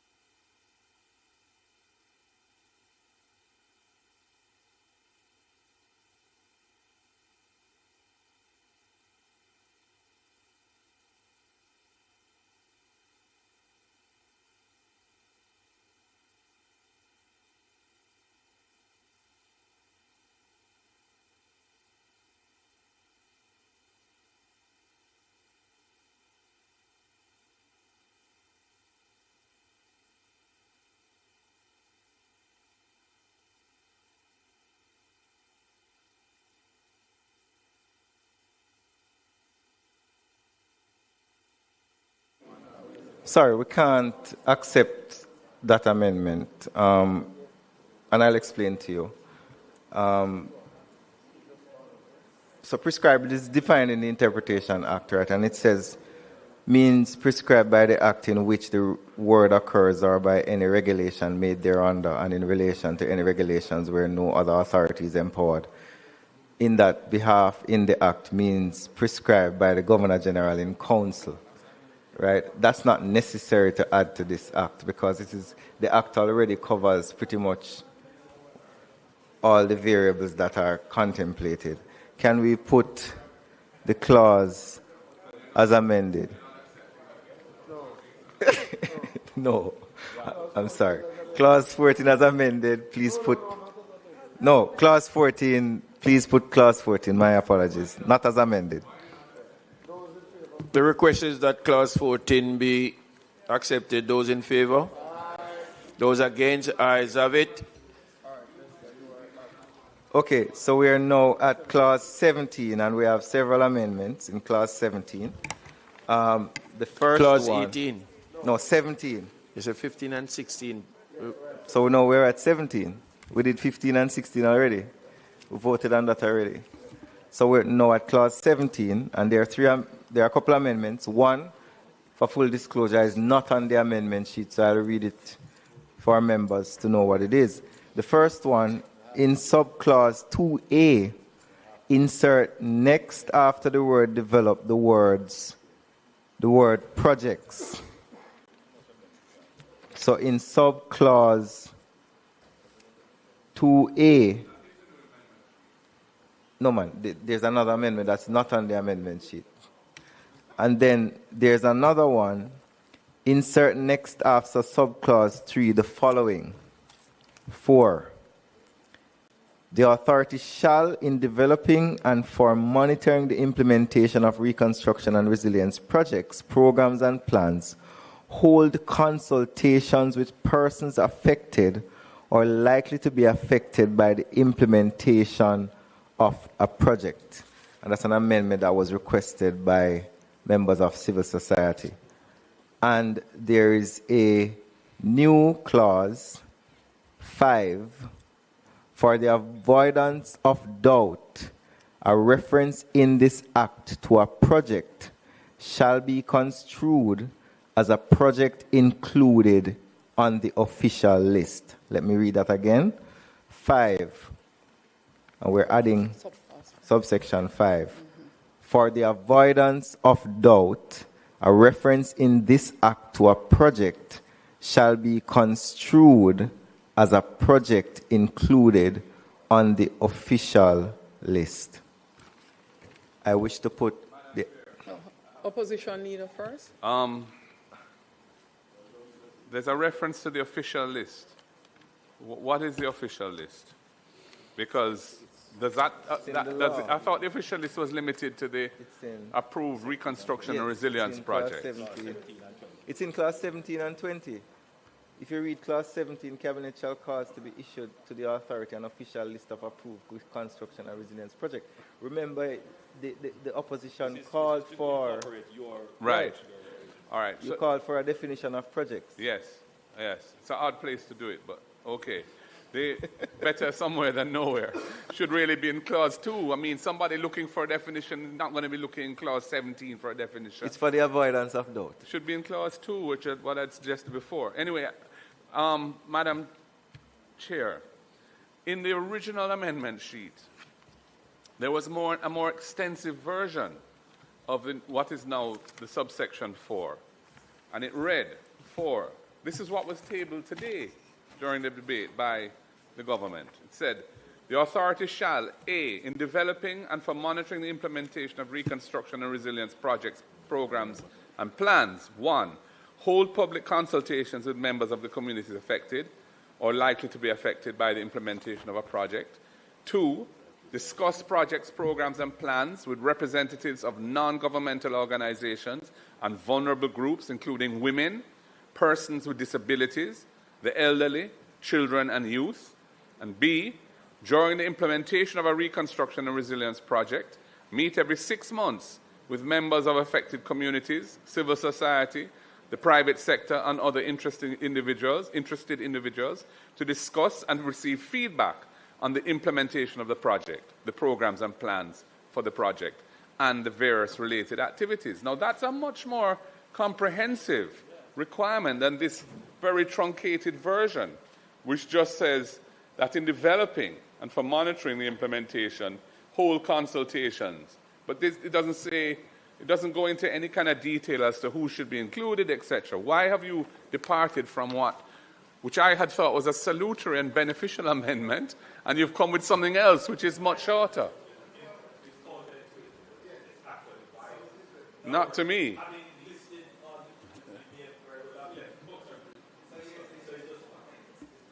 So, in consultation with the drafters, and we sat for hours. Well, Leader of the opposition, if you'll allow me. So you tabled it this afternoon, and you've been in here ever since. So when did you sit for hours? You noticed I was absent on the Prime Minister for a while. So what happened? To be fair to you, we looked at the clause and we got advice from the drafters that the clause had a limiting effect, and the current clause gives you the ability to consult with a wider cross-section of individuals. It's not going to happen. Those persons affected or likely to be affected. That's terrible advice. It's not going to happen, because if you're just saying hold consultations with persons affected or likely to be affected, that is going to be interpreted in a way which is convenient to whoever's organizing the consultation. If you had it in this other way, you would have to make effort to include vulnerable groups, including persons with disabilities and the elderly, children, and youth. This is a better formulation. Not in how we see it. This way, no one can be excluded. Or saying, I am not named. This way, it's spoken. Member Hilton and Member Green. Thank you, Chairman. Oh, no. And Member Russell. Thank you, Chairman. Prime Minister. Then Member Green. Prime Minister.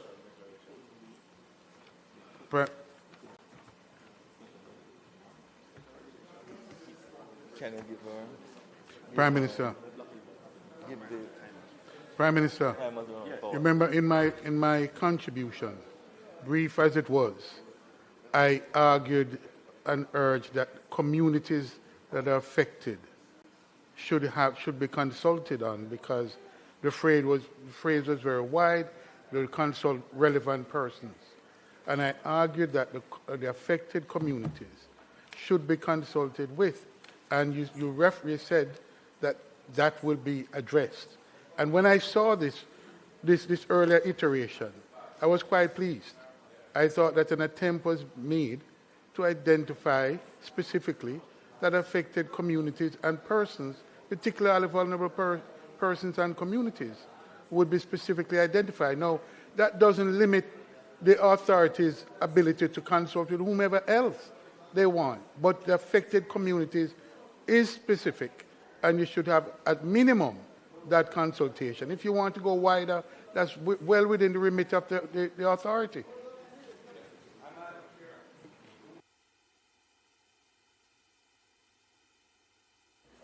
All right.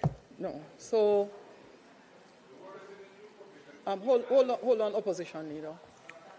It was Russell. All right. Provision So, could be opposition added. leader, you may go ahead. Yes, I'm suggesting that the words in the new provision, which is persons affected or likely to be affected by the implementation of a project, could be added as a catch-all to the new provision.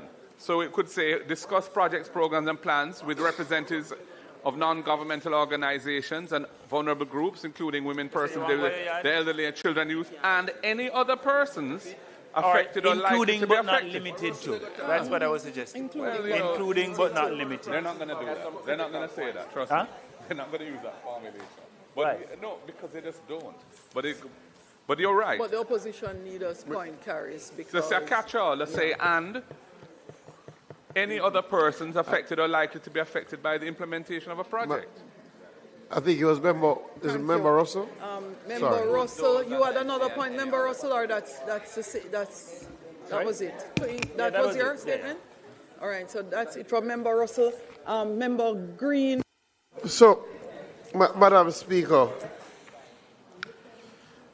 I represent an area that we expect NARA will do significant reconstruction work. And as such, we value this new provision which codifies that consultation are to be held. I've said time and time again, Madam Speaker, that we have to be very careful how far we go in legislation.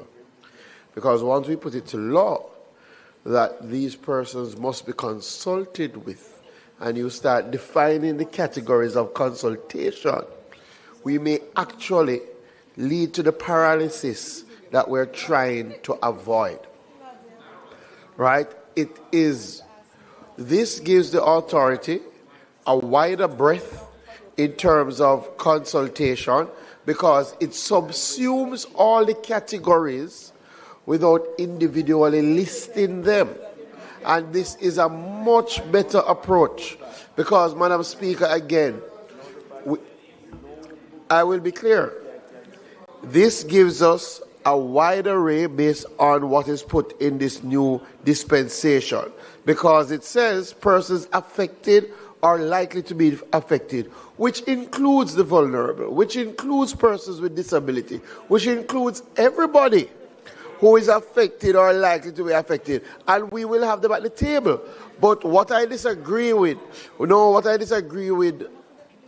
member, is to legislate in the manner that you have suggested.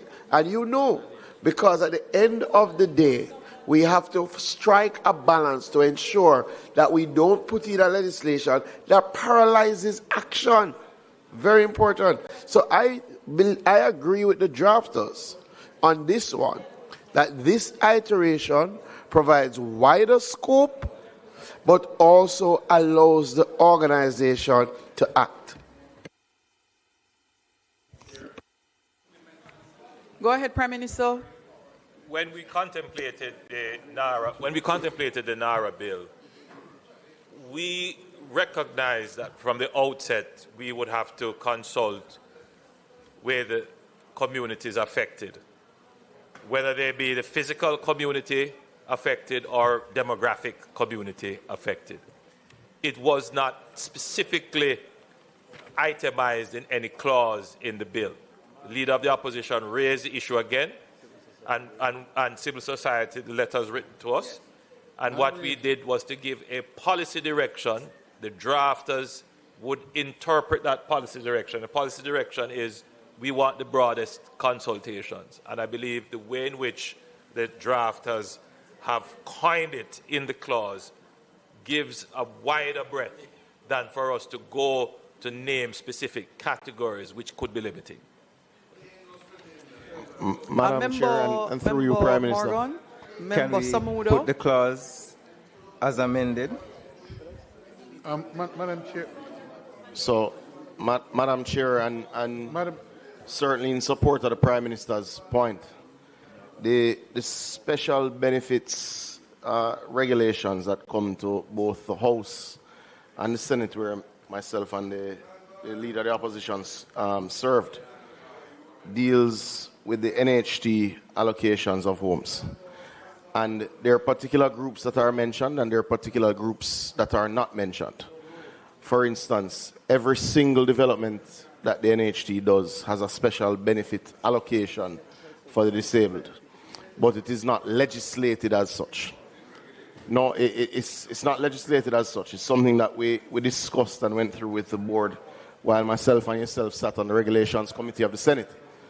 So we know that there's precedent to not legislate for every single group as is done for the NHT.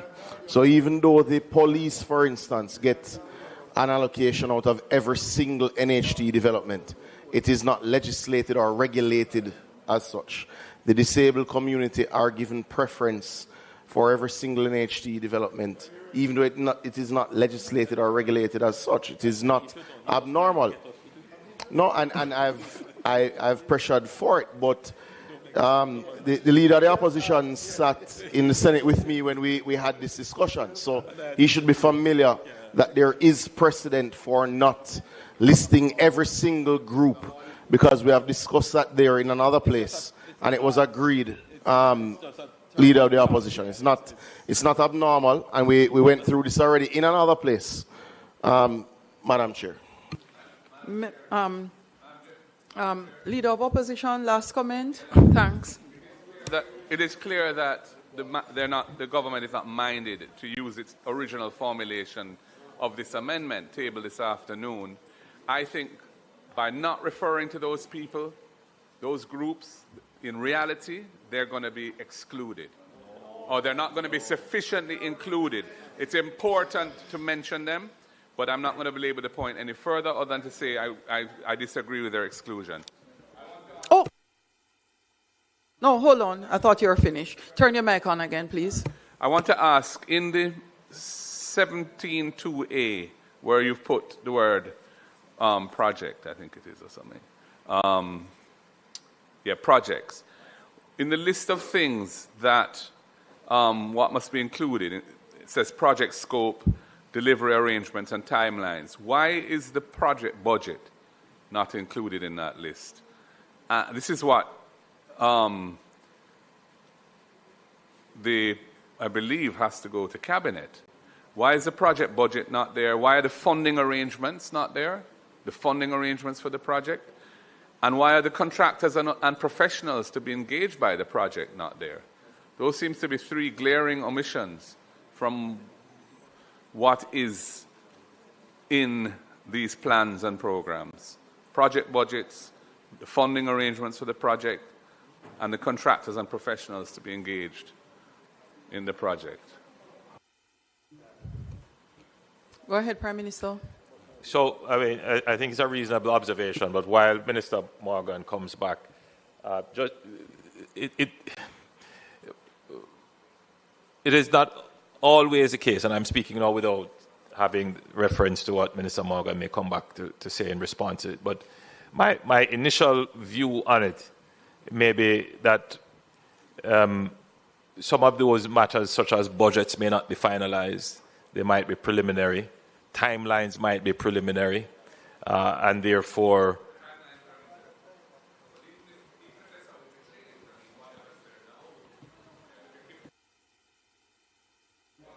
but it might not be. So we might approve a project, but not necessarily the budget. So if you look at section clause 19, so you have clause 17, which speaks about The development of programs and detailed plans includes project scope, etc., and timelines.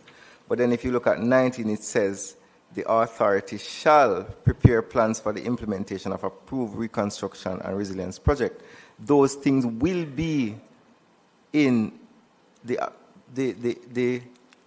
implementation plan will include those things logically.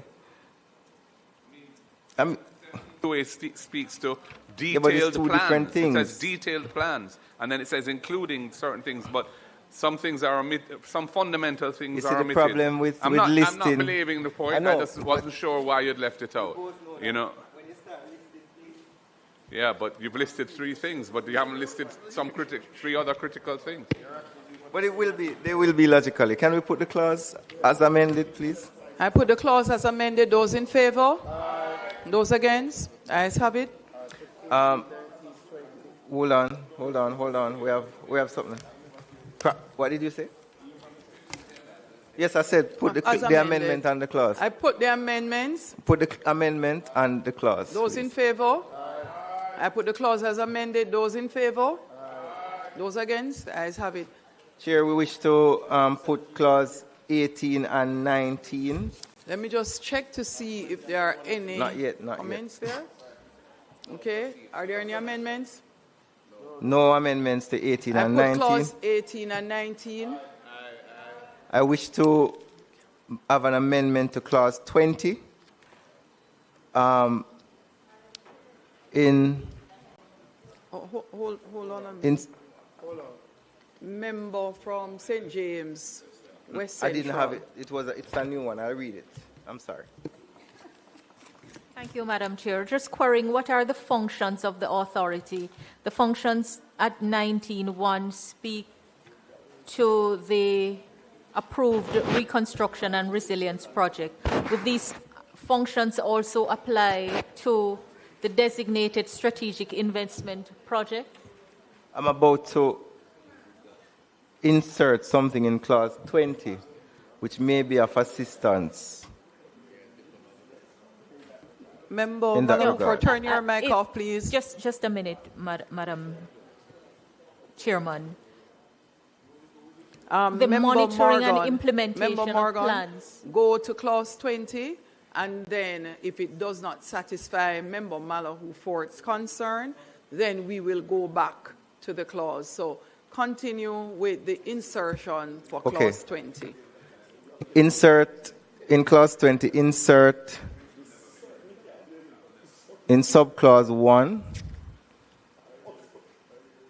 after the words resilience projects, the words and designated strategic investment projects. Let me repeat. 20. In clause 20, insert in subclause 1, next after the words resilience projects, the words and designated strategic investment projects. Member Malahoo Fort. Thank you, Madam Chair. The question still remains. So at clause 19, the authority is mandated to prepare plans for the implementation of approved reconstruction and resilience projects in consultation with the relevant persons, monitor the implementation of such plans, review and update the plans periodically, and after all any material change of which the authority has notice that is likely to adversely affect or delay implementation of the plan in whole or in part or otherwise as circumstances require. If you don't those mind, functions. Member Malahoo Fort, if you don't mind, instead of reading back the entire legislation, just get to what you believe would be the best amendment as best as you can. Madam Speaker. Madam Malahoo Fort, it is 12:45. It is 12:45. Madam Chair, Go ahead and Is just it go the to intention clause. for these functions to also apply to the designated strategic investment projects? I heard your question before, so yes. I know you could Because have the asked reference, that question the directly. inclusion of Minister, the designated strategic investment project at clause 20 does not answer the question at clause 19.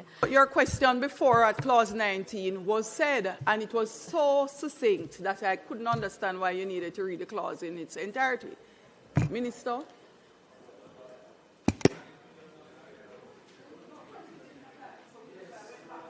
'20 didn't apply, which is why I went back to Member Malahou's initial intervention, Madam Chairman, because it didn't cover it.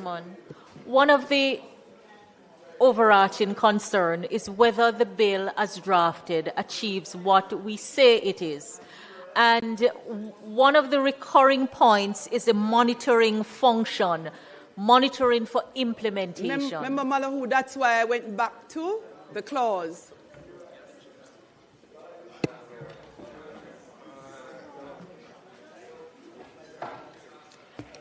My understanding, member, is that in this regime, the clause 19 functions don't apply to the designated strategic investment projects at all. The only thing in the bill that applies to them are the things to do with helping them to be expedited. That's all. Not planning, budgeting. These are private sector projects. All you're doing is trying to speed up economic growth by running them through the system as quickly as you can, right? That is a limited... 19 is dealing with public resources and public projects. I know. Go ahead, Member Green. No, I agree with the leader of the opposition. I think it's clear that 19 is in regard to the public component of NARA. I think we have clearly defined two different sets of projects, and one is really about expedited those that are public-private. But this, in terms of preparing plans, monitoring implementation, has to do with those projects that would have been approved by Cabinet and are public in nature. So, Member Malahou, for in relation to clause 20, Madam Chairman. Are you comfortable with clause 19? Madam Chairman, I ask a question. A response has been provided. No, I want to make sure before I move ahead. So I'm asking, so you're comfortable? So clause 20. Go ahead. The clause is now being amended to include the private sector projects. And the register speaks to the name and description of the project. With the inclusion of the private sector side, should it include the developer or those who are behind the private sector project in that register?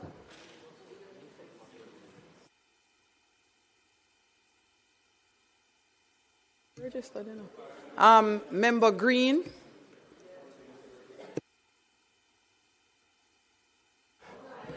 The clause indicates that other particulars can be prescribed. Right, I think that is clear. So these are in relation to national strategic projects. I wouldn't specifically put in the legislation that the developer must be included, but the name, the description, and clearly other particulars can be prescribed. That's my view on it. Madam Chair, I guess the question is, what's the purpose of the register? Because if the register serves as a reference point, then other particulars should not be left to chance. So the developer, the sources of funding, if, for example, there's an environmental breach, does the register allow you to identify who has developed the project, who is... So let me recap for the minister who was probably missed the point. The question was asked, in the register. Should the developer be included in the register at 20? So the question is, what's the purpose of the register? If it is to serve, for example, to ensure that you can understand and, I guess, seek seek redress in case something goes wrong. So you would need more details, and it should not be left to chance as to what's included. No, so no. So budget, sorry. Developer. No. Sorry. Yeah? My understanding of the register is to provide public-facing detail or a resource that the public can see what projects are being undertaken by NARA. It is not to do the other things that you have suggested. It is not the route through which, if there is a breach, you would access. It's to ensure, as the Prime Minister has clearly said, that the projects that are under the NARA framework, that the public knows what those projects are, the name, description, etc. But how, if you bring in the private sector projects into the register now, how could you possibly have a project being executed by a private entity without saying which entity it is? I mean, that must be the minimum transparency required of a register. How can you have a register which lists a project without saying whose project? Who says it's not going to be in the register? It says any other particulars as maybe. But we're saying those particulars should not be left to chance. It would be. It may never be prescribed. No, but you're asking us. In fact, I doubt it will be, knowing the rate at which we develop regulations. We cannot legislate every single minute detail of a process. But through you, Chair, reasonable. National development projects are gazetted in this way. This is not inconsistent. National development projects, which are so designated by the Minister of Finance, are already carried to the House and designated in this way. They're gazetted in this way. It's not inconsistent. This is actually the model that exists. It existed for the Western Resilience Water Project. It existed for the Rio Cobra project, certainly that I'm familiar with. The same way you gazette the project, you carry it to the House. The Minister of Finance has to carry the order written by the CPC. It's not inconsistent. It is.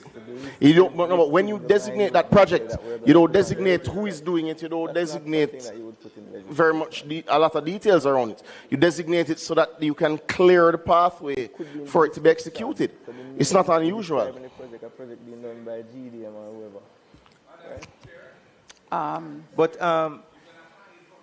No, you're not hiding from the public. No, you're not hiding from the public. You're actually carrying it to the House. The name and description of the project. What would you describe the project?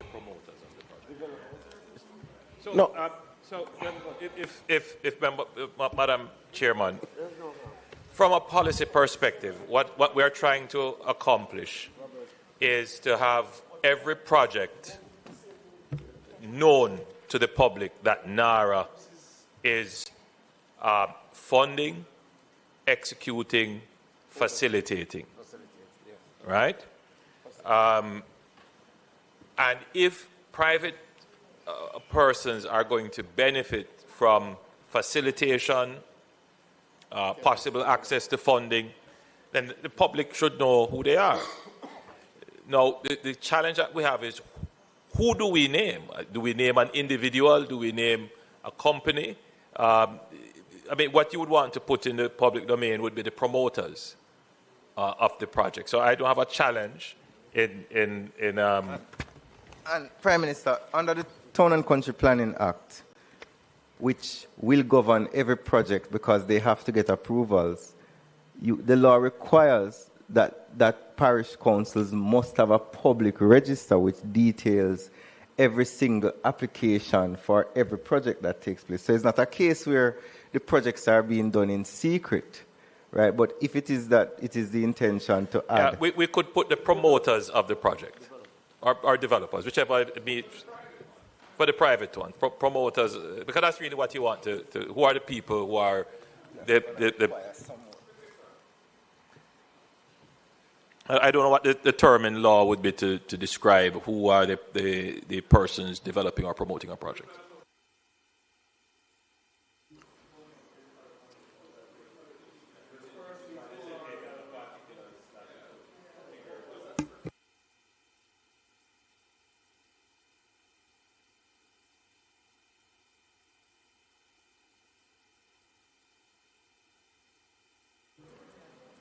Just a quick question on the side. Is Member Bunting still here?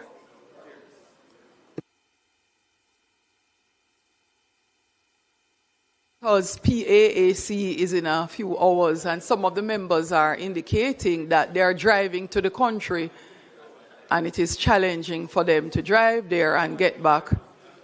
So they're asking House Leader to consider postponement because they're still here at 1 a.m.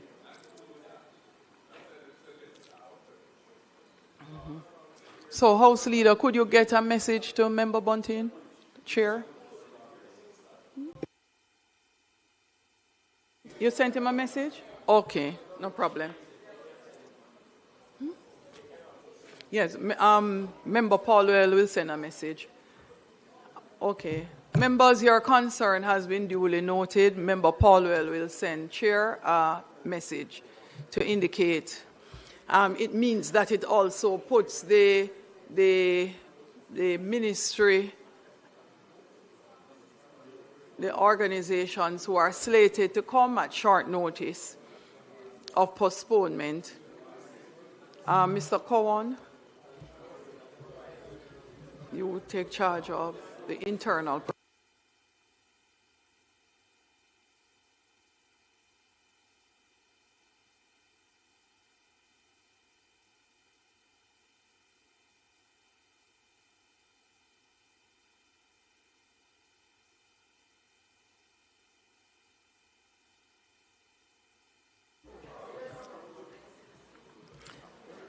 All right, continuing.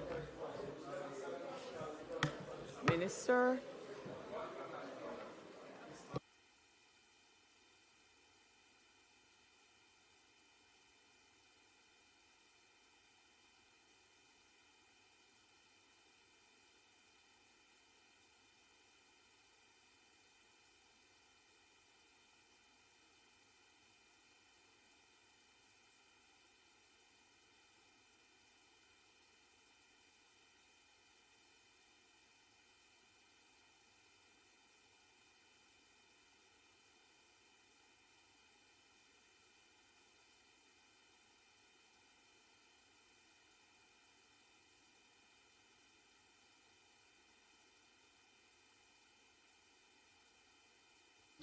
Member Paulwell, minute.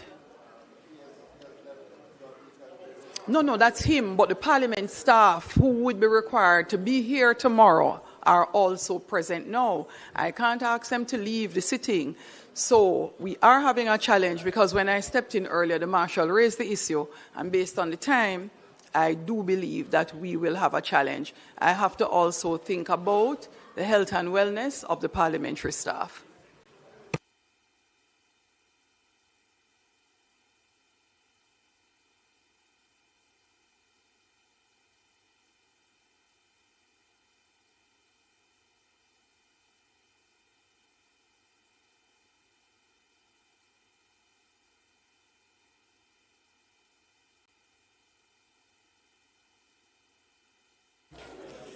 So we agree in principle, but we are trying to determine the language. So can we move on while we determine the language?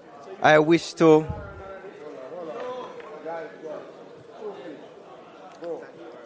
put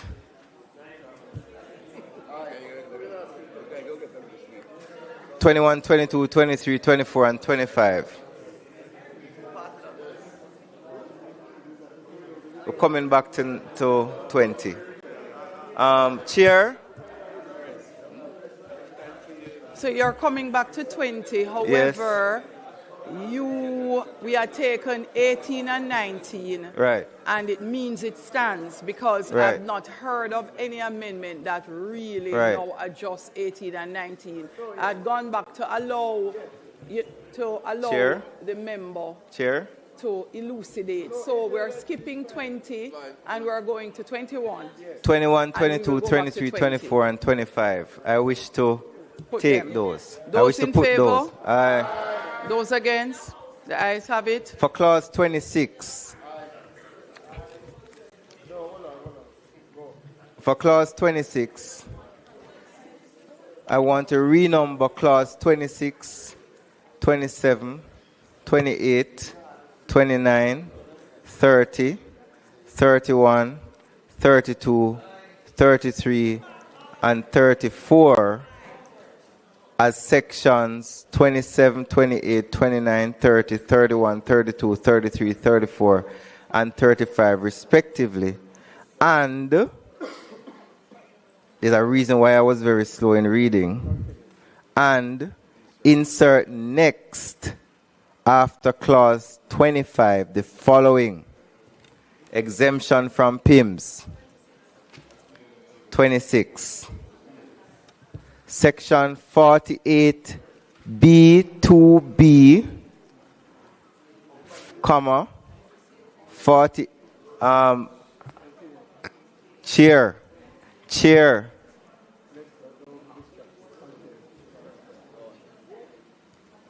48J and the fourth schedule to the Financial Administration and Audit Act shall not apply to approved reconstruction and resilience projects or designated strategic investment projects. I wish to put the amendments and the clause, Chair. You're not paying. I heard renumbering and I heard next. I am still partially listening. I'll allow the opposition leader to make his comment and the member from St. James West Central. Yeah, I'm just kind of on. I can understand that PIMS shouldn't apply to the designated strategic investment projects because those are private sector projects. But in relation to the public sector projects, PIMS is part of the fiscal responsibility framework. So I want to understand the logic. I want to understand. Turn on the mic. I want to understand. I didn't turn off your mic. I want to understand so why you would be. Let me just make my point. The fiscal responsibility framework, which establishes PIMS and PIMSET, is designed to ensure that capital projects involving capital expenditure by the government are properly included in the budget, because there's been a history where they often weren't shovel-ready, so to speak. Why are you taking them out? Why are you taking the NARA projects out of the fiscal responsibility framework? I just want to understand what the justification for that is.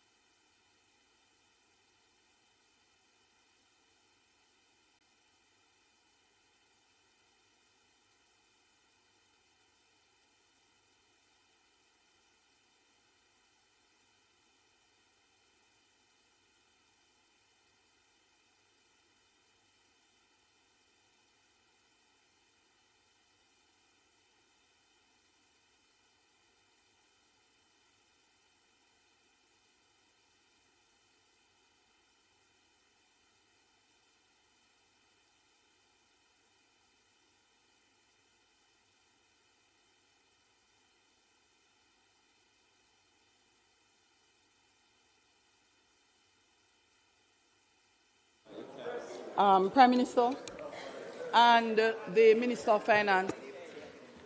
All right, thank you, Madam Chair. So to the question, why are we not requiring the projects to go to the public investment management system?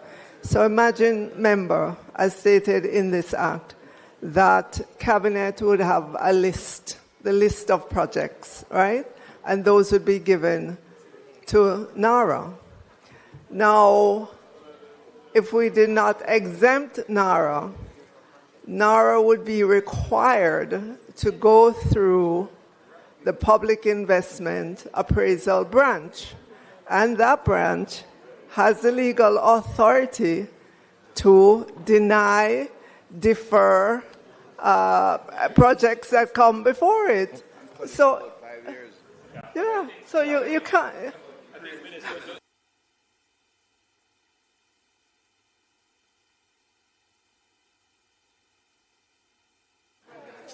Prime Minister, your mic is now on. Thank you, Madam Chair.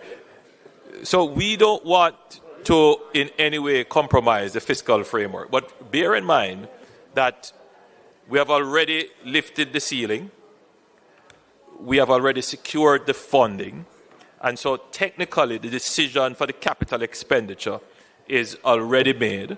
There is an intense parallel process of subjecting all the projects to approval and permitting process. But I think the most important consideration for this House is to bear in mind that if we were to put the NARA projects through the PIMS process, every other project would stall. In other words, it would cripple the existing capital budget. And so the idea is not to in any way impair the existing capital budget.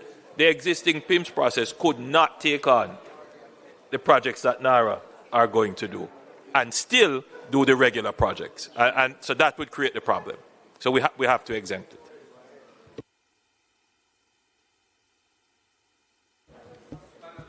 Go ahead, Sean, quickly, and then to Minister Morgan. NARA's projects would be provided for in the annual budget, I would imagine, of the country, right? The funding to be supplied to them. So that would be approved or put into the budget on the basis of what they say they can execute through the year, without the benefit of the PIMS adjudication as to whether that's really so or not. So remember. So they would, yeah. No, so they would issue, but the normal drawdown of those funds would apply so that there would be warrants and so on at the time the funds are actually needed to be disbursed. Yes. Yeah. All right. Yeah. Chair? Yes, go ahead, Minister Can Morgan. we put the amendments to clause 26 and the clause? Members, we put the amendments to clause 26 and we put clause 26 as amended. Those in favor? Those against? The ayes have it. Yeah. Can we now go back to clause 20 to resolve the matter? The renumbering as well, Minister. I would prefer to put the renumbering unless you have any other amendments to just concretize the renumbering done. 27, 28 onwards. No, we have already renumbered. No, we didn't put it. Yes, I put the amendments and then the clause. Oh, in 26? Yes. Okay, no problem. And now we want to... Going back to clause 20. So, the amendment we wish to put for clause 20 is we're going to modify 21A to say the name, a description, and the promoter of the project. And I wish to put that amendment. I put clause. the amendment and the clause as amended. Those in favor? Those against? The ayes have it. Let me read it again, Read it as amended, please, Minister. No, he's asking. Minister Morgan, please read the clause as amended. The name, a description, and the promoter of the project.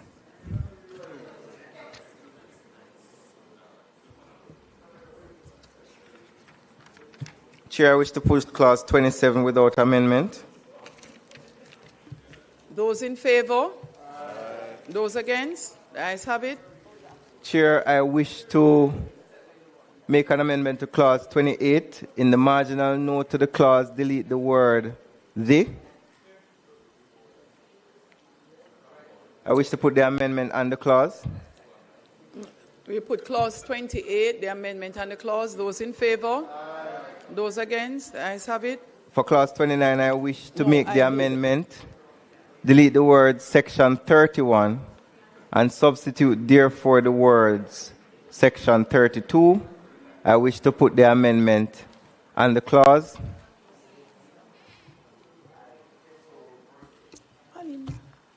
Hold on a moment. Member from St. James West Central. Madam Chairman, I wanted to ask a question in relation to clause 28 as renumbered. The authority is dissolved. What criteria would trigger the dissolution of the authority? There's nothing that says when it comes to an end, but on it coming to an end, so many other things happen. So what are the criteria?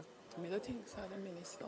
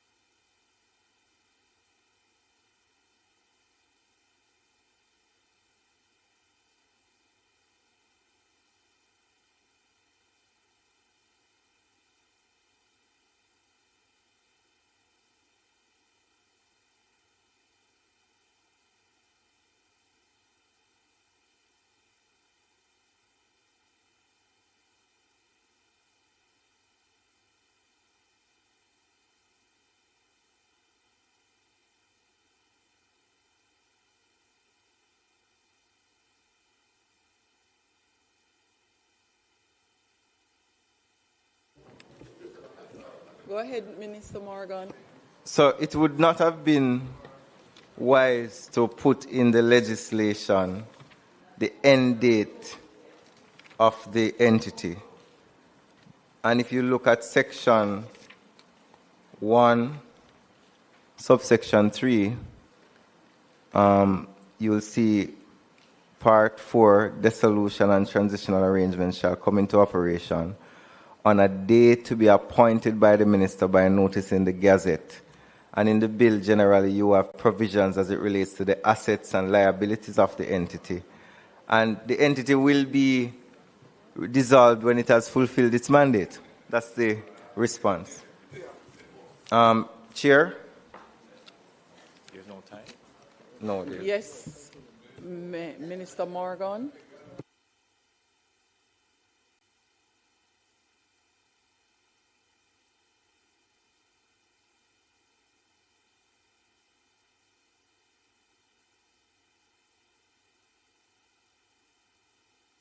Having the objects and reasons reflected in the bill. Chair? Isn't that? Can we put clause 29 amendments and the clause? I put the amendments. The amendment was delete the word section 31 and substitute therefore the word section 32. I put the amendments, which is already documented on the amendment sheet and the clause as amended. Those in favor? Aye. Those against? The ayes have it. In the schedule. Oh yes, I'm sorry. So I wish to put clause 30, 31, 32, 33, and 34, and 35. All right, so before, no. Member Russell and then Member Malahoo Fort. So, Minister, you introduced a new term earlier on. Will that be defined, the promoter?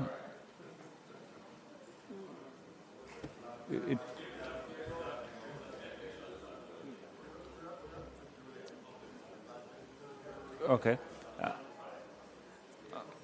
All right. And then you said because the mandate isn't specific in the Act. So I thought the closest thing to the mandate was the objects and reasons. So the suggestion earlier on of having that copied and put in. Yeah, man, but... No, but I'm saying, but what he said, the question was, when will it be dissolved? And the response was, no. The response was that when it's fulfilled its mandate.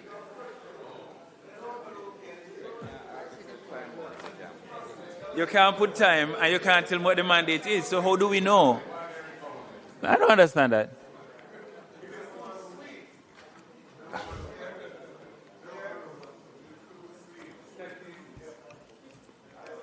From? No, the member from St. James, West Central, next. Madam Chair, I'm just seeking some clarification in respect of clause 34 as renumbered, the transitional arrangements. During the Prime Minister's budget presentation, he indicated that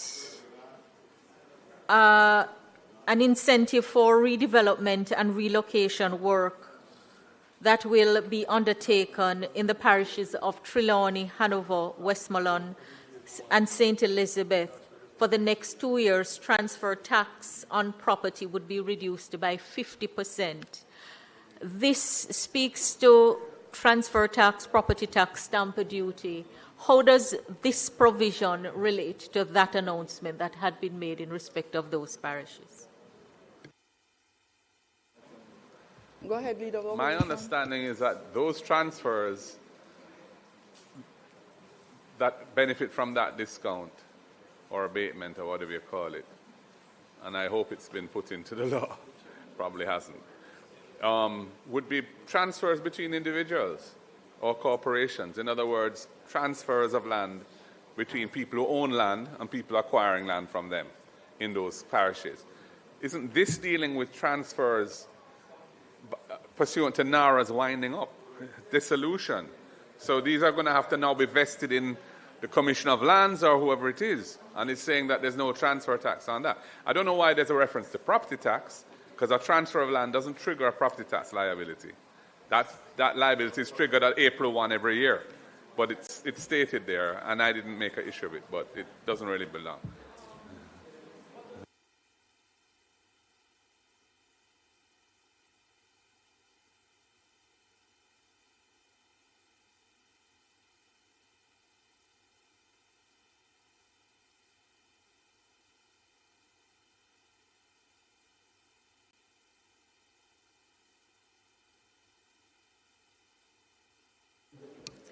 Members, I know as asked, put clause 30 to 35. Those in favor? Aye. Those against? The ayes have it.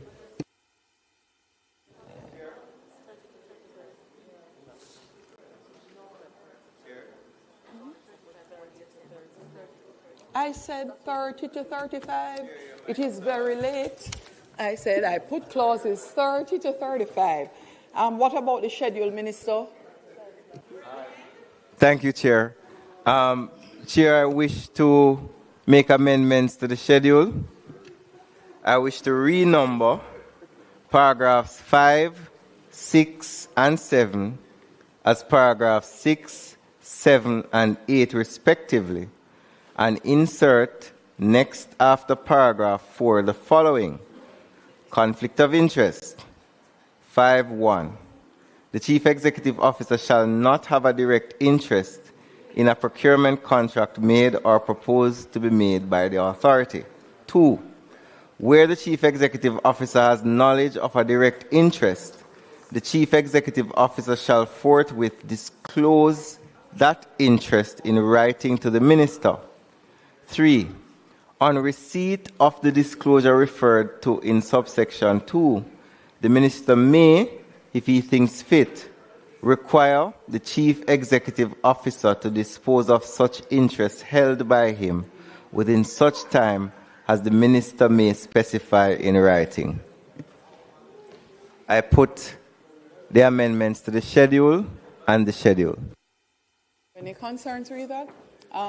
Member Malahoo Fort. Thank you, Madam Chair. The inclusion of this amendment is a welcome. Is welcome.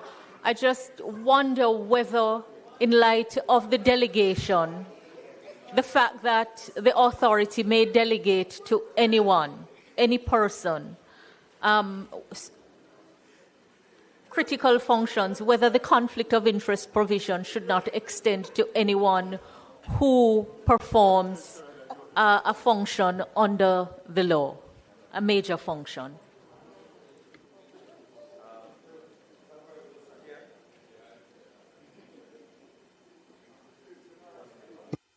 Good. Chair, there are, in debating the inclusion of this clause, as you know, this is a new clause. The question we kept asking ourselves is, how do we put in a provision when so many other pieces of legislation contemplate rules and regulations to govern the behavior of employees in an organization?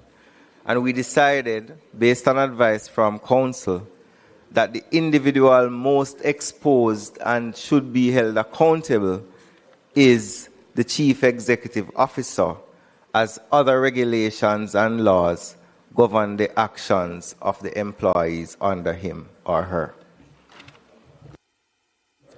Minister, I know, as instructed, put the schedule as... Oh, not yet? I did not realize that there were two versions of this as well. Really? So just to say that you've taken out the criminal offense provision that was in the original proposed amendments for breaches of this.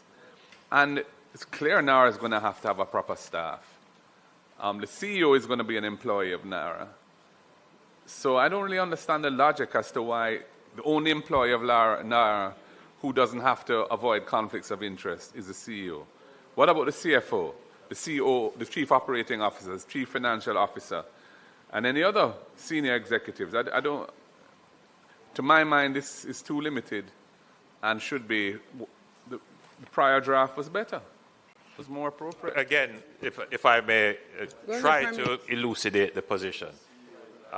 Again, the same thought process was brought to bear as the leader of the opposition and the member from West Central St. James would have earlier expressed.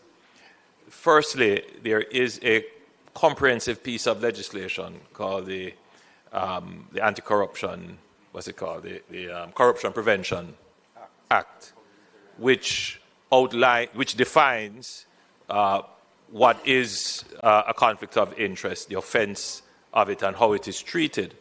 So we didn't need to go and re-legislate that within this bill. In the same way that, for example, in the BOJ Act, or which it was the Bank of Jamaica. The Bank of Jamaica Act. That's where we pulled from. Yeah, the governor, which would be the key decision maker, would be required to make a disclosure and to deconflict themselves, if you would use that term. And so we apply the same thing here to the Chief Executive Officer, that position. He should deconflict himself, and if such a conflict exists, he should disclose it to the minister and make amends in the time given to him by the minister. Go ahead, Minister Moran. I put the amendments on the clause, on the schedule. Put the schedule, the minister puts the schedule. Those in favor? And the amendments. And the amendment. Those in favor? Those against, the ayes have it. Minister Morgan. I put the entire bill and the title and enacting provisions. Minister puts the title and enacting clause. Those in favor? Those against, the ayes have it. Okay. By clause, you do not have to put the bill again. That was the decision taken to do all of this elaborate clause and divide. So the bill has passed committee stage, and I would just love to double check. Legal counsel, I am counting 20 amendments. Are we all in one accord? Confirming? So, I do report the bill as having passed committee stage with 20 amendments. Those in favor? Those against? The ayes have it. We're back in the House. I do report the bill as having passed committee stage with 20 amendments. Prime Minister. Madam Speaker, at 1:26, it gives me great pleasure to ask for third reading of the bill. The question is that the bill now be read a third time. Those in favor?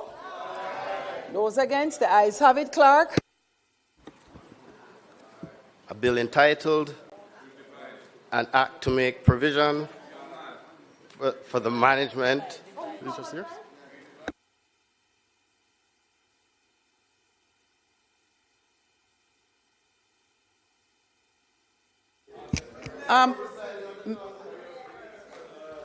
No, that's fine. That's members. That's fine. The opposition has asked for a divide on the third reading of the bill.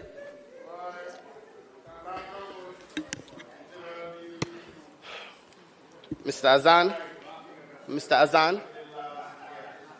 Mr. Bartlett, Mr. Brown, Dr. Brown-Burke, Mr. Buchanan, your vote.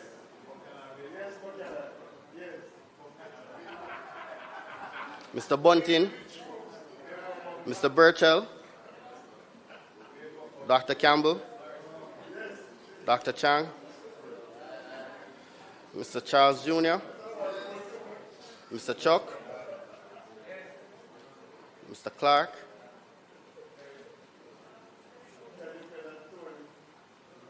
Mr. Clark,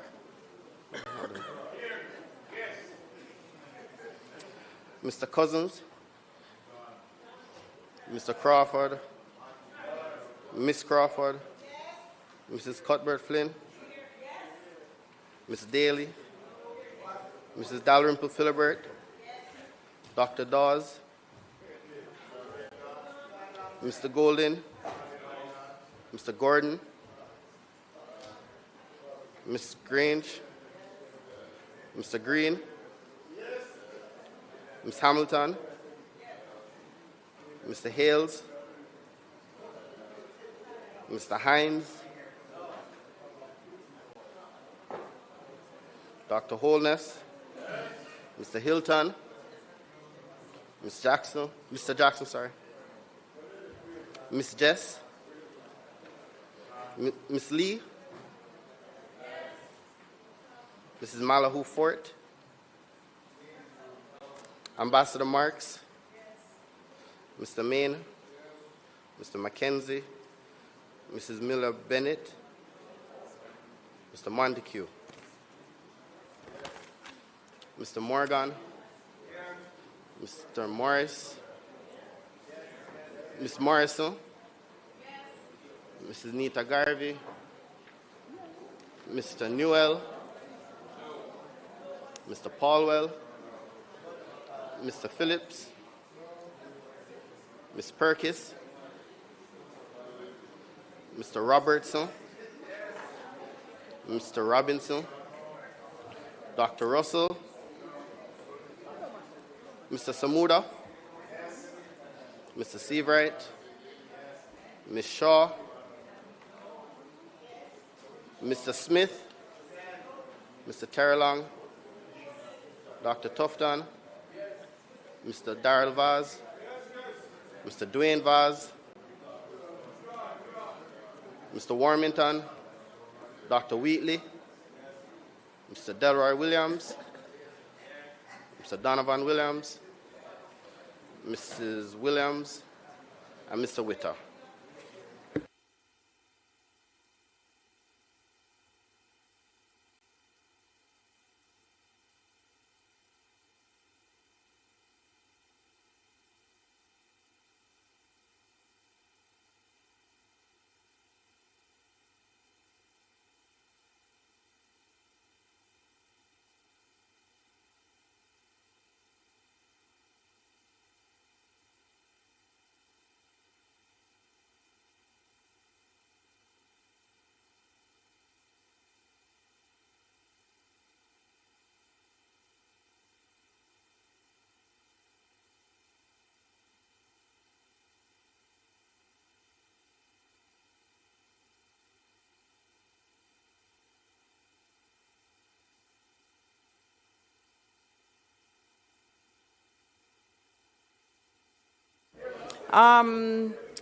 Members, the report of the tally is that the vote is ayes 31, nay 15, and absent 16.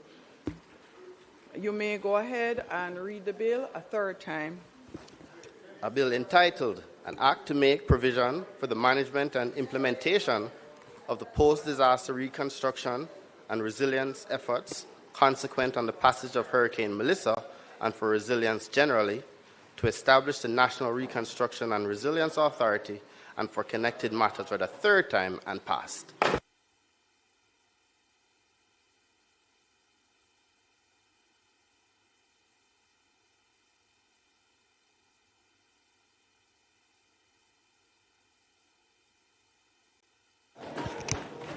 Members, please do not move a muscle. The business of the House for the day continues. We will go back to House Leader in respect of the agenda. Madam Speaker, we had gone straight to public business. I now ask for the recommittal of all the items on the agenda. The request is that all items on the agenda be recommitted. Those in favour? Those against? The ayes have it. Statement by ministers. Announcements. Clerk. Laid on the table of the House are the following. Ministry paper number 2324 of 2025-26, titled Cabinet Agenda Issues, dated the 12th of January 2026, January 19, 2026, and January 26, 2026, respectively. Overarching Policy for Jamaica's Protected Areas System 2026 and its related ministry paper numbered 26 of 2026, titled Overarching Policy for Jamaica's Protected Areas System. National Keys Management Policy for Jamaica and its related ministry paper number 27 of 2026, titled The National Keys Management Policy for Jamaica.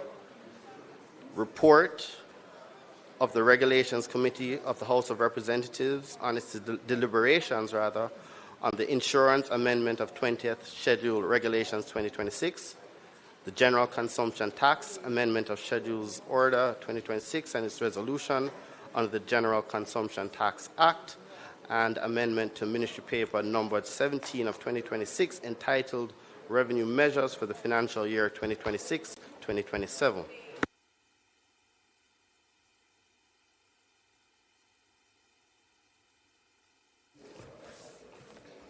Petitions, papers, reports from committees. Members, I am encouraging the member who submitted the report for the Regulations Committee. Going ahead? Okay, here. Go ahead, member. Thank you very much, Madam Speaker. Madam Speaker, I beg to lay on the table of the House of Representatives a copy of the report of the Regulations Committee of the House of Representatives on its deliberations on the insurance amendment of 20th Schedule Regulation 2026.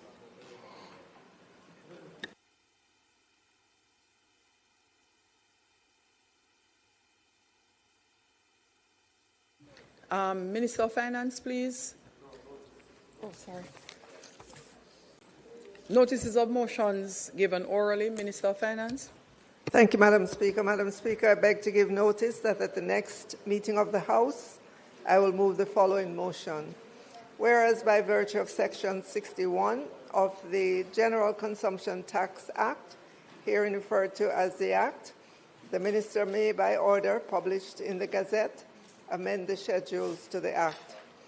And whereas the schedules to the Act specify the general consumption tax and the special consumption tax imposed on the supply in Jamaica or the importation into Jamaica of goods and services.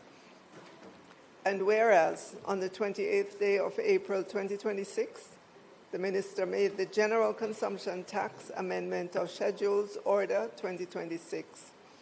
And whereas it is provided by Section 62 of the Act that an order amending the schedules to the Act shall be subject to affirmative resolution of the House of Representatives.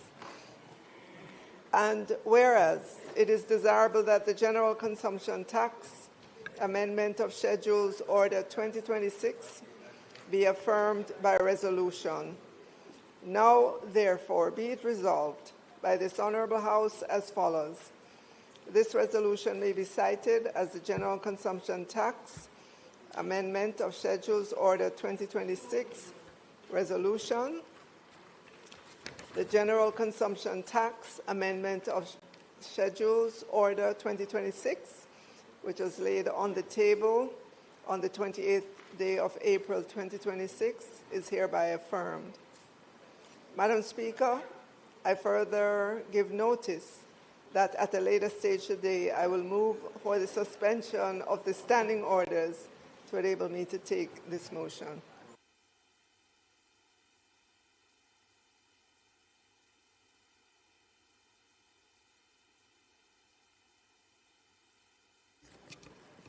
Member Whittle. Thank you, Madam Speaker. Madam Speaker, I beg to give notice that at the next meeting of the House, I will move. Be it resolved that the reports of the Regulations Committee of the House of Representatives and its deliberations on the insurance amendment of 20th Schedule Regulation 2026, which was laid on the table of the House on the 28th day of April 2026, be adopted. Madam Speaker, I further beg to give notice that at a later stage today, I will move for the suspension of the standing orders to enable me to take this motion. Thank you, Minister Whittle. Questions and answers to questions, motions that may be made at the commencement of public business requiring notice, motions relating to the sitting of the House, motions for leave to introduce bills, presentations of bills without leave of the House first obtained. House Leader. Madam Speaker, we will have Minister Whittle just to do his motion, and then we will take the... Public business. Oh, no, I'll take it there today. Yeah. So hold on, Minister Whittle. Public business. You may go now. Madam Speaker, I now move for the suspension of the standing orders to enable me to take the motion, notice of which I gave earlier. Those in favour? Those against? The ayes have it. Madam Speaker, I now ask that the motion be approved. Those in favour? Those against? The ayes have it. Minister of Finance.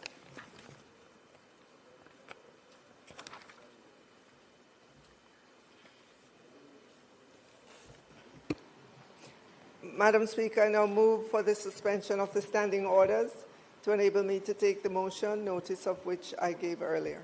Question is that the standing orders be suspended to enable the Minister to take the motion notice up, which was given earlier. Those in favor? Those against? The ayes have it.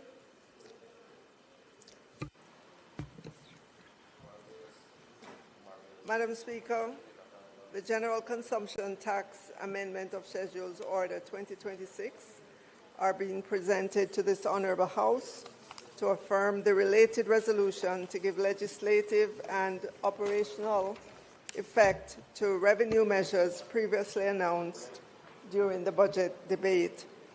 In doing so, Madam Speaker, the order and the resolution now before the House represent a critical step in giving legislative and operational effect to these policies. They provide for the implementation of targeted adjustments within the general consumption tax and special consumption tax regimes. These measures, Madam Speaker, are not introduced in isolation. Rather, they form part of the government's broader fiscal response to the current economic environment, including the increased expenditure pressures arising in the aftermath of Hurricane Melissa and the continued need to safeguard fiscal stability while maintaining essential public services. Against that background, Madam Speaker, I will now briefly outline the order and resolution to give effect to the measures as previously announced. Madam Speaker, the order provides for the amendment of specific provisions of the General Consumption Tax Act to increase the rate applicable to specified tourism activities from 10% to 15% to take effect on April 1, 2027. Madam Speaker, the order also gives effect to the modification of the existing 20% duty concession on motor vehicles for specified persons.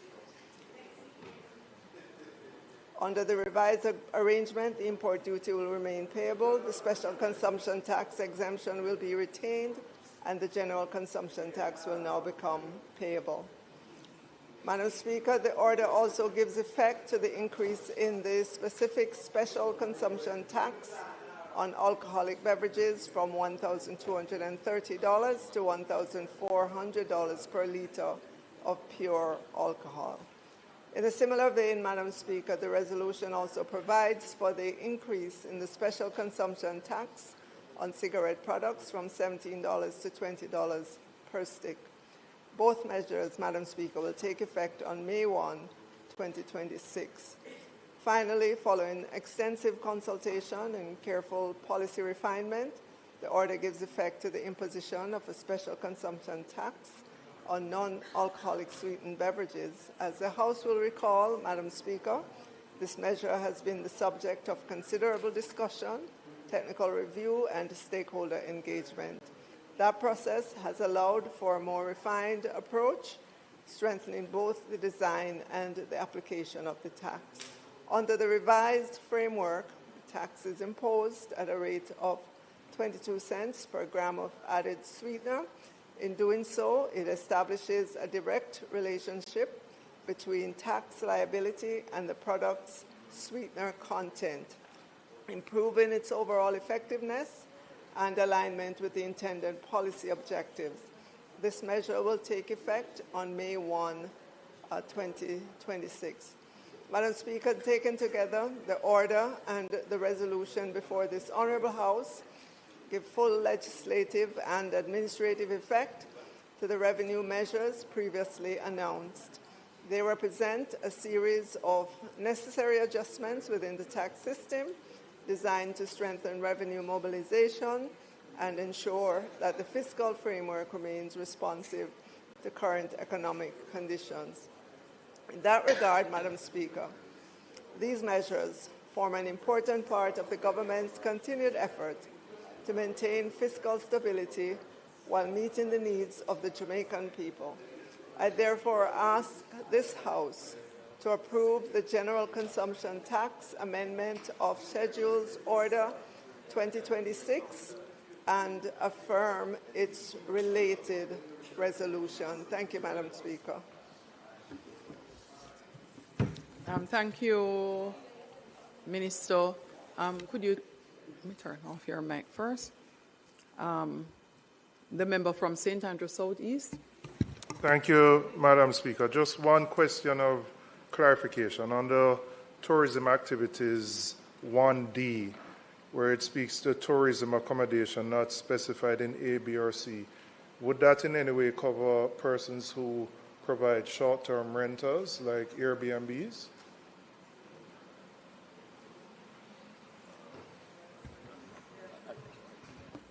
Turn your mic on, Minister, to respond. Yes, it would. So this would, in effect, be a new category then that would be eligible to start paying tax as of April 1st, 2027. Because prior to this, they would not have been captured in any form. Yes? Okay.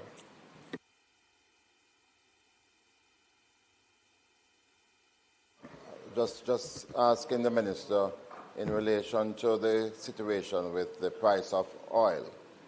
The budget was calculated, the revenues, based on the price of oil at a certain dollar value per barrel.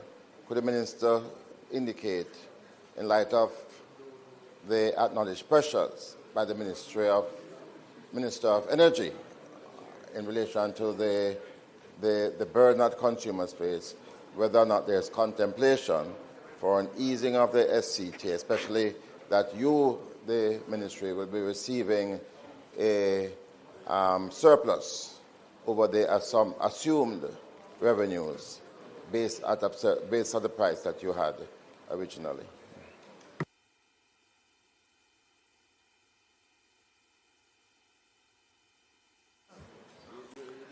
Member, I think it's way too early to be counting a surplus because, as you heard, the Minister of Energy announced, I think a week or two ago, of how many billions of dollars Petrojam itself has to absorb because it is using the pricing formula, which does not allow the full pass-through of the increase in oil to Jamaicans. And you can look and see where prices are relative to how much it is at the pump. So I think it's too early to be counting any gains at all.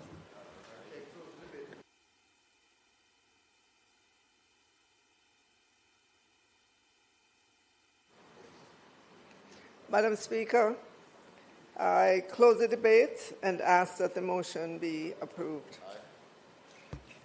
Question is that the motion be approved. Those in favor?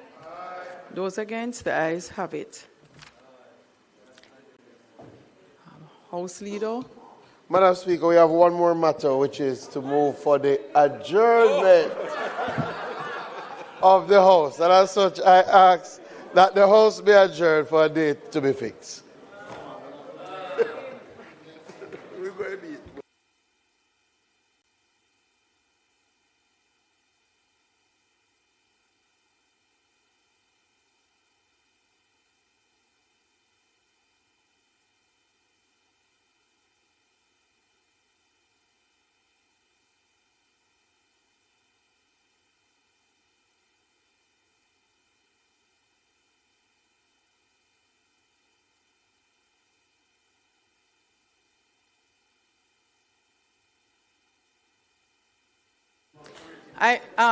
On adjournment, I would just like for the record to indicate it is now 1:50 a.m. The staff present here, other than the actual committee clerk for the PAAC, all the staff present here, all the orderlies, the legal officers would be required to be here at 10 a.m. I do anticipate that we may have challenges. The chairperson for the committee has insisted that they are going ahead with the meeting tomorrow. Regardless, I am following the standing orders strictly to the letter, and so I apologize on behalf of the Parliament and its administration to the employees in respect of their health and wellness in requiring that they find themselves here to facilitate the request of the chair despite this late hour of the morning. House Leader. Madam Speaker, just on that point, I will ask the Leader of Opposition to see if he can convey to the Chair of the committee that we believe in the circumstances with the House sitting until basically 2 a.m., that the committee meeting be postponed to ensure that the staff who are here with us and who have far distances to travel will not be compelled to be here at that time. So we ask that the Leader of Opposition business impress upon his colleague that that is the view of the members. No. The question is that we do adjourn the House for a date to be fixed. Those in favor? Aye. The ayes have it. This Honourable House now stands adjourned.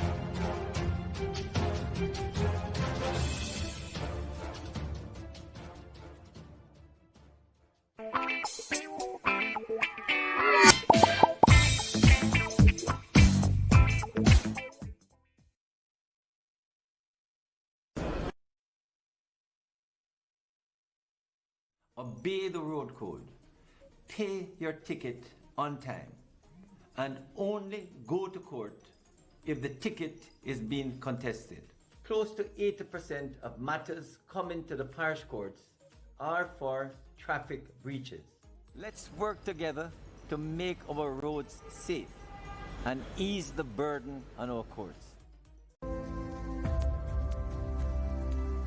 wonder who that somebody be. No, sir. Let me look for my glasses. Oh, that somebody look like right, sir. It's Lottie, walk on.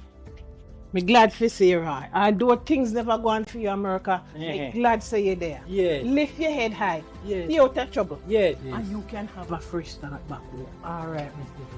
Thanks, you hear? Let's all work together for a fresh start back home. The following is brought to you by the Office of the Prime Minister. Start your mornings with a heart full of joy. Make the commitment to enjoying everyday life with PBCJ.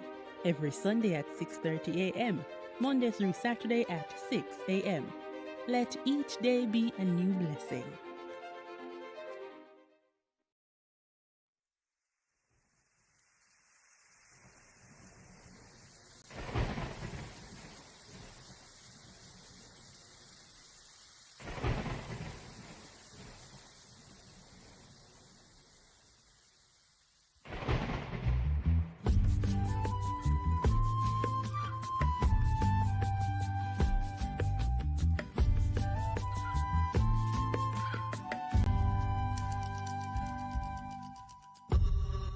Our Father, how excellent is thy name. Greater than all your works, greatly to be praised. These days can be so demanding. I don't want to lean upon my own misunderstanding. So all that I ask is for you to be mindful of me. When I consider your hands, they bring forth the rain and stars. All that I ask is for you to be mindful of me. When I consider your hands, they bring forth the stars. Remember me, remember me. Me know a whole heap of people I pray. Remember me. Remember me, me. I know you got a lot on your hands. Remember me.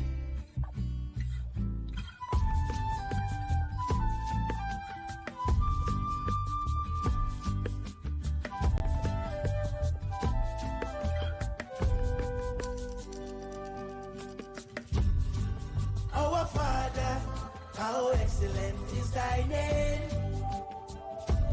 Greater than all your works, and greatly to be praised. These days can be so demanding.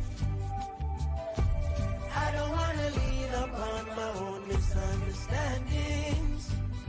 So all that I ask is for you to be mindful of me. When I consider your hands, they bring forth the rain and stars.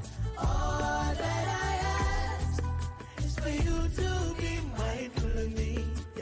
When I consider your hands, they bring forth the stars. Remember me. Remember me. We know I won't leave my people, I pray. Remember me. Remember me, Jaja. Ooh, remember me. I know you got a lot on your hands. Remember me. Oh, oh. See that? Oh.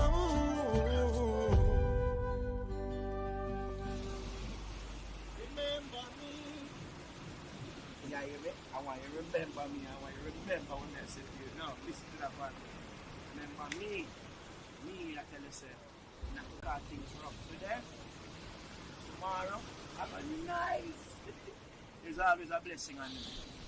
Remember that, yeah?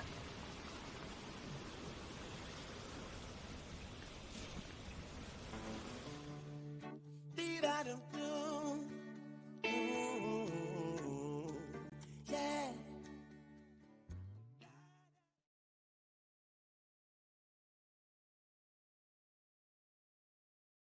Today, we can report 2 consecutive years of reduction in major crimes and murders, with a significant reduction of almost 20% in murders for 2024. Between January 2022 and January 2025, we have reduced murders by 51%, and January 2025 had the lowest monthly murder count since September 2014.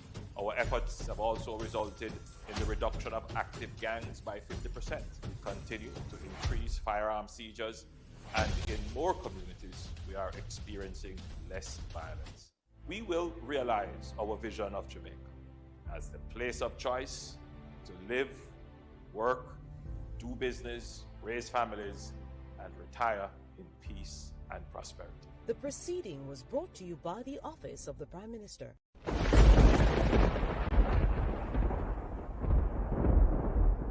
When the storm rages and the world feels shaken, remember, our strength lies in unity.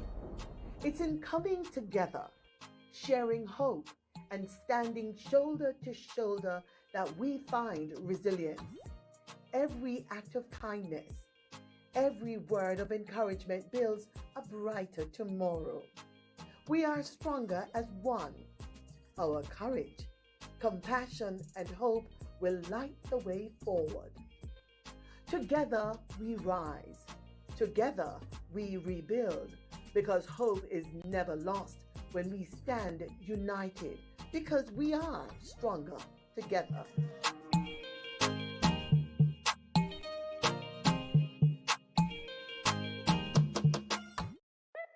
BGLC, the regulatory body. We regulate, you play without worry. We regulate, you play. BGLC, fair play when you play. For the fun of the game, you know we're there. BGLC, keep it fair for the player. You play the game and we are the rules setter. Keep everything fair so the game play better. The Betting, Gaming and Lotteries Commission. We ensure fairness, integrity and responsible gaming practices. Keep the game fair and fun for everyone. We regulate, you play.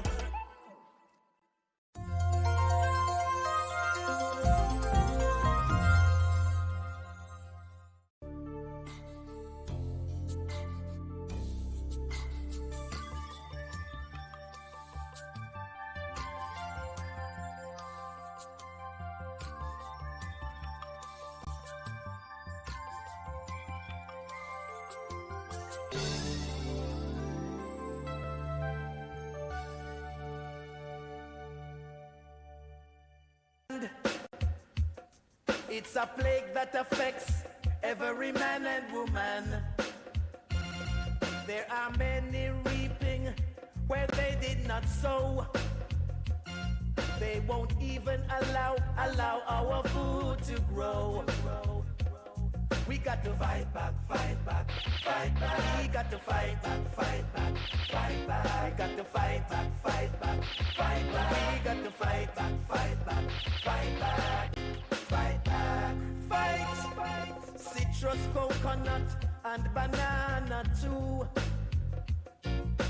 Yam, potato, and cocoa in the ground. Them teeth in chicken, cattle, pig, and goat. Them going everywhere, slitting them throats. Even the bees not safe in them hive. And what them a do to the farmer's life? We got to fight back, fight back. The north component of this direction is 130 cosine 22.5 degrees, which is of course the same as 130 sine 67.5 degrees. And the east component is 130 cosine 67.5 degrees, or 130 sine 22.5 degrees. Now, Brenda, will you please come up here and write out the north and west component of this direction?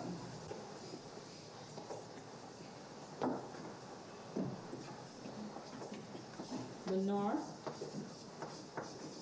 component is 90 cosine 40 degrees. Which is the same as? 90 sine 50 degrees. Good. And the west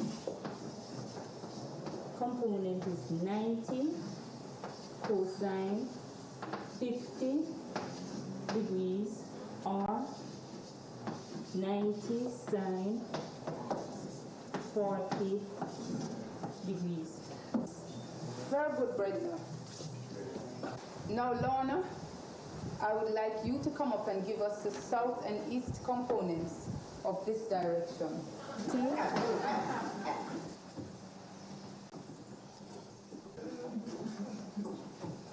The south component is 150 cosine 30 degrees, and the east component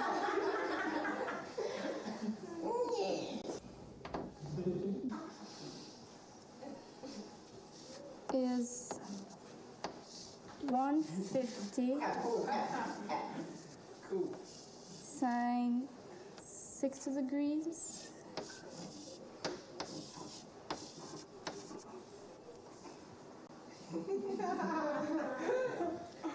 Let's hear the correct answer, David.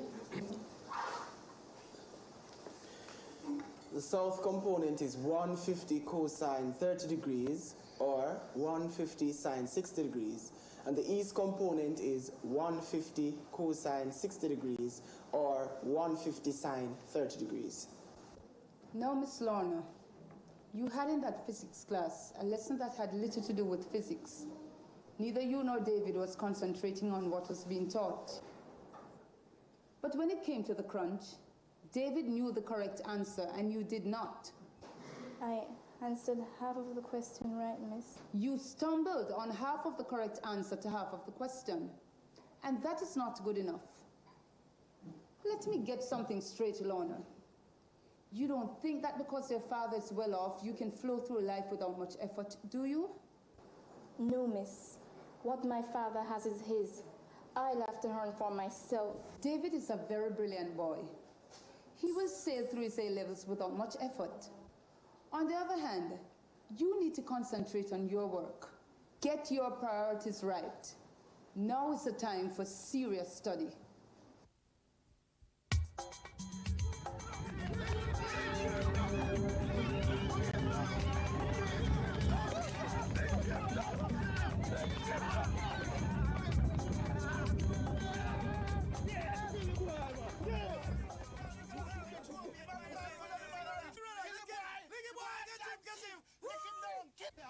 thieving, boy. I beg you to do. I won't do it again. What? I can't get. Let me not call it, sir. Hold on, Leroy. I could hear where I'm officer for himself. Him now, I'm officer. One of them have the man orange in a bag. Me say, kill the boy. Do. I beg you to do. It's hungry, let me tell you, orange them. See there. I'm going to want to kill the man. I'm going to hear what him say. He's hungry, I'm hungry. I'm hungry, I'm hungry. I'm thief. Me say, I don't have time to argue. Kill the boy. Make me do it since you don't look like you're afraid. Where you come from anyway? You never see you in this district before. Across the river I'm come from, a pure thieving boy live over there. Kill the boy. You should left you alive, you know. But if you kill the boy, man, you not know me ain't thief. Me too. Kill him. What do you want to go on to, man, over one little bag of orange? Look how much 1,000 orange he must daily have. You think one little bag of orange can hurt him? What you talk about? We should have give you 2 little. If everybody could have helped themselves to mag every time they want. The man who not have no orange left himself. You talk about how much 1,000 orange he must daily have? You think them fall out of sky in him lap? Exactly. That man work hard for where him have. Him never teach people things now sit down pan shovel forget where him reach. Him slave forget there. So the man not have no right to help himself to the man crap. In any case, today I'm Mr. Daly, tomorrow could be anyone away. Because the thief don't have no conscience. They run from the small man as well as from the big man. Any man that thief from farmer for dead because farming are no easy work. Kill the boy, man. Do. Give me a chance. The Lord son I must forgive. Kill the boy. Kill the boy.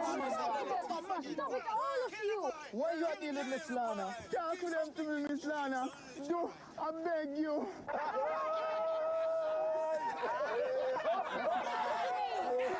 We want to take the law into our own hands. You stay there. You know who for arrange them him having at the bag? And your father arranged them. It doesn't matter whose oranges. The right thing to do is to hand him over to the police. As for you, you know better say nothing. Why not? Just to run him. Why for dead man? You see on me? I had my little half-acre flat back of the house and I had was to get up because every time I saw them reap. They look for Uncle Freddy.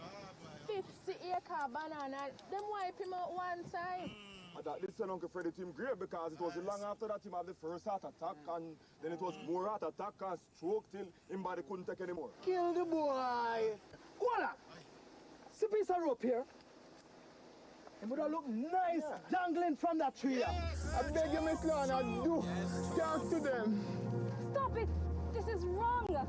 It's illegal and it could get you all into serious trouble. Hand him over to the police and the thief. Yes,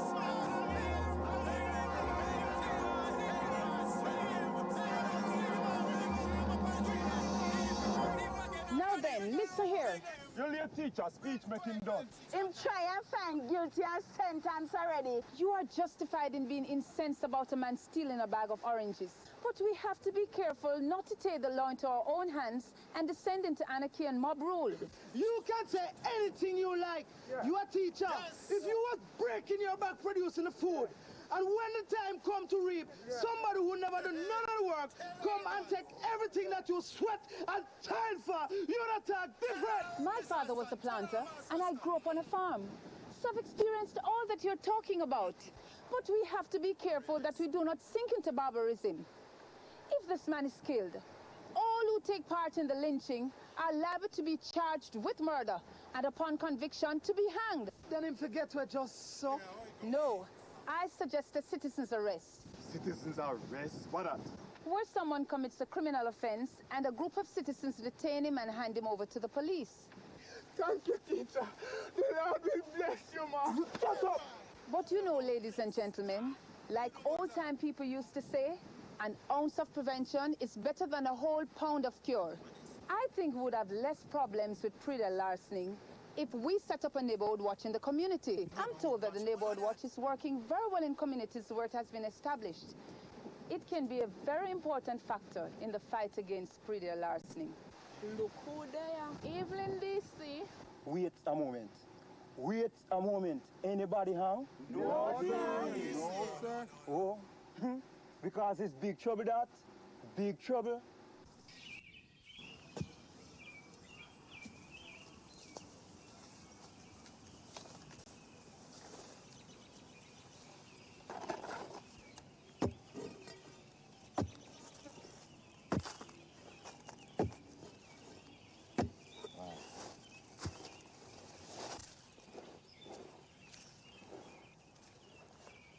Mr. Daly, I think it would have been easier if we bush the land before we build the fence.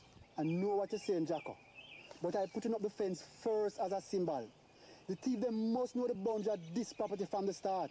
But you don't have no fence around the big property next to the house, Mr. Daly. And look how much trouble I have with the thieves. Every year I lose about a quarter of my orange crop. I'm not playing easy up with this property. I put in everything. Light, burglar alarm, dogs, and ranger with long gun. None of them helping me with this farm. So they're not sharing the proceeds with me. When we finish here, go find the agricultural district constable for me. And I am going to call a meeting of the JAS branch to organize this district to fight back against breeder larceny. You can't stop them, you know, Mr. Daly. Regardless of what you do, then we'll find a way around it. If I have to be the ranger myself, Jacko, if I have to do duty on my farm every night, I'm going to stop them.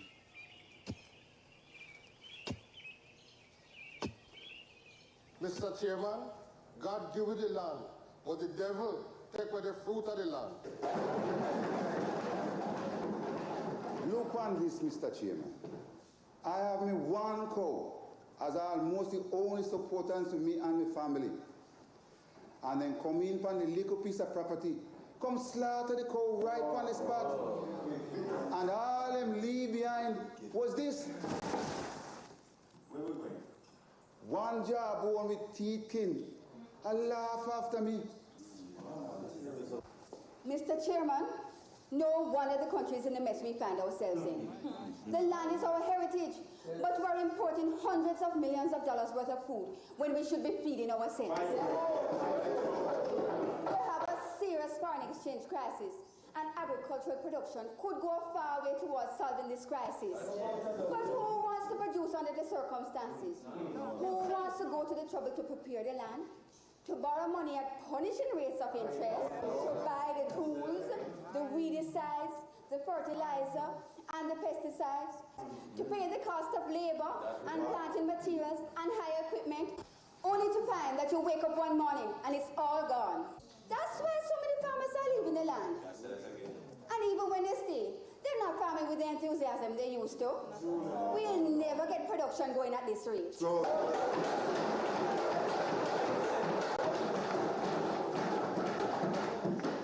Yes, Ms. Scott.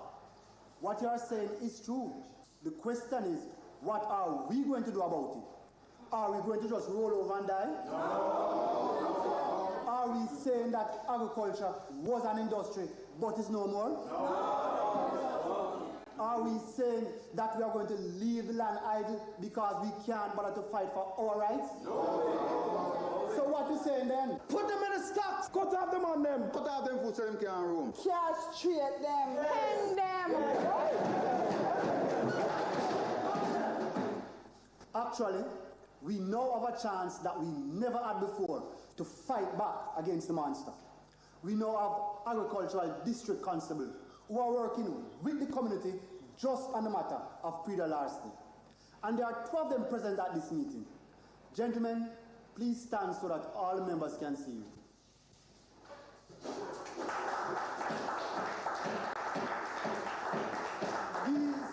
These are our agricultural district constables, DC Martin and DC Bell. We have the police committed to stamping out breeder larceny, but now we have to organize ourselves to fight back.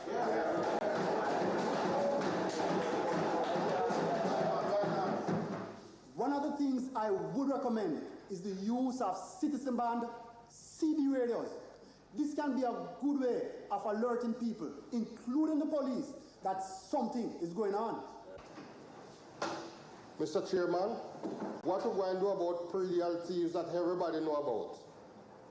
We don't catch them red-handed, but everybody know who. For instance, Larry Matthews. Mr. Chairman, we really shouldn't be calling names like this, especially as the gentleman in question. The gentleman in question has never been charged with any offense. And in any case, he isn't here to answer the allegations which are being leveled against him. It's in very bad taste to call names in situations like that. I agree with you, Ms. Scott. Even if we're sure that a man is a pre-deal thief, if he's not convicted of pre-deal thief, we're not entitled to call a thief thief.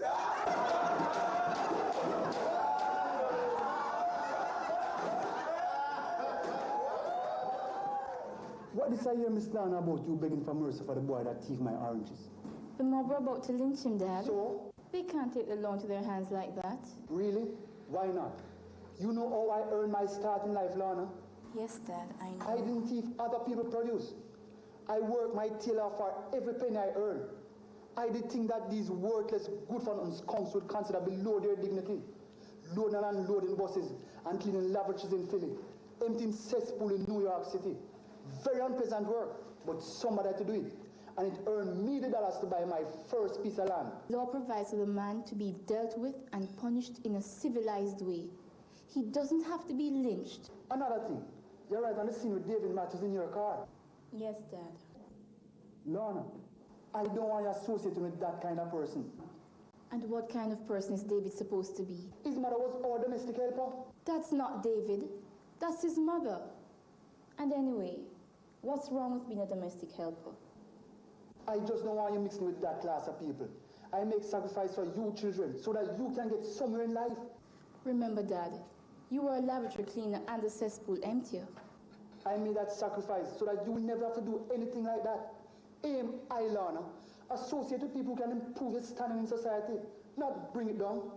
People want to be friends with you for what they can get out of you. You have to be careful who you make friends with. I hope you're not talking about David. Why won't the boy find friends among his own class? We're not going to be egging up on you. Really, Dad? Honestly? Everybody can see that your father's a few dollars. That make a nice catch for the helper's son. David wouldn't want any of your money. For God's sake, Lana. His mother was to wash your clothes and go down her arm just to clean the floor that you walked on. As for the boy's father, he was just a worthless drunk already lay about. David is brilliant and a great future ahead of him. It's not brilliance that makes future, you see? He's by far the most outstanding student in school. Not only academically, but in every other sphere of the life of the school. He's our best rugby player and captain of the school team. He's also on the track team, cricket team, and soccer team. He's president of the science club and captain of our school's challenge team. Our leading debater, actor, and soloist in the school choir.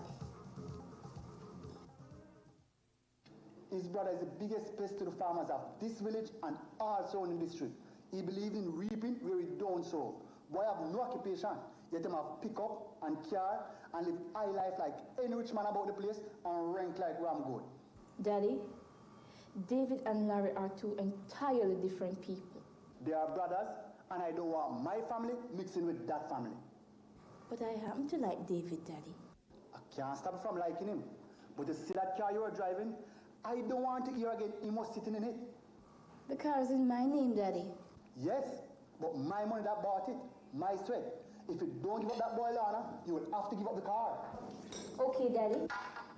Lana, where are you going? Don't take it like that. I didn't really mean it like that. I'm just trying to protect you. Mr. Chairman, as usual, I'll be blunt. We're losing hundreds of millions of dollars of agricultural produce every year to pre-deal thieves. In some areas, farmers are losing 25 to 40% of their crops. The citrus industry cannot even give a proper estimate of national production.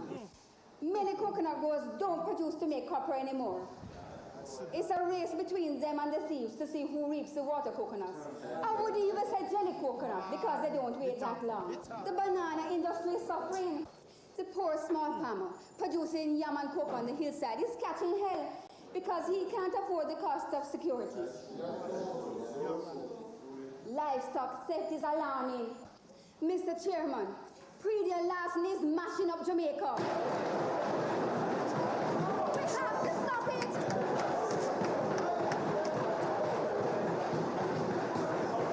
Yes, Ms. Scott. Thank you very much. I couldn't have said it better myself. But that's exactly why we have called this meeting. Mr. Chairman, we are sick and tired of meetings now. That's all we ever do, meet. Year in, year out, we're in meeting. While our heritage is taken over and ravaged by criminals. That's why we are here, to organize the fight back. Let me ask you, Ms. Scott, as your community associations printed receipt books and issued them to farmers so that you can verify purchase? Yes, Mr. Chairman. What about the others? Pieces of paper, Mr. Chairman. Meetings and pieces of paper. Right, quite. Let's see how the pieces of paper fit. We have the Agricultural District Constable with us. DC Martin, please tell me what the police are doing in the fight against petty larceny. Yes, Mr. Chairman. First of all, we have to realize that there are really two distinct types of petty larceny. We have the small-scale community operator, and then we have the big operator. Highly organized, well-equipped, and sometimes armed. Let's look at the second one first. They have ready outlets for the produce they steal. For instance, restaurants, markets, and shops in the main population areas like Kingston, Montego Bay, and other major towns. Our strategy is to block those outlets by asking purchasers to be more careful about who they buy from, and also to cut the thieves off on the road. Police in roadblocks are now checking for agricultural produce in commercial quantities. Where they find it, the driver will have to provide proof of purchase, or his passengers must have proof. Otherwise, the police will impound the vehicle.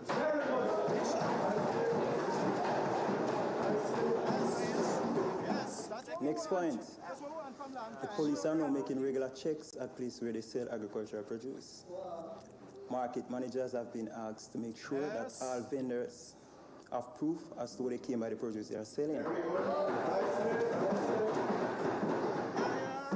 We are also monitoring restaurants and hotels and are getting their cooperation.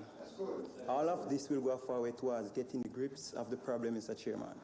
But in the end, sir, it's the people in their own communities that have to make this effort work.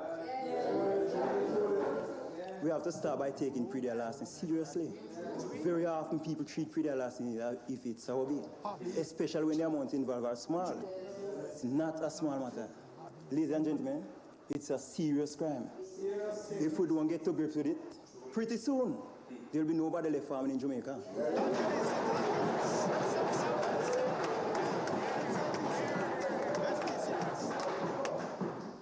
Thank you very much, DC Martin.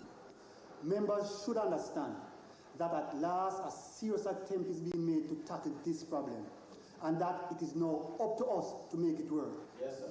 We need to share information with each other, to be more aware, to be more vigilant, to cooperate with the police in this fight. Yes, that's right, that's right. So, ladies and gentlemen, I am going to formally propose that we set up a neighborhood watch for this community.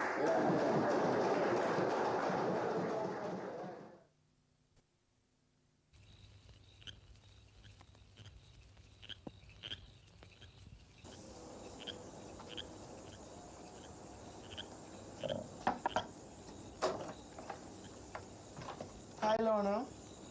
What's happened to the car? I felt like walking.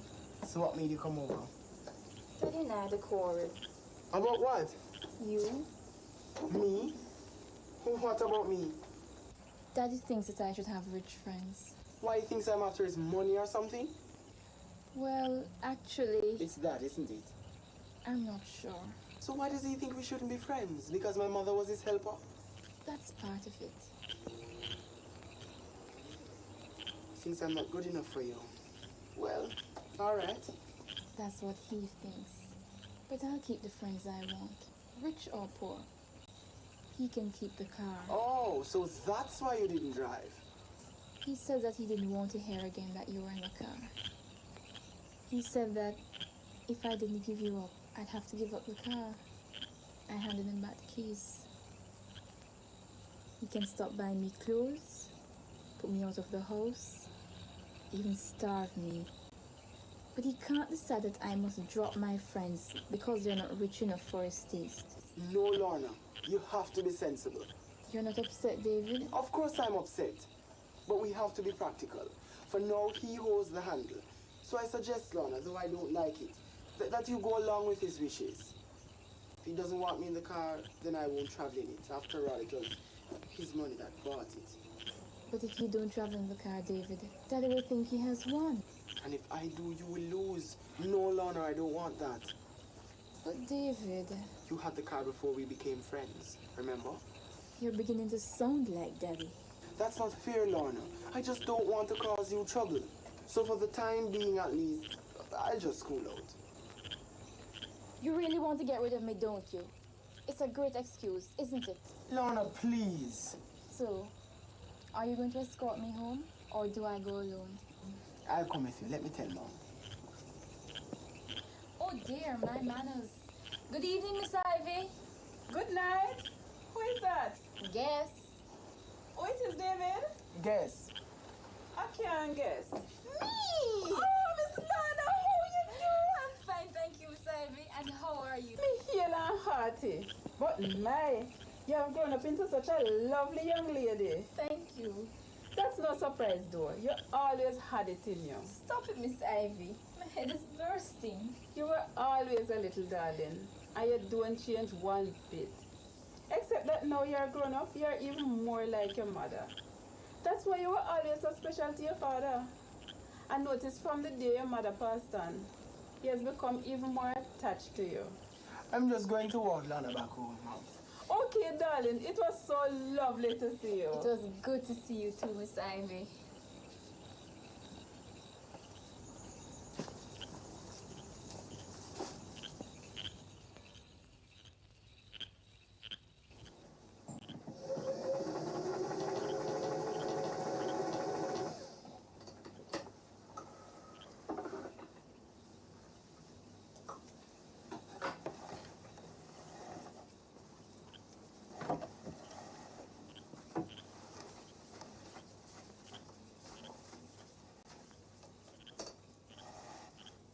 Well, I gone, Mama.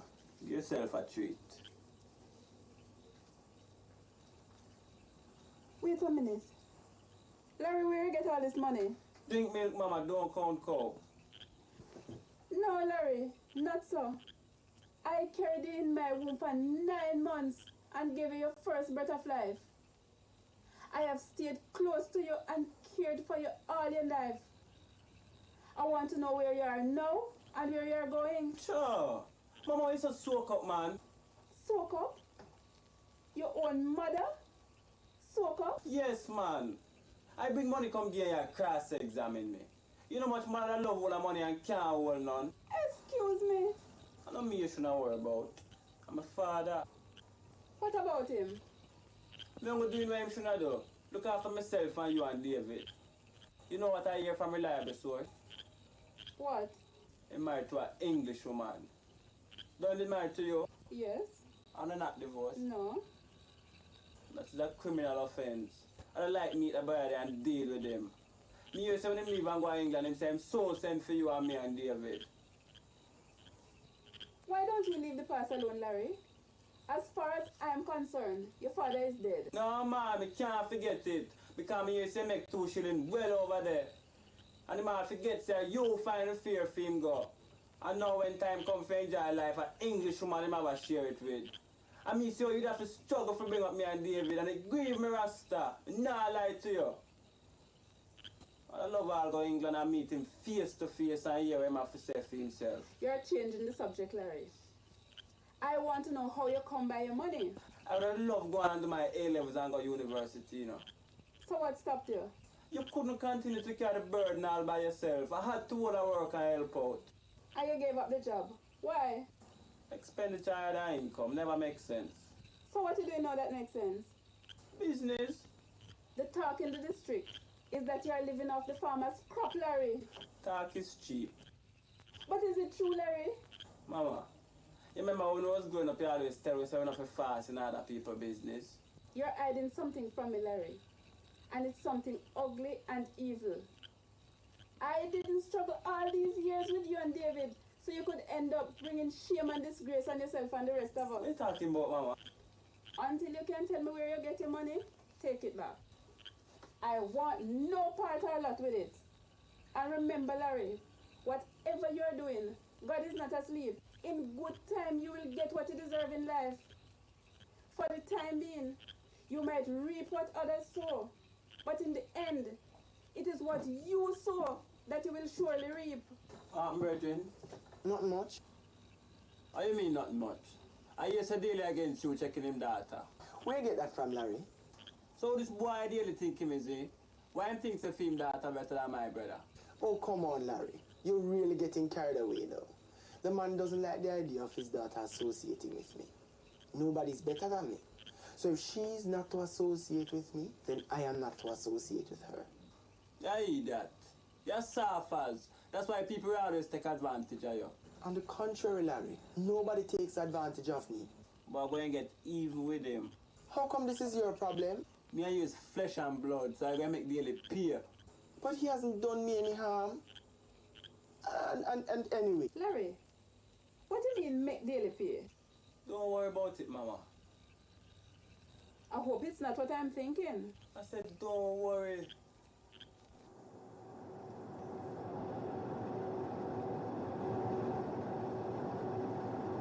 The time is 12:05 p.m. and you're listening to the Midday News.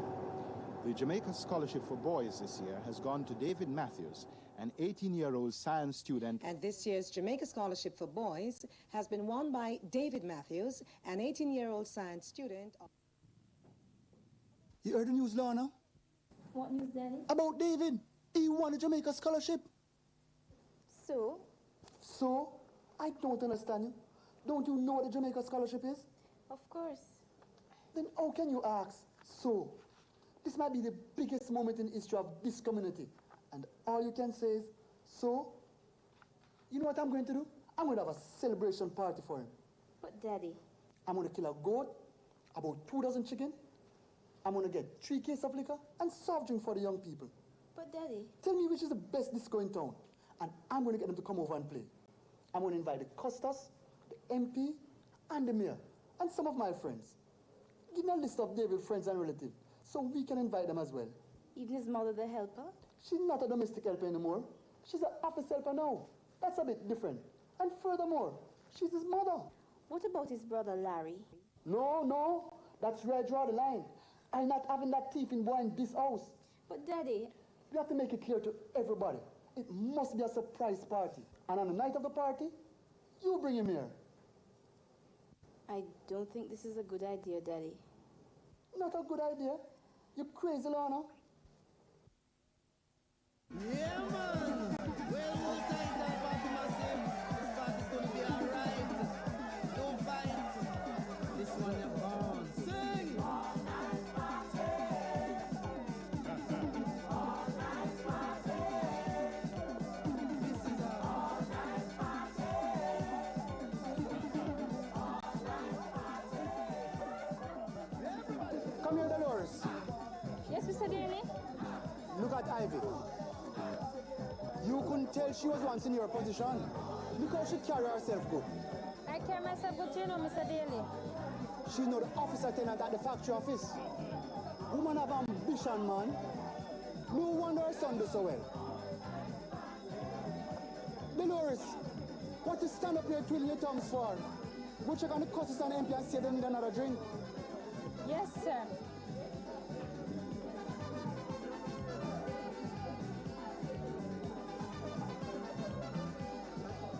Would you like another drink, sir? Yes, please. Same here.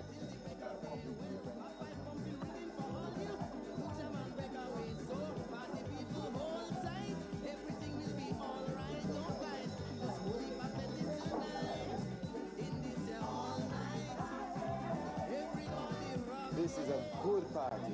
Yes. But where's the guest of honor? Absent. But how's that? Costas. Lorna is also missing. Do you think they might have a low?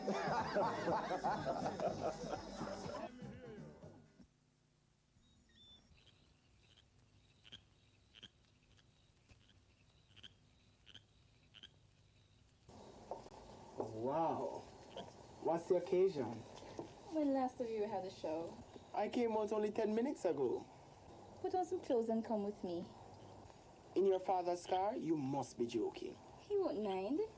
And where are we supposed to be going? Can't tell you. Lorna, come back down to earth. You suddenly arrive in your father's car, ordering me to put on clothes and to come with you. You can't say where, and you expect me to follow like a sheep? So if I don't tell you where, you won't come? Not in that car. You don't trust me, David. Do you think I'd do anything to hurt you? Not willfully. So you come then? Not if you can't say where. To my home. To your home? We're having a party there. And you expect me to come with you? In that car to a party at your home? With your father present? I guess I'll have to tell you then. It was his idea. Why? Your friends and relatives are there, including your mother. Oh, so that's why she dressed up and wouldn't tell me where she was going. The party's for you, David. Party for me? And you have the nerve, Lorna, to expect me to come? I don't expect you to do any such thing. Although I miss you, David, and would love to be with you. I would have been very disappointed in you if you'd agreed to come. So why did you invite me? It was your idea that I should do as Daddy wished. He sent me to bring you over. For the sake of those who are there, especially my mother and my other relatives and friends, I hope it's a good party.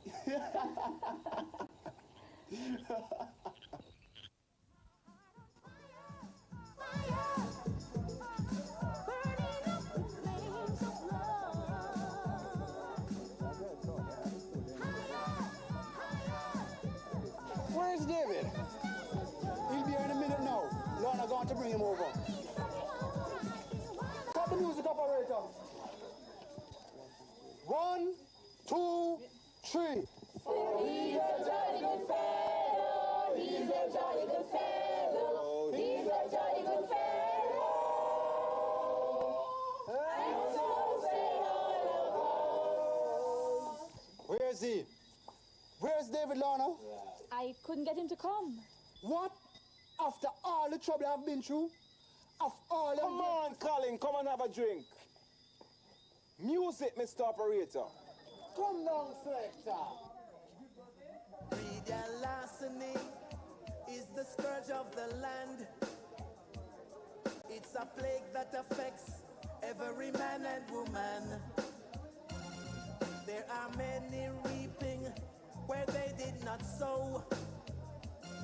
They won't even allow our food to grow. We got to fight back, fight back, fight back. We got to fight back, fight back, fight back. We got to fight back, fight back, fight back. We got to fight back, fight back, fight back, fight back, fight. When are you fellows in Parliament going to do something about the creedal larceny law? The Attorney General's office is looking at it. The legislative process takes time, you know, Costas. But we are doing all the things to make life difficult for the creedal thieves and better for the farmers. Do you know this fellow, Larry Matthews? Oh, yes. But be careful how you talk, Costas. His mother is here. He's David's older brother, you know. Everybody knows he's the organizer of most of the creedal theft in this area. Can't somebody do something? Everybody's talking, but nobody's coming forward with evidence. And you can't charge a man on the basis of suso. But the evidence will come. He'll get his due in time, Costas. A man could win every last scholarship in the world. If him do have manners and common courtesy, he's not getting anywhere at all in life. We got to fight back, fight back, fight back. We got to fight back, fight back, fight back. We got to fight back. Yes, Dave. Are you about daily party? What about it? I used to daily have party to celebrate a scholarship, but you never go, because you never invite me. I really appreciate that, Rasta. World 2 Concord. You know, Larry, people ask me what you do for a living, and I can't tell them. What you mean? I'm a businessman.